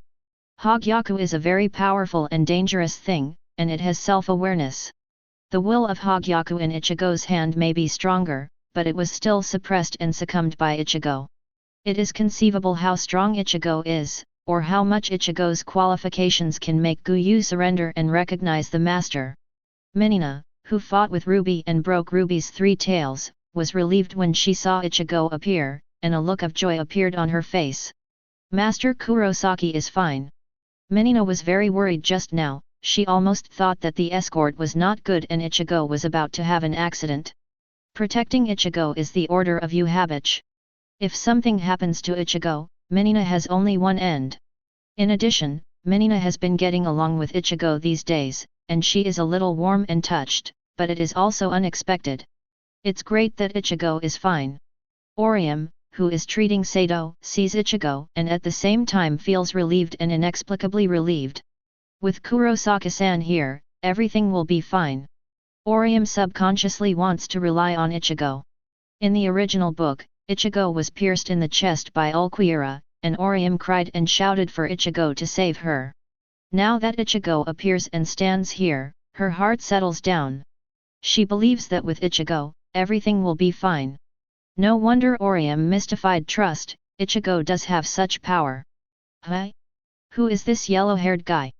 Hiri was holding a big sword, and swept Ichigo with a drooping face. It was the first time she met Ichigo, and she didn't know him for a second. Also, there was an Arrancar who ran in just now. Why did he disappear after screaming? Could it be that this yellow-haired kid killed him? Hiri rolled his dead fish eyes, thinking to himself. She also saw an Arrancar rushing into the Urahara store at a very fast speed, but then there were some screams, and Ichigo appeared. As for the Arrancar who broke in, there is no further information, and it was probably killed by Ichigo. Hiri was also fighting Arrancar, a subordinate officer, and the fight was quite fierce, and it was hard to distinguish. Hiri is not considered weak, at least at the level of vice-captain, and the subordinate officers are all around the level of vice-captain.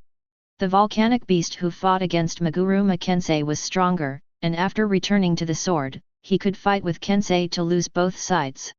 Therefore, in Hiri's eyes, even these subordinate officials, Arrancar, are not easy to deal with. But Ichigo seems to have slaughtered one in an instant. This guy's strength is a bit strong. Hiri showed 2 small canine teeth, making judgments on his own. She admits Ichigo's strength, but in order to save face for herself and Kensei, she can only say that Ichigo is a bit. This guy's name is Kurosaki Ichigo. Hirako, who was fighting with Grimjo, answered Hiri's doubts. I originally wanted to transfer to their class, but the transfer procedure has not been completed yet, and he doesn't seem to need me to teach him Hollow anymore. Oh, what a pity. Hirako, wearing a virtual mask, complained helplessly while fighting with Grimjo. He also noticed the existence of Ichigo before, and after Ichigo became a Shinigami, he also wanted to teach Ichigo the power of Hollow when the time was ripe. But man is not as good as God. Ichigo is still a Shinigami now, he has directly become a Quincy. And he is still very powerful, there is no need for him to teach Hollow to restrain the void power in his body. After Ichigo appeared, Urahara, Yoryuki, Hirako and others looked much more relaxed, and the atmosphere seemed less tense. It seemed that for them, the appearance of Ichigo could directly change the situation of the battle. That guy is Kurosaki Ichigo. Grimjo froze for a moment, looked at Ichigo who was standing in front of the Urahara store, and frowned slightly. This guy's breath is really uncomfortable. At this time, Ichigo did not fully release the Ryutsu on his body, and only a small part of Ryutsu scattered. But even so, Grimjo relied on the leopard's keen intuition, and felt that Ichigo's Ryutsu seemed to be the same as Aizen's, and he was very uncomfortable after feeling it. Can this guy's Ryutsu be as strong as Aizen? Grimjo can't believe it. Aizen's Ryutsu is very strong, this is something everyone Espada or Arrancar knows. But Ichigo feels similar to Aizen to him, does that mean that Ichigo's Ryutsu is also as powerful as Aizen? Grimjo, who was clamoring for a duel with Ichigo and told Ichigo not to disappoint him, felt a little apprehensive and hesitant after seeing Ichigo at this moment. Grimjo likes that kind of evenly matched battles, such as the current fight with Hirako, and the double Fang Ping is evenly divided. And if the opponent is too strong, such as asking him to challenge Aizen, then this is meaningless. Don't be impulsive, first observe how capable this guy is. Grimjo becomes cautious, sparring with Hirako and enjoying the fight first, and avoiding trouble with Ichigo for now. Soon, Grimjo will be thankful that his bestial instinct for danger saved his life. Damn it, this guy really isn't dead yet. Ruby looked very ugly. He has already carried out Returning Blade, fighting Minina with all his strength. He is still a Quincy master, and he has an advantage against Void, but even so, he can't get the slightest advantage. Moreover, in order to prevent Minina from rescuing Ichigo with a bow and arrow just now, he blocked it with one tail, and then Minina interrupted two more. Ruby also brazenly mocked that Ichigo in the room was dead, which made Minina give up. But now the reversal came so fast. Arrancar Deroy, who entered the house just now to assassinate and snatch Hogyaku, not only failed the assassination, but also let out a creepy scream, and then Ichigo appeared in front of them. No need to think about it, Deroy just now must have been slaughtered by Ichigo. And in an extremely cruel way. Ruby was wrong, Ichigo didn't take the initiative to attack Deroy, it's just that Deroy didn't even have the qualifications to fight in front of Ichigo, and even the Quincy spirit flame formed by Ryutsu on Ichigo's body couldn't bear it, so he was killed. Burned to ashes. Still thinking about Ichigo and Hogyaku in Ichigo's hands? Tired of life? Yami got up from the mound of dirt, he was beaten by Yoryuki and was thrown into the mound of dirt. Although there was a burst of pain, Yami's skin was rough and fleshy, so nothing happened. Yami grinned, this little monster with yellow hair is the target of Master Aizen, and the one in his hand is Hogyaku, ha ha ha, it's so arrogant to appear in front of us so swaggeringly. Yami laughed maniacally. He felt that Ichigo acted very arrogantly, and even appeared in front of them with Hogyaku, and they could easily complete the task as long as they defeated Ichigo and snatched Hogyaku. Ha ha ha, ha ha ha. Yami laughed wildly, and seemed to want to return to the blade to take down Ichigo. But reminded by Ulquiorra, don't be impulsive, Yami. Yami? What's wrong, Ulquiorra? You are still so cautious. Yami was a little dissatisfied, but she obeyed Ulquiorra and stopped obediently. At this time, Ulquiorra's originally indifferent eyes throbbed. Because he is stronger, I can feel a powerful Ryutsu and a very dangerous aura from Ichigo. Ulquiorra narrowed his indifferent eyes slightly, and his mind was spinning rapidly. Although this guy's Ryutsu doesn't radiate much, but the strength of the Ryutsu radiated out is probably higher than mine. He's a very tricky guy. Ulquiorra has always been calm, which is why Aizen likes to let him lead the team on missions. Ulquiorra is an Arrancar of the Vasto Lord level, or an Arrancar of his own. Espada, Ryutsu, and combat power are very strong. But he sensed from the part of Ryutsu that radiated from Ichigo, and his Ryutsu was not stronger than the part that radiated from Ichigo. The result is appalling. It's just that many Arrancars are arrogant and Yamato has no brains. Another subordinate officer of Grimjo, in the shape of a fat pig with a leather face, suddenly appeared behind the shield. Moreover, he returned the blade ahead of time, and turned into a fang boar after returning the blade, with a pair of sharp tusks arching towards Ichigo. Stop being arrogant, BD. He couldn't understand Ichigo's arrogance, and wanted to avenge Arrancar Deroy who died just now. Go to hell. The wild boar Arrancar's sharp fangs were about to touch Ichigo, as if he could give Ichigo's body to the minister in the next moment. Kurosaki-san. Dangerous. Orium screamed, his face terrified. This is the full blow of this Arrancar backblade sneak attack, and even Captain Shinigami's figure can be seriously injured if he is unsuspecting. Facing this fierce sneak attack, Ichigo didn't turn his head away, and even his expression didn't change at all. He raised his left hand lightly, and it rested on the face of the boar Arrancar. This wild boar Arrancar can't move at all. It's like a fast train being stopped by someone alive. How is this possible? The wild boar Arrancar's mind is blank, and now he can't even move. His eyes suddenly filled with horror. And the next moment, Ichigo just pinched the wild boar Arrancar's face with his left hand.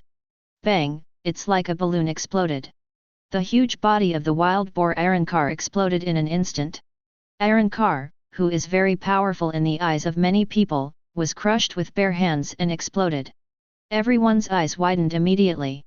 They didn't know how Deroy died in the house just now, and the scream before his death was so miserable, it made people feel creepy. And now, they saw with their own eyes that Ichigo crushed an Arrancar with his bare hands. This time, Arrancar died instantly without even making a scream. But this makes people feel chills even more. Arrogant. Ichigo withdrew his left hand, and glanced at these terrified Arrancars with a half-smile. Is it okay for me to end this battle? When Ichigo came on the stage just now, he said that this kind of pettiness should end, but these Arrancars felt that he was arrogant. He is merely stating a trivial fact. Now he asked again. Is there a problem? At this moment, the audience was silent. Chapter 53. At this moment, the audience is silent. Everyone was shocked by Ichigo's momentum and powerful strength. An Arrancar subordinate officer's all-out sneak attack behind the blade was easily blocked by Ichigo's gestures. One must know that Arrancar's strength is not weak, especially after returning edge. The lowest combat strength is the level of the vice-captain, and it is still a sneak attack. But in the face of absolute power, all this is meaningless. Ichigo crushed Arrancar to pieces just by pinching it casually. Kill an Arrancar back in the blink of an eye. Extremely powerful. This scene had a great impact on everyone, and their faces were full of disbelief and horror. When Ichigo first appeared, he asked him to end this petty fight. Ichigo's words and attitude made the Arrancars feel too arrogant and disregarded them too much. But now, no Arrancar thinks that Ichigo is arrogant and arrogant. Ichigo crushed a returning blade Arrancar with one hand. He has such strength that terrifies them. Call.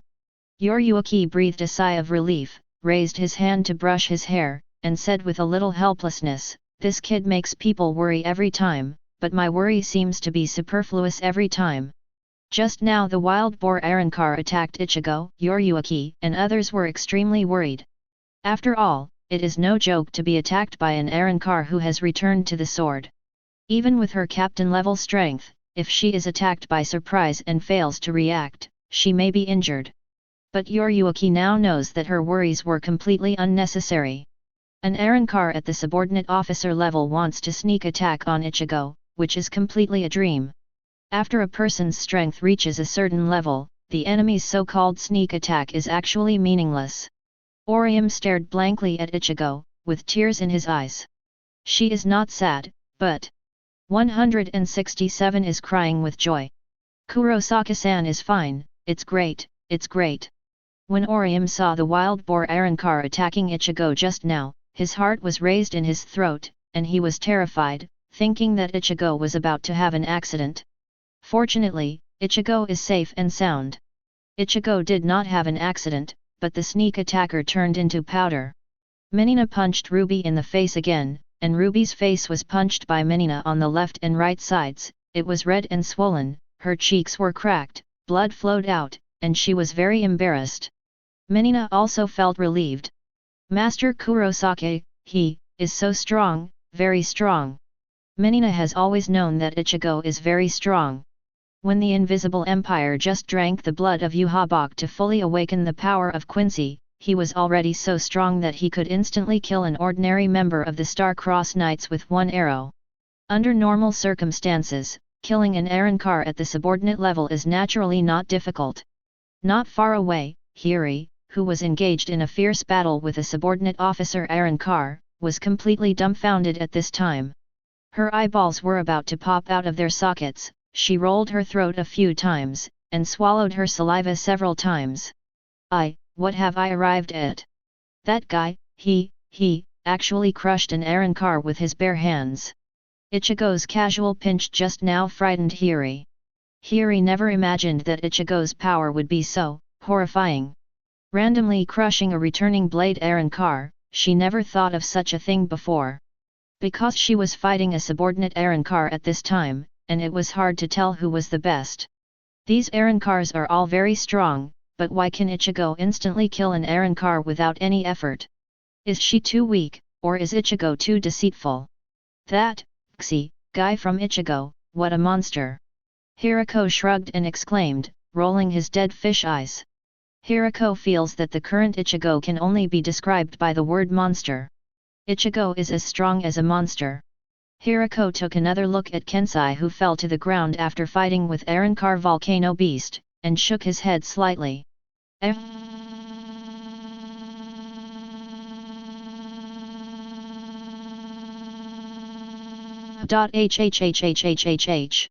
Hirako glanced at Ichigo again, thought for a while, and said to himself, that fellow Ichigo can at least hit 100 punches, right?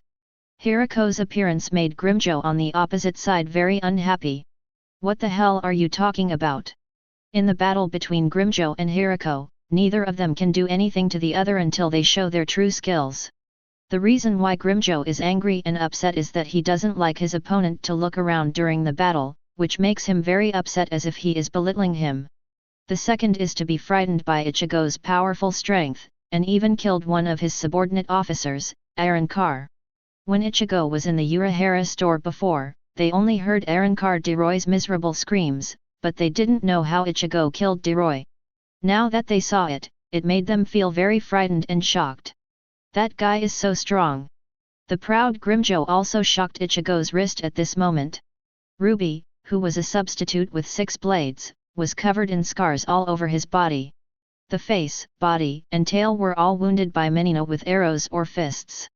He really couldn't figure it out. Menina is obviously a Quincy, isn't a Quincy only able to bend a bow and shoot big eagles?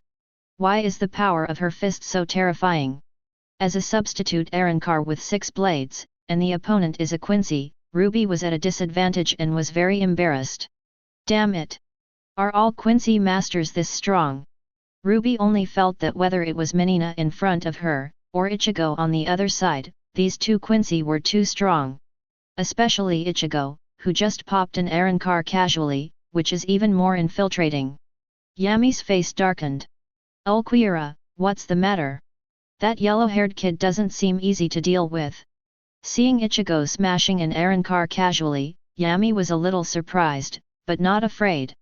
Because of this level of things, he can do it. He is number 0 Espada. It's just that he also feels that Ichigo is not easy to deal with. Moreover, with the appearance of Ichigo, the situation changed instantly, and the Arrancar people who had the advantage lost their advantage in an instant. In this situation, it's really not easy for them to use their little hands to deal with Shihu. After all, Arrancar at the subordinate level is as vulnerable as an ant in front of Ichigo. If he wants to deal with Ichigo, he must at least dispatch Espada-level combat power. However, judging from Ichigo's performance, the low-ranked Espada is probably not very good. Ulquiorra's face was still indifferent, and he didn't panic at all because of Ichigo's powerful combat power. His character is like this, always calm and steady. However, he can also feel that Ichigo is strong, and Ichigo's Ryutsu strength is even higher than his. It's hard to beat Ichigo to snatch Hogyaku from Ichigo. Very hard. And at this moment, Noitra licked his lips, the greed in his eyes was undisguised. Tessai, who had been confronting Noitra all the time, had a bad premonition vaguely. What do you want, Arrancar? Noitra smiled, but didn't answer Tessai's words, but suddenly raised his hand and spilled some kind of object, which immediately made Bang Bang Tessai have a hallucination for a moment. What's going on here? Tessai was still careless, or he underestimated the level of despicableness of Noitra. Noitra actually used this trick when he was unprepared, causing him to have hallucinations for a short time. Although the duration of this hallucination is very short, a master's attack is fatal even if it is only for an instant. Puff! Noitra's semi-shaped broadsword had already been chopped off.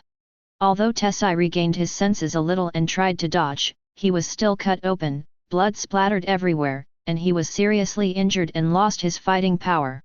Uncle! Kido Long! This sudden scene made Xiao and Jinda in the Urahara store, as well as Urahara and others, change their expressions. So despicable UBD! Despicable! Jinda was also seriously injured by an Arrancar just now. He witnessed the process of Noitra making dirty tricks on Tessai, and cursed at her for being despicable and shameless. But Noitra didn't care at all, and sneered, "Despicable? Sorry, the winner can explain everything, and the loser is a waste. Noitra will do whatever it takes to win." This was the case when he was in the Void Palace before. He teamed up with Sail Aporo and used the psychedelic drug of Sarah Pineapple to attack the original third Espadan Nilu. Now he used hallucinogenic drugs to sneak attack and seriously injured Tessai. Noitra's fighting style is truly despicable. Noitra laughed ferociously, licked his lips, and even used the returning blade. Pray, holy weeping mantis! Noitra is the number 5 Espada, and at this moment he chose to return to the blade without hesitation. In an instant, a powerful golden beam of Ryutsu shot up into the sky, which made people very shocked. The next moment, Ryutsu's beam of light dissipated, and Noitra turned into a returning mantis form. 2 sharp horns grew out of his head, and he had 6 arms. There is a sickle on each arm, and the sickle exudes a cold light. After returning to the blade, Noitra did not look at Tessai, who was seriously injured and fell to the ground, but grinned sharply, and his figure disappeared instantly. Noitra, who returned to the blade, took it up a notch, both in terms of Ryutsu and speed. The spin he used was so fast that many people couldn't see it clearly, leaving only an after-image on the ground. He appeared in front of Ichigo in an instant. "Little ghost, blame you for being too arrogant." Noitra repeated the same trick, raised his hand and sprinkled a handful of hallucinogenic drugs on Ichigo, trying to make Ichigo hallucinate for a moment, and then get rid of Ichigo. In fact, the real purpose of Noitra is to snatch Jade. Noitra can use any means to do things for people, in order to become stronger than other Arrancars, and in order to break away from the rule of Aizen, he can also use any means to snatch Hogyaku from Ichigo. And Noitra also thought of a countermeasure. After he sprinkled the hallucinogenic drug on Ichigo, he even opened his mouth, stuck out his tongue, and condensed a golden Siro in front of the tongue. This is Wang Su's Flash, an enhanced version of Siro that belongs exclusively to Espada. The attack power and destructive power are extremely strong. He wants to use Siro to blast Ichigo to pieces, cause a massive explosion, and take Hogyaku while he's in trouble. This is his plan. However, the corners of Ichigo's mouth turned up slightly. Since when can someone like Noitra have his mind? Chapter 54. Seeing the smile on the corner of Ichigo's mouth, Noitra's face changed slightly. But he quickly recovered his sharp smile, and taunted, "Little devil, if you don't know when your death is imminent, you can go to hell with your arrogance." The golden zero in front of Neutra's tongue is getting bigger and bigger, turning this place into gold, and the coercion radiating out is getting more and more terrifying, which makes people feel frightened. He's going to smash Ichigo into pieces with one blow. Master Kurosaki! Minina cried out anxiously. Normally, Ichigo really isn't afraid of these errand cars. But Minina also saw just now that Neutra used despicable means and sprinkled a handful of hallucinogenic drugs on Yihu. And Neutra is the number 5 espada, Wang Su's flashes, which are condensed with all his strength after returning to the blade, are absolutely amazing. Minina wanted to go to the rescue, but she was held back by Ruby's two tails. Cough, cough. Ruby coughed out a mouthful of blood, but still held on to stop Minina. You just watch that guy die. Ha ha ha. Ruby laughed grimly. How powerful Wang Su's flash is, they, espada or the substitute espada, are clear. Ruby felt that Ichigo would definitely die if he could bear Zero, who was concentrated by Neutra, at such a close distance. As long as Ichigo is dead, the advantage will come back to them. And he can also unite with others to kill Minina. Yoryuki also looked ugly, they are all despicable guys. Are these errand cars all this mean? Attacking Ichigo one after another. Mean. Yami laughed, don't confuse us with that guy. Yami refuted Yoryuki, telling Yoryuki not to compare them with Neutra. Yami has 0 blades, and Ulquiorra has 4 blades. In terms of strength, Neutra is indeed inferior to Yami and Ulquiorra. Although Yami is brutal and bloodthirsty, he doesn't bother to use Neutra's dirty tricks. Yoryuki, Urahara, Hirako, and others frowned and panicked.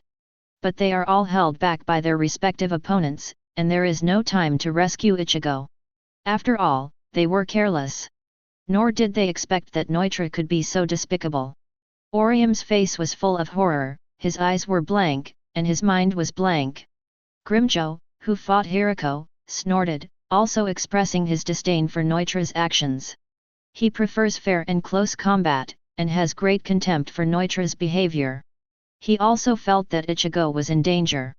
After all, although Neutra is despicable, but he is number 5 espada, in terms of strength, he is stronger than Grimjo. Now Wang Zero's light at close range, I'm afraid it can directly blast Ichigo into powder. Almost all errand cars think that Ichigo must die. However, a powerful blue pressure suddenly appeared on Ryuhu's body.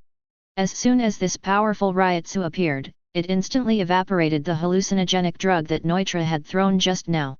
Naturally, the hallucinogenic drug didn't work on Ichigo. But at the same time, Neutra's golden zero has been coagulated. Whether or not the hallucinogenic drug took effect, delayed Ichigo. It's useless, go to hell. Neutra laughed. This golden zero exudes a palpitating aura, contains terrifying power, and launches towards Ichigo. Zero fires incredibly fast and so close. Neutra thinks that Ichigo can't escape and must die. Ichigo certainly didn't run away. Boom! A loud bang resounded in all directions, and Neutra's golden zero blew up half of the Urahara store to ashes. The power of this King Zero's light is truly astonishing. Almost all of Arankar also thought it impossible for Ichigo to survive such an astonishing explosion. Urahara, Yoryuki, and Orium were also stunned. The power of Wang Zero's light is so amazing that it blows up half of the Urahara store, and even they think that Ichigo may be in danger, or even die directly. Hogyaku, it's mine. Neutral laughed sharply, the excitement on his face could not be restrained. He's going to take advantage of the smoke from the explosion, and before anyone else can react, he's going to get into the smoke to take Hogyaku, and run away. He is also not worried that things like Hogyaku will be destroyed by Wang Su's flash. They also heard from Aizen that once Hogyaku is made, it cannot be destroyed. Damaged. Just when Neutra thought he was going to succeed, a voice suddenly came from the billowing smoke and dust. Is Wang Su's flashing light so powerful? I'm really disappointed. Ichigo's nonchalant voice came from the smoke. This made Neutra and everyone else's pupils shrink. Ichigo endured King Zero Hikari's astonishing explosion, and unexpectedly, didn't die. And listening to Ichigo's voice, he seems to be fine. How is this possible? He he is absolutely impossible to hide, how could he be alive? How is it possible? Neutral looked at the figure of Ichigo gradually appearing from the smoke in disbelief, and was stunned. That is Wang Su's flash. It was the strongest blow that Neutra condensed with all his strength. And that kind of close distance, Ichigo absolutely can't avoid it. But why didn't Ichigo die? Why? Neutra can't figure it out. Not only Neutra couldn't figure it out, but others couldn't believe it either. Ichigo endured such a huge explosion and is still alive. The smoke and dust from the explosion slowly dissipated. An even more unbelievable scene appeared. I saw that Ichigo didn't have any injuries on his body at this time. That's right. Ichigo, who took Neutra's all-out blow, didn't have any injuries on his body. Not to mention the damage, even the clothes are intact and spotless. Neutra's Zero has no effect on Ichigo. Ichigo is unharmed. Not even a trace. The transition was so fast. Almost everyone thought that Ichigo would be blown to powder by Neutra's Zero, but who would have thought and believed that Ichigo is standing there unscathed? Ichigo also shook his head with a slightly disappointed expression. It seemed that Wang Su's flash was too weak, which disappointed him. He just didn't dodge Neutra's Zero on purpose just now, and wanted to experience the power geometry of Espada level 0 for himself? However, Ichigo was disappointed. Even the defense of his static blood outfit couldn't be broken. It doesn't affect him at all.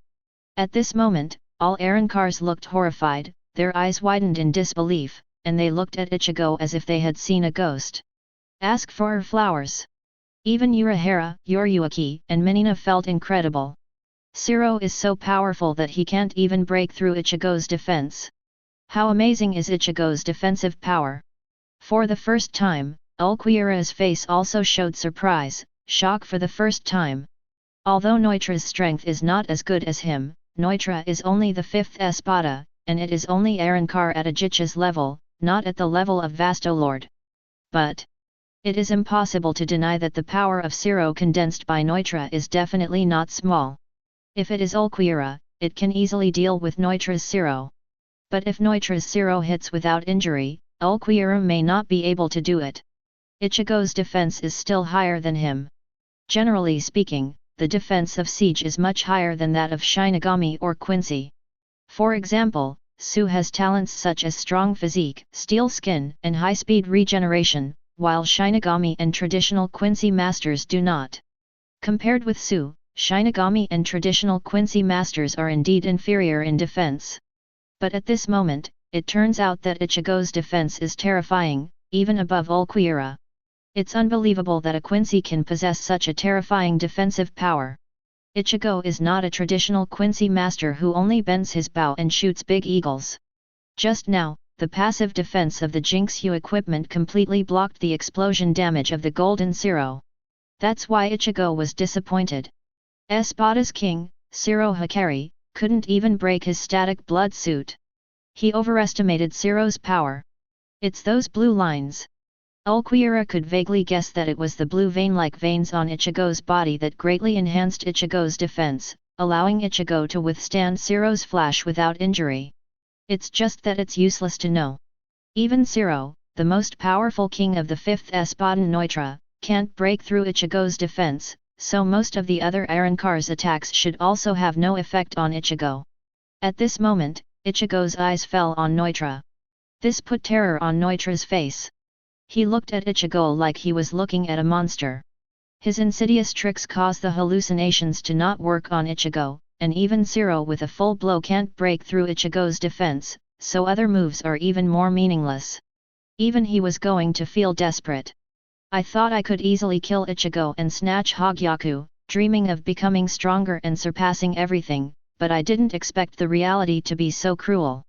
In front of Ichigo, under the absolute power gap, he is like an ant. Neutral looked terrified, throat rolling. But in just an instant, Rihuo came in front of him. The speed is so fast that he can't even see clearly. And the divine annihilation on Ichigo's right hand rests on his head. You praying mantis, not only weak but also despicable, really disgusting. Ichigo is also very contemptuous of Neutra's personality and behavior. Without any hesitation, Ichigo shot an arrow from the holy lost. Bang! As if the watermelon was shattered, Neutra's head exploded instantly. Even though he has the ability of high-speed regeneration, his head cannot be regenerated after being crushed.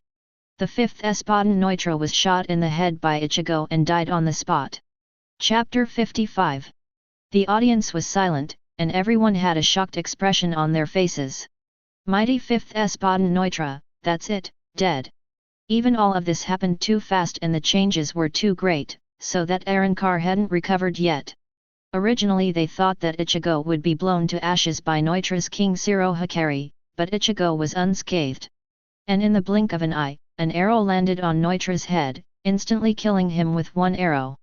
You must know that Neutra is the number 5 Espada, the number 5 existence among all Arrancars. Although Neutra does despicable and shameless things, his strength is unquestionable. Number 5 Espada claims to be the strongest steel skin in Espada, and has the ability of high-speed regeneration. But all this is useless. In front of Ichigo, it is useless and has no effect, and is instantly killed by an arrow. Silence, deathly silence. After a few breaths, everyone came back to their senses. Their faces were full of horror. Okay, so strong. Even Urahara opened his eyes slightly, surprised and shocked. Ichigo's power is really amazing. Number 5 Espada's Zero suffered without injury, and he killed him instantly with a backhand. If it were Urahara, he thought he would not be able to do 530. His intelligence is one of the best in Shinigami, but in terms of hard power, he is not too strong, not as good as Aizen, and naturally not as good as Ichigo. And one more thing, Su can restrain the Quincy. Everything about Su is poison to Quincy, and Su has a bonus against Quincy. But this so-called bonus is meaningless in front of Ichigo. Because of the huge difference in strength, Neutra was still shot by an arrow in front of Ichigo. Oh, forget it, don't worry about this kid in the future, I don't need to worry about this kid anymore. Yuhabach sighed with a look of helplessness on his face. She worried about Ichigo several times, but each time it turned out that her worries were completely unnecessary. Because Ichigo's strength is too strong, there is no need for Yuhabach to worry. Yuhabach thinks she should worry more about herself. She used white hits to beat Yami violently, and she was sore from the shock, which was really uncomfortable. Kurosaki, classmate. Orium's expression finally relaxed, and he slumped on the ground. Her mind was raised again and again, and she couldn't do anything but worry and cry. Fortunately, Ichigo is safe and sound. At this moment Orium felt very incompetent and useless. Even Minina's face was full of surprise. Master Kurosaki's static blood equipment is equally astonishing in defense, much stronger than mine, as expected of Master Kurosaki. Just now when Ichigo bears Neutra's golden Zero, Zenina sweats for Ichigo. Because the Espada level 0 is still very powerful, even the captain level Shinigami of Godei 13, if he is unprepared and picks up Zero hard, it may be a disaster. Ichigo took the blow solidly, but the golden Zero couldn't even break through his static blood suit, and was unscathed. Ichigo's static blood equipment is amazing in defense, much stronger than Minina and other Quincy's static blood equipment. Minina didn't realize it until now, and Haswald asked her to protect Ichigo. Didn't this kind of thing exist in the first place? Ichigo cannot be protected by her. Because it's not necessary at all, and she doesn't seem to have the ability. Jinda, a seriously injured teenager lying on the ground, swallowed with frightened eyes. This guy is completely different from before, it's terrible. He just thinks Ichigo is horrible. If it was before, he might be able to bully Ichigo once in a while if he was wayward, but now, he wouldn't dare to give him 100 guts. Because he doesn't want to court death. In the future, I will agree to whatever this guy asks me to do, and I absolutely dare not say a word. Hirako and Hiri were completely stunned. This. Hiri's eyes widened, his body trembling a little, looking at Ichigo not far away, unable to say a word for a long time. Hirako, who was also very shocked in his heart, finished the sentence for Hiri, this guy is a monster. At this moment, Hirako and Hiri couldn't help but doubt life. The hot-tempered Hiri also had an inseparable fight with Arrancar, a subordinate officer. Hirako, who was originally the boss of Aizen in the 5th team, was helpless against Grimjo when he didn't use his full strength. But Ichigo actually gave Neutra a second. That despicable praying mantis Arrancar just now seems to be Arrancar no 5. Hirako gasped. Number 5 Arrancar, which means that Neutra is stronger than number 6 Arrancar Grimjo. He still can't win the number 6 Grimjo, but as the stronger number 5 Arrancar Neutra, he was killed by Ichigo with one arrow. Can this keep Hirako and Hiri from doubting life? Fortunately, Quan Shi was seriously injured and fainted, otherwise the number of people who doubted their lives would be increased by 1. Sure enough, that guy Ichigo is a monster, he can fight at least 100 punches. Hirako lamented that Ichigo is a monster, and it should be no problem to fight 100 carts with the displayed combat power. In addition to being shocked, Urahara Hirako and others also settled down in their hearts. Because of the appearance of Ichigo, the balance of victory has been completely tilted to their side. The 5th Espadon Neutra was shot by Ichigo, how can these Arrancars play?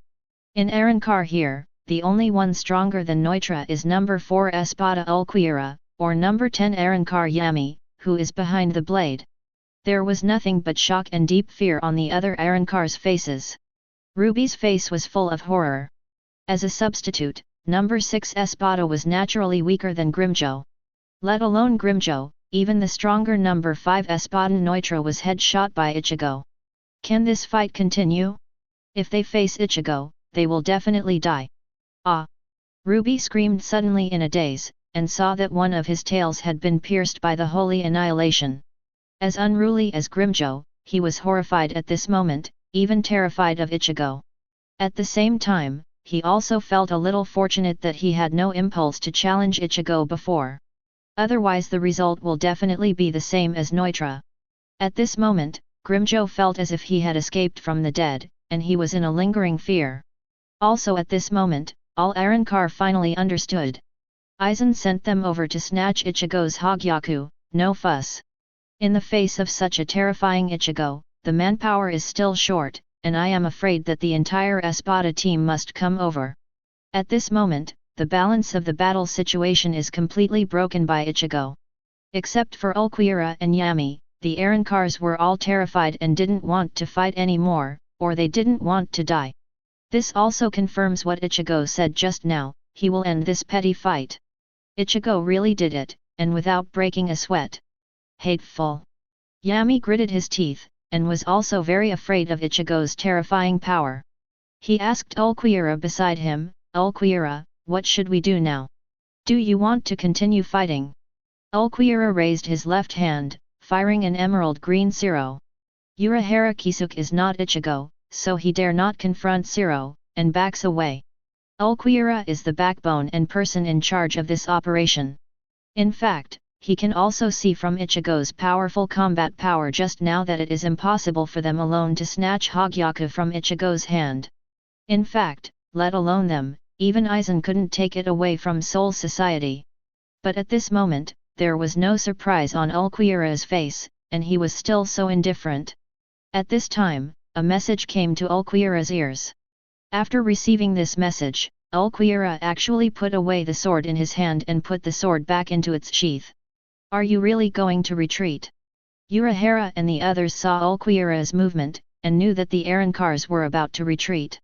After all, Ichigo's combat power is too terrifying, completely breaking the balance of the battle situation, and the Arrancars will only increase their deaths if they continue to fight. Seeing Ulquiera withdrawing his sword, the other Arrancars all backed away as if they had been pardoned. Withdraw. Ulquiera faintly spat out a word, and immediately several roads descended from the sky. As long as the Arrancars enter the negation, they are safe. However, Ichigo's arrows are faster. I saw the sacred disappearance on Ichigo's right hand, and suddenly shot more than a dozen arrows. Want to go? Not so easy. The arrows were lightning fast, piercing some Arrancar heads before the negation came down. The remaining subordinate officers, Arrancar, were instantly killed at this moment.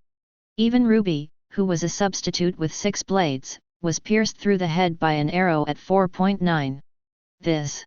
Before Ruby could react, before she could utter a scream, she died and dissipated. So far, only one of the original dozen or so Arankars has survived. Only, Ulquiorra, Yami, Grimjo. The 5th Espadon Neutra, the 6th substitute Ruby, and other subordinate officials were all killed by Ichigo. After being covered by negation, the 3 of Ulquiorra were considered safe. But Yami and Grimjo looked very ugly. In this operation, not only did they fail to capture Hogyaku, the damage was less severe. 1 or 2 espadas were lost, and Grimjo's subordinate officers were all slain. Damn it, the mission failed. Yami gritted his teeth and said angrily. But Ulquiorra in the other negation said indifferently, no, the task has been completed. Ulquiorra's words caught everyone by surprise. Didn't they miss the Hogyaku from Ichigo? Why does it say the job is done? Ichigo narrowed his eyes, he realized something was wrong. Because there are only 3 Ulquiorra left, but there are 4 negation. Ichigo looked towards the 4th negation and immediately understood what was going on. Chapter 56. Not only did the Arankars fail to grab the Hogyaku in Ichigo's hands, but they also lost more than half of them with heavy losses. But Ulquiorra actually said their mission was accomplished. This puzzled Urahara, Hirako, and even Yami and Grimjo. What exactly is going on? Urahara narrowed his eyes slightly, and he had a bad feeling. But Ichigo immediately noticed that Ulquiorra, Yami and Grimjo are 3 people, but there are 4 negation descended. Ichigo looked at the 4th negation, and saw that there was an Arankar who was probably a subordinate officer in the negation. This subordinate officer level Arankar, Ichigo and everyone just now have never seen it before. And this Arankar is carrying a dead body on his shoulders. The body looked like a dead middle-aged man, neither Ichigo nor anyone else knew, nor did he appear in the original book. It's just that the light of Hogyaku in Ichigo's hand flickered a few times, and Ichigo could also sense a strange aura in the corpse. That's the corpse of a Fullbringer. What Arankar is carrying is the corpse of a Fullbringer. The truth is revealed. So this is the real purpose of Aizen. Ichigo immediately realized that Aizen's real purpose was not to let these Arankars snatch his Hogyaku, but to kill a Fullbringer. Because Aizen himself knows that Ichigo is too powerful, even he may not be able to snatch things from Ichigo, let alone these Arankars. He asked Ulquiorra and others to hold back Ichigo 16 and others. It would be best if they could grab the Hogyaku in Ichigo's hands, and it didn't matter if they couldn't. And secretly asked another Arankar to kill a certain Fullbringer and take the body away. Many Fullbringers are not strong, and some are so weak that they can't even deal with Shinigami's assassination force, or ordinary hollow. An Arankar at the subordinate level has the strength at the captain level, and it is more than enough to deal with a weak Fullman. Because there is a fragment of the Spirit King in the body of the Fullman, Aizen must also want to make another Hogyaku, use 2 semi-finished Hogyaku to combine into one, and become a complete Hogyaku. This is the real purpose of Aizen. As for this matter, in order to disdain to expose the wind or cause other changes, only Ulquiorra and the Arankar who went to kill the full manager knew about it among the Arankars, and the rest of the Arankars were kept in the dark. It was at this time that Ichigo found out. As for the killed Fullbringer, Ichigo didn't know him, nor had he seen it in the original book. Although many Fullbringers were killed by people sent by the Tsunoya Shiro family, due to the uncertainty of the appearance of the Soul King fragments, except for Jinjo Kyujo, Tsukishima Hidekuro, Poison Peak Rilika, etc. in the Skyushin organization. Besides, there must be other Fullbringers left in Karakura town, and this killed Fullbringer should be like this. After Ichigo, Urahara also figured it out. His face became serious. In the end, he still couldn't stop Aizen from making a fan press. With the corpse of this Fullbringer, Aizen will probably be able to create a full-body Hogyaku 9 times out of 10. But all of this can no longer be changed. After the noodles entered the negation, they were married. Unlike the seriousness of Urahara, Yoriyuki, Hirako, and others, Ichigo was not too surprised or worried. With Aizen's intelligence and means, it is naturally impossible to fail to get the contents of Rukia's body because Ichigo stopped him. And Ichigo himself has a full Hogyaku and is not afraid of Aizen. The 4 Aaron cars of Ulquiorra slowly lifted into the air, and soon disappeared. Urahara and Yoryuki were still frowning, but they could only sigh in the end. They couldn't stop Aizen from making Hogyaku, so they could only think about how to stop Aizen in the future. After a battle, everyone except Ichigo was in a mess. At the beginning of the game, Sato was pierced through the chest by Aaronkar Deroy, and lay down instantly. Fortunately, Orium saved his life under the treatment. Orium was wounded himself, and the whole battle served to heal Sato. Although Xiao and Jinda were fighting with all their strength, but because they were young and their own strength was not strong, they didn't have any effect. Kito's long grip edge Tessai stared at Noitra for a while, but it didn't work. He was accidentally attacked by Noitra with hallucinogenic drugs and fell to the ground and was seriously injured. Hiri's output was all based on roar, and he fought with a subordinate officer Aaronkar for 300 rounds, but he still couldn't do anything to the opponent. In the end, this Aaronkar was killed by Ichigo's arrow. Boxing has a little effect. He used Bankai's iron fist to break the wind, and fought against the Aaronkar volcano beast with all his strength, and he lost both sides. Hirako fights Grimjo, fails to gain any advantage, and can only hold Grimjo down. Yoryuki beat Yami violently, but Yami's skin was rough and fleshy, and the steel skin protection was very high defense. Yoryuki's limbs were painful and numb, and he didn't feel well. It also failed to cause any substantial damage to Yami. Urahara Shikai played against Ulquiorra. Ulquiorra was very strong, Urahara even Shikai could not take advantage. Minina's record is still good, she seriously injured Ruby, and finally Ruby's head was taken away by Ichigo. Throughout the entire battle, the teammates played very hard and were a little embarrassed. Ichigo was unharmed and relaxed. And, all the heads were taken by Ichigo. Whether it is the 5th Espadon Noitra, or the substitute 6-blade Ruby, or other subordinates Aaronkar, they were all headshot by Ichigo. There is no difficulty at all. About half a minute ago, Seoul Society, Technology Development Bureau. The member in charge of monitoring Karakura town suddenly exclaimed. What's going on here? Just now, more than a dozen powerful Ryotsu of Aaronkar appeared in Karakura town. The Technology Development Bureau has been monitoring the movements of these Ryotsu since they reported it to Captain Yamamoto Motoyanagi. But what is unbelievable is that on the monitoring instrument, there were more than a dozen Aaronkar Ryotsu logos, which suddenly decreased one after another. 7 or 8 were missing in an instant. And Ryotsu's rapid disappearance means death with high probability.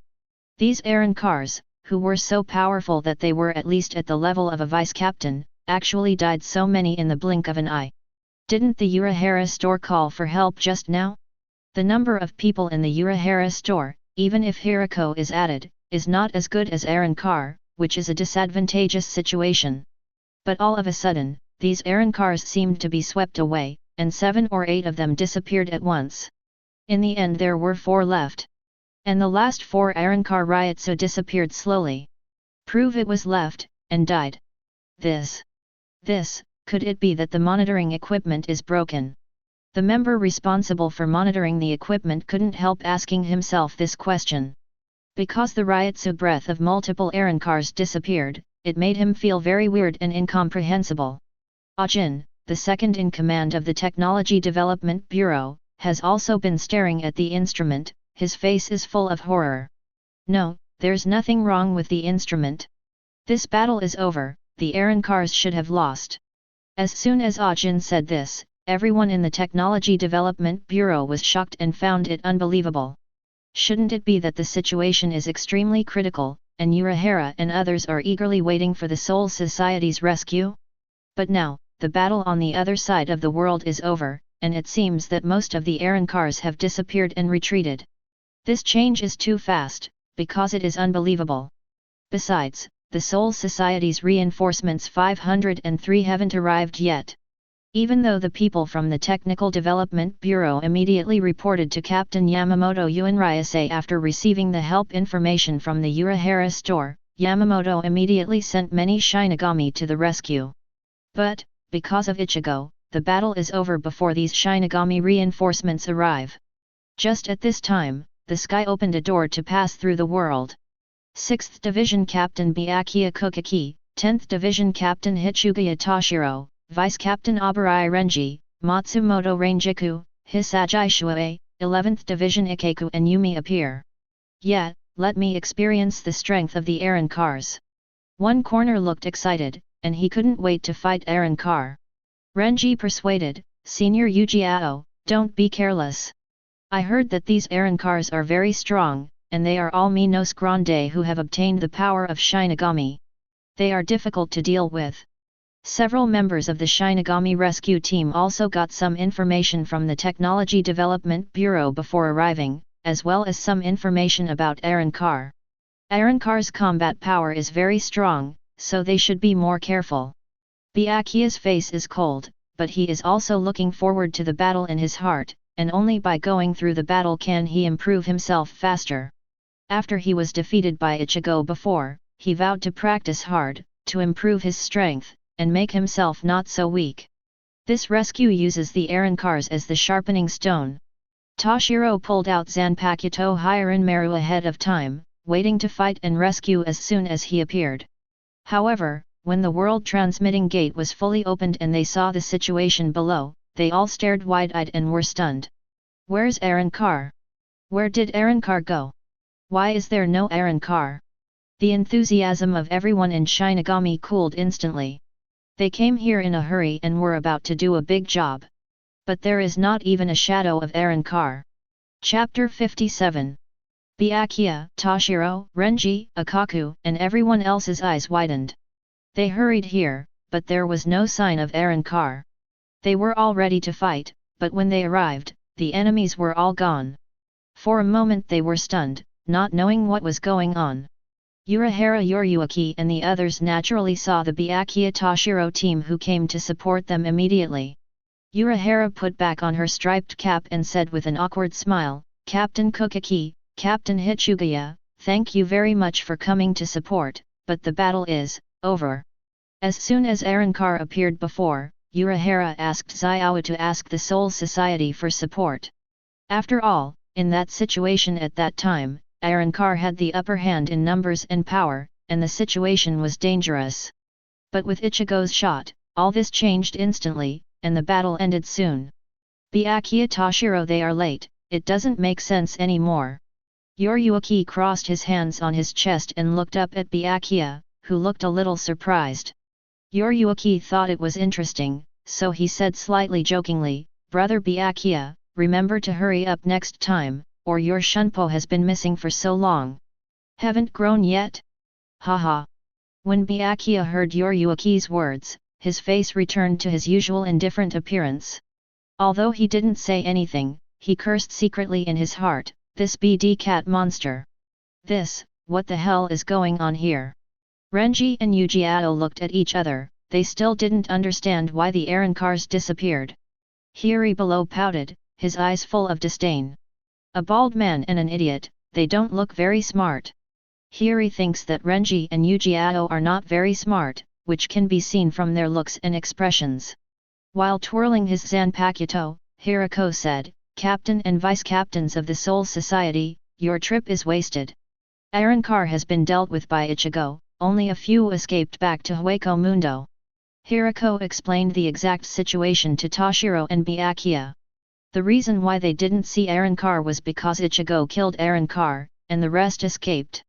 In fact, Byakuya, Renji, and others soon spotted Ichigo near the Urahara store below. They were all surprised when they saw Ichigo. Even Renji had an inevitable look of fear in his eyes. When Ichigo was in Soul Society before, the shock to him was too great.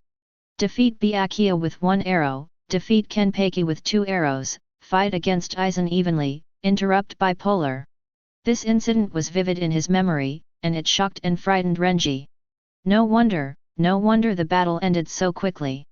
With this guy around, those Aaron cars will lose no matter how strong they are. Phew!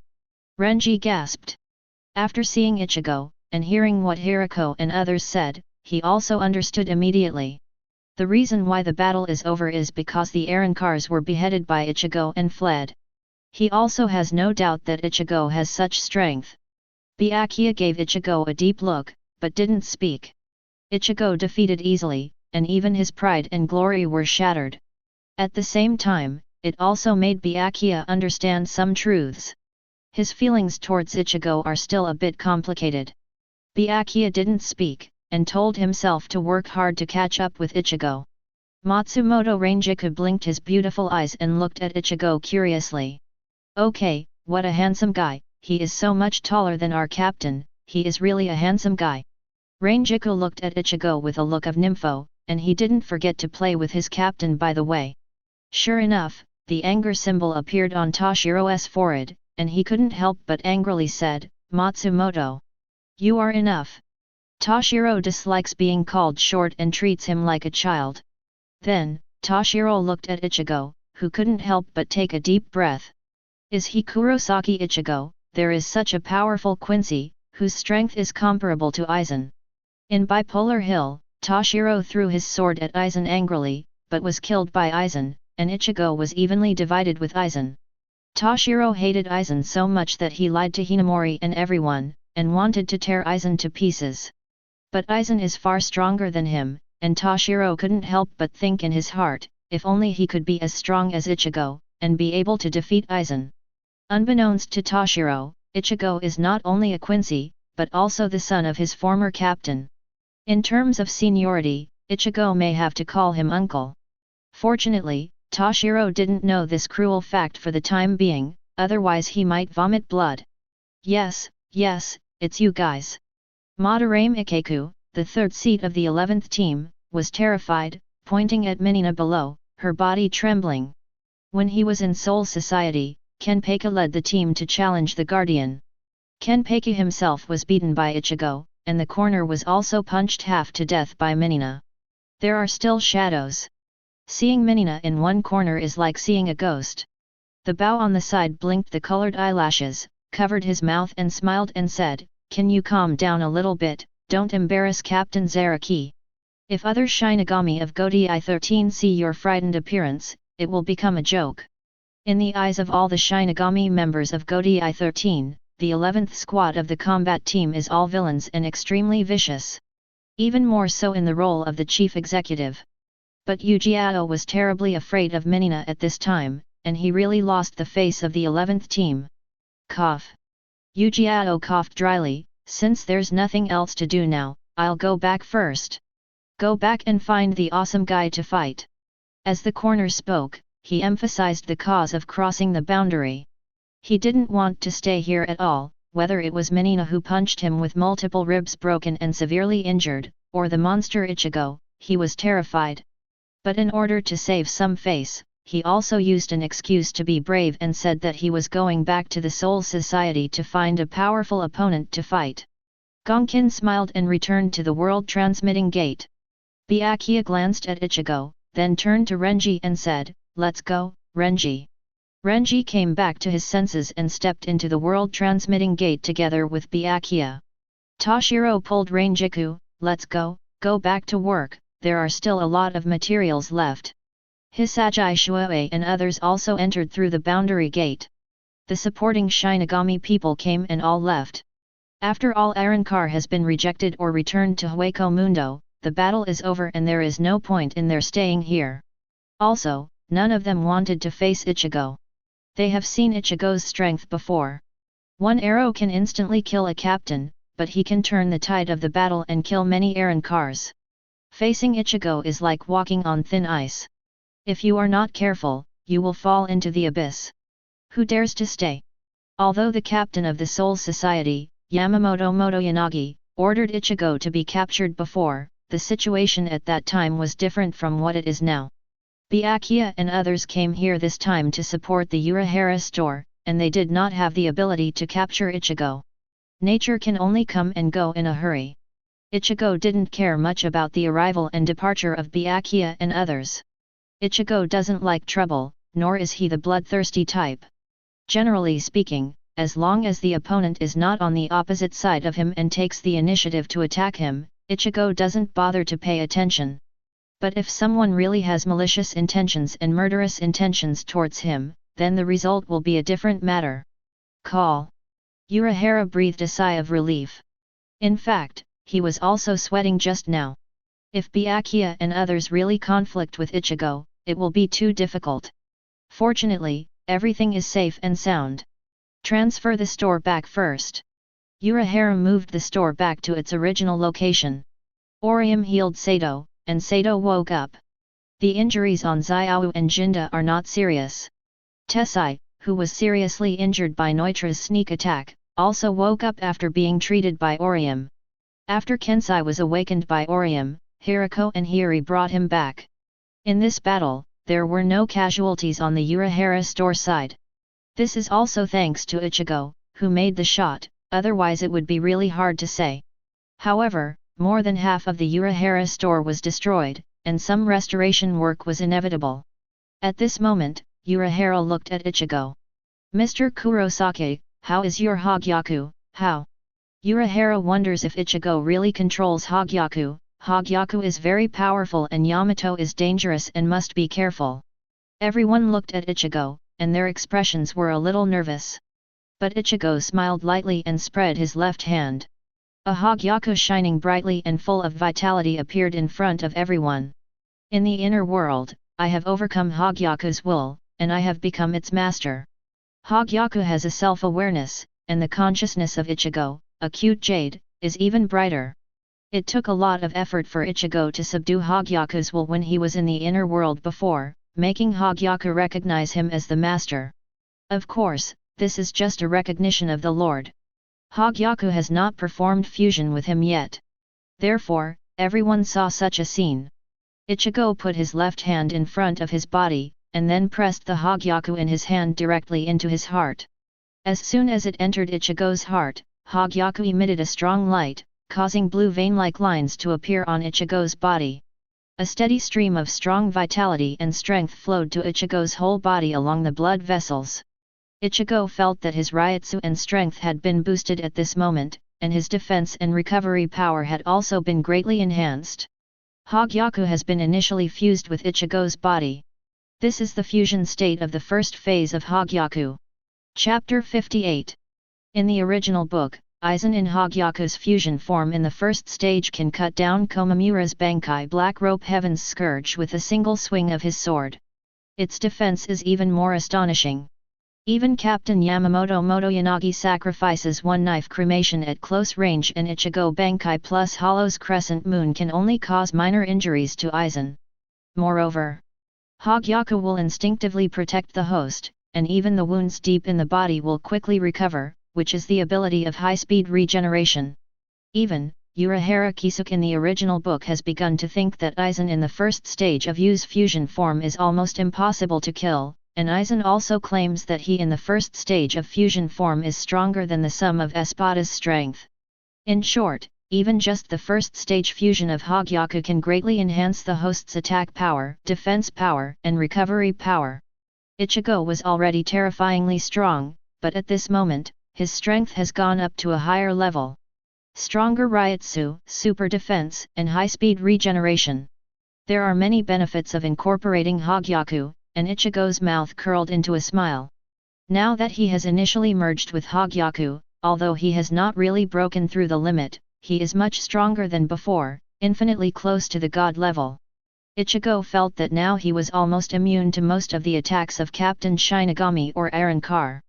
Super 893 strong Ryutsu plus extremely high defense plus high-speed regeneration. As long as he is not stabbed in the heart or head by a sneak attack, he can't kill Ichigo at all. If he uses the static blood equipment and dynamic blood equipment, his defense or strength can be improved again. At this time, Ichigo is too strong, even beyond common sense. There are almost no opponents below the god level. God level, Yuhabach, Ichibe Hyasub, etc. At this moment, Urahara and the others were all surprised. Ichigo puts Hogyaku directly in his body, isn't that too dark? Moreover, the astonishing aura emanating from the initial fusion of Ichigo and Hogyaku horrified everyone. Ichigo's original Ryutsu was ridiculously strong, and now it has gone one step further and is extremely powerful. Urahara took a deep breath and narrowed his eyes slightly. It can fuse Hogyaku. It has indeed made Hogyaku submit, Mr. Kurosaki's strength is really amazing. Can make Hogyaku merge, naturally has surrendered Hogyaku. Hogyaku's power is too strong, and Yamato is dangerous. If he is not careful, he will be backlashed. If it is an ordinary person, it is impossible to surrender Hogyaku, and it is impossible to recognize the master even if it collapses. At this time, Urahara also felt that it was indeed a good choice to hand over such a dangerous thing as Hogyaku to Ichigo. Ichigo can suppress Hogyaku, gain the power of Hogyaku, and even step into a higher realm. You kid really exceeded my expectations time and time again. You have already become so strong. Just feeling your Ryutsu makes me feel a little scared. Yuki smiled helplessly, with a self-deprecating tone. Ichigo's talent is really great, and his growth is so fast that it is indescribable. Ichigo's current strength is far beyond her, making Yeshi wonder if he is getting old. In the original book, Urahara, Yuxin, and Yuki teamed up to deal with Aizen in the first stage of Hogyaku's fusion form, and they were basically crushed. Minina was also shocked. Ichigo, who was already very powerful, now adds Hogyaku. Will he be stronger than other Quincy masters of the Star-Crossed Knights? Or is it second only to the Emperor's assistant Haswald and the Emperor Yuhabach? Minina thinks it's very possible. As expected of Mr. Kurosaki, the injured Sato stood up at this moment, and he clenched his fists. Ichigo became genuinely happy, but it also showed that the gap between him and Ichigo was getting bigger and bigger. In the battle just now, he couldn't even beat Arankar, a subordinate officer, and was almost killed in a flash. This makes my weak self, not Ichigo's favor. Sato is an honest man, he secretly determined to practice in the Urahara store in the future, and become stronger to catch up with Ichigo. It's just that some things are predestined at birth. No matter how hard ordinary people try, they can't compare to hanging on the wall. Kurosaki-san. Orium's expression was a little complicated. She thinks much like Sato. She felt that she was so useless, although she was still fighting hard and healing her teammates. But I always feel like I can't help Ichigo. But now, after Ichigo is fused with Hogyaku, her defense and recovery are greatly improved, and her role is even smaller. Fortunately, BGCE, Yulong was not present, otherwise he would doubt life and think that he has no talent. Urahara observed Ichigo for a while, and asked seriously, Mr. Kurosaki, can I still hurt you now? Urahara asked this question out of curiosity. He can see that Ichigo's strength has greatly increased after merging with Hogyaku, and he wants to know more about Ichigo's defensive power at this time. After all, if Aizen also merges with Hogyaku in the future, he will have a better judgment and better prepare. Ichigo thought for a moment, then nodded, it can hurt. Although Ichigo's strength and defense increased after fusing with Hogyaku, it didn't really break the limit. And Urahara's strength is still very strong, if there is no resistance, Urahara's attack can still hurt Ichigo. In the original book, Urahara used Kido to pierce the shoulder of Aizen in this form. But if Ichigo isn't standing still, that's a different story. Is that so? Urahara was slightly relieved to hear Ichigo say this. According to Ichigo's words, he can still hurt Aizen who is in the initial fusion state, so there is still a chance. In the future, he must also take advantage of Aizen's integration to take action against Aizen, otherwise he should have no chance to stop Aizen. In fact, there are differences between Ichigo and Aizen. Ichigo is a Quincy master, with static blood equipment, the defense will be even better. Urahara's attack should not be able to hurt Ichigo if using the static blood outfit. At this time, Ichigo's right hand suddenly transformed into a handful of blue and black Tensazujutsu. Urahara, Yuki, Sato Orium, and others had no time to react. Ichigo slashed directly at his chest. However, the blue static blood pattern immediately appeared on Ichigo's body, completely blocking Ichigo's own attack. Forgot to remove the static blood suit. Ichigo is a little helpless, his static blood outfit is more like a passive skill, it will appear automatically when he is attacked. Of course, you can also control the disappearance by yourself. And Urahara, Yuki, and others were all stunned. Ichigo actually slashed himself without hurting himself. You must know that Ichigo's strength is too amazing, even if he doesn't use his full strength, even with a casual knife, he can probably kill an ordinary Shinigami captain in seconds. But with such a powerful slash on his body, nothing happened at all. Urahara wondered if what Ichigo said just now was accurate. Could his attack really hurt Ichigo? Ichigo had no choice but to remove the static blood suit, and the blue lines on his body dissipated. The reason why he slashed himself was because he wanted to personally test his current defense and resilience. Ichigo holds Tensā Zanjutsu and cuts it down with a single knife. This knife cut a wound several centimeters deep on his body. But Ichigo didn't feel any pain, nor did any blood flow out. Because the pain of the wound has been instantly offset by the vitality of Hogyaku, and the rich vitality brought by Hogyaku filled the wound, and the wound was healed in the blink of an eye. No trace left. That's how Ichigo's defense is today. Coupled with passive static blood equipment, it is almost immune to most Shinigami captains or Arrancar's attacks. Even if you are injured, you can heal in an instant. Urahara understood it thoroughly. At this time Ichigo was almost immortal. Chapter 59. Urahara, Yoryuki, Orium, and everyone recovered from the shock. They were shocked when they saw Ichigo cut himself suddenly with a knife. But even seeing that Ichigo's own attack couldn't cut him in the static blood costume, even if he was cut, the wound healed in an instant. After the fusion of Ichigo and Hogyaku, the defense and recovery power, it's really too titanium. Urahara and Yoryuki gasped. Urahara sighed, today, Mr. Kurosaki is almost immortal. It is almost impossible for others to kill him. With Ichigo's strong defense and super strength, most of the Shinigami captains and Arrancar can hardly hurt Ichigo, let alone cause damage to Ichigo. There are not many people who can threaten Ichigo, only a handful. And Urahara is also more firm in his own mind. After merging with Hogyaku, it is almost impossible to kill, only by sealing. We need to study a way to seal Aizen. Urahara is already thinking about how to seal Aizen in the future. Okay, I'll go back first.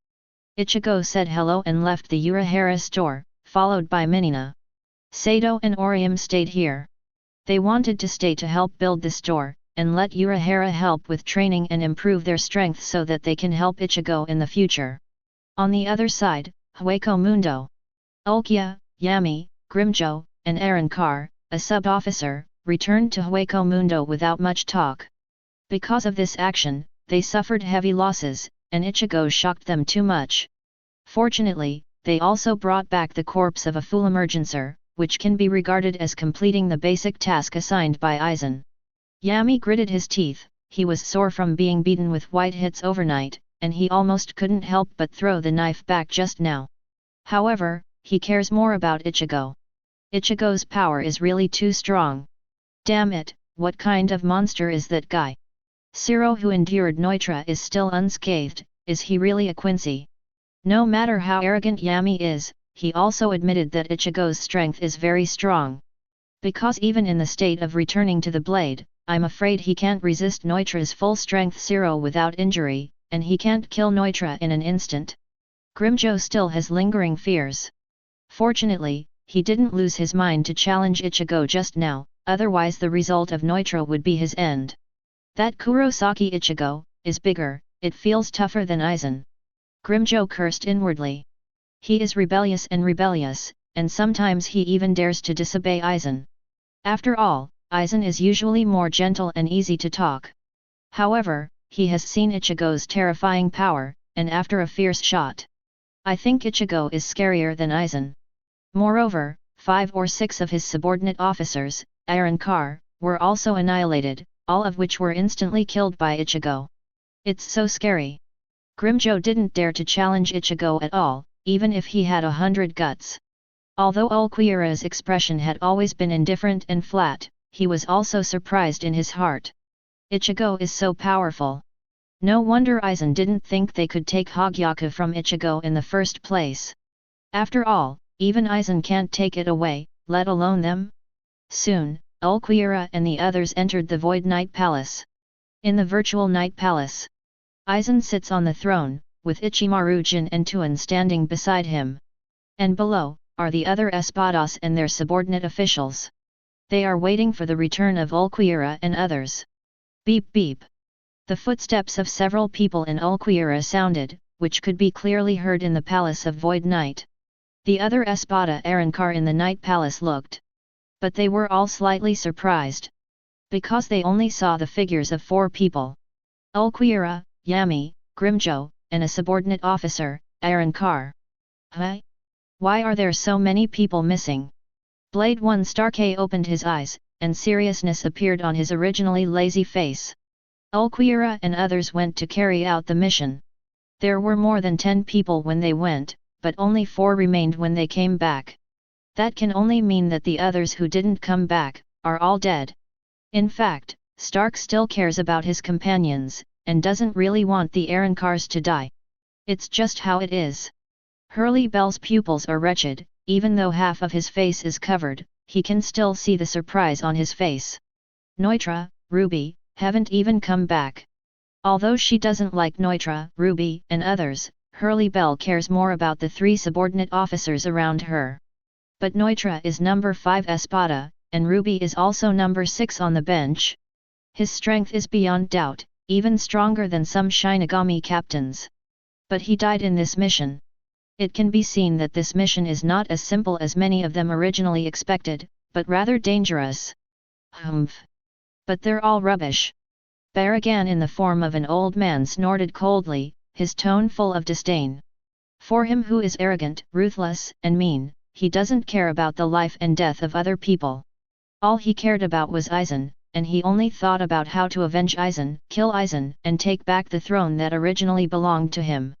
The 7th Espada Zamari, whose complexion was pitch black, said slowly, "It is their blessing to die for Master Aizen. Ask for her flowers." Zamari admires Aizen very much and is one of Aizen's most loyal Arrancars. He believed that it was their blessing and good fortune for Neutra and others to die for Aizen. Sail Aporo, wearing pink glasses, looked surprised and sullen. That guy Neutra failed, what a piece of crap. Before that, he and Neutra conspired to steal Hogyaku from Ichigo and use it for himself, or let him conduct research to gain the power of Hogyaku and surpass Aizen. However, Neutra not only failed to grab Ichigo's Hogyaku, he was gone. Number 9 Espada Aranillo, his head is a test tube with 2 skulls inside, both of which are filled with greed and regret. It's a pity that he didn't follow to perform the task, otherwise he would become stronger by devouring the corpses of Neutra, Ruby, and others. It would be even better if it devoured a stronger person, such as the one who killed Neutra. 0. Although Aranillo is only a Jillian level Arrancar, he has a really big heart. Grimjo with 6 blades is still thankful that he didn't escape with a shot against Ichigo, and he is still regretting that he didn't find death. Yami and Grimjo naturally saw some of Espada's disdain, which annoyed them even more. It's just not good yet. It's a pity that these arrogant guys didn't face Ichigo. If they face Ichigo, I don't know if they can maintain this arrogance or disdain. Lord Aizen. Ulquiorra came beneath the throne and knelt down on one knee. Aizen always had a gentle smile on his face, and he didn't feel any sadness or accident because of the death of Neutra or Ruby and others. Perhaps he had expected this situation. Isn't it normal to die a few espadas against Ichigo? Moreover, Ulquiorra also managed to bring back the corpse of a Fullbringer, and that was enough. However, according to the usual practice, it is also to let other Arrancars know the process of this mission. Share the process, Ulquiorra. Aizen asked Ulquiorra to share the process of this mission for everyone to see. Yes, Lord Aizen. Ulquiorra raised his left hand expressionlessly, and plucked out one of his own emerald eyes. With a light pinch, the eyes shattered like glass, and the shards floated towards everyone. This is one of Ulquiorra's abilities, shared vision, which takes the eyeball out of the eye socket, and after crushing, the image can be shared with the companions. And when all the Arrancars watched the whole mission process, they were all shocked. Including all Espada are also stunned. He is Kurosaki Ichigo. It's too scary to be with. Chapter 60. Through Ulquiorra's shared vision ability, all Arrancar in the Night Palace saw the progress of their mission. It's just that everyone's face changed, and they even became frightened and trembling. Master Neutra was shot by an arrow. Oh my god! Wushang endured Wang Su's flash, is this guy? Is he still human? It's too scary. How can there be such a scary guy? Lord Ruby just barely got into the negation, just a little bit. Then Kurosaki Ichigo, that guy is too good to be messed with. Fortunately, I didn't go, otherwise I'm afraid I won't be able to come back. Many Arankars, especially those at the subordinate officer level, were all terrified. Many of them are arrogant and conceited after they become Arankar, and they even look down on Shinigami or Quincy. Although Neutra and Ruby were killed in battle, many Arankar believed at first that they were besieged by the 7 lords of Shinigami or fought fiercely with powerful opponents. But what they never imagined was that no matter whether it was Nutara, Ruby, or other subordinate officers Arankar, they were all killed by Ichigo with one arrow. Just one arrow. Even if Neutra uses hallucinogenic drugs and tricks, even if he releases Zero with all his strength after returning to the sword, he can't hurt Ichigo at all, and can only be killed instantly. Neutra is the 5th Espada. No matter how arrogant or stupid these Arankars are, they know what the 5th Espada means, and they also know that their strength or defense is absolutely inferior to Neutra. But Neutra can only be seconded by Ichigo, so if they meet Ichigo, it will only be a matter of one arrow. Arankar, the subordinate officer who could not escape death, also confirms this. These Arankars are terrified of Ichigo just after watching the video, and even have shadows. Even the other Espadas were all shocked at the moment. So, Neutra met such a scary guy. Number 8 Espada Sale Aporo swallowed. Although he was number 0 Espada before, he can only be ranked number 8 after the split. In terms of actual combat power, it is estimated that he is not as good as Neutra. At this time, he finally understood that Neutra is not a waste, but the Ichigo he met, turned into titanium. How to fight against Zero without injury, kill with one arrow. Number 9 Espada Aranillo felt a sense of greed and fear at the same time. He regretted not being able to go to the battlefield to collect the corpse just now, but now he is also very afraid. If he faced Ichigo's bow and arrow, he would probably be headshot by an arrow just because of his Jillian-level defense power. Zamari, who was sitting still like an old monk before, also stared at many eyes on his body. The Quincy is the Kurosaki Ichigo that Aizen-sama said, he is really strong, no wonder he is valued by Aizen-sama. Three-Blade Hurley Bell's expression was equally astonished, she immediately turned serious, and told the 3 subordinate officers behind her, when you meet this Quincy in the future, run away immediately. Don't hesitate. Hurley Bell asked her 3 subordinate officers not to provoke Ichigo, if they meet by accident, they should run away immediately, as far away as possible. Stark's expression also became serious, and he said to himself, what a terrible guy, it's hard to deal with. Stark is a one-blade, very powerful. But Ichigo's defense is too high, and the speed of the arrow is too fast and the power is too great. Stark feels that the Zero shot by his 2 guns is probably weaker than Ichigo's arrow in terms of power and speed. Humph! Quincy, let you make such a fuss, it's really embarrassing and embarrassing. Baragan beat the case angrily, mocking the other 1,000 swords who were afraid of Ichigo. This king's ability is invincible. If it were me, the brat would have died long ago. I would have snatched Hogyaku long ago. Baragan's ability is to age, and he can age almost everything he touches. It is really strong, and it also makes him very confident. Although he is no longer the king of Hueco Mundo, he is still only a 2-blade. Yami and Grimjo felt much better when they saw Espada and other Arankars looking like they had seen a ghost. Grimjo sneered, why, didn't you just think that our mission was not completed? Next time, you can try it. Going to meet that Quincy called Kurosaki Ichigo. No Arankar dared to answer Grimjo's words. They are all thankful that they didn't go to Karakura town to perform the task, otherwise their lives would be in Karakura town. Anyone who challenges Ichigo will definitely be tired of living and want to die. After understanding the whole process, Aizen nodded slightly and smiled gently, Ulquiera, you are doing very well. Aizen praised Ulquiera and the others for at least bringing back the corpse of a Fullbringer. In fact, this Fullman is not completely dead, and his soul is still there. Yes, bring out the Hogyaku model. Aizen told Tuan to bring out the second Hogyaku he made. The method of making this Hogyaku is different from the ones he used to make with hundreds of Shinigami souls. When he was in the Soul Society, he found some research materials of Urahara, not only learned soul extraction, but also saw some records of Urahara's production of Hogyaku, so he used Urahara's method to make Hogyaku, using virtual souls as the main material, making a Hogyaku model. Tuan took out the Hogyaku model, which looks like an oval transparent sphere. Aizen smiled, picked up the Hogyaku model, and asked Ulquiorra to bring up the Fullbringer's body. Aizen puts the Hogyaku model on top of the Fullbringer's corpse. Soon, the Hogyaku model lit up, gradually sucking in the corpse and soul of the Fulmirant. There are fragments of the Soul King in the body or soul of the Fullbringer, which can saturate Hogyaku if successfully absorbed. At this moment, a cloud of blue-black light appeared in the center of the originally transparent Hogyaku, and this Hogyaku was successfully saturated. This is the same as when Aizen used Hogyaku to absorb part of Matsumoto Rangika's soul 100 years ago, and then the absorption of Hogyaku was saturated. This scene made the expression of Ichimaru-jin next to Aizen change slightly. He thought that this is how Aizen took away part of Rangika's soul, and he has been lurking beside Aizen in order to get back this part of Rangika's soul.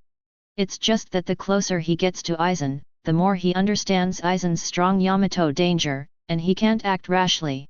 With a smile on his face, Aizen picked up Hogyaku and looked at it. Successfully.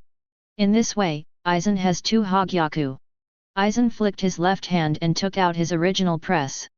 Then put the 2 Hogyaku together, and the 2 Hogyaku gradually fused together to form a larger Hogyaku with more blue-black light inside. This is the perfect form of Hogyaku. Even Aizen couldn't help being a little excited at the moment. With Hogyaku, he can break the Shinigami limit after 4.7 and enter higher realms. Many of the Arankars below looked at the bud in Aizen's hands with fiery eyes. But they were just fantasizing, and they couldn't take away the Hogyaku from Aizen. Aizen put away the Hogyaku and returned to his seat. Then he smiled and looked down at everyone in Arankar. Masters, as long as you follow me. In front of us, there is absolutely no opponent. With Hogyaku's Aizen, I am more confident, and at the same time, I don't forget to encourage and draw big cakes for employees. After all, these Arankars are still useful, and Aizen summoned them just to let them deal with Godi I-13 in the future. But at this moment, it was as if a gust of wind had blown, and then a warm voice sounded in Sui Palace. Master Aizen, please forgive me for coming uninvited. As soon as the voice fell, a woman's figure appeared out of thin air in the center of the Void Knight Palace below the throne. Chapter 61. I saw a woman wearing a tight black coat and a white knitted scarf appearing in the Sui Palace, standing gracefully. This uninvited guest surprised all the Arankars in the Void Knight Palace. Even the Espadas looked serious. Because even they didn't notice the woman's Ryutsu breath, the woman easily invaded the Sui Palace. This made everyone vigilant. Appeared out of nowhere, how did it happen?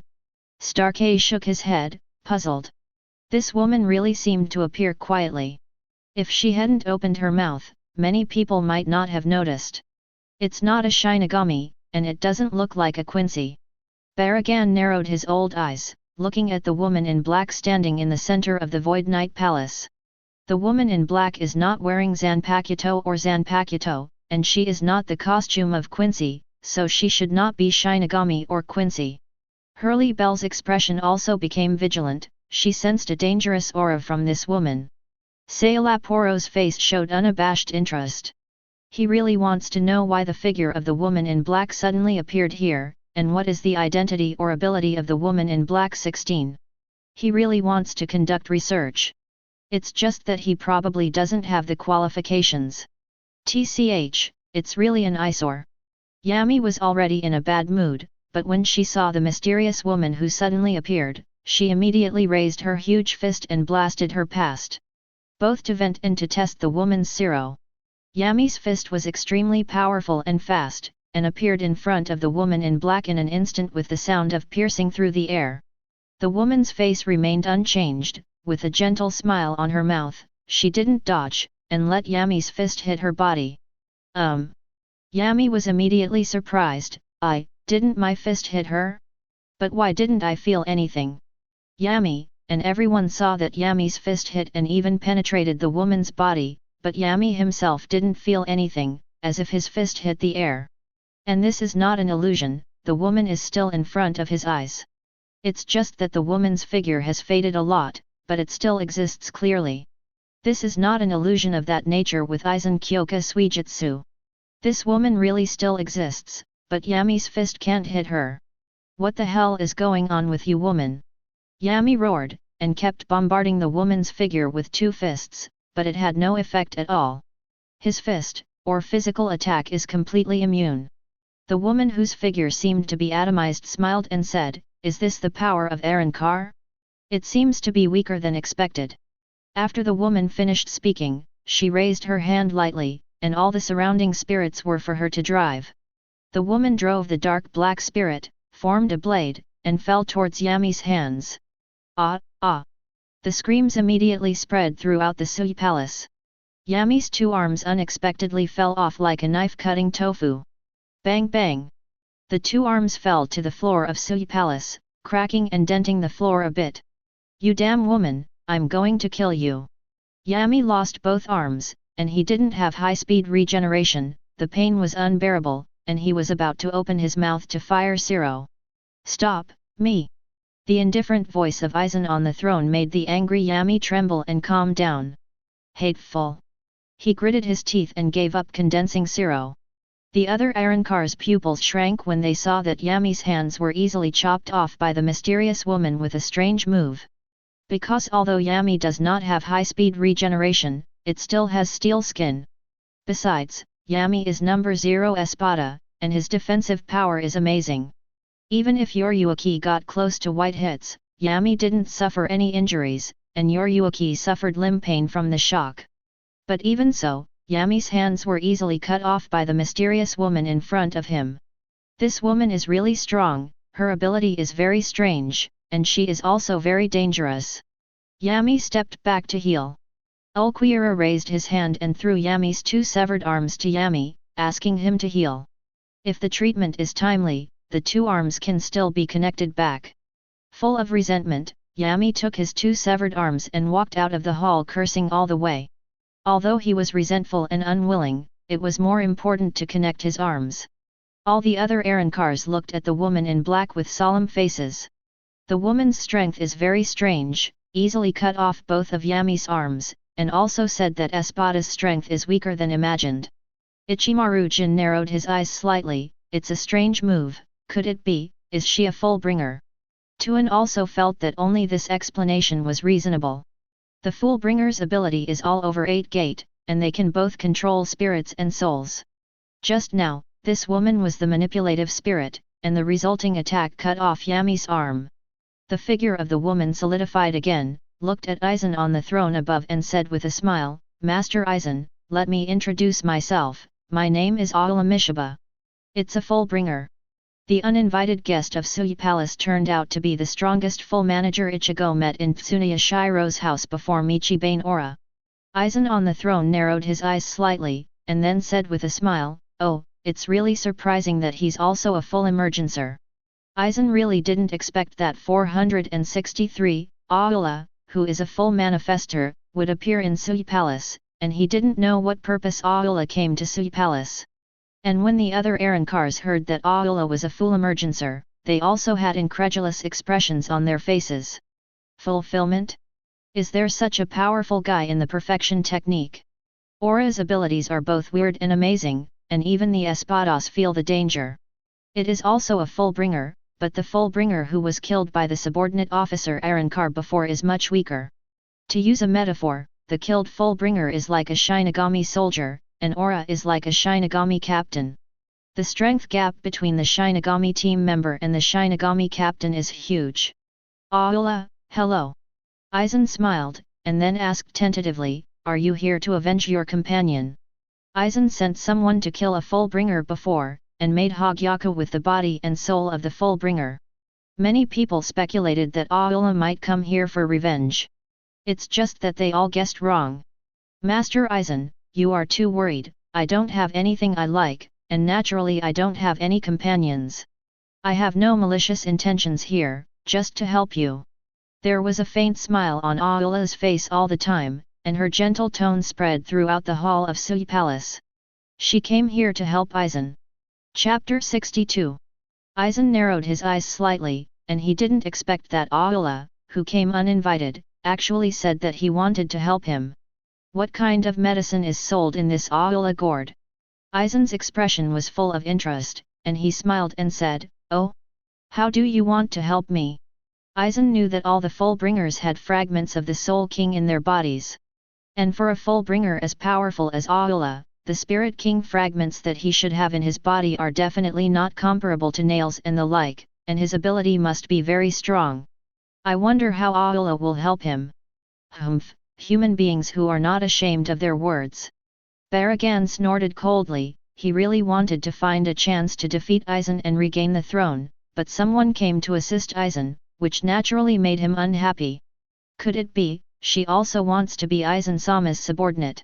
The seventh Espada Zamari opened his eyes, thinking that the sudden appearance of Ayula might be coming to join Aizen. However, Ayula's next sentence surprised everyone. Ayula said with a smile, "Master Aizen, I didn't come to join you, I just came to help you improve the combat power of the Espadas." With a slight smile on his face, Ayula glanced at the Espadas in the distance, "Or they are too weak, aren't they?"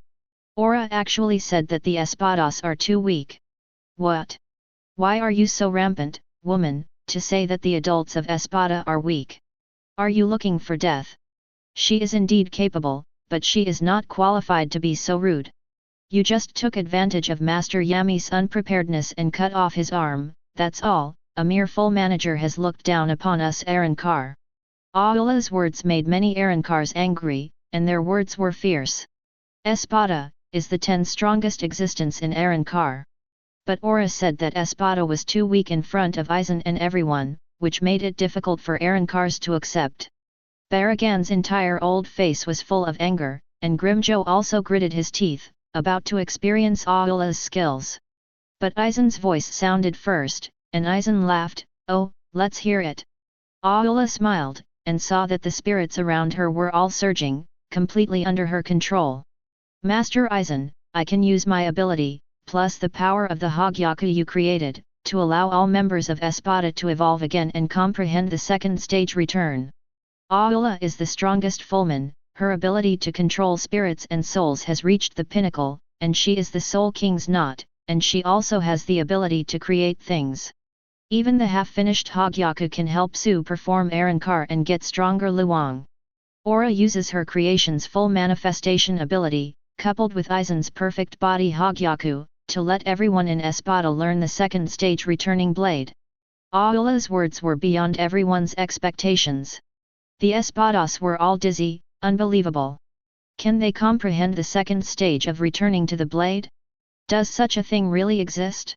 They have returned to the blade for a while, but their strength is already very strong, not inferior to the average Shinigami captain. Even, during the war in Karakura town in the original book, Arrankar at the Vasto Lord level needed several Shinigami captains to deal with it. The only one in the original book where the second stage of returning to the blade appears is number 4 Arrankar's Ulquiera. Ulquiera is also the only Arrankar that can use the two-stage return to the blade, and after the two-stage return to the blade, the 4 on Ulquiera's body has disappeared. Does this mean that the strength of the two-stage return to the blade Ulquiera has far exceeded the original? How about the 4th? At this time, Ulquiera was also surprised when he heard the words returning to the edge in the second paragraph. He will return to the blade in 2 stages, but he knows it himself, and even Aizen didn't tell it. Moreover, Ulquiera also vaguely felt that his second stage return to blade seemed not too mature, and there was still room for improvement. Just like Renji's Bankai, Baboon King Zabumaru is a semi-finished Bankai, and the real Bankai is Suzabumaru, and the semi-finished Bankai is naturally very weak. And Aura actually said that by using her ability and the power of Aizen Hogyaku, all Espadas can comprehend the second stage return to the blade. This sentence shocked all Arrankars, and some Espadas' eyes became hot, and their faces became agitated. Who wouldn't be happy if he could gain stronger strength and comprehend the second stage of returning to the blade? Aizen frowned slightly. Maybe Aura can really make all the Espada understand the second stage returning blade as she said, but what is the purpose of doing so? Tuan stood up and persuaded, Master Aizen, please don't listen to this woman's words and deeds, we still don't know her purpose. Tuan felt that they didn't know what Aula's purpose was, so they couldn't easily listen to it. Moreover, if the Espadas had all learned the second stage of returning to the blade, and their strength improved to a higher level, then Aizen might not be able to suppress it. What should they do if they resist? Aula still smiled and said, Master Aizen, I have no other purpose, I just want to help you. Besides, if I really want to harm you, it's not practical at all, is it? Aula bluntly said that she just wanted to help Aizen improve Espada's combat power, nothing more. Aizen glanced at Aula, then smiled and said, yes. Aizen chooses to trust Aula for now, thinking about what kind of medicine is in Aula's gourd. He wasn't afraid of Aula's tricks either. In the face of Aizen's absolute strength, any small moves and careful thoughts of Aula would be futile. Please bring out the Hogyaku, Aizen-sama. Aura laughed. Aizen spread out his left hand, Hogyaku was on the palm of his left hand. Aizen didn't think anyone could take Vice Admiral Hogyaku from him. In fact, Aula didn't need to touch Aizen's Hogyaku, but Aula raised his hands lightly, and the vitality and power emanating from the Hogyaku in Aizen's hands was actually controlled by Aula. Master Aizen, who should try first? Aula asked. Aizen, Ulquiorra, try it. Aizen asked Ulquiorra to try first. Yes, Aizen scales. Ulquiorra nodded, always obeying Aizen's orders. Everyone stared at Aula intently, only to see that the spirit Zi emitted by the Hogyaku controlled by Aula and all the spirit Zi around them flocked towards Ulquiorra. Ulquiorra didn't resist, and let the spirit seeds pour on him. Because these spirits carry the full power of Hogyaku, as well as Aura's own creation ability, Ulquiorra feels that his whole body has been baptized, and the blood in his whole body is unobstructed. Ulquiorra's eyes widened in disbelief. He is more powerful now, and at the same time he has comprehended or perfected his second stage returning blade. Alright. Aula stopped the movement in her hands, she had successfully used her own strength and the full Hogyaku breath to make Ulquiorra master the second stage of returning to the blade. All eyes were on Ulquiorra, and they all stared. Because they can indeed feel a stronger breath from Ulquiorra. Ulquiorra really became stronger. It is very likely that he has really learned the second stage return. Ulquiorra, how are you, feeling? Asked Aizen sitting on the throne. Ulquiorra reported truthfully, Master Aizen, what this woman said is true, using Hogyaku and her ability, we can indeed comprehend the second stage of returning to the blade. It is not that Aizen expressly prohibits the liberation of Arrancar Void Palace on the 4th and above, because too much power will destroy the Void Palace. Ulquiorra also didn't plan to show the second stage returning blade to others, but it is clear that he did learn the second stage returning blade through Aula's help. Call. All of Espada's faces are in disbelief that it's all real dogs. At the same time, they are also eager to comprehend the second stage of returning to the blade with the help of Aula and become stronger. It's amazing, it's amazing. Aizen applauded Aula, praising Aula's remarkable ability. Then, Aura used the ability of her own creation plus Aizen's full Hogyaku's power to make all the remaining Espadas understand the second stage of returning to the blade. Espada, except for the dead 5th Espadan Neutra, all the others returned to the second stage. Hueco Mundo's combat power has skyrocketed. Chapter 63. Hueco Mundo's combat power is not weak, but it is still a lot worse than Shinigami. But now with the appearance of Aula, all the Espadas have comprehended the second stage returning blade, and the strength of the Espadas has been greatly improved. All the Espadas were in disbelief and excitement, all feeling their newfound power. The second stage of returning to the blade is carried out on the basis of the first stage of returning to the blade, it is an enhanced version of the first stage of returning to the blade. This is similar to Shinigami's Shikai and Bankai, generally Bankai is an enhanced version of Shikai. Grimjo grinned, this power, it's amazing, ha ha ha. Awesome. Grimmjow is the sixth Espada, and his strength was not as good as Neutra before. But at this time, after comprehending the second stage of returning to the blade, Grimmjow felt that he could easily defeat Neutra. Although he is still an Arrancar of the Ajich's level and has not yet evolved to Vastolord, his strength has increased by a level compared to before. He was so excited that he couldn't help but return the blade. Crunch it up, Leopard King! Boom! Grimmjow erupted with a powerful blue Ryotsu, transforming into a capable leopard man, which is a part of his return. However, what he wants to do is return to the blade in 2 stages. Grimmjow yelled grimly, "Crunch again, Leopard King!"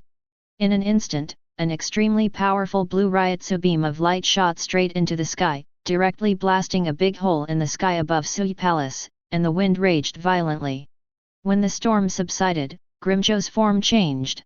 It is also in the form of a leopard, but his hands and feet have turned into black and sharp leopard claws, with a cold light that seems to be able to tear everything apart. The hair has also changed from the original blue to white, and a slender but sharp leopard tail with great destructive power has grown out. The Grimmjow in the second stage return to the blade, whether it is speed or strength, is a notch better than the 1-stage return to the blade. Arrancars other than Espada were startled when they saw Grimmjow in this form. These 000 level Arrancars of the subordinate officers are afraid just by feeling Ryotsu, who is Grimmjow's second stage return blade. However, at this point Tuan snapped, "Grimmjow, Hugh! The sky cover of Sui Palace has been destroyed by you." Tuan snapped at Grimmjow, but Grimmjow just gave Tuan a disdainful glance. "What, did I do something wrong?" Aizen previously only banned Arrancar of number 4 and above from returning to the Void Knight Palace, and Grimmjow is number 6, so it is not illegal to return to the blade. Moreover, Grimmjow's character is rebellious, and he can only be subdued unless he has a power far superior to him, such as Aizen.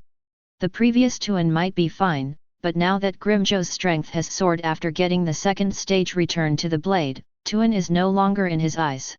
Aizen said with a smile, "It's interesting to return to the blade in the second stage. Arrancar, after the second stage of returning to the blade, is indeed much stronger." Aizen thought that the sum of all the powers of Espada might not be able to compare with him. But now that all members of Espada have learned the second stage of returning to the blade, the combined strength may surpass him. "Grimmjow, step back." Aizen still had a smile on his face, but there was a hint of indifference in his tone. He would not allow Grimmjow to fight Tuan willfully.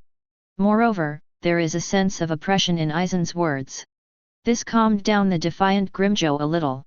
Even though he has learned the second stage of returning to the blade, his strength is still far behind Aizen.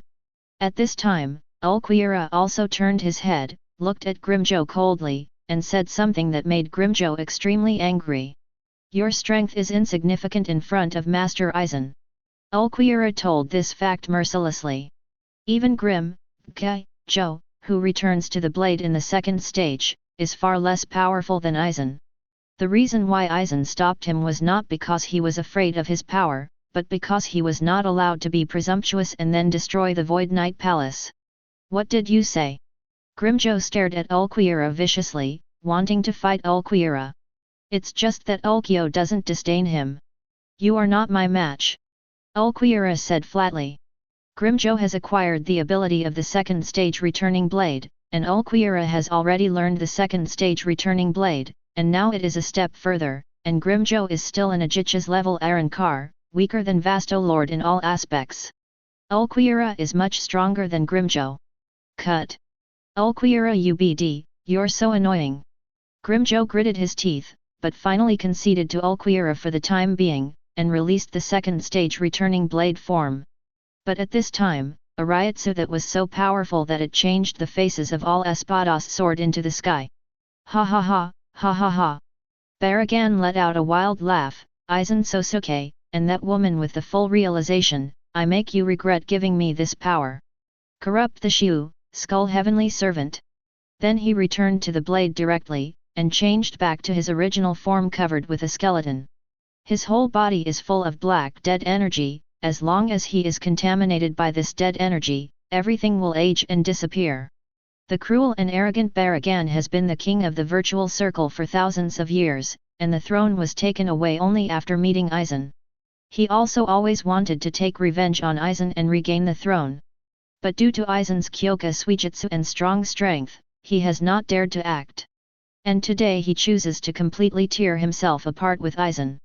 Second stage returning blade, what a powerful force! Ha ha ha, this king's ability is invincible, invincible!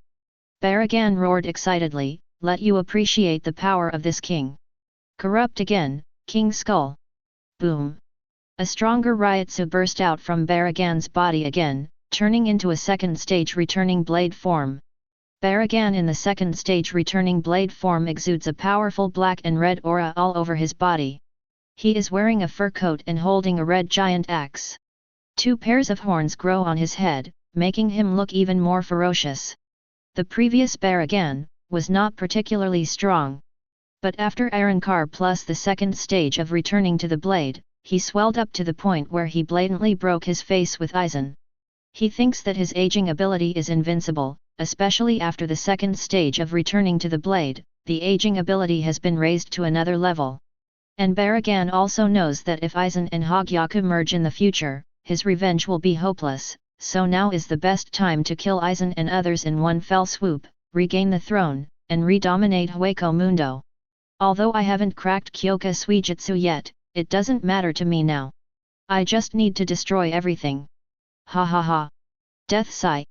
Baragan laughed wildly, and the black death energy all over his body poured into all directions. So what if he hits Kyoka Suijutsu? He just needs to use his ability to destroy everything. Baragan's sudden return took everyone by surprise. The Espadas retreated one after another. After all, Baragan's dead energy was difficult for even them to deal with, and basically they could only avoid it. No, no, Lord Baragan, ah. Stop it, Lord Baragan. Ah. And those Arankars close to Baragan, especially his subordinate officers, were accidentally contaminated with Baragan's death breath, and turned into ashes in screams and despair. Baragan's breath of death flocks to all directions. He wants to attack indiscriminately and destroy everything in order to eliminate Aizen. Aizen Sōsuke, today is the day you die. Baragan also controls a large group of dead spirits, focusing on attacking the Aizen trio on the throne. Tuan frowned, using Kido for defense. Heido no 63 Fiery Lightning Howl. Fiery Lightning Howl collided with the approaching Black Death Air, but only stopped the Black Death Air for a moment. Baragan's aging ability seems to be able to destroy everything. Aizen stood up from the throne without haste, and made a tactic with one hand. Heido no 90 Black Coffin. The Black Coffin released by Aizen is powerful, and its defensive power is also amazing. It even temporarily trapped the death energy released by Baragan. Nani! Baragan was taken aback, he didn't expect his death aura to be blocked by Aizen with Kido. There is a saying in Shinigami, the battle of Shinigami is the battle of Ryutsu. Although this sentence is not absolutely correct, it is indeed basically true.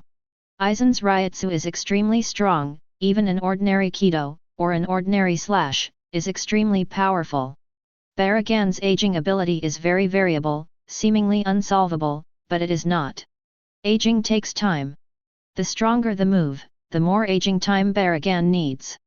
This can be seen from the Karakura town battle in the original book.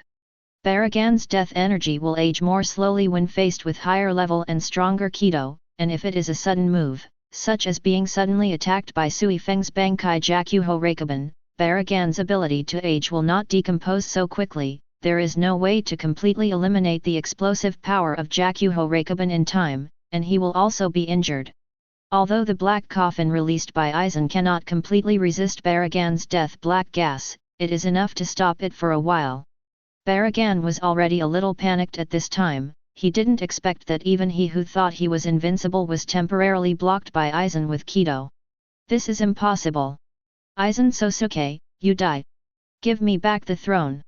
Baragan roared angrily, attacking Aizen madly with dead energy. Aizen's black coffin has indeed gradually started to rot. But Aizen just sighed softly. The frog in the well. I saw that the figure of Aizen was no longer on the throne, but came behind Baragan unknowingly. Hitting Kyoka Suijutsu's Baragan, I don't even know where Aizen is. And the death energy emanating from him, Aizen directly blasted it away with the tyrannical Ryutsu. Boom! All the dead energy is gone. A tyrannical Ryutsu erupted from Aizen, which made everyone fear. This Ryutsu was far stronger than Grimjo and Baragan. This is impossible. Baragan couldn't believe it, but also felt hopeless. It turned out that he was really just a frog in a well. There is an insurmountable gap between him and Aizen. At the same level, he has obtained the power of the second stage return blade, which is far inferior to Aizen. Aizen raised his hand and swung his sword. Baragan's head fell to the ground, and even the crown on his head fell to the ground, shattered and disappeared. Chapter 64. Baragan's head was cut off by Aizen, and the king of Hueco Mundo who ruled Hueco Mundo for thousands of years fell. Aizen sheathed Kyoka Suijutsu, restrained the Ryutsu breath on his body, and scanned all the Arankars below. All Arankars were shocked. Baragan, who thought he was invincible after gaining the power of returning to the second stage, was killed by Aizen in a single blow. Baragan's almost unsolvable aging ability is stronger after the second stage return to the blade, but it is still resisted by Aizen with Kido and Ryutsu. It can only be said that Aizen's strength is really too strong. Whether it's Ryutsu, Kido, or Kyoka Suijutsu's ability, almost all aspects have reached the limit of Shinigami. Of course, Aizen almost used all his strength to kill Baragan this time, and he could only kill Baragan with a single knife after surrounding the road plus Kyoka Suijutsu. Aizen regained his usual gentle smile, sat back on the throne, and smiled at the terrified Arankar people below. My lords, congratulations on gaining more powerful power. As long as you follow me, we will be invincible. When Aizen killed Baragan, besides directly eradicating hidden dangers, he also had another purpose to establish power.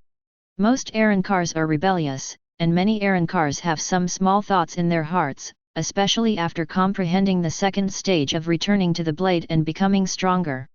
Aizen showed great strength, just to let these Arankars understand that their self-righteous second stage return to the sword is nothing more than that in front of him. If you want to move your mind behind your back, you have to consider the consequences. Aizen is their absolute leader, using absolute power to subdue the Espadas.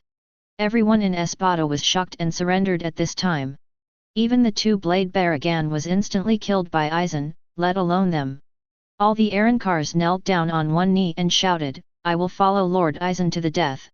Whether willing or not, in front of Aizen, Arankar can only surrender. Espada is now 2 dead, number 2 and number 5, leaving 8.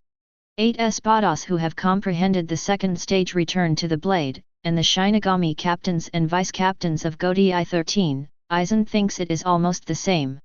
All the Espada and Arankar are just Aizen's pawns. Use Espada and other Arankar to defeat Godai 13, and then he will board the Soul King Palace to replace the Soul King.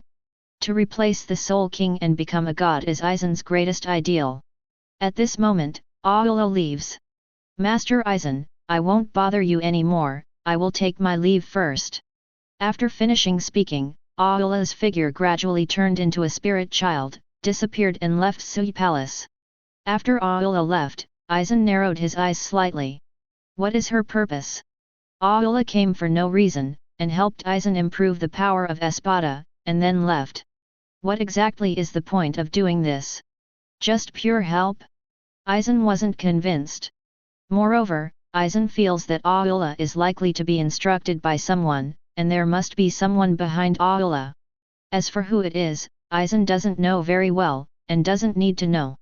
Aizen held the Hogyaku in his hand, his eyes froze. I will surpass everything. With a full Hogyaku, he can then break the Shinigami limit and step into a higher level.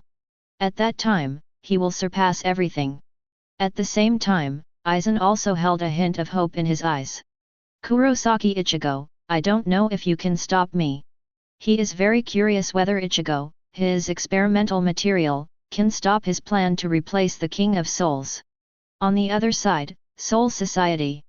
Everyone in Shinigami still doesn't know about the soaring strength of Aizen's Espada army. Hichugaya Toshiro, the captain of the 10th squad, didn't know where to get the news, and looked worried. Because the news said, as long as there are more than 3 Vasto Lord Minos Grande, the Soul Society can be destroyed. Who the hell said that? Toshiro may be young, but he still believes in it. Wouldn't Toshiro be desperate if he knew that all the current espadas would be more powerful with the second stage return blade? The Shinigami are actively training for the battle against Aizen in the future. One of the 4 great nobles, the Tsuneya Dai family. The extremely evil Tsuneya Shiro Tokinata, with an evil smile on the corner of his mouth, spoke to himself. Aula should have completed the task I assigned, haha. Tokinata's expression looks very sinister and evil. Aizen Sōsuke, go Di-13, let's all fight, it's fun to fight, isn't it? Go Di-13, it's time for them to suffer a bit. They have to shave it off, otherwise they won't dare to take our Tsuneya Shiro family seriously in the future. Ask for flowers. It would be even better if we could destroy this boring world, and make everyone in this world feel pain. Ha ha ha. Titanium Changing Tonata asked Aura to go to Hueco Mundo to enhance the combat power of the espadas, in order to make the future battles more tragic. Let Godi-13 lose troops and weaken the power of Godi-13. Although the current Soul Society is still controlled by the 4 nobles, the Godi-13 created by Yamamoto Genryuze has already affected the nobles' decision-making due to their strong power. At that time, he hides and sits on the mountain to watch the tigers fight, watch the trampled Hueco Mundo or Soul Society, enjoy the scenes of other people's pain and despair, to satisfy his bad taste. For example, when Tan killed his wife 100 years ago, if Jingle hadn't reported it, and if Godi-13 didn't dare to go too far in room 46, then Tan would not have been punished for 100 years. 0. So he hates Jingle, and hates Godi-13. And that Kurosaki Ichigo guy, that BD. When Tokinata thought of Ichigo, he couldn't help getting angry. In front of him, Ichigo took the 3 pieces of the Soul King, but he didn't dare to resist, for fear of being shot through the head by Ichigo's arrow. He was extremely aggrieved. Hehe, Kurosaki Ichigo, Aizen will take care of you anyway. Tokinata also knows that there will be a battle between Ichigo and Aizen in the future. The only one who can deal with Ichigo is currently estimated to be Aizen. It's better for Aizen to win. After Aizen wins, Godi-13 and Kurosaki Ichigo ascend to the Soul King Palace.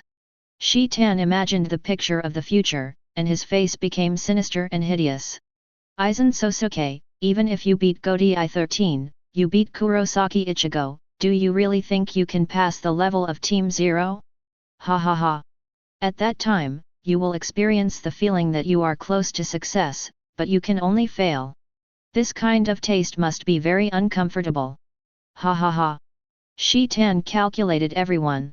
Want to use Aizen and Espada to weaken Godi-13, trample on Soul Society or Realm, and deal with Ichigo. And Tokinen believes that even if Aizen reaches the Soul King Palace, he will not be able to pass the 0 division in the end. Can only taste failure. Shi-tan, what an extremely sinister and evil person. Chapter 65. Ichigo didn't know about Tonata's calculations, nor did he know that all members of Hueco Mundo Espada had learned to return to the blade in 2 stages. In fact, he doesn't even need to know. Espada is very strong in the 2nd stage, but he is even stronger when he is fused with Hogyaku. In Ichigo's eyes, Tsuneya Shiro Tokinata is just a clown who only hides in the dark for the time being, and it's not worth mentioning. What he has to do is to fully integrate Hogyaku as soon as possible and break through the limit. Feeling the stronger power brought by the fusion of Hogyaku in his body, Ichigo meditated secretly in his heart. In the original book, Aizen revives Hogyaku, and there will be several stages after merging with Hogyaku. As for my Hogyaku, after the 2 are combined into 1, it will be in an awakened state, and it will be fused directly. I am currently in the 1st stage of Hogyaku fusion, and it won't be long before the next stage. There are several stages of Hogyaku fusion. The 1st stage form, Hogyaku is embedded in the body 417, Hogyaku provides power to the character, the strength, defense, and recovery power have been greatly improved, and it is almost impossible to kill. The 2nd stage form, the whole body will be wrapped by the white entity Ryutsu, and the face cannot be seen clearly. Although it is still in the Shinigami category, its Ryutsu, slashing, speed, defense, and recovery are far stronger than the previous stage. Even if it is 90 Hado above, the rank is also hard to hurt. The third stage form, Hogyaku, has become a part of the body, and the head and face will be exposed. Although it has not yet exceeded the Shinigami dimension, it has already lived at the apex of Shinigami or virtual power, and it is only one step away from qualitative change. The fourth stage form, this stage has gone beyond the scope of Shinigami. In the original book, Aizen in this state has a slit similar to eyes on his forehead, his eyebrows disappear, and 3 pairs of huge butterfly wings grow on his back. The fifth stage form, Aizen turned into an ugly monster. Even if he suffered a blow from Ichigo Quincy, he would not die. I don't know if Hogyaku has a higher evolutionary form. It should be more than the 5th order evolutionary form. Ichigo pondered in his heart, guessing that the fusion of Hogyaku may have a higher evolutionary form. Because Aizen in the 5th stage form in the original book also returned to human form after being sealed in infernal affairs, Ryutsu and power can gradually become stronger. This is likely to be the 6th stage form of Hogyaku. Hogyaku, indeed a good thing. After merging with Hogyaku, Ichigo also became more aware of Hogyaku's true abilities. Hogyaku is not just able to break the boundary between Shinigami and virtual, the real power of Hogyaku is to develop people's inner wishes according to their own thoughts. I want to break the limit and step to a higher level, and Hogyaku will make my wish come true. The role of Hogyaku is actually to make your wishes come true, to realize the inner thoughts of the host and make them real. Of course, the premise is that the host needs to have the strength to realize this wish, as well as the rationality of this wish. This is the true power of Hogyaku. This is also the reason why Hogyaku will recognize the master. Weak people cannot control Hogyaku at all, and it is impossible for them to be recognized by Hogyaku. The next step is to wait slowly. Ichigo doesn't know when he will evolve to the next form, just wait slowly. Minina followed Ichigo, and the two walked back to the pediatric clinic. Ichigo knocked on the door, "I'm back." But the strange thing is that there is no one at home. It was after 5 o'clock in the afternoon, and according to usual times, both Yuzu and Xiali should have gone home from school. Especially the good boy Yuzu, who always comes home on time to make dinner for the family. This made Ichigo frown slightly, and a bad premonition rose in his heart. Then he closed his eyes immediately, and used the neural detector Ichigo's consciousness to instantly scan the entire Karakura town. He felt Xiali on the football field of a certain elementary school. Xiali should play football on the field after school. But Ichigo didn't feel Yuzu's presence. Yuzu seemed to have disappeared out of thin air. Ichigo's face immediately sank, because this is a very unusual thing. It's also impossible that Xin took Yuzu away to play, since Sun Xin hasn't recovered much of his power zone at this time. "Master Kurosaki, what's wrong with you?" Minina behind her felt something wrong with Ichigo's breath. At this time, Ichigo is full of coldness, even murderous. "Yuzu is missing." Ichigo's words were very cold, and it was the first time for Minina to see such Ichigo, which even made her feel a little scared. Ichigo had previously merged with Hogyaku at the Urahara store, fighting the errand cars, and at that time he didn't feel that there were other strange Ryutsu in Karakura town. It seems that Yuzu disappeared out of thin air, or was kidnapped by an unknown person. Although Ichigo is a time traveler, he also loves his two sisters very much and will never allow anyone to hurt them. At this moment, Ichigo caught two strange breaths. "I saw two figures appearing on the roof of his house. One of these two people is as thin as an old man, and the other is as strong as Yami. Both of them are wearing black cloaks and a white mask, so that people can't see their appearance. There is also a strange chain wrapped around them. And, not even Ichigo can feel the Ryutsu of these two. It really is these guys." When Ichigo saw these two masked men, he immediately understood everything. The reason why he couldn't feel the Ryutsu of the two masked men was because the cloaks and masks on them completely blocked their aura. As a time traveler, Ichigo also knew their identities at a glance. They come from hell, they are the blamers of hell. Kurosaki Ichigo, if you want to save your sister, come to hell and cooperate with us.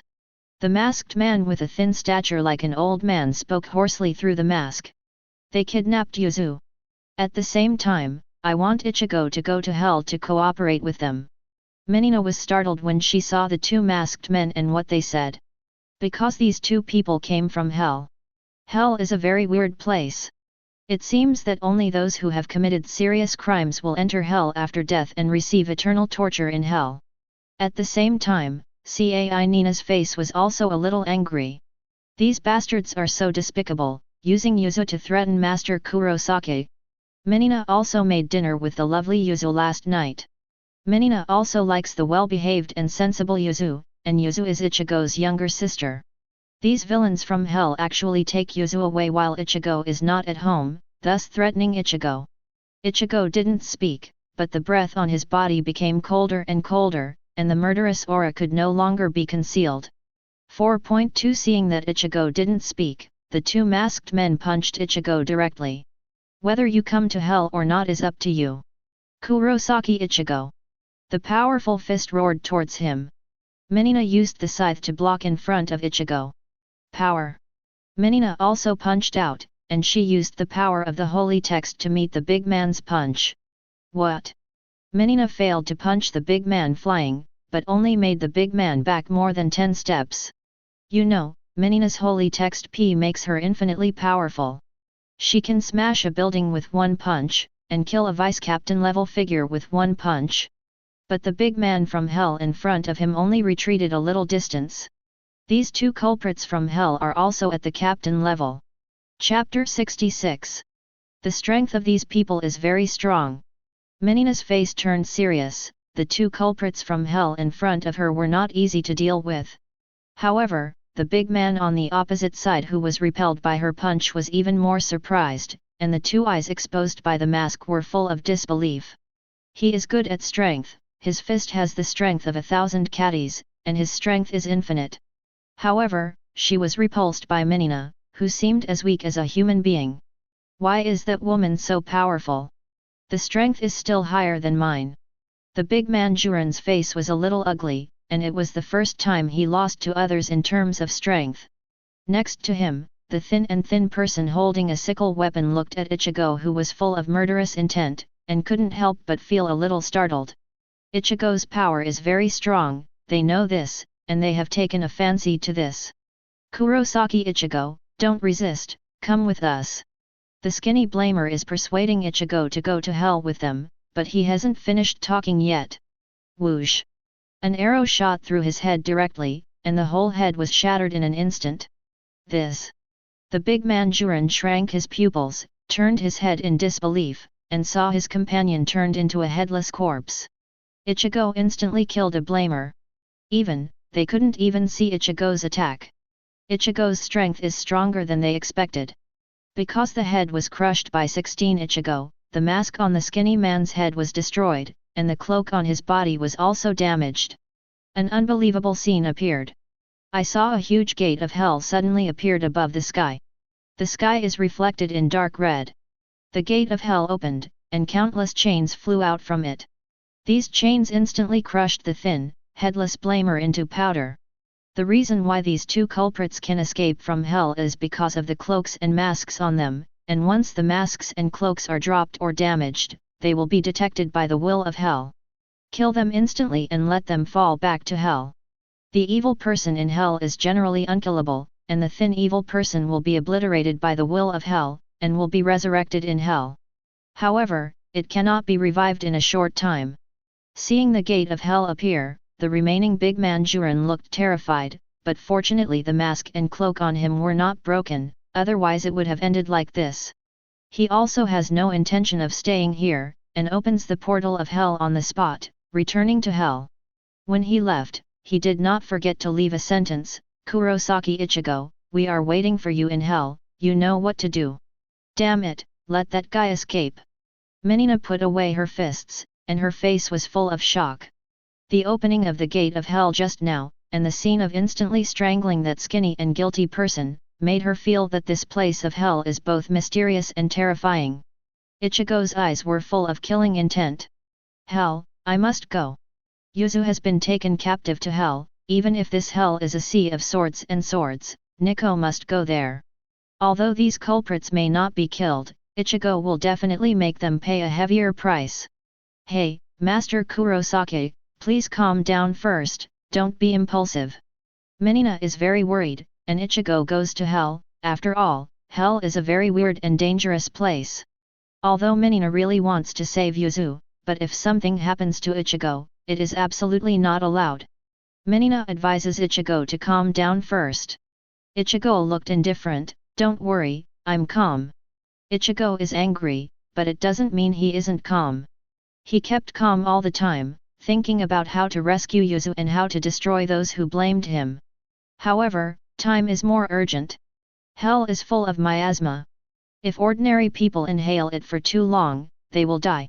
After death in hell, a chain will appear on their body, and they will never be able to escape the shackles of hell. Must act fast. But Ichigo has no way to enter hell, he will not open the portal of hell. I saw Ichigo said coldly, come out. Menina was taken aback, who is Ichigo talking to? Is there anyone else here? And just after Ichigo's words fell, a figure appeared out of thin air in the space to the right of Ichigo and Menina. Menina's pupils shrank, and there were other people hidden here. She didn't notice the slightest bit of breath just now. It's amazing, Kurosaki Ichigo, you're actually aware of my presence. A man appeared out of nowhere. The man covered half of his face with a knife, and he also had the chains of hell on his body. Hello, my name is Hideo, and I come from hell just like the two before. The man introduces himself to Ichigo and doesn't seem hostile towards Ichigo. He was able to escape from hell and hide Ryutsu, probably because of some special methods. And Ichigo also felt a trace of abnormality in the space, and only then did he discover the trace of the black force. Ichigo didn't speak, just looked at Hideo coldly. Menina's expression was serious, as if facing a formidable enemy. Because this black knife gave her the feeling that it was much stronger than the two blamers just now, and it was difficult to deal with. Hideo spread his hands and said helplessly, don't worry, I'm different from those guys, I'm their enemy, I've always been against each other, I can't understand their style of work. Hideo explained his identity and position, claiming to be the enemy of those people just now. Hideo looked at the sky affectionately, with a sad expression on his face, and said to himself, I also had a younger sister. Knife told his story. He had a younger sister before he was alive, but the younger sister died because of being bullied. He killed all those who bullied his younger sister to avenge his younger sister. Hell! Menina was a little moved by these words, but also a little skeptical. I can't understand the style of those people. I don't want anyone to lose their sister like me.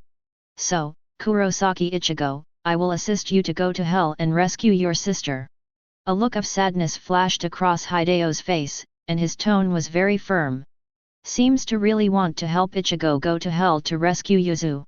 If Ichigo hadn't traveled here, he might have been deceived by Hideo's affectionate narration. Killing intent rose in Ichigo's heart, but he suppressed it temporarily. After all, Hideo is still useful, and he has to help open the portal to hell. Ichigo exhaled lightly and nodded slightly. Then please. Ichigo actually agreed to let Hideo assist and go to hell together. Hideo was also taken aback for a moment. Ichigo agreed so readily. Are you not even on guard against him? After all, he's just a young man with nothing but strength 513. 27. Hideo sneered in his heart, but his expression was solemn and serious, and he said to Ichigo, Kurosaki Ichigo, ordinary people can't bear the miasma of hell for too long, we have to hurry up and kill your sister before she is infected by the miasma and dies. Get out, or it will be too late. Hideo frowned, as if he was really thinking about Ichigo. But Menina disagreed. She stood in front of Ichigo and stopped Ichigo. Master Kurosaki, please allow me to inform the Emperor's assistant about this matter, it will be done soon. Menina's main duty is to monitor and protect Ichigo. Hell is such a dangerous place, and she doesn't trust Ichigo to go there at all. But she also knew that with Ichigo's temperament, she had to go, and she couldn't stop it, so she could only report the matter to Haswald. Ichigo acquiesced to Minina's request. Minina immediately closed her eyes, chanting a spell in her mouth, and through this special method, the information was conveyed to the Emperor's assistant in the Invisible Empire Haswald. At this time, the Invisible Empire, Emperor Yuhabach, continued to sleep. It will take nearly 2 years for him to fully recover his strength. All affairs of the Empire are handled by Haswald. Haswald also received Minina's message at this time, and his expression changed slightly. Hell. Even he finds a place like hell a bit weird and dangerous. But judging by the situation, Ichigo must go to hell. Haswald thought for a moment, stood up, and called 2 followers at the same time. Busby, H. Searing, and Askin, D. Lethal. Come on, let's go to hell. Chapter 67. Haswald decides to accompany Ichigo to hell. Because hell is unpredictable, Haswald also brought Busby, H., and Askin, D. Busby was a friend of Haswald when he was young, and because of Haswald's ability to share power, Busby's aptitude has become extremely high, and his strength is also very strong today. In the original book, during the Millennium Blood War, Busby could smash the ice of Toshiro with the flames of 2 fingers, and Toshiro, who was not fully Bankai, was no match for Busby at all. Although Busby's temper is a little bit violent, his fighting power is still very strong. Askin people call him Little Aizen because he has the same haircut as Aizen. He has a relatively cautious personality, calm in situations, and the holy text D is also very powerful. Haswald brought these 2 people, and Ichigo can have an extra guarantee. All 3 of Haswald put on white Quincy cloaks, with only one face exposed. Now they have come to the Gate of the Sun, which is the entrance and exit of the Invisible Empire. Whether they are going out or coming in, they must pass through here. Why do we have to go to hell? That kind of place doesn't feel like a human being. That guy Kurosaki Ichigo can let him go if he wants to. Really? Busby's coxcomb head shook, with a look of reluctance.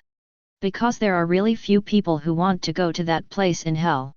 Moreover, Busby also seems to have a hard time with Yuhabach's casting of Ichigo as the next heir to the Invisible Empire. He, like most of the Quincy Knights of the Star-Crossed Knights, believes that Haswald is the most suitable to succeed Yuhabach. Askin shrugged his shoulders, and said in a frivolous tone, "Isn't hell really a place I've never been to?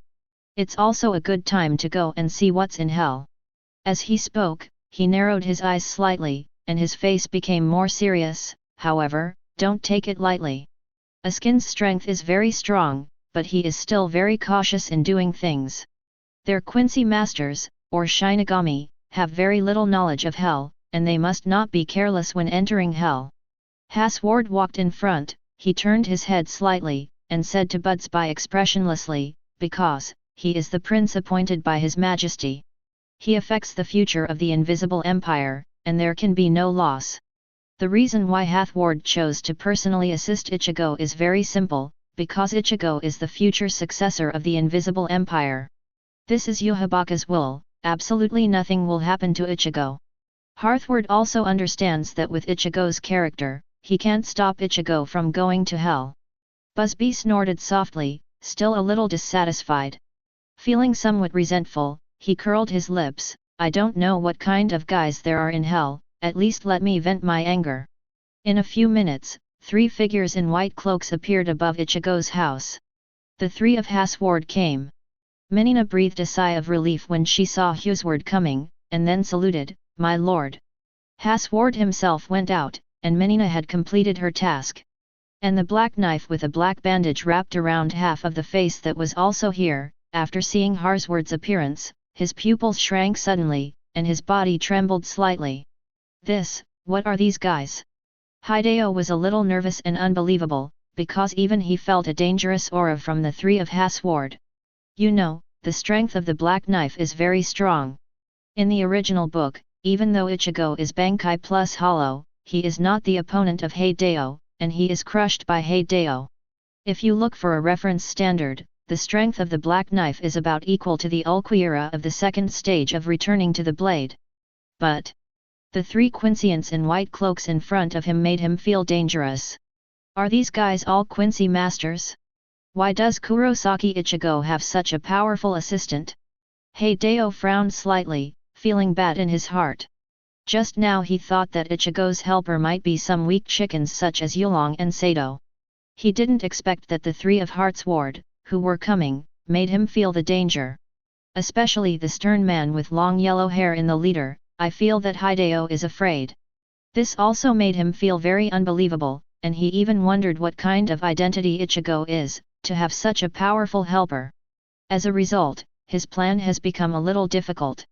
Hideo thought in his heart, I hope Zulian and those idiots will give me some strength. Ichigo was also a little surprised to see the three of Haswald appearing. But it seems to be reasonable. After all, he is also a member of the Invisible Empire now, and he is also very valued by Yuhabach. Yuhabach absolutely does not want Ichigo to be in danger, so it is not surprising that Haswald brought people over to support him. The corners of Ichigo's mouth slightly raised, it's better this way. With a few people from Haswald to support, things will naturally be simpler. After seeing Ichigo, Haswald's consciousness swept over him, and he was slightly startled. Ryutsu has become stronger, and the thing in your body is Hogyaku, it can indeed increase a lot of strength. However, it seems to have recognized the owner. Haswald's eyesight was very sharp, and he knew about the fusion of Ichigo and Hogyaku in just an instant. Ichigo said calmly, yes. Are you also interested in Hogyaku? Ichigo asked back. But Haswald directly denied, I'm not interested, since Hogyaku recognizes you as the master, that's fine. Although Yuhabach asked Ichigo to stop Aizen before and asked Ichigo to bring Hogyaku back, but Yuhabach was only a little curious about Hogyaku, and it was not very keen. After all, Yuhabach wants to devour the Spirit King in the future. And once he regains his strength, he will be at the level of God level, Hogyaku will not be of much use to him. Now that Ichigo and Hogyaku have merged, and Hogyaku recognizes Ichigo, Haswald naturally doesn't care. And, the more powerful Ichigo is, the better for the Invisible Empire and for Yuhabach. Tut tut. Askin straightened his cloak a little, looked Ichigo up and down, and shrugged. I haven't seen you for a few days, Prince, you have become stronger again. You are indeed the strongest Quincy appointed by His Majesty. It's so scary. Askin can clearly feel that the current Ichigo is stronger than before in the Invisible Empire. It can be seen from Ryutsu and temperament. He thinks Ichigo's talent is terrible, and Hogyaku is indeed a good thing. Busby was also a little frightened, but he was so proud that he didn't show it. Then he turned his head to look at Hideo, his eyes were slightly cold. Who are you? Are you from hell? Hideo has, for Qianhao, the unique chains of hell, so it is not difficult for Busby to guess the origin of Hideo. Busby's temper is not very good, especially now he is in a bad mood. If he can find a reason, he might want to fight Hideo. Hideo was stared at by Busby, although he was a little apprehensive and displeased, he could only nod his head and said, my name is Hideo, and he really came from hell. I can't understand the hostility that attacked Kurosaki Ichigo's family. Their style, to help save people. Let me take you to hell. If you want to go to hell, you have to let the black knife open the portal of hell. Haswald just glanced at Hideo indifferently, while Askin rolled his eyes, his expression was a bit weird. Ichigo said, then act. Hideo took a deep breath and opened the portal to hell. Minina, you stay here. Ichigo asks Minina to stay and watch the house. He, Haswald, Busby, Askin, and Black Deo, a total of 5 people stepped into hell. Those damned in hell, get ready to bear Ichigo's wrath. Chapter 68. At this moment, somewhere in hell, in a place similar to an altar, miasma and fire filled the air. Yuzu was imprisoned directly above the altar, with the tumbling lava below. Yuzu is already in a coma, and his face is blue and black. If it continues, Yuzu will die in hell, and the chains of hell will appear on his chest, and he will never be able to leave hell. In front of the altar, sat a man in a cloak with red hair covering one side of his face. There are also heavy chains on this man's neck and chest, so he is naturally a person from hell. And there were 3 people standing beside him. One of them is huge, the one who punched Minina at Kurosaki Hospital earlier. Shout out the name Green Yacht. At this time, he fled back to hell with a frightened expression on his face, and reported to the Red Man, "Boss. That guy named Kurosaki Ichigo is really terrifying, Ziun." He was defeated, captured by the will of hell, and temporarily unable to revive.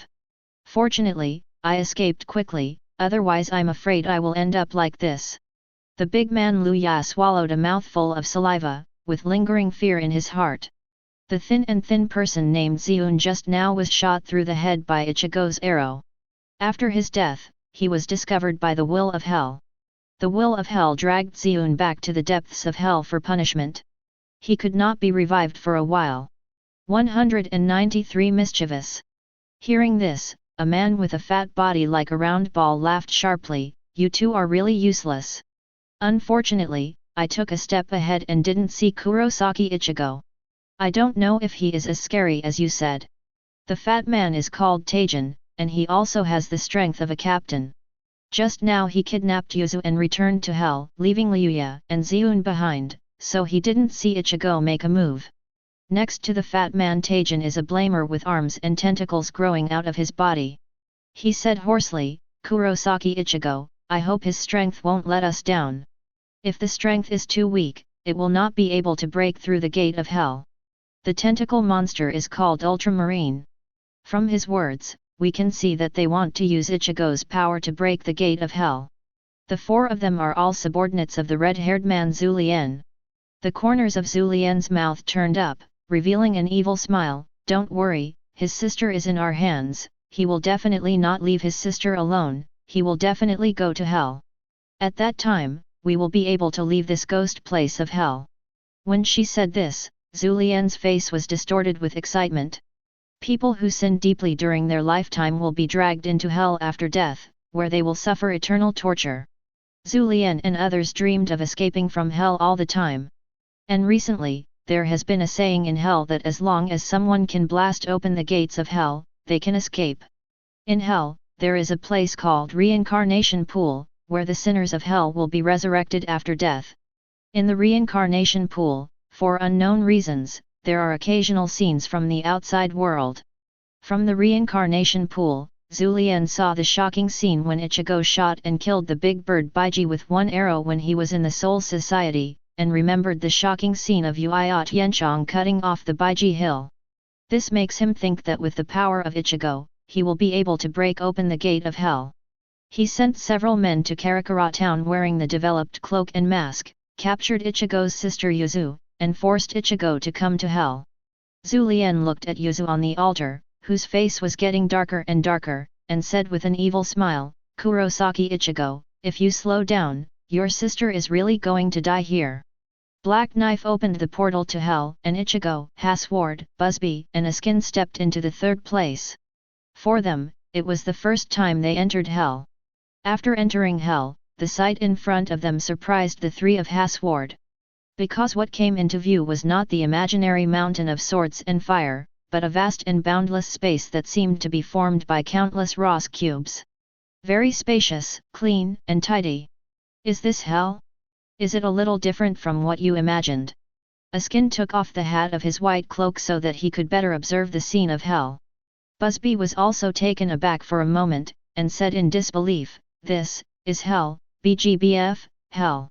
Because there was a big gap between what he had imagined, Busby wondered if this place was hell.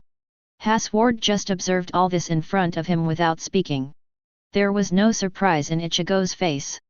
Because he is a time traveler, he knows that the uppermost layer of hell is like this. Guide Hideo also patiently explained. This is the first floor of hell. In the notches and gaps of the cube you see, there are many weak people. The highest level of hell, where the evil people live, is also the weakest. Every layer of hell also has the will of hell. As you can see, the will of hell will continue to kill the evil people here. Facing the will of hell, the evil people here have no resistance at all, they can only continue to die and resurrect. Haswald and the others also saw that there are many skull guards of similar size on the first floor of hell, and these skull guards are also the guards of the will of hell. Even if the guilty person in hell is killed, he will be resurrected continuously. This kind of punishment may be more uncomfortable than death completely. And if the outsider is killed by the sinner or the hell guard here, then the chains of hell will appear on his body, and he will stay in hell forever. If you are dead, you really can't get out. Hideo reminded in a deep voice like a good person. Askin narrowed his eyes. He didn't want to stay in this ghost place forever, so he had to be more cautious in what he did. Busby was somewhat disdainful. Those guys can't do anything to me. Busby is quite confident about his own strength. The blamers here on the first floor of hell are as weak as ordinary people. Even the hell guards here may not be able to reach the captain level. Naturally, Busby is confident. We'll be planted here. However, Busby felt a little strange. That is, he felt that he couldn't help the restlessness in his heart. He was more irritable than usual, and wanted to fight. This is how the same thing. Busby suppressed the restlessness in his heart. It's the miasma here. Haswald saw through Busby's doubts, and said indifferently, from the moment we entered hell, the ubiquitous miasma in hell has affected us. This miasma can stimulate our instincts. Haswald noticed that the miasma of hell can stimulate people's instincts, making people easy to become impulsive and irritable, wanting to fight. Even Harthward was inevitably affected a little bit. Askin shrugged. Hell is a weird place. Then he looked at Ichigo, making his pupils shrink. Because at this moment, a white solid Ryotsu appeared on Ichigo's body. This white entity Ryotsu continuously spreads from Ichigo's heart to the whole body, gradually covering Ichigo's whole body. Ichigo's whole body is wrapped in white Ryotsu, only a pair of eyes are exposed. This is the second-order form of the fusion of Hogyaku. Chapter 69. Perhaps stimulated by the miasma of hell, the Hogyaku on Ichigo's body actually exudes a substantial white Ryotsu, covering Ichigo's entire body, except for a pair of eyes. This is the second stage of Hogyaku fusion. Although this form still belongs to the category of Quincy division, it is much stronger than the first stage. After coming to hell, he accelerated his fusion and entered the second level of Hogyaku, which was beyond Ichigo's expectation, so it was a surprise. What? What's up with this guy, dash? Busby looked at Ichigo with only two eyes showing in disbelief. Ichigo's eyes make him feel as indifferent as Hasward. And the Ryotsu aura emanating from his body is stronger and more terrifying than before. Askin narrowed his eyes slightly, put his hand on his chin and said in thought, this way, Hogyaku should be further integrated, right? The power of Hogyaku is really amazing. In this state, the miasma of hell should not affect him, right? Askin vaguely guessed that Ichigo, who was wrapped in Hogyaku's white substance Ryotsu, should not be affected by hell energy. After all, Ichigo's eyes are so indifferent, not only not impulsive, but more calm and indifferent. The healing energy of hell will not affect Ichigo. Yes. Hasward glanced at Ichigo in this state, and the aura emanating from Ichigo made him a little startled. Ichigo's aptitude, and the power of Hogyaku is really amazing. Even Hasward himself wasn't completely immune to the miasma of hell, but Ichigo, encased in Hogyaku's white substance Ryotsu, was completely unaffected. The Hideo on the side also widened their eyes. Ichigo was already terrifyingly strong, but now he can get even stronger. For him, Ichigo becoming stronger is a double-edged sword, which makes him a little worried. And the next moment, Ichigo's only exposed eyes looked at him. Hideo suddenly trembled physically and mentally. Just being stared at by Ichigo's cold and unfeeling eyes gave me an inexplicable chill. Ichigo? What's wrong? Hideo asked anxiously. Ichigo's eyes made him feel cold, and an ominous premonition rose in his heart. Ichigo, you are not affected by healing energy, are you? Hideo felt that Ichigo might be affected by the miasma of hell, or this strange state of his body. Hideo thinks that he has gained Ichigo's trust just now with bitter tricks, and Ichigo and others are also the hell he brought into, but at this time Ichigo looks at him differently. Ichigo's whole body is covered by the white essence Ryotsu, and the right hand has already condensed the sacred loss. There were only a few words in response to Hideo. Then you can die. I saw Ichigo raised his right hand, and Hiji's black and blue arrows shot towards the black sword. In fact, the reason why Hideo can live until now is because Ichigo needed him to open the portal to hell just now. After entering hell, Hideo naturally has no reason to survive. Ichigo actually wants to kill Hideo. This sudden scene made Haswald, Busby, and Askin somewhat unexpected. Ichigo actually wants to kill Hideo. Hideo himself widened his eyes in disbelief. Why did Ichigo attack him suddenly? Didn't he already gain Ichigo's trust, and he wants to go with Ichigo to rescue Yuzu? And Ichigo suddenly wanted him to die. Ichigo's arrow was as fast as lightning, and it came to Hideo's body in an instant. Although it was just a random blow by Ichigo, the speed was too fast, and it made Hideo feel great danger. Because Hideo was on guard in advance and his own strength was not bad, before the arrow pierced his head, he dodged the arrow with a flash of his figure. Who? Hideo, who fled to one side, felt lingering fear.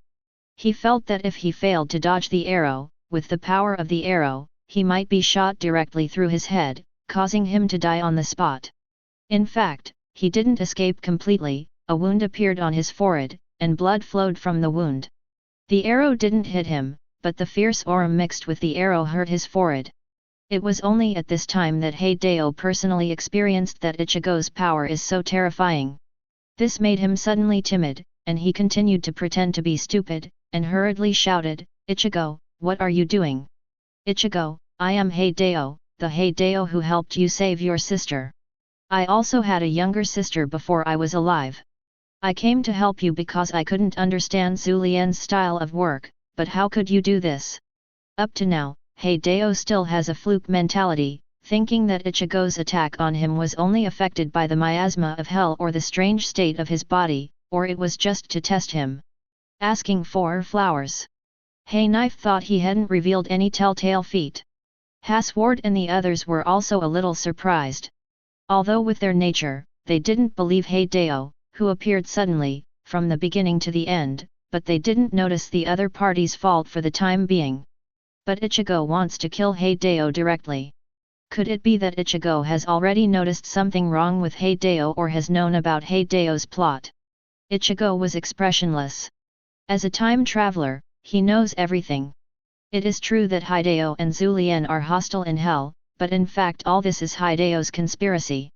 It was Hideo who first saw the scene of Ichigo killing Baiji and cutting off Baiji Hill in the image of reincarnation pool, which made him believe that with Ichigo's terrifying power, he would definitely be able to smash the chains on his body, get him out of hell. 0. Zulien and his group were just used and deceived by him. Hideo spread the news, saying that they can escape from hell by breaking the gate of hell with the power of Ichigo. In fact, they need to cut off the chains on their bodies. Zulien and his party, who were deceived by the Black Knife, went to Karakura town to capture Yuzu and force Ichigo to go to hell. Hideo appeared at that time, trying to gain Ichigo's trust, and pretended to help Ichigo. In fact, he is the mastermind behind the scenes. "Ichigo, wake up, I'm Hideo, I'm helping you save your sister." Up to now, the knife is still pretending to be innocent, and protecting his wife. Only Ichigo's indifferent eyes and Tensā Zanjutsu in his hand responded to him. I saw that the holy loss in Ichigo's hand directly transformed into the blue-black Tensā Zanjutsu, which appeared behind Hideo in an instant. How can this be?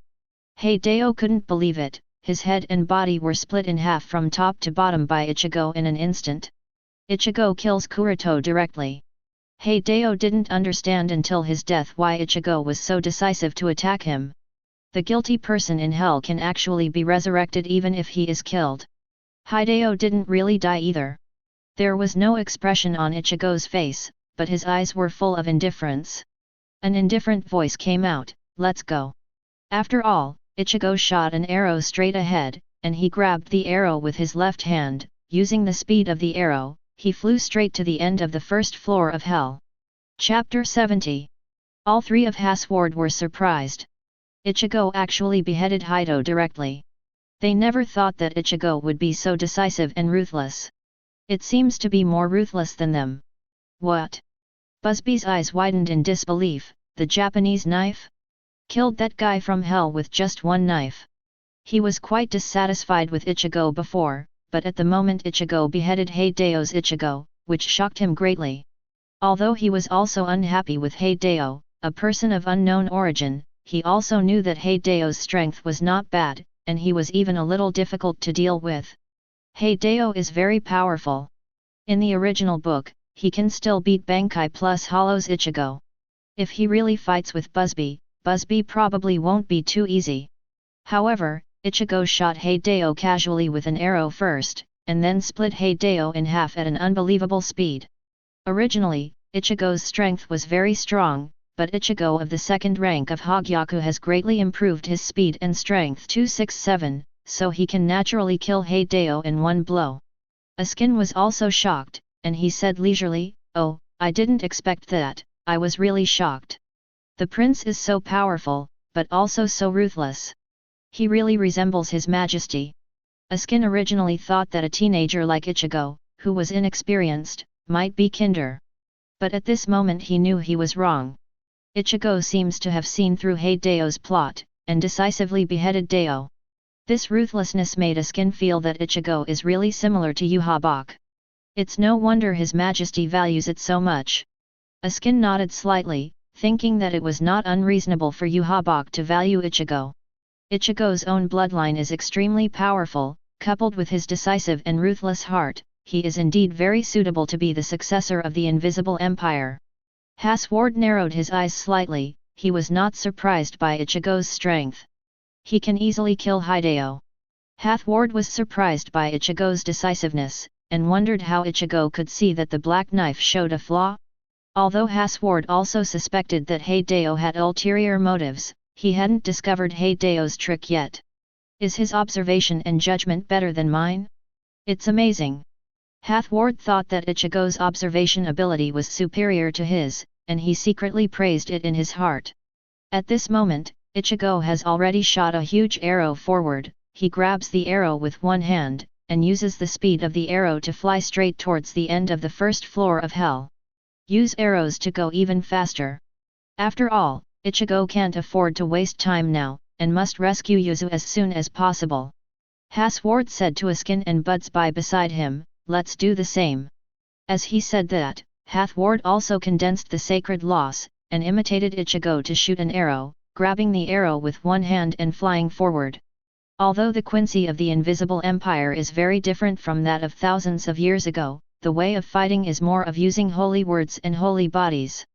But bows and arrows are still the most basic fighting method of Quincy. Every Quincy will condense the holy lost, and Askin and Busby also follow suit. However, Ichigo's breath or movement still attracted the attention of a layer of Hell Guards. These Hell Guards put down the guilt they were holding and were about to eat, and looked at Ichigo who was passing by like a laser. Because the speed of Ichigo and others was too fast, most of the Hell Guards on the first floor failed to stop them. Only those Hell Guards on the straight line where Ichigo and others were advancing wanted to block the direction of Ichigo and others, and waved their huge fists at Ichigo. The strength of the Hell Guards on the first floor is still there, probably at the vice-captain level, and their fists are infinitely powerful. But before their fists fell, their entire bodies were pierced by Ichigo's arrows. The arrow flashed to form a blue light, and all these Hell Guards were pierced, as if they had become a bunch of roasted things. Ichigo and others instantly came to the end of the first floor of hell. Jump down below and enter the second floor of hell. On the other side, in a certain reincarnation pool on the third floor of hell. The black knife is gradually being reborn in the hot lava reincarnation pool. People who die in hell will be reborn in the reincarnation pool. If it is killed by the guards of hell or the will of hell, the punishment will be heavier and the rebirth time will be longer. If it is killed by other people, then the speed of rebirth will be faster, and it will be reborn soon. But whether it is death or rebirth, it will be accompanied by great pain. This pain is as unbearable as piercing the heart. Ah! The black knife in the reincarnation pool clenched his teeth tightly, the veins on his face were bulging, and he was twisted because of the pain. And the black scarf wrapped around his head was gone, revealing half of his ugly face with scars. Ugly, sinister, cruel, this is his true face. Why? How would he know, why? Black Knife roared in pain. He couldn't figure it out, he disguised himself so well, and didn't show his feet, but Ichigo still killed him decisively. Ichigo must have known about his plan. Moreover, Ichigo's power is even more terrifying than he originally expected. A random arrow almost killed him, and then killed him with a single blow without reason. He who conquered the third floor of hell, who was able to fight against Zulien and his gang, was unable to even resist in front of Ichigo. Was instantly killed. Ichigo's power is terrifying. Of course, the more terrifying Ichigo's power is, the more restless Hideo's heart will be. Such a terrifying power, he can definitely cut off the chains of hell on my body.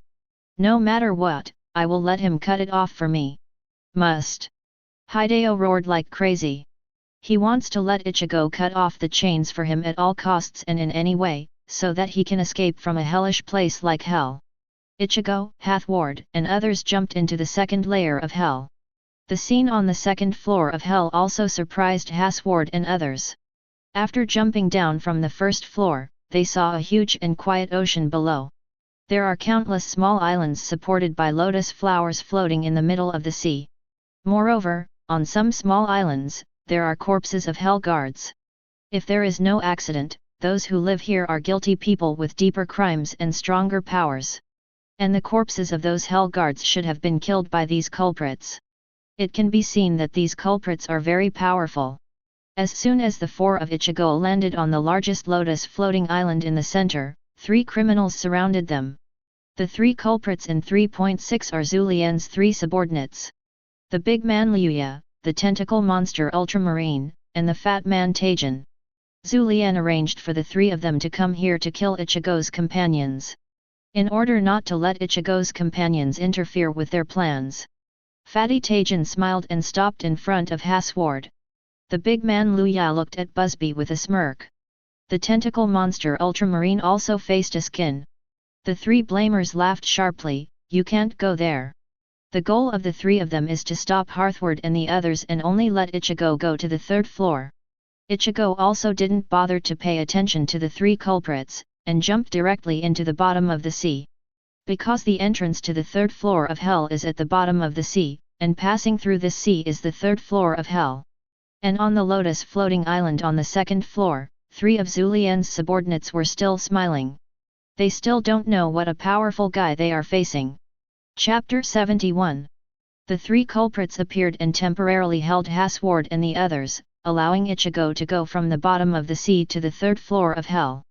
Zulien's subordinates all have captain-level strength. Even in the 3rd floor of hell, it can be regarded as the existence of dominating one side. Even the corpses of many hell guards on the 2nd floor of hell were killed by these culprits. In the original book, the 8th Espada Sailaporo and the 9th Espada Aranillo died and fell into hell. When they met Zulien's subordinates, they were completely defeated and were brutally killed. So in terms of combat power, these subordinates of Zulien are stronger than the average Espada, and they are difficult to deal with. The obese Quarantagian threw off his cloak and mask. Cloaks and masks are their means of temporarily escaping hell, lest they be discovered by the will of hell. And here is hell, they don't have to worry about it anymore, they can fight as much as they want, and their strength is stronger than before in Karakura town. GGG, I heard that you are Quincy masters? That's really great. Taijin's voice was a bit unmasculine, combined with his fat body and bloated face, it was really disgusting. But he still tirelessly explained his abilities to Haswald, wanting Haswald to know his strength and feel hopeless. 16 GGG, any part of my body can grow a mouth. The mouth not only has a strong bite force to block attacks, but also absorbs all attacks made of spirit particles and reflects them back. The attack methods of your Quincy masters are bows and arrows, right? Bows and arrows made of spirit particles can't hurt me, how about it? Do you feel hopeless? GGG. Taijin's ability is indeed a little changed, similar to Nilla's Zero Ensemble and Jushiro's Pisces Carp ability, which can eat spirit particles and reflect them back. Quincy's bow and arrow are made of spirit particles, so Taijin very restrained traditional Quincy. At this moment, he thought that he had the chance to win. It's a pity that what he faced was not a traditional Quincy, nor an ordinary Quincy, but the Emperor's assistant of the Invisible Empire Haswald. Haswald's face was expressionless, as if he didn't listen to Taijin's words at all. Taijin thought Haswald was frightened, gave up resistance, and laughed even more triumphantly. Haha, don't worry, I will treat you like a piece of chocolate, put it in my mouth, chew it up, and swallow it. Haswald turned a deaf ear to Taijin's words. He pulled out the saber at his waist, and walked slowly towards Taijin step by step. When he walked in front of Taijin, Haswald directly slashed out. Taijin laughed loudly. Do you not understand what I said? I can grow a mouth on my body, and I can resist. However, Taijin's voice stopped abruptly, and the expression on his face froze instantly. Because he had clearly turned his body into a big mouth, and Haswald's random knife cut off the big mouth and the entire fat body on his body, splitting him in half. There is no trace of stagnation, a one-shot kill. Taijin couldn't believe it until he died. He was so proud of his ability that he thought he had a chance to win against the Quincy, but he was instantly killed by Haswald with 10 knives. And Haswald said a word the whole time, without even looking at him. It seems that in the eyes of Haswald, he is not even an ant as the blame of hell. Busby's opponent is the tentacle monster Ultramarine.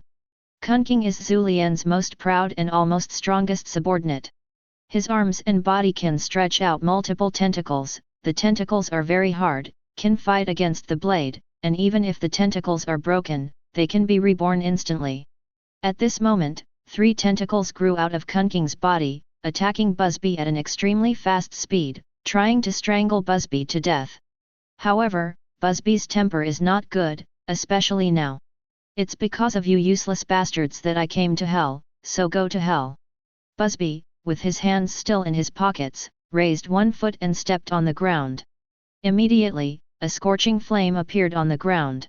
The moment the flame appeared, the surrounding temperature also became hot instantly, filled with water vapor produced by the scorching flesh.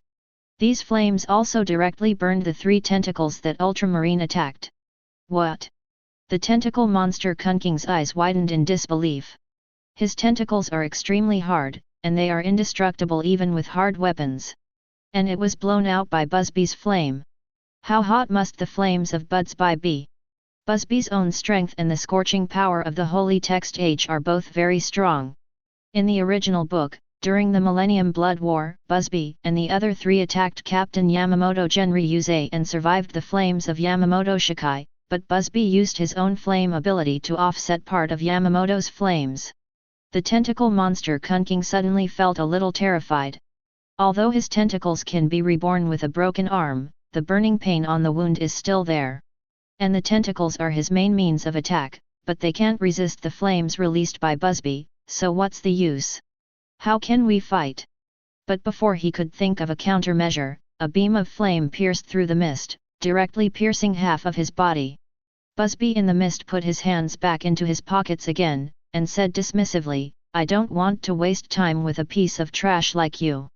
Zulian's most proud subordinate, the powerful blame group Qing in Hell, was instantly killed by Busby. Of Zulian's 3 subordinates, there is still the big man Lu Ya. Lu Ya faced Askin, d. Originally, when Lu Ya saw the slender Askin, he felt that Askin was easy to deal with. With his powerful fist, he might be able to crush Askin into powder with one punch. So he burst out with all his strength, and came to Askin in an instant with lightning speed, and blasted out a huge fist. Askin spread his hands, turning a blind eye to Lu Ya's huge fist.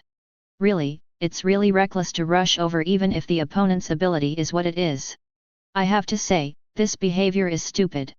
Askin didn't seem to do anything, Lu Ya's fist froze in the air, and his whole body also froze. Inexplicably, bruises appeared on Lu Ya's face and body, and his whole body turned into a turquoise 970, and he fell down, foaming at the mouth.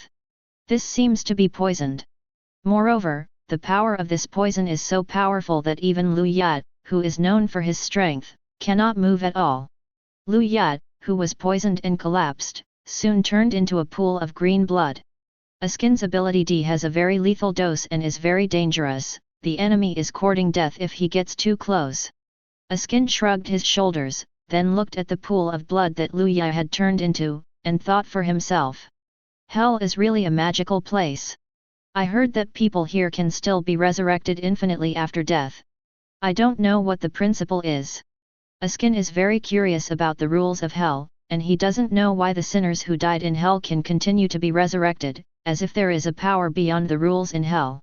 So far, Haswald and the three have solved the three answers without any effort. And those three culprits didn't expect that Ichigo's companions were all so powerful, horrifying. 3 layers of hell. This is a desert full of human bones. The bones of the guilty person are neatly arranged in any position in the desert. In fact, not only these bones, but also every grain of sand here is formed by the broken bones of the guilty person. The ground is scorching hot, skulls and ashes are everywhere, and the air is full of dark yellow clouds. This is the familiar scene of hell. And in the distance right in front of the desert, there is a karmic fire reincarnation pool. A red-haired man sits below the karma reincarnation pool, and Yuzu is imprisoned on a giant skull above the reincarnation pool. Chapter 72. Zulian, a red-haired man, was sitting under the reincarnation pool. He supported half of his face with one hand, with a smile on the corner of his mouth, looking quite evil. Ultramarine and the others are already stopping Kurosaki Ichigo's companions, and Kurosaki Ichigo should be here soon, right? Zulian smiled, and a touch of excitement flashed in her eyes. He doesn't care whether his subordinates can block Haswald and the others, he just needs to delay for a while. He will deal with Ichigo himself, and stimulate Ichigo's internal fighting instinct to the greatest extent, and make Ichigo lose his mind. Kurosaki Ichigo, you have to come here quickly, or your sister will really die in hell and suffer eternal life. At this time, above the karma reincarnation pond, half of Yuzu's face had turned blue, and he fell into a coma infected by the miasma of hell. Once Yuzu dies in hell, the chains of hell will appear on his body, and he will be tortured forever. At this moment, Zulian saw a figure falling from the sky in the distance. The figure was all white, revealing only a pair of extremely indifferent eyes. This is exactly Ichigo in Hogyaku's second-order form. Kurosaki Ichigo. Zulian stood up excitedly, her face was a little distorted by the excitement. Although Ichigo's appearance has changed, he knows that the person who appeared is Ichigo. And the white coat on Ichigo may be equipment designed to resist the miasma of hell, and Zulian didn't care. Come on, Kurosaki Ichigo, come on, I'm here. Zulian shouted loudly, with uncontrollable excitement in her voice. His plan was finally coming to fruition. He wants to deal with Ichigo himself, stimulate Ichigo's fighting instinct, and ask Ichigo to help break the gate of hell. Ichigo, who was covered in white ryotsu, couldn't see his expression clearly, but he immediately used his scythe kick and went straight to the karma reincarnation pool at a very fast speed. Within a few breaths, it has arrived. This speed surprised Zulian, who was standing on the huge skull of karmic fire reincarnation pool. Ichigo is so fast. It's useless to hurry. Die, Kurosaki Ichigo. Zulian was condescending, and many flames appeared on her hands. These flames formed flame balls or flame arrows, and crazily attacked Ichigo below. Several of Zulian's subordinates are captain-level fighters, and as the boss, he is naturally stronger. He has an arrogant personality, and his ability is to control flames. He can use flames to make flame balls or flame arrows to attack, and he can also use flames to transform himself into a weapon. At this moment, countless flame balls and flame arrows attacked Ichigo like a violent storm. Ha ha ha, my flames can't even be resisted by the hell guards on the 3rd floor, Kurosaki Ichigo, hurry up and use your real skills, or you will die if you are not careful. Due to staying in hell for a long time, the culprits of hell have been eroded by the miasma to stimulate their instincts, coupled with continuous death and rebirth, their strength has been greatly improved, and they may also comprehend and master new abilities. This is the case with Zulian, Hideo, and others. They have gone through many trials in hell and are very strong, even stronger than the average Hueco Mundo Espada. They are also very confident in their own strength. However, Ichigo, who is surrounded by the white entity Ryotsu below, ignored Zulian's flame balls and flame arrows, ignoring them. There is no action to deal with, just let these flame balls and flame arrows attack. And when these flame balls and just came to Ichigo, they were instantly destroyed by the spiritual flame formed by the invisible ryotsu emitted from Ichigo. Zulian on the top of the reincarnation pool stared wide-eyed. He only saw the flame ball and the flame arrow that he fired. All of them disappeared when he approached Ichigo. What's going on here?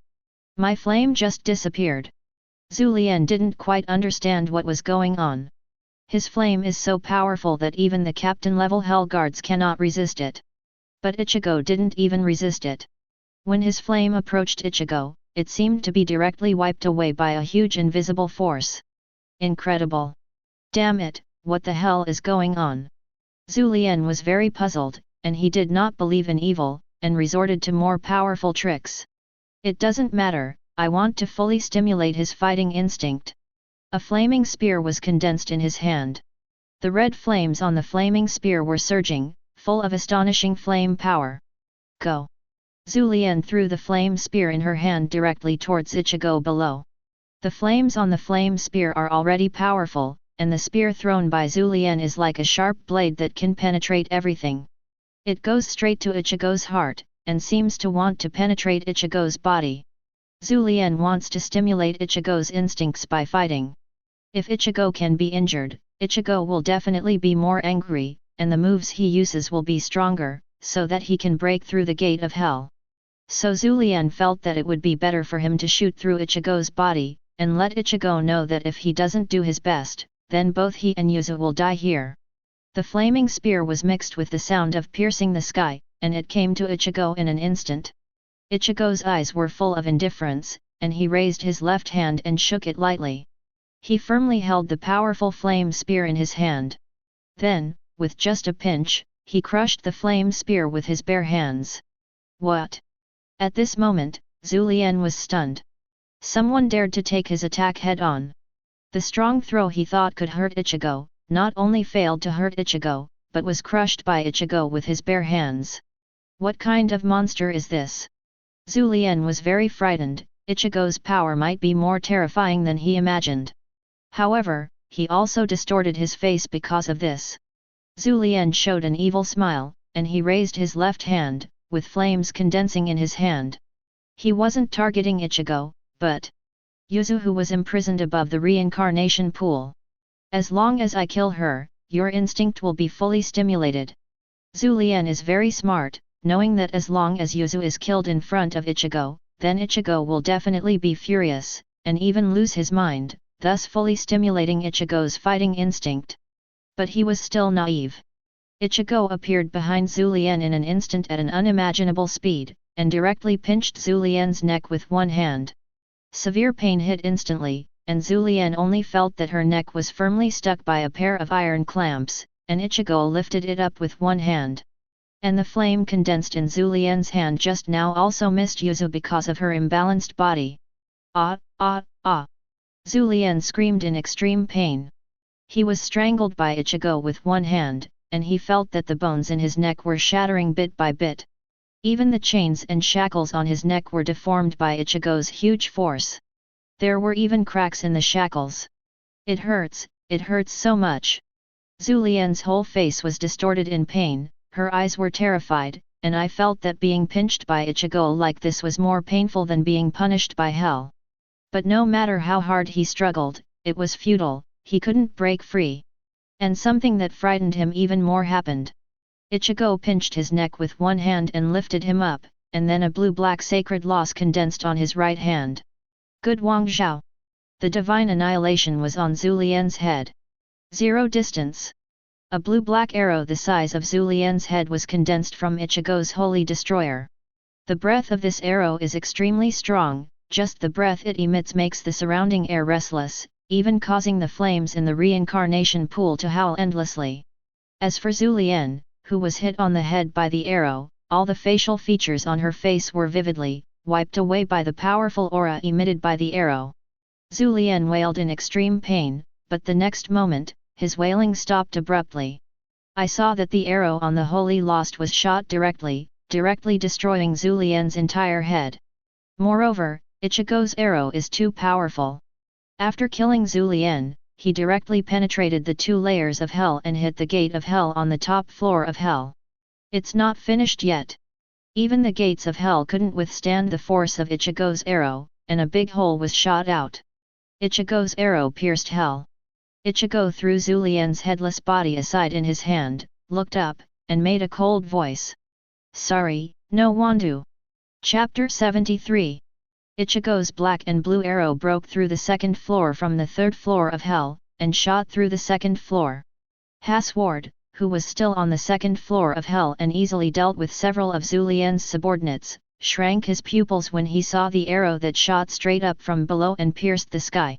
All the sinners in the first 3 floors of hell looked at this arrow that seemed to be able to pierce everything.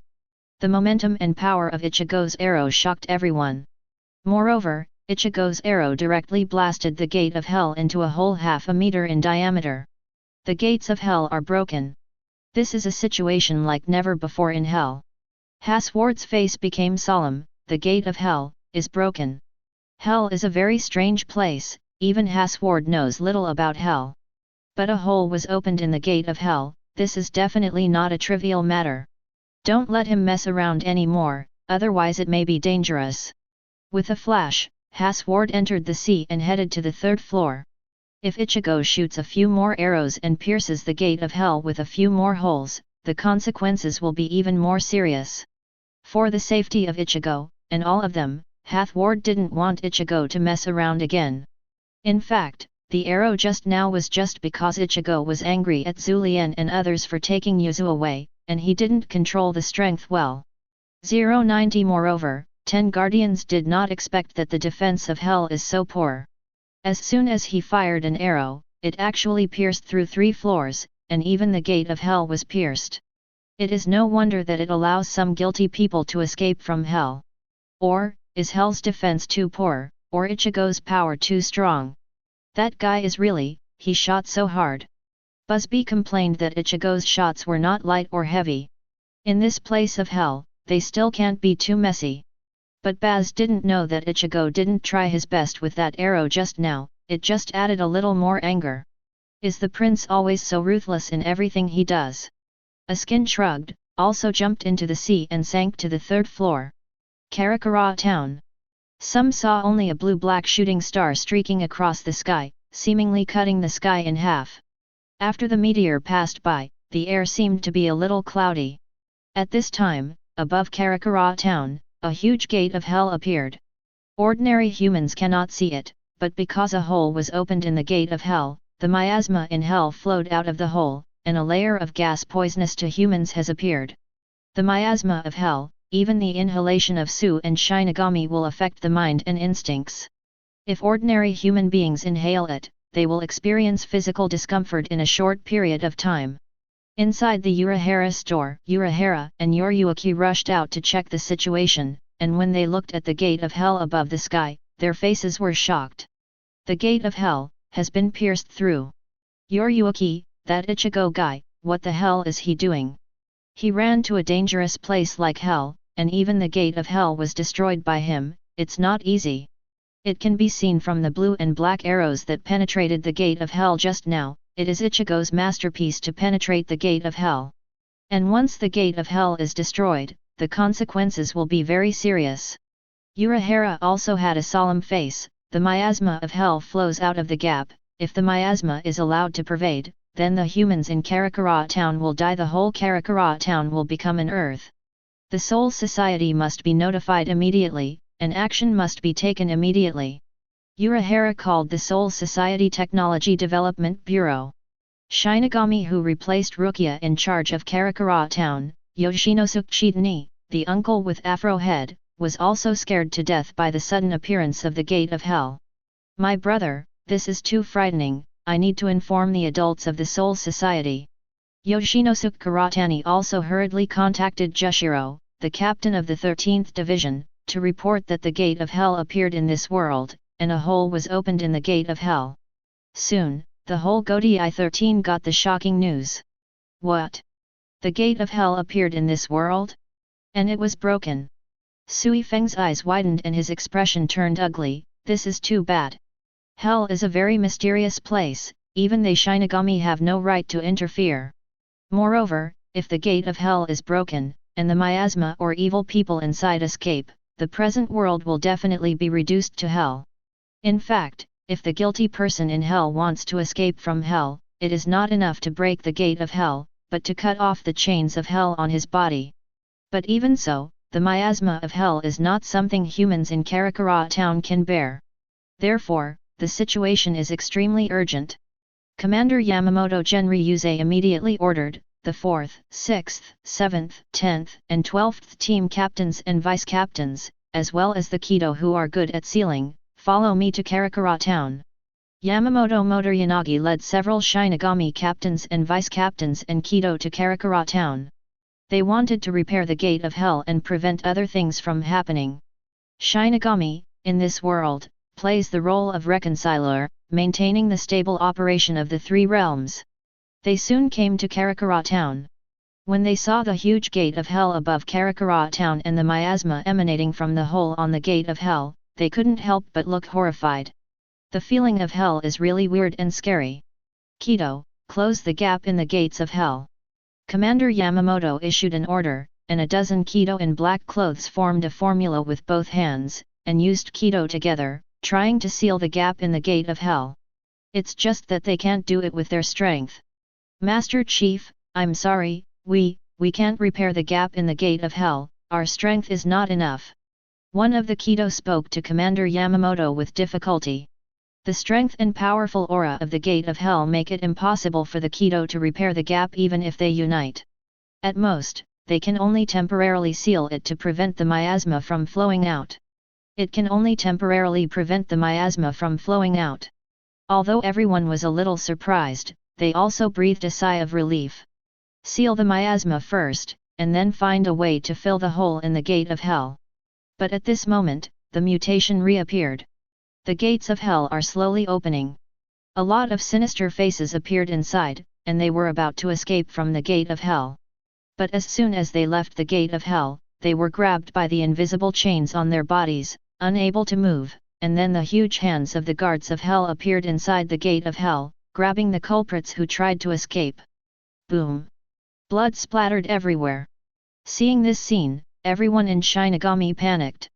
Hell is indeed a terrifying place.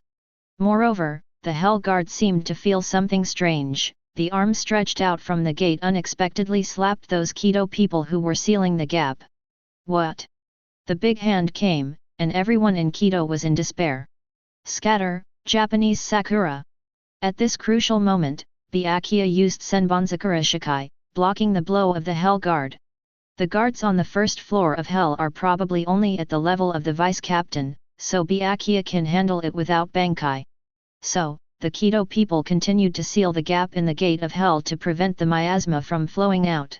Shinigami, such as Byakuya, are responsible for holding the arms of the Hell Guards protruding from the gate of hell. Temporarily stabilized the situation. But many of them cursed in their hearts and broke open the gates of hell. Who the hell did this? 3 layers of hell. Ichigo killed Zulien in seconds, and Zulien's body disappeared and merged into the reincarnation pool. Ichigo didn't pay attention to the reincarnation pool, but seized the time to save Yuzu. Ichigo hugged Yuzu with both hands. Yuzu's face was black and his breath was slight. And the next moment, Ichigo's pupils shrank. I saw a chain of hell suddenly growing out of Yuzu's chest. Chapter 74. Once the chains of hell appear, it means that the rules of hell have been contaminated. Irreversible. After Yuzu was captured, Ichigo came to the rescue, and Ichigo rushed to the rescue with the fastest speed along the way. Heideo was instantly killed on the first floor of hell, and entered the second floor with the help of the arrow's flying speed. After entering the second floor, he ignored Zulien's 3 blamers and jumped directly into the sea to the third floor. After coming to the third floor, Zulien was also killed in an instant at an extremely fast speed. Ichigo is already running as fast as he can. But, is it still too late? If there was a delay, it was just waiting for Haswald for a few minutes in the present world. No. Ichigo's heart was filled with grief and indignation, and all the blamers on the second floor of Ryutsu Hell exuded from his body were shocked. Yuzu is Ichigo's younger sister, Ichigo must not let Yuzu die. At this moment, the white corpse Ryutsu on Ichigo's head cracked and shattered. The face reappeared. Ichigo's original short yellow hair turned into long hair. The aura emanating from the whole body is even stronger, making it impossible for the aura of hell to get close. This is Hogyaku's third stage form. Perhaps because of fear and anger, Ichigo and Hogyaku merged into the third stage form. At this stage, Hogyaku has become a part of Ichigo's body. Although it has not yet exceeded the Shinigami dimension, it is already at the apex of Shinigami, Quincy, or Void, and is only one step away from a qualitative change. Ichigo's Ryutsu is so strong that once an ordinary soul gets close, it will be turned into ashes because it cannot bear his Ryutsu. Its Ryutsu, speed, defense, and recovery are far stronger than the previous stage.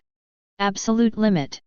Haswald and the three rushed to the third floor of hell, and felt Ichigo's huge Ryutsu.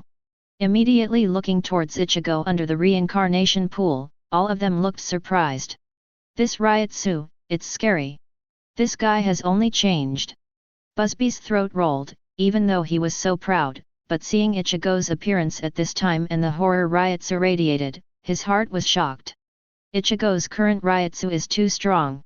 It is so powerful that the entire third floor of hell seems to be under a pressure. Askin took a slight breath, cautiously observed his surroundings, and then looked at Ichigo at the bottom of the reincarnation pool in front of him, probably guessing the reason. The prince should have easily dealt with the culprit in hell and saved his sister. It's just that it seems to be too late. Askin shrugged his shoulders and made a rough guess. Although Zulien, the leader of Gairan, is definitely much stronger than the three subordinates dealt with by the three of Askin, but with Ichigo's strength, he can naturally achieve instant kills and solve them easily. But the chains of hell still appeared on Yuzu's chest. Haswald closed his eyes gently, and murmured, "It seems that there is no way, the rules of hell do not allow interference." Haswald and others also know that once the chains of hell appear on a person, it proves that the person has been bound by hell and cannot leave hell. And that's the case with Yuzu right now. Even he, the Emperor's assistant of the Invisible Empire, is helpless. If Yuhabach regained the power of omniscience and omnipotence, if this is the night when Haswald and Yuhabach exchange power with each other, it may still be possible. But now he can't do it at all. Of course, there is still a way. That is, as Hideo said, as long as the chains on the guilty person are cut off, they can escape from hell. If Ichigo cuts off the chains on Yuzu, it might work. However, Haswald frowned slightly. If this is done, the guards of hell or the will of hell will definitely appear, and the situation may be even worse by then. It should be possible to cut the chain with Ichigo's strength. But Haswald can't help feeling worried. Will he be able to escape from hell if he cuts off the chain? Will the will of hell let Yuzu go? The situation could possibly be worse. At this time, Hideo appeared with a big smile. He has been resurrected from the reincarnation pool elsewhere and has rushed here. Ha ha ha, Ichigo, you have no choice this time. You can only save your sister by cutting off her chains. Ichigo, don't hesitate, cut it off. By the way, cut off all the chains on my body, ha ha ha. Hideo laughed wildly with a ferocious expression. He thinks Ichigo now has no choice but to cut off the chains on Yuzu. And when Ichigo makes a shot, he only needs to bump into Ichigo's attack, and Ichigo can also cut off the chains on him. Not just Hideo, Zulien and Zulien's three subordinates also resurrected and opened their eyes in the reincarnation pool and magma here. TCH, it's these guys again. Busby is very displeased with these culprits, who can be resurrected after killing them. Then you will die again. Ask for flowers. Fire fingers, too. Busby stretched out 2 fingers and released flames to attack Zulien and the others. The fat man, the big man, and the tentacle monster were instantly killed by Busby, but Zulien was stronger, and used her own flames to resist part of Busby's damage, but suffered a small injury. These guys, why are they all so strong? Zulien was very frightened. Even Busby is so strong, are Ichigo and the others all monsters? Although they can be resurrected infinitely, the pain of each death and resurrection is great. Ichigo, don't hesitate, cut the chain for your sister. Hideo was still fanning the flames, thinking that Ichigo had no choice but to cut off the chain. Haswald and Askin looked a little dignified. 0. If Ichigo really cut off the hell chains on Yuzu, will there be other more serious situations? Maybe. In the theatrical version of the original book, the chain on Heideo's body was smashed by Hollow's bullhead with Zero. Knife thought he would be free without the chains, but he was super doubled by the will of hell, shrunk into a Zongzi with more chains, and bound him forever. Therefore, if Ichigo cuts off the chains on Yuzu's body, there is no small risk. Call. Ichigo finally made a move. I saw him exhale slowly, and then the Ryutsu all over his body soared. And there was an extremely strong vitality exuding from his body.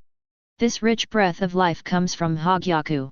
At the same time, Ichigo put his left hand on the chain on Yuzu's chest, and uttered a few words that people couldn't hear clearly. After finishing speaking, a scene that made everyone unbelievable happened. The chains of hell on Yuzu's body actually faded away. Moreover, the vitality emanating from Hogyaku flowed into Yuzu's body along Ichigo's hand. The dark chains of hell on Yuzu's body disappeared completely with a bang. Everyone's eyes widened, the chains of hell, unexpectedly gone. Yuzu's face also gradually turned from black to rosy, breathing appeared, and the whole person returned to life. It's just that he hasn't opened his eyes yet, as if he is in a deep sleep. Haswald, Busby, Askin, Heideo, and Zulien were all watching this scene in disbelief. Ichigo didn't cut off the chains on Yuzu's body, but directly chained, erasure. Those are the chains of hell. How on earth did this happen? Chapter 75. How can this be? Zulien and Heideo, who were not far away, were stunned. Ichigo didn't cut off the chains on Yuzu, but eliminated them directly. Severing and eliminating are two concepts. With Ichigo's current strength, it is not difficult to cut off the chains of hell, but Ichigo uses the method of eliminating. And if you want to eliminate the chains of hell, then Ichigo's power must be above the rules of hell. Ichigo really did it. It made Zulien and Heideo feel unbelievable. Does Ichigo's power actually override the rules of hell? Ichigo actually has such a powerful power. This power is at least the will to surpass the third level of hell. How did this guy do it? Busby was also surprised. Although he was arrogant, he was afraid of the place of hell and the rules of hell, but the 10 guardians actually erased the chains on Yuzu's body. This point, even the current Haswald can't do it. Is it because of Hogyaku? Busby thinks it may have something to do with Ichigo in this state. Hogyaku fusion 3 stages. Ichigo at this time, whether it is Ryutsu or all powers, is already the limit of Shinigami, Quincy, and Hollow. Askin also put one hand on his chin, and 92-7 analyzed by himself, could it be that after owning Hogyaku, you can surpass the rules set by hell? Hogyaku is so powerful? Incredible. Askin believes that Ichigo can remove the chains on Yuzu's body, relying on Hogyaku. No, it's not just that. Haswald shook his head lightly, narrowed his eyes and looked at Ichigo. He seems to have used another kind of power just now. Haswald saw that when Ichigo rescued Yuzu just now, his mouth murmured a few times. But Haswald and the others didn't hear what Ichigo was saying. It's just that after Ichigo finished speaking, the chains on Yuzu's body became blurred, and Hogyaku's vitality completely erased the chains. It should be the power of the holy text. Ichigo drank Yuhabach's blood, and Ichigo himself absolutely awakened the holy text. Ichigo has also admitted that his holy script is the same as Yuhabach. But what is the ability, almost everyone does not know, and Ryuho himself seems to have never used it. And the words that Ichigo spit out silently just now made Haswald think that Ichigo might be using the power of the holy text, using his unknown and absolutely powerful power of the holy text, to dilute the rules of hell and make the chains on Yuzu change. Get blurred, and then use the power of yourself and Hogyaku to erase the chains. Haswald guessed right. Ichigo just now did use holy text. Ichigo's holy text is a absurd, God's forbidden, completely forbidden. Ability is the power to prohibit all rule systems. For example, Jingle Chunshui's Katen Kyakotsu ability, Askin's holy character D lethal dose, and even Aizen's Kyoka Suijutsu ability are all considered. With holy text A, the ability of the enemy's rule system is completely forbidden. Take effect. In the Soul Society, Ichigo and Aizen battles before, Ichigo himself did not hit Kyoka Suijutsu, and the opponents he encountered in other battles did not have rules, and they were all one-shot kills, so it is the first time for Ichigo to use the holy character, a completely forbidden power. But there is also a prerequisite for the complete prohibition of holy text that is, Ichigo must be strong enough. Otherwise, if you encounter an opponent whose strength is too different, the complete ban will not take effect, or it will only take effect partially. Ichigo just touched the chains of hell on Yuzu, and the rules of hell are also very powerful. Ichigo, who has not broken through the limit, uses the holy text, but it is just to weaken the rules. After using the power of Hogyaku, the chains of hell were eliminated. Hogyaku's power is strong. The raw material of Hogyaku is hundreds of Shinigami or ghost souls, plus pieces of soul kings and other materials. It allows people to break through the limit and reach a higher level. Moreover, Hogyaku's true ability is the realization of the host's inner desire. Ichigo wants to save Yuzu, Hogyaku responds, and Ichigo himself has reached the limit. With extremely powerful power, Hogyaku can fulfill Ichigo's wish. Therefore, to defeat the will of hell in the third layer of hell and eliminate the chains on Yuzu's body, it depends on Hogyaku's 3 stages of Ichigo's own power reaching the limit, coupled with the complete prohibition of holy text partially invalidated the rules of hell, coupled with the vitality brought by Hogyaku and the ability to fulfill wishes.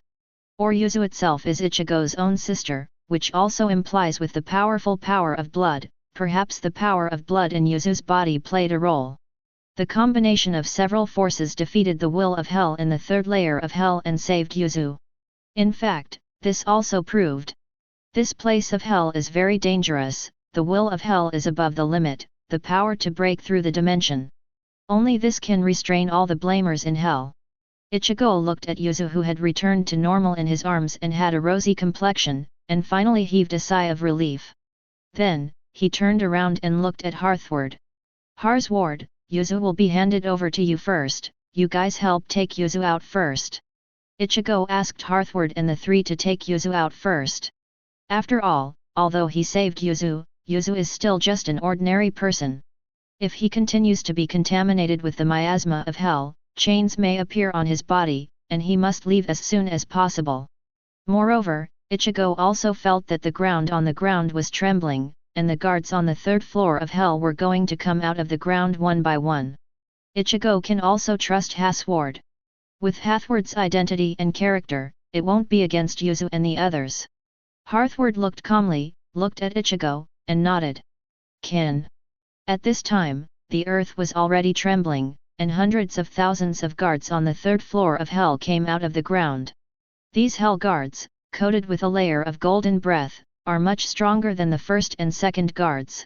The guards on the 3rd floor of hell have almost reached the captain level in strength. Let's go.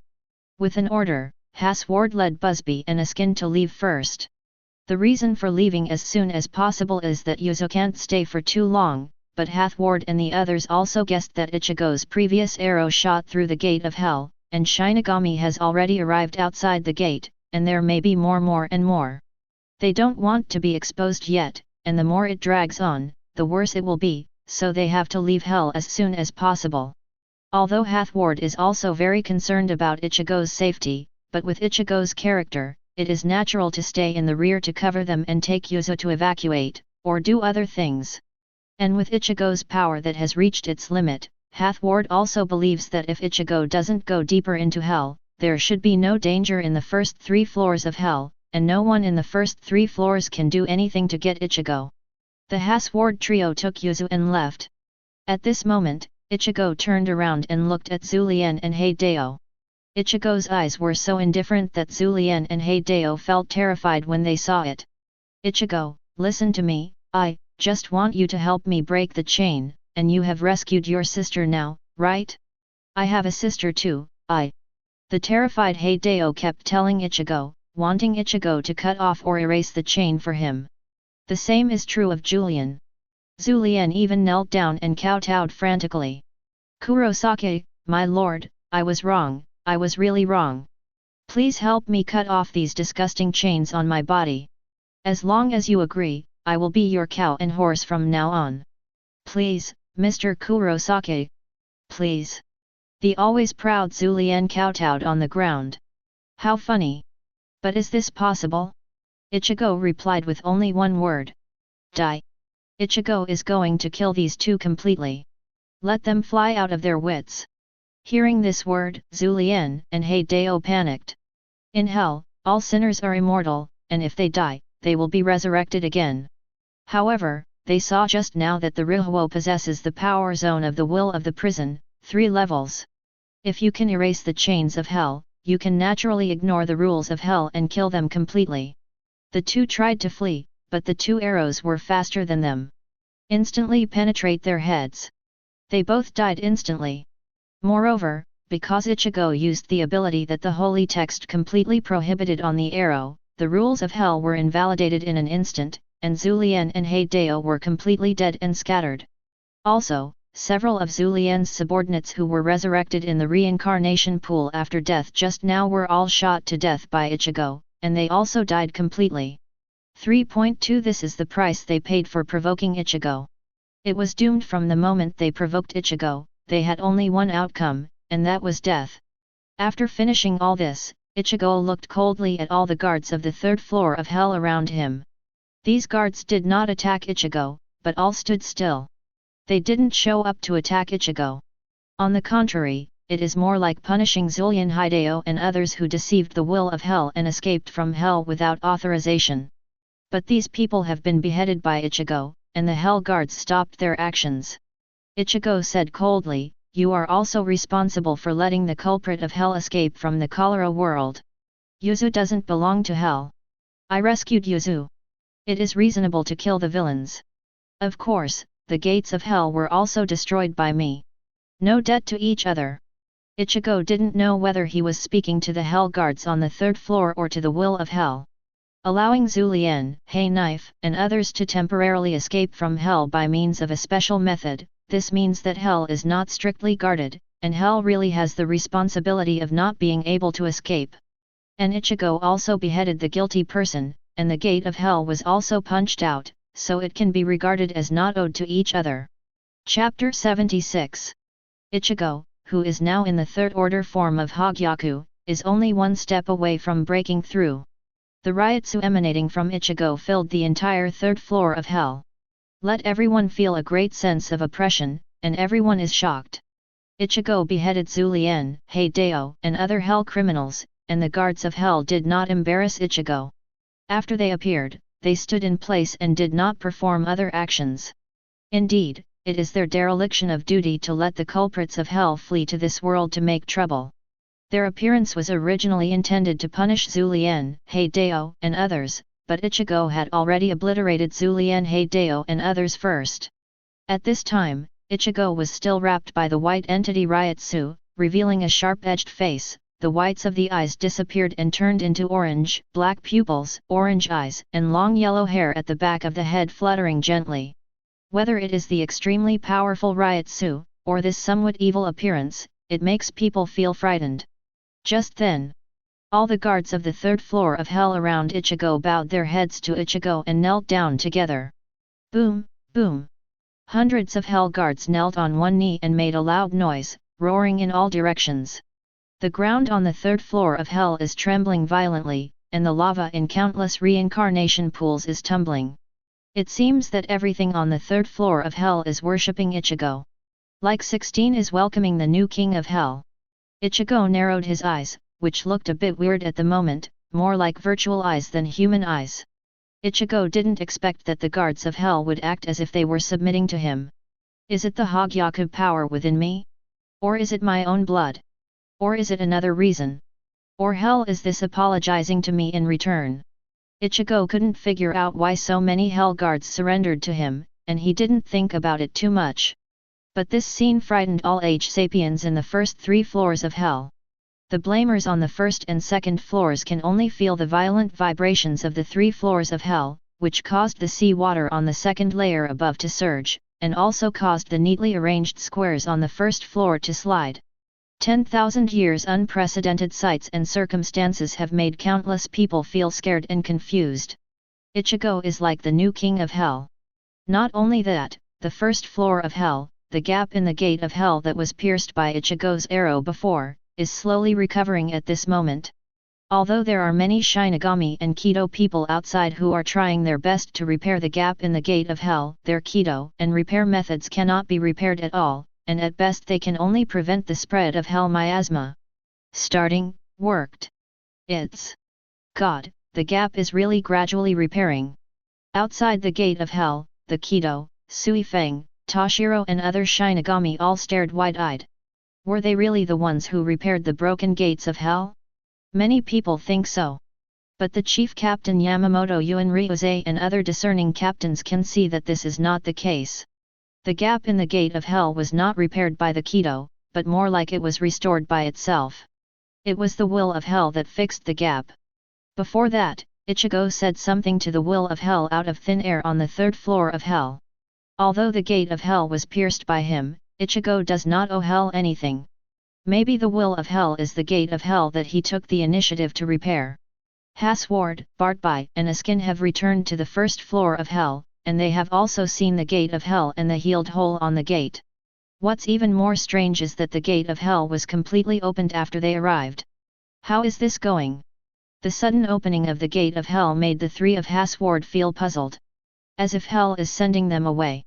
When you come, you break in, when you leave, you leave. It's really surprising that hell is so friendly to us intruders, tisk tisk tisk. Askin said leisurely. They entered hell with Ichigo. Not only did they not get punished by hell, but hell seemed to send them off. An even more incredible scene appeared. Yuzu, who was originally held by Haswald, floated out of thin air at this moment, turned into a long rainbow and flew out of the gate of hell at an extremely fast speed, returned to Kurosaki Hospital in an instant, and lay back on the bed quietly, as if nothing had happened. Same thing. Will of hell sent Yuzu straight home. What? This made Haswald a little stunned, and he didn't expect this to happen. And with his eyesight, he can probably guess from the direction where Yuzu disappeared, that Yuzu was sent home directly by the will of hell. Is this because of Kurosaki Ichigo? Haswald speculates that whether it is the hole in the gate of hell being repaired, the gate of hell being opened, or Yuzu's disappearance, all of this may have something to do with Ichigo. Could it be that Ichigo has something to do with hell? And at this time, outside the gate of hell, the faces of all the Shinigami tensed up instantly. Although the hole on the gate of hell has been inexplicably repaired, a worse situation seems to have emerged. The gates of hell are completely open. The gates of hell are completely open, what's going on? Everyone is on alert. Sui Feng of the covered mobile team immediately gave the order to get the surrounding Shinigami ready for battle. Toshiro also held Hirin Meru on his back with one hand. The gates of hell have stretched out the arms of the hell guards before, or escaped some culprits. At this moment, the gate of hell is fully opened, the situation may be very dangerous, and many powerful enemies may escape. They must remain vigilant and prepare for battle. 3 guys. As the gates of hell opened, the Shinigami people outside naturally saw the 3 of Haswald. It's just that at this time, the 3 of Haswald put on the cloak of the Quincy again, without even showing their faces. Seeing a group of Shinigami around, Haswald and the others were not surprised. When Ichigo shot through the gates of hell, they had guessed that Shinigami would come and fix it. The same is true for wearing the Quincy cloak in advance to hide your face and identity. They can't reveal their identities yet. All the Shinigami stared at the 3 figures coming out of the gate of hell. This made all the dead Shendu look dignified. Because although these 3 figures can't see their faces clearly, their auras are very powerful. Judging from Ryutsu's point of view, their strength has definitely reached the captain level. And 807 they don't have chains on them. Toshiro exclaimed. The evil people who ran out of hell before had the chains of hell wrapped around their chests or necks, but the 3 figures that appeared did not.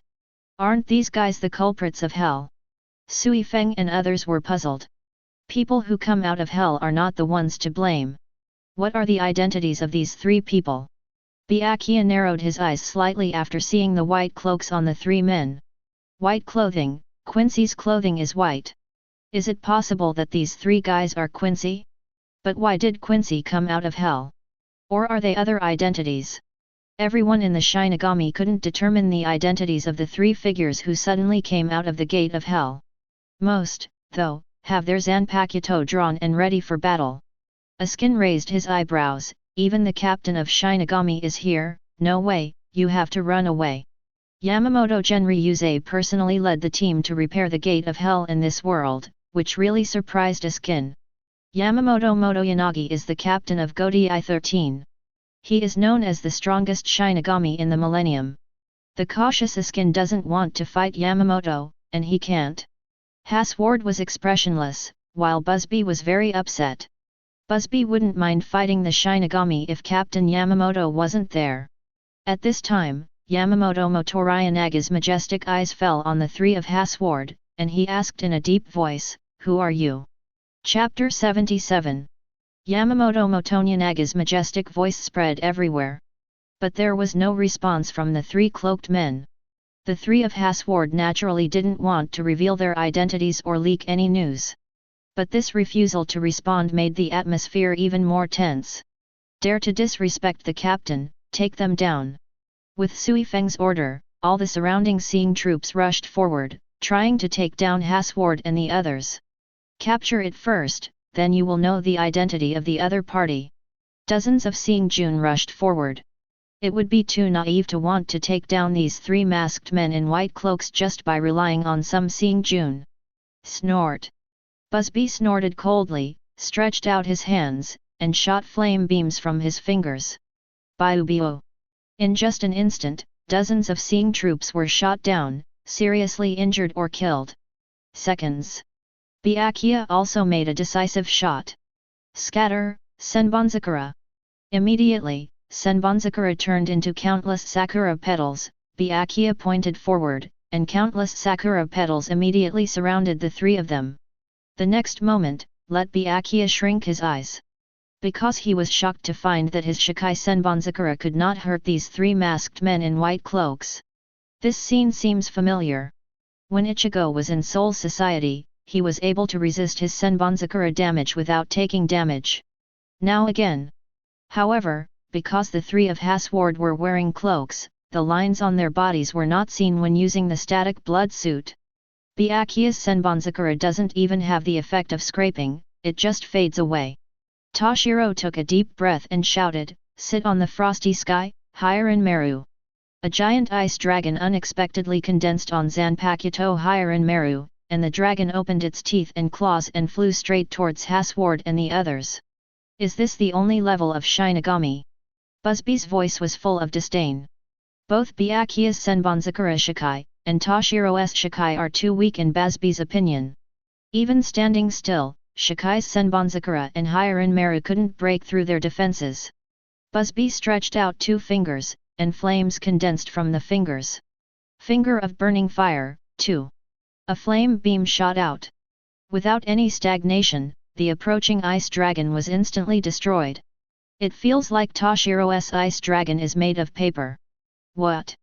Before Toshiro could be surprised, he was shot through the shoulder by the flame beam and was injured. Another flame also shot towards Byakuya. Byakuya quickly blocked with Senbonzakura. Senbonzakura was also completely powerless against Busby's fire. Byakuya's eyes were fixed, and he immediately performed Heido. Heido S73, Double Lotus Kanghuo Pendant. A blue lightning beam was emitted from Byakuya's palm, which collided with Busby's flame beam. Boom! Byakuya used Senbonzakura plus Shuanglian Kanghuo Pendant, which blocked Busby's flame. Stop wanton! Sui Feng shouted loudly, his figure was as fast as lightning, and he had already appeared behind Askin. Sui Feng kicked it hard. But Askin just used the static blood suit, raised his left hand and easily caught Sui Feng's kick. Askin did not move at all. While Sui Feng felt incredible, years of fighting instinct also made her feel in extreme danger. Retreat. Sui Feng made a prompt decision and retreated tens of meters decisively, away from Askin. Sui Feng's intuition was right. If she hesitated a little bit and Askin's lethal ability was activated, she would be very dangerous. And after this brief confrontation, the three captains of Shinigami all fell to the disadvantage. Toshiro was also pierced through the shoulder by Busby's fire. These three masked men in white cloaks are so powerful. This made the faces of all the Shinigami extremely dignified. They neither knew the identities of the three of Haswald, nor were they very afraid of the strength of the three of Haswald. A cold snort sounded. Captain Yamamoto's old voice sounded, "Everyone back down." Captain Yamamoto asked Byakuya, Suifeng, and Toshiro to step down. He could tell that Byakuya and the others were no match for the three in front of him. That being the case, let him do it himself. They're really young people who don't live up to expectations. Captain Yamamoto said. The skin of the crutch in his hand disappeared, revealing the real body of Ryujin. He slowly pulled out the strongest flame Zanpakuto Ryujin. Ryujin just pulled it out, and the blade was covered with raging flames. The temperature of these flames is extremely high, and even the surrounding temperature has instantly increased by tens of degrees, making people feel extremely hot. This is Yamamoto's Ryujin, Soul Society's strongest fire-type Zanpakuto, with the strongest direct attack power. This old man's knife is still as strong. As arrogant as Busby, he was also shocked after seeing Ryujin, the captain of Yamamoto. His ability is also fire, but apparently the flames on Yamamoto's Ryujin are hotter and the power crystals are stronger. Not that Busby's flames can compete. Tell your identities and reveal your appearance. Yamamoto held the Ryujin, and made Haswald and others confess that maybe he could not make a move. But Haswald didn't take Yamamoto's words seriously, and remained silent. In that case, don't blame the old man. Everything is turned to ashes, Ryujin. Yamamoto Shikai took Zanpakuto, and the surrounding temperature was even higher. And with a swing of the knife, the flames of Ryujin Shikai surged out, trying to surround the three of Haswald. Because Yamamoto's own strength is extremely strong, almost the ceiling of Shinigami, and Ryujin is the strongest flame Zanpakuto, with the strongest direct attack power. So even Shikai has the power to instantly kill ordinary members of the Star-Crossed Knights. However, Haswald among the three also drew his saber. Then a knife cuts out, forming a blue Ryutsu slash to counter the approaching Ryujin. The blue slash blocked Ryujin Shikai flame. All dead Shendu was taken aback. How can anyone stand against Ryujin fire? The masked man in the middle with a white cloak is too strong. Haswald is the second in command of the Invisible Empire, the head of the Star-Crossed Knights, and the Emperor's assistant. If it is night, he will exchange power with Yuhabach. It was no surprise that Shikai blocked Yamamoto. Let's go. Haswald said lightly. Then use the Shadow Domain ability, Askin and Busby also use the Shadow Domain ability, as all Shinigami faces disappear directly. The Shadow Realm is like Minos Grand's negation, and the Shinigami are helpless. Moreover, the Shinigami people are still in shock. No one can stand against Ryujin, the captain of Yamamoto. Incredible. Chapter 78. All Shinigami's faces are full of disbelief. Yamamoto Captain Shikai's blow was blocked. You know, Captain Yamamoto is the strongest Shinigami in the millennium, a character like the ceiling of Shinigami. Even if Ryujin is only Shikai, his flame almost makes all the captains feel scared and hot. But even so, he was still blocked by a slash. Incredible. Oh my god, who are those guys? Not only did they hurt Captain Ichigo, they even blocked the flames of the chief captain. It's too scary. There was one that used flames just now, and this one is even more terrifying. A single slash counteracted the Ryujin of the chief commander. The guy from hell is so terrifying. If I hadn't seen it with my own eyes, I wouldn't have believed it. Who are they? They just disappeared in a strange way. Phew, it's a good thing they're gone. While some Shinigami soldiers and Kido were shocked, they also breathed a sigh of relief. For these small soldiers, the captain level is already extremely powerful, but even the captain level Byakuya, Suifeng, and Toshiro couldn't deal with the three masked men in white cloaks just now, let alone them. Having said that, I'm afraid they are not even considered cannon fodder. The three of Haswald used the Shadow Domain ability to leave, making these people feel that they had saved their lives. But Sui Feng, Byakuya, Toshiro and others looked very bad. Sui Feng gritted his teeth and stomped a few times, the expression on his face was both startled and angry. Who the hell are those three guys? BD. Let them go. So far, Sui Feng and the others haven't been able to determine the identities of Haswald and the others. After all, Haswald and the others didn't reveal anything just now, it's just that Busby used the ability of the Holy Word Age to match Haswald's wielding power. With one slash, the others are basically gone, making the Shinigami people unable to see through the details. In fact, the departure of Haswald and the others was lucky for Sui Feng and the others. If it weren't for the presence of Captain Yamamoto, I'm afraid that the Shinigami captains such as Sui Feng and Byakuya would not be able to resist Haswald, Bartby and Askin at all. Toshiro was injured, he was directly pierced through the shoulder by a flaming beam from Busby. At the moment the pain was so severe that he could only temporarily freeze the wound with Hiranmaru's freezing ability to relieve the pain. Hateful. Toshiro covered the wound on his shoulder with one hand, lowered his head, and muttered to himself. Is my strength still too weak? Toshiro is known as the once-in-a-century genius of the Soul Society. He has amazing aptitude and has the strongest ice and snow element. Zanpakuto Hiranmaru is also the youngest captain. However, in Soul Society, he was instantly killed by Aizen. Using Shikai to deal with Busby today, the summoned water dragon was also easily destroyed by Busby. In fact, even if Toshiro uses Bankai, the flames of Busby's two fingers can easily penetrate Toshiro's ice. Busby's combat power is very strong. He is definitely an upper-middle existence in the Star-Crossed Knights. But what surprised Toshiro even more is that there is still someone who can withstand the flames of the Captain Ryujin Jaka. And it's still resisting head-on, it's unbelievable. Toshiro's confidence was hit for a while, and he felt that he was not that talented, and he needed to work harder to become stronger. Byakuya was also shocked. His Senbonzakura can't even do scraping at some point. It feels like Shikai's Senbonzakura doesn't hurt at all. Is it possible to Bankai immediately when encountering enemies in the future? Bankai whenever you meet someone? Moreover, Byakuya thinks that the three people just now are likely to be Quincy masters just like Ichigo. Why is the strength of the Quincy masters so strong? Byakuya's face was very serious. Whether it's the Ichigo he met in the Soul Society before, or the three masked men who are suspected to be the Quincy now, their strength is far beyond that of ordinary captains. When did the Quincy become so scary? Also, why do these Quincy masters come out of hell?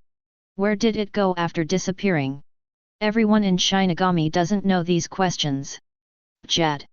Captain Yamamoto's face was also a little dignified, and his eyes were full of majesty. He also didn't expect that someone would confront his Ryujin Jaka head-on. It was he who underestimated those three people just now. At this time, the gate of hell also slowly closed and disappeared. Go back. Call the captain. Recall immediately. Captain Yamamoto, with a serious face, told everyone from Shinigami to return to Siritai, and also called a captain's meeting. After all, such a big thing happened today, the gate of hell suddenly opened, and there were three unknown but very powerful enemies, as well as Aizen and Arankar in Hueco Mundo that made Shinigami sleepless. 0127032116 Feilu 0825922030. All of this needs to be discussed in a meeting and a plan made. The Shinigami crowd returns to Siritai. Yuzu has been teleported home by the will of Hell. Harsward, Busby and Askin should not stay for long, so naturally they returned to the Invisible Empire. Minina stayed at Ichigo's house to protect Ichigo's two younger sisters. At this time, there are 3 marks in prison. Hundreds of Hell guards still greet Ichigo, as if Ichigo is their king. Ichigo glanced around the kneeling Hell guards, feeling the powerful power brought by Hogyaku in his body, and his desire to break through the limit became stronger. I want to break the limit. Be the strongest. The function of Hogyaku is to make the ideal of host come true. Ichigo itself also has this foundation. Sensing Ichigo's strong desire, Hogyaku emits a strong white light and breath. A cloud of blue-black Ryutsu emerged from Ichigo's body, and this Ryutsu shot straight into the sky. From the 3rd floor of Hell, broke through the ocean of the second floor of hell, and rushed to the first floor again. All those who felt Ichigo's blame for Ryutsu at this time, all trembled and felt extremely fearful. And all the hell guards around Ichigo also poured into Ichigo a golden calendar area that belongs to hell alone. Thousands of guards from the third floor of hell who surrendered are giving Ichigo strength. In an instant, Ichigo's body and appearance changed. A slit similar to an eye appeared on Ichigo's forehead, as if to open a third eye. What is even more striking is that there is a hole inlaid with Hogyaku in the center of the chest. Hogyaku is embedded in the hole and flashing. Hogyaku has merged with the real Ichigo. And Ichigo has 3 pairs of big wings on his back. Like turning into a butterfly. This is Hogyaku's 4th form. This form has surpassed the categories of Shinigami, Quincy, and Hollow, and has successfully stepped into a higher dimension. The symbol is Ichigo's right hand, which has been merged with the Divine Annihilation and Zanpakuto. Ichigo no longer needs Holy Lost and Zanpakuto, whose powers have been fused with Ichigo's right hand. It has really reached the realm of the unity of human arrow and knife. At this time, Ichigo clearly felt that his Ryutsu, speed, defense, and recovery were far stronger than in the previous stage. Finally broke through the limit. Chapter 79. Ichigo has finally fully merged with Hogyaku, breaking through the limit and reaching a higher dimension. The current Ichigo, who has transcended the category of humans, Shinigami, Quincy, and Hollow, is above all of them. After breaking through the limit, the strength reaches the god level, and it is like a god. In this state of Ichigo, Holy Lost and Zanpakuto have been integrated with his right hand, and he can use the ability of Holy Lost or Zanpakuto by raising his hands and feet. I am the sword and arrow, that is me. Feeling the incomparable power in his body, Ichigo smiled. Finally broke through the limit and stepped into the god level. It was also at this moment that Ichigo, who had stepped into the realm of the gods, knew how powerful the power of the gods was. At this time, Ichigo's Ryutsu, speed, defensive power, and recovery power, are far from what the captain-level Shinigami, Hueco Mundo Espada, and Star-Crossed Knights Quincy before strengthening can compare with. They are not at the same level at all. How can they compare? Ichigo is almost immortal now, unless the opponent has power beyond Ichigo, otherwise it is impossible to cause harm or threat to Ichigo. Ichigo raised his left hand slowly, and suddenly there was a gust of wind around him, and the wind howled, flying sand and rocks. There is such a powerful force in every gesture. With another thought, Ichigo immediately saw a huge blue-black arrow and a black crescent moon appear in front of him. Both Divine Loss and Zanpakuto are integrated into Ichigo, and he can use the power of both Divine Loss and Zanpakuto with a single thought. Go! The arrows and crescents that Ichigo condensed out of thin air immediately shot forward. Everywhere he went was like cutting space, and the space was slightly distorted. The arrows and the crescent moon pierced through dozens of altars of karmic fire reincarnation pools before stopping. The power is terrifying. The me now should be the Quincy second only to Yuhabach. Ichigo judges that he, who has surpassed the limit of the Quincy division, should be far stronger than the members of the Star-Crossed Knights.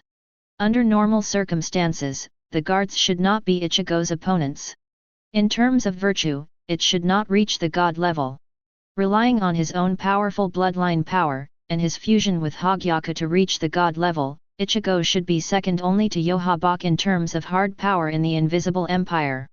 Becoming the strongest Quincy has always been Ichigo's goal, and now he is only short of surpassing Yuhabach. But Yuhabach, as the ancestor of the Quincy division, the biggest boss in the original book, is also recognized as the number one fighter. Except for the Spirit King, it is really not an easy task to surpass Yuhabach. And Yuhabach is Ichigo's biggest knot. Judging from the performance of the friend Yuhabach in the original book, he doesn't care about anyone at all. Any Quincy, even the pro guards or Haswald can directly recover his power. In the original book, Ichigo's power was also captured by Yuhabach, and the Spirit King was swallowed up. Yuhabach's omniscience and omnipotence are too strong, and he also has the ability of sanctification and usurping power. Ichigo's heart can't relax all the time. Because even if he is beyond the limits now, he is not sure whether he can be immune to Yuhabach's sanctification. Even if relying on Hogyaku, his own blood power and Holy Script A to completely prohibit him, the three abilities are immune to Yuhabach's sanctification. But if one day Yuhabach wants to seize his power, Ichigo, with his current power, is probably in danger. I still need to get stronger. Ichigo shouted loudly, the sound resounded throughout the third floor of hell, even the first and second floors of hell could hear Ichigo's words, feel Ichigo's terrifying Ryutsu. At this moment, the Hogyaku on Ichigo's chest suddenly lit up, emitting a bright light. Hogyaku is responding to Ichigo. The role of Hogyaku is to realize the host's inner thoughts and realize the host's wish. Ichigo wants to become stronger, Hogyaku responds to Ichigo, powerful Ryutsu gushes out. Boom! A blue and black beam of Ryutsu light hundreds of meters wide shot up from Ichigo's body. In an instant, the color of the sky and the earth changed, and the entire 3 floors of hell were reflected in blue and black. Ichigo is going to evolve again. I saw a third eye growing on Ichigo's forehead. A mask similar to Hollow appears on the face, 3 holes appear on the upper body, and Hogyaku is in the middle hole. The 6 wings behind it become even bigger. Judging from the appearance, Ichigo at this time is not like a human at all, but more like a monster like Hollow. The appearance is a bit ugly for the time being, but Ichigo's Ryutsu, speed, defense, and recovery power are far stronger than the previous stage, and he has a truly immortal body. Ask for flowers. Become a monster, which is the 5th stage of Hogyaku. In the original book, Aizen became such a monster, and was cut in half by Ichigo using the last Crescent Sky Rush, but he is still immortal, has full regeneration ability, and is truly immortal. It can't be killed at all, it can only be sealed. At this moment, all the sinners in the whole hell feel the 10 guards returning to the extremely powerful Ryutsu. Ichigo's Ryutsu shrouded the whole hell, all the culprits looked horrified and broke out in a cold sweat, all of them felt the heavy pressure like a boulder on their heads, they were almost out of breath. What's going on? This Ryutsu, how is it so scary? How can there be such a scary guy in hell? What kind of monster is this? All the criminals in hell were terrified and under great pressure. All the blamers on the first floor of hell were stunned by Ichigo's Ryutsu because of their strength. These people feel that Ichigo's aura is even more terrifying than the hell guards. All the hell guards on the 3rd floor of hell have been kneeling towards Ichigo all the time, and it is even more so now, motionless. Not only the 3rd floor, but also all the guards on the 2nd and 1st floors of hell, as if they were submitting to their king. Ichigo's power is too strong, or other reasons, all the guards on the first 3 floors of hell kneel and surrender. At this time, Ichigo raised his hand and touched something similar to the virtual mask on his face, and lightly complained, I don't like this look very much. Although Ichigo is not the kind of vulgar person who only cares about appearance. But Hogyaku turned into a monster in the 5th order, and this appearance is indeed more scary. And Ichigo can only get rid of this appearance and return to adult form only by evolving again. In fact, there are not only 3 layers of hell. There are 4th and deeper layers as well. Below the 3rd layer is the 4th layer of hell. This is not a square nor an ocean or a desert, but an ordinary flat land. There are many buildings in the center of the flat land, and these buildings are very similar to the Soul Society's Lingting. In hell, there is a Siraidai. Chapter 80. On the 4th floor of hell, there seems to be a Siraidai. This Siraidai is like a shrunken version, and its appearance is 80 to 90% similar to the Siraidai of Soul Society. Moreover, there are some Shinigami scattered in this Siraidai. These Shinigamis are wearing the same deadly outfits as the Shinigami from Soul Society Siraidai Godii 13. Although the number of these Shinigami is small, all of them have the aura above the vice-captain level, and most of them have reached the captain level. Zulien, Heideo, and others were eroded by the miasma of hell on the 3rd floor of hell. After years of training, their strength has reached the captain level. The Shinigami of Hell Seeking are naturally the lowest and vice-captain level. And several of them were wearing the Shinigami Captain Haori with the Godii 13th squad emblazoned on it.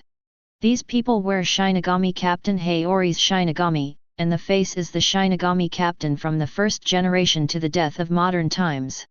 The other 090 Shinigami dressed in deadly costumes are at least the former chairman and vice captains of Godai 13.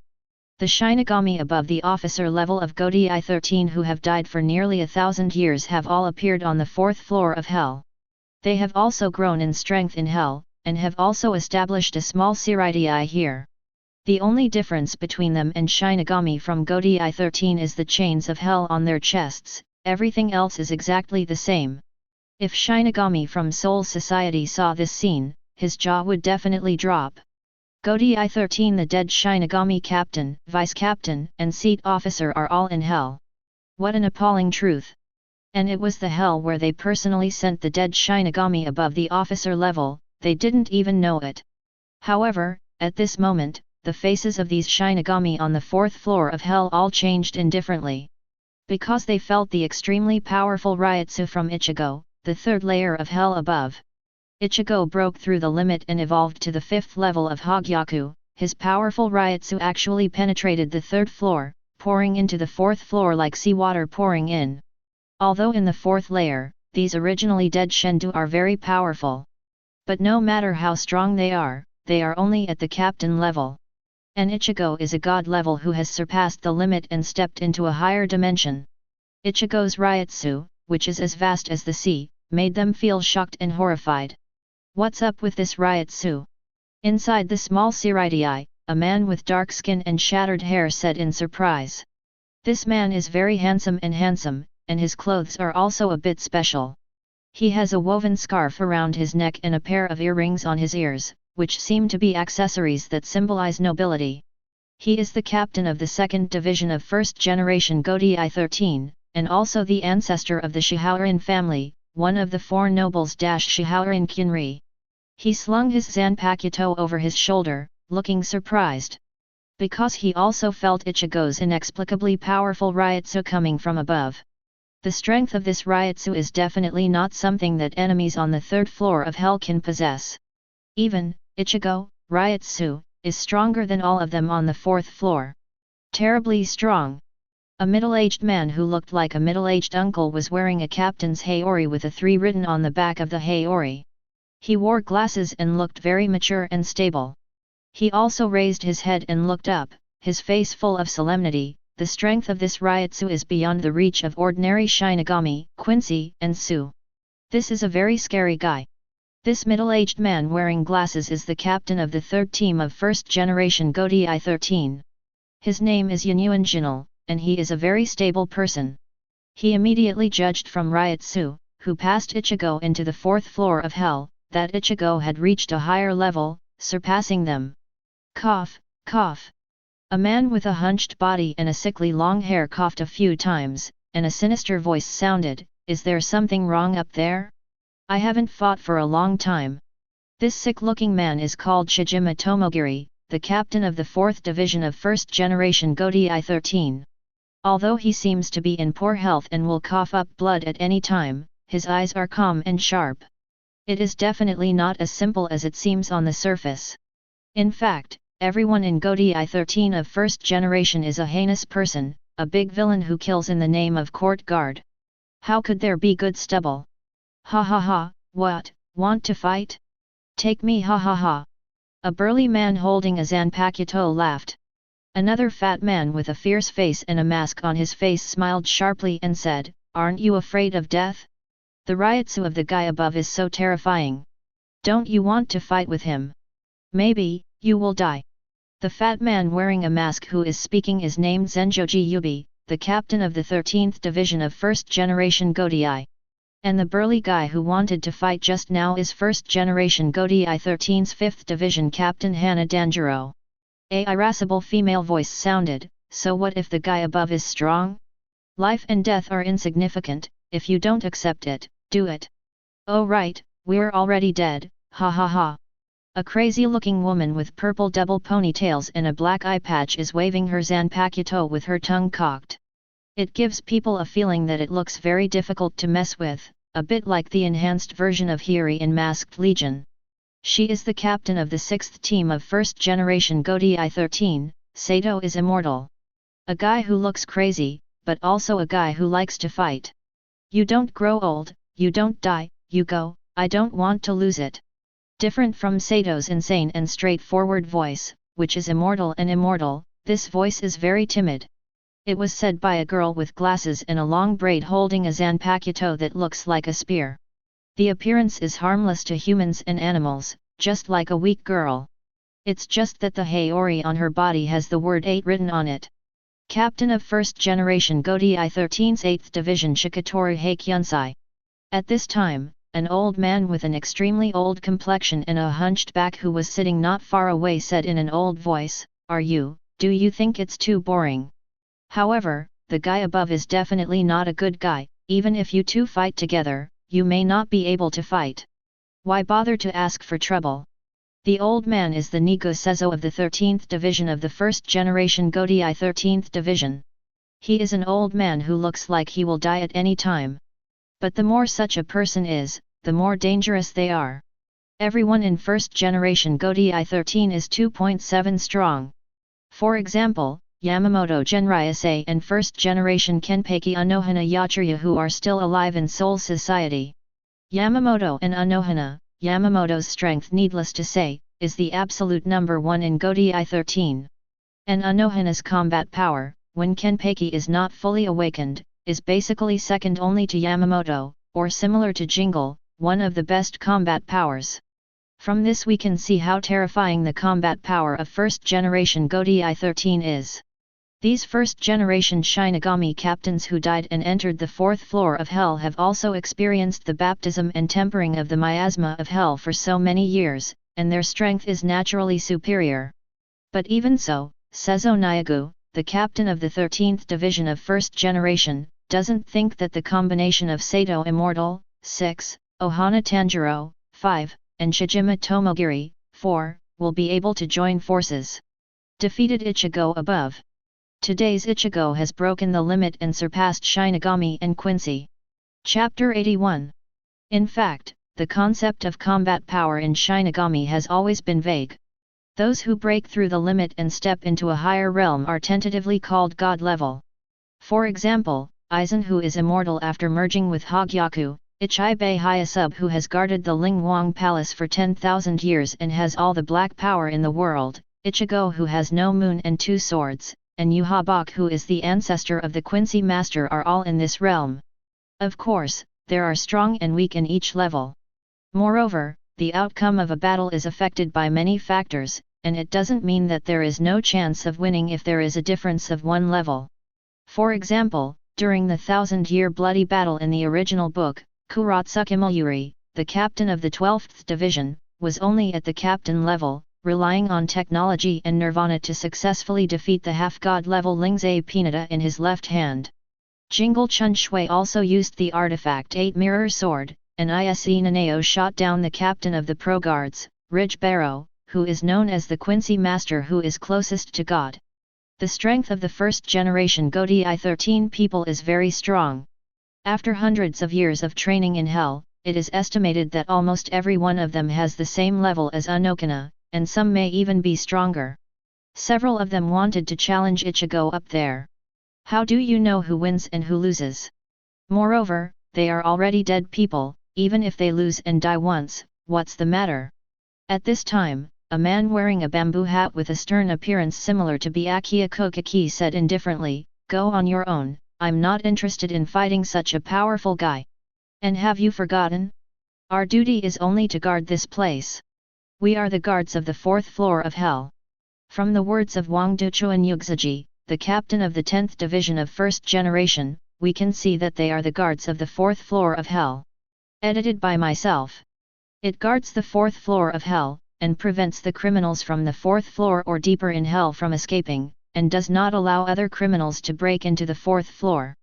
The first 3 floors of Hell basically have nothing to do with them. As long as Ichigo doesn't break in, they have no reason to fight Ichigo. Moreover, they are in Hell and are the guards of the 4th floor of Hell, so they are more constrained by the rules of Hell. Even they cannot leave Hell. Even they are different from Heideo Zulien and other criminals in the 3rd level of Hell, and they cannot go up to the first 3 levels of Hell at will. This is the restraint of the will of Hell on them. Although they also have a way to leave the 4th floor of hell in a short time and go to the upper 3 floors, but under the influence of the chains of hell, their strength will be weakened a lot. Even if he went up, he couldn't fight Ichigo with all his strength. Not only will it not be fun to play, but it will be more like asking for trouble with a pebble. So some of them held back. Sato Immortal with purple twintails snorted lightly, and put away the Zanpakuto in his hand. It would be great if he entered our 4th floor by himself, hehe. Immortal and Immortal laughs. She thinks that if Ichigo enters the 4th floor on his own initiative, then he can observe Ichigo up close or fight with Ichigo. By the way, is that guy a Quincy? It doesn't feel like it, and it doesn't look like a Shinigami, now it's a scary monster. The captain of the 3rd team, Yan Yuenjin Le, who looks like an uncle with glasses, is very confused about Ichigo's identity. Although they can't enter and leave the 4th floor at will, they can still check the movements above through special methods. When Ichigo and Haswald and others entered hell, they noticed it. They also witnessed the whole process of shots by Ichigo and Haswald. They were all shocked by the strength of Ichigo and others. Based on their experience and vision of fighting the Quincy 1,000 years ago, it can be seen that Haswald and the others are Quincy, and each of them is very strong. Ichigo seems to be a Quincy too, but not quite.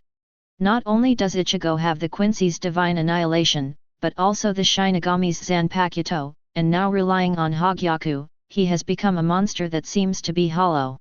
Therefore, Godi I-13 of 1st generation didn't know what Ichigo was for a while. Another point that made them even more concerned was that all the hell guards on the first 3 floors bowed down to the guards.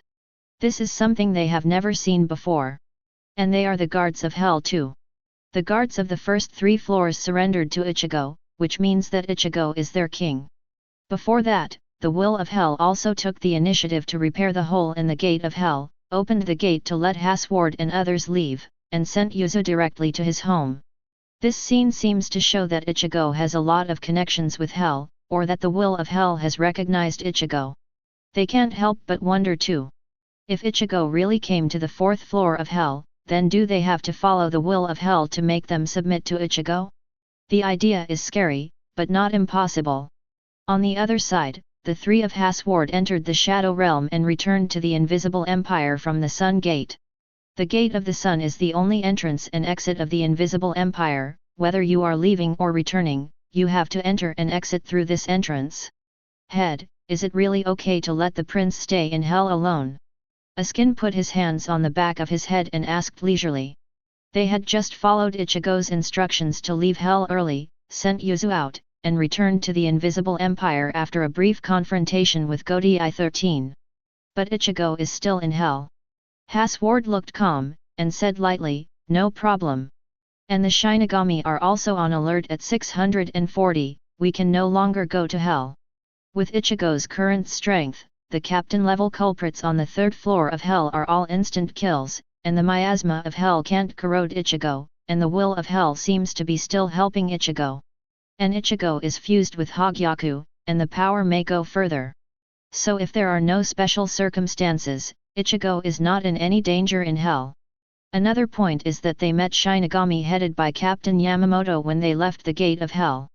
The 2 sides had a brief confrontation, and the Shinigami will definitely be on guard now. Once the whereabouts are discovered by the Shinigami, or the Shadow Realm is cracked by the Shinigami, it will be very dangerous. So recently, all the Quincy masters of the Invisible Empire can only stay in the Empire. Although it has been like this for hundreds of thousands of years. And even if Haswald and the others wanted to go to hell, there was no way to go to prison. They don't open the gates of hell, not even the Shinigami. Hell is not something you can enter if you want to. The 3 of Haswald returned to the Ice Palace from the Sun Gate. But Spy and Askin left, leaving only Hartsward.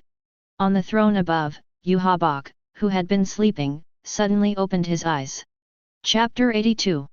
Your Majesty, why are you awake again? Your strength has not fully recovered. Hasward hurried forward and came to Yuhabach. For thousands of years, Yuhabach has almost been in a state of slumber, and the entire Invisible Empire has been managed by Hasward. Yuhabach gave Ichigo a big bowl of blood before, he was a little weak, and he still has more than a year and a half to fully recover his strength. No matter what happened outside, Yuhabach should not wake up. Yuhabach, who opened his eyes, didn't look at Haswald, and seemed to ignore Haswald's words, but said to himself, "Ichigo, you grow up too fast, and you even feel a little worried about being a father shock. Is it Hogyaku? Hogyaku is indeed useful." Just now, when Ichigo broke through the limit, Yuhabach felt it. After all, he is the ancestor of Quincy, and all Quincy have his blood flowing in their bodies, and Ichigo has also drank his blood before, awakening the power of the holy word and the holy body. Yuhabach can feel that Ichigo has broken through the limit and reached the same level as him. God level. Among the guards, Captain Lightbelow was the first Quincy to be empowered by Yuhabach, and he called himself the closest to God. It is demigod level. As the Emperor's assistant, Haswald is also a demigod. If he exchanges power with Yuhabach at night, he will be a god.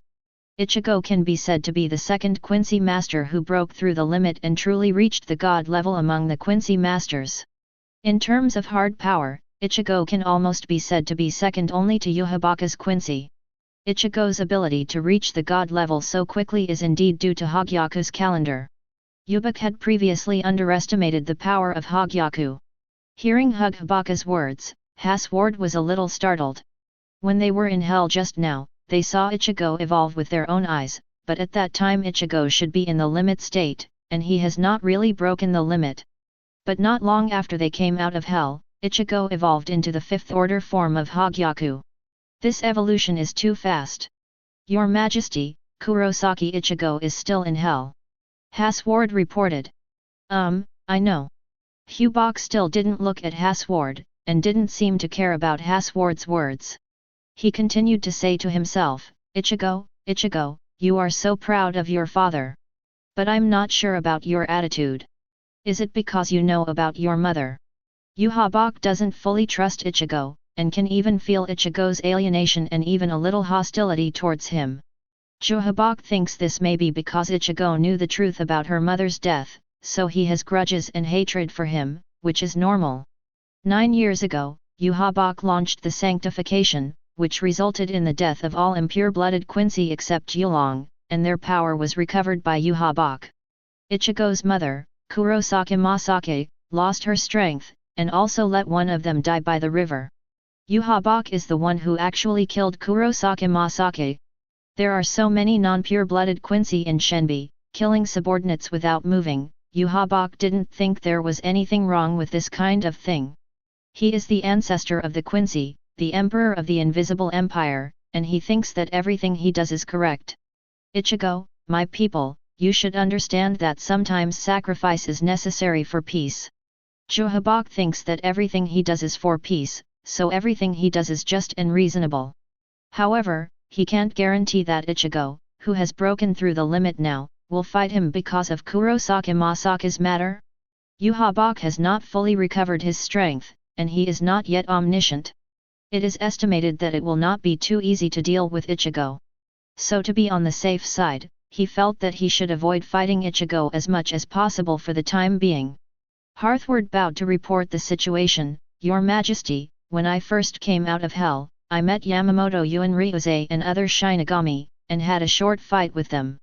The enemy may be able to guess our identity, and may take strict precautions. Haswald explained to Yuhabach the previous battle with Captain Yamamoto and other Shinigami. Although Haswald and the others wore cloaks and did not show their faces, it was hard to guarantee that Shinigami would have guessed their identities. Yamamoto Chokuni, humph. Yuhabach snorted coldly. It can be seen that he has a lot of hatred for Yamamoto Genryuze.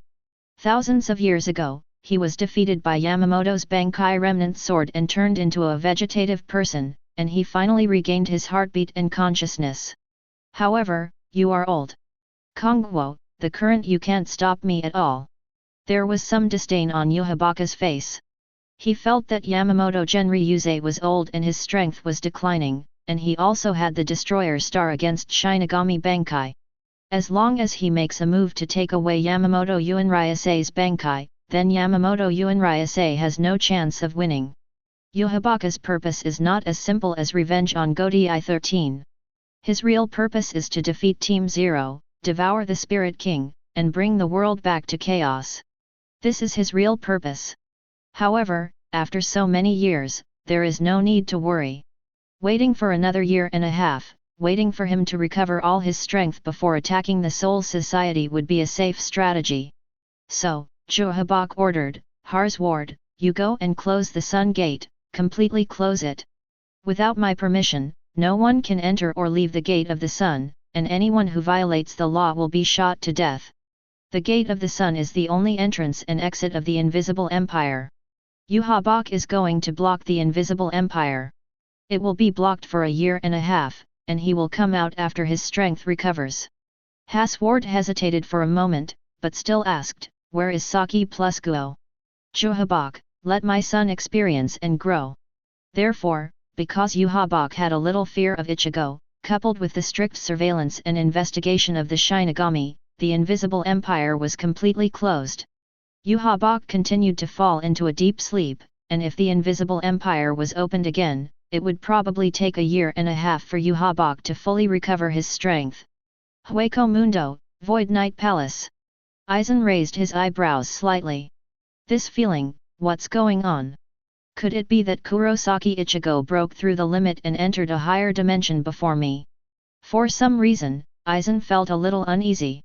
Perhaps only when Ichigo has stepped into a higher level can he feel this kind of crisis. At this time, Aizen has also put Hogyaku into his body. The Hogyaku on the heart shone with light, and at the same time the power of Hogyaku flowed through some blue and white blood vessels to Aizen's body. Aizen has just merged with Hogyaku. This form is the most basic Hogyaku first order form. And Ichigo is already in the fifth order form. Aizen, Li Wang's, is worse than Ichigo, not even a star. No wonder it made him instinctively uneasy. Both Tuan and Ichimaru Jin behind Aizen were also surprised. Ichigo merged with Hogyaku faster than Aizen, has evolved to a higher level? It's so scary. All along, Ichigo has been just Aizen's experimental material prisoner. Only suddenly, this experimental material was completely out of their control. In the bipolar hill of Soul Society, wound them and stop Aizen, and now evolve to a higher level and surpass Aizen? This is too unbelievable for Tuan and Ichimaru Jin. Both Tuan and Ichimaru Jin know how powerful Aizen is. Tuan followed Aizen like a god, and Ichimaru Jin lurked beside Aizen for 100 years, just to find a way to kill Aizen and take back Hogyaku. However, how many days did it take for Ichigo to transform from an ordinary Shinigami to a Quincy master, and then surpass Aizen? Started from scratch, surpassed Aizen in less than 10 days. It's just a wall hanging. Chapter 83. Yes, I want to know the whereabouts of Kurosaki Ichigo. Aizen opened his mouth lightly. Tuan behind him reported, returning to Master Aizen, the last time Kurosaki Ichigo was monitored was in Karakura town, and he should have entered hell. The huge gate of hell that appeared above Karakura town before should also be related to Kurosaki Ichigo. Although Aizen and others are in Hueco Mundo, they can still rely on special means to monitor many things in Karakura town. According to some monitoring, Ichigo should have entered hell. Aizen narrowed his eyes slightly. Did he actually break through in a place like hell? Can the healing energy of hell speed up the fusion of Hogyaku? Hell is not bound by the rules of the three realms, and has its own rules. Even Aizen knows little about hell and thinks hell is a dangerous place. But Ichigo actually broke through the limit in hell, which makes Aizen wonder whether hell can speed up the integration of Hogyaku.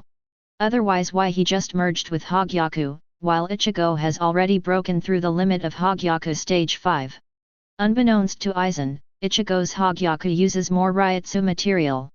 Just the rib of the Spirit King is much bigger than a fingernail, and the more materials there are, the faster the awakening and fusion of Hogyaku will be. Kurosaki Ichigo is in hell, then. Aizen muttered to himself, then made a decision. At the same time, over Siritai, Garden Palace. The monk Ichibe Hyasub, the backbone of Team Zero, suddenly changed his face, his eyes turned white and his eyes were gone, and 160's aura became gloomy and terrifying. What's wrong, monk? The builder of Zanpakuto on the side, Namiya Wanjiu asked. Wang Yu was still chatting with the monk just now, but the monk's face suddenly changed, and he didn't know what happened. Hell, there's movement in hell, it's the kid who used Hogyaku's power and managed to break the limit. 11. The monk's eyes were white, and his whole face looked ghastly. The brat? Could it be Kurosaki Ichigo who appeared before? Wang Yu asked suspiciously. Ah, that's him. Monk and Wang Yu know of Ichigo's existence. In fact, Ichigo has been known to monks since birth. Because the power of the monk is black, all the blacks in this world are his power. And there is a black letter in Ichigo's name, and even Ichigo's name has the power of a monk. Yeah, I wanted him to become a Shinigami before, but I didn't expect him to become a Quincy, and now he has broken through with the power of Hogyaku, what a surprise! Pupils reappeared in the monk's eyes, his expression returned to normal, and the cold and gloomy aura on his body disappeared. He continued to sigh with emotion. The monk guards the Ling Wang Palace for hundreds of 10,000 years, and also calls himself the Shinigami leader. Originally, according to the original plot, Ichigo would become a Shinigami. When Ichigo became a Shinigami, Uncle Zanjutsu, who represented the power of Ichigo's extermination, Gug, teacher in the inner world, wanted to interfere, but the power of the monk was superior. When Uncle Zagetsu said his real name, Ichigo was blacked out with a word by the monk. Ichigo couldn't see it. Zagetsu could only say that he was Zagetsu. In fact, the real Zagetsu was the empty white in Ichigo's body and his Shinigami power, Uncle Zagetsu. Since Ichigo was born, he has been plotted against by Aizen, Monk, and Yuhabach. But now there is an accident, Ichigo has become a Quincy master. And relying on the power of Hogyaku to break through the limit and reach the god level. With my own strength and hard work, I have initially escaped from the control of these three big bosses. After hearing this, Wang Yu couldn't help showing worry on his face. Kurosaki Ichigo is now Quincy, and Shinigami and Quincy are incompatible. Does Kurosaki Ichigo obey Yuhabach? Also, Yuhabach has been hiding in the dark for so long,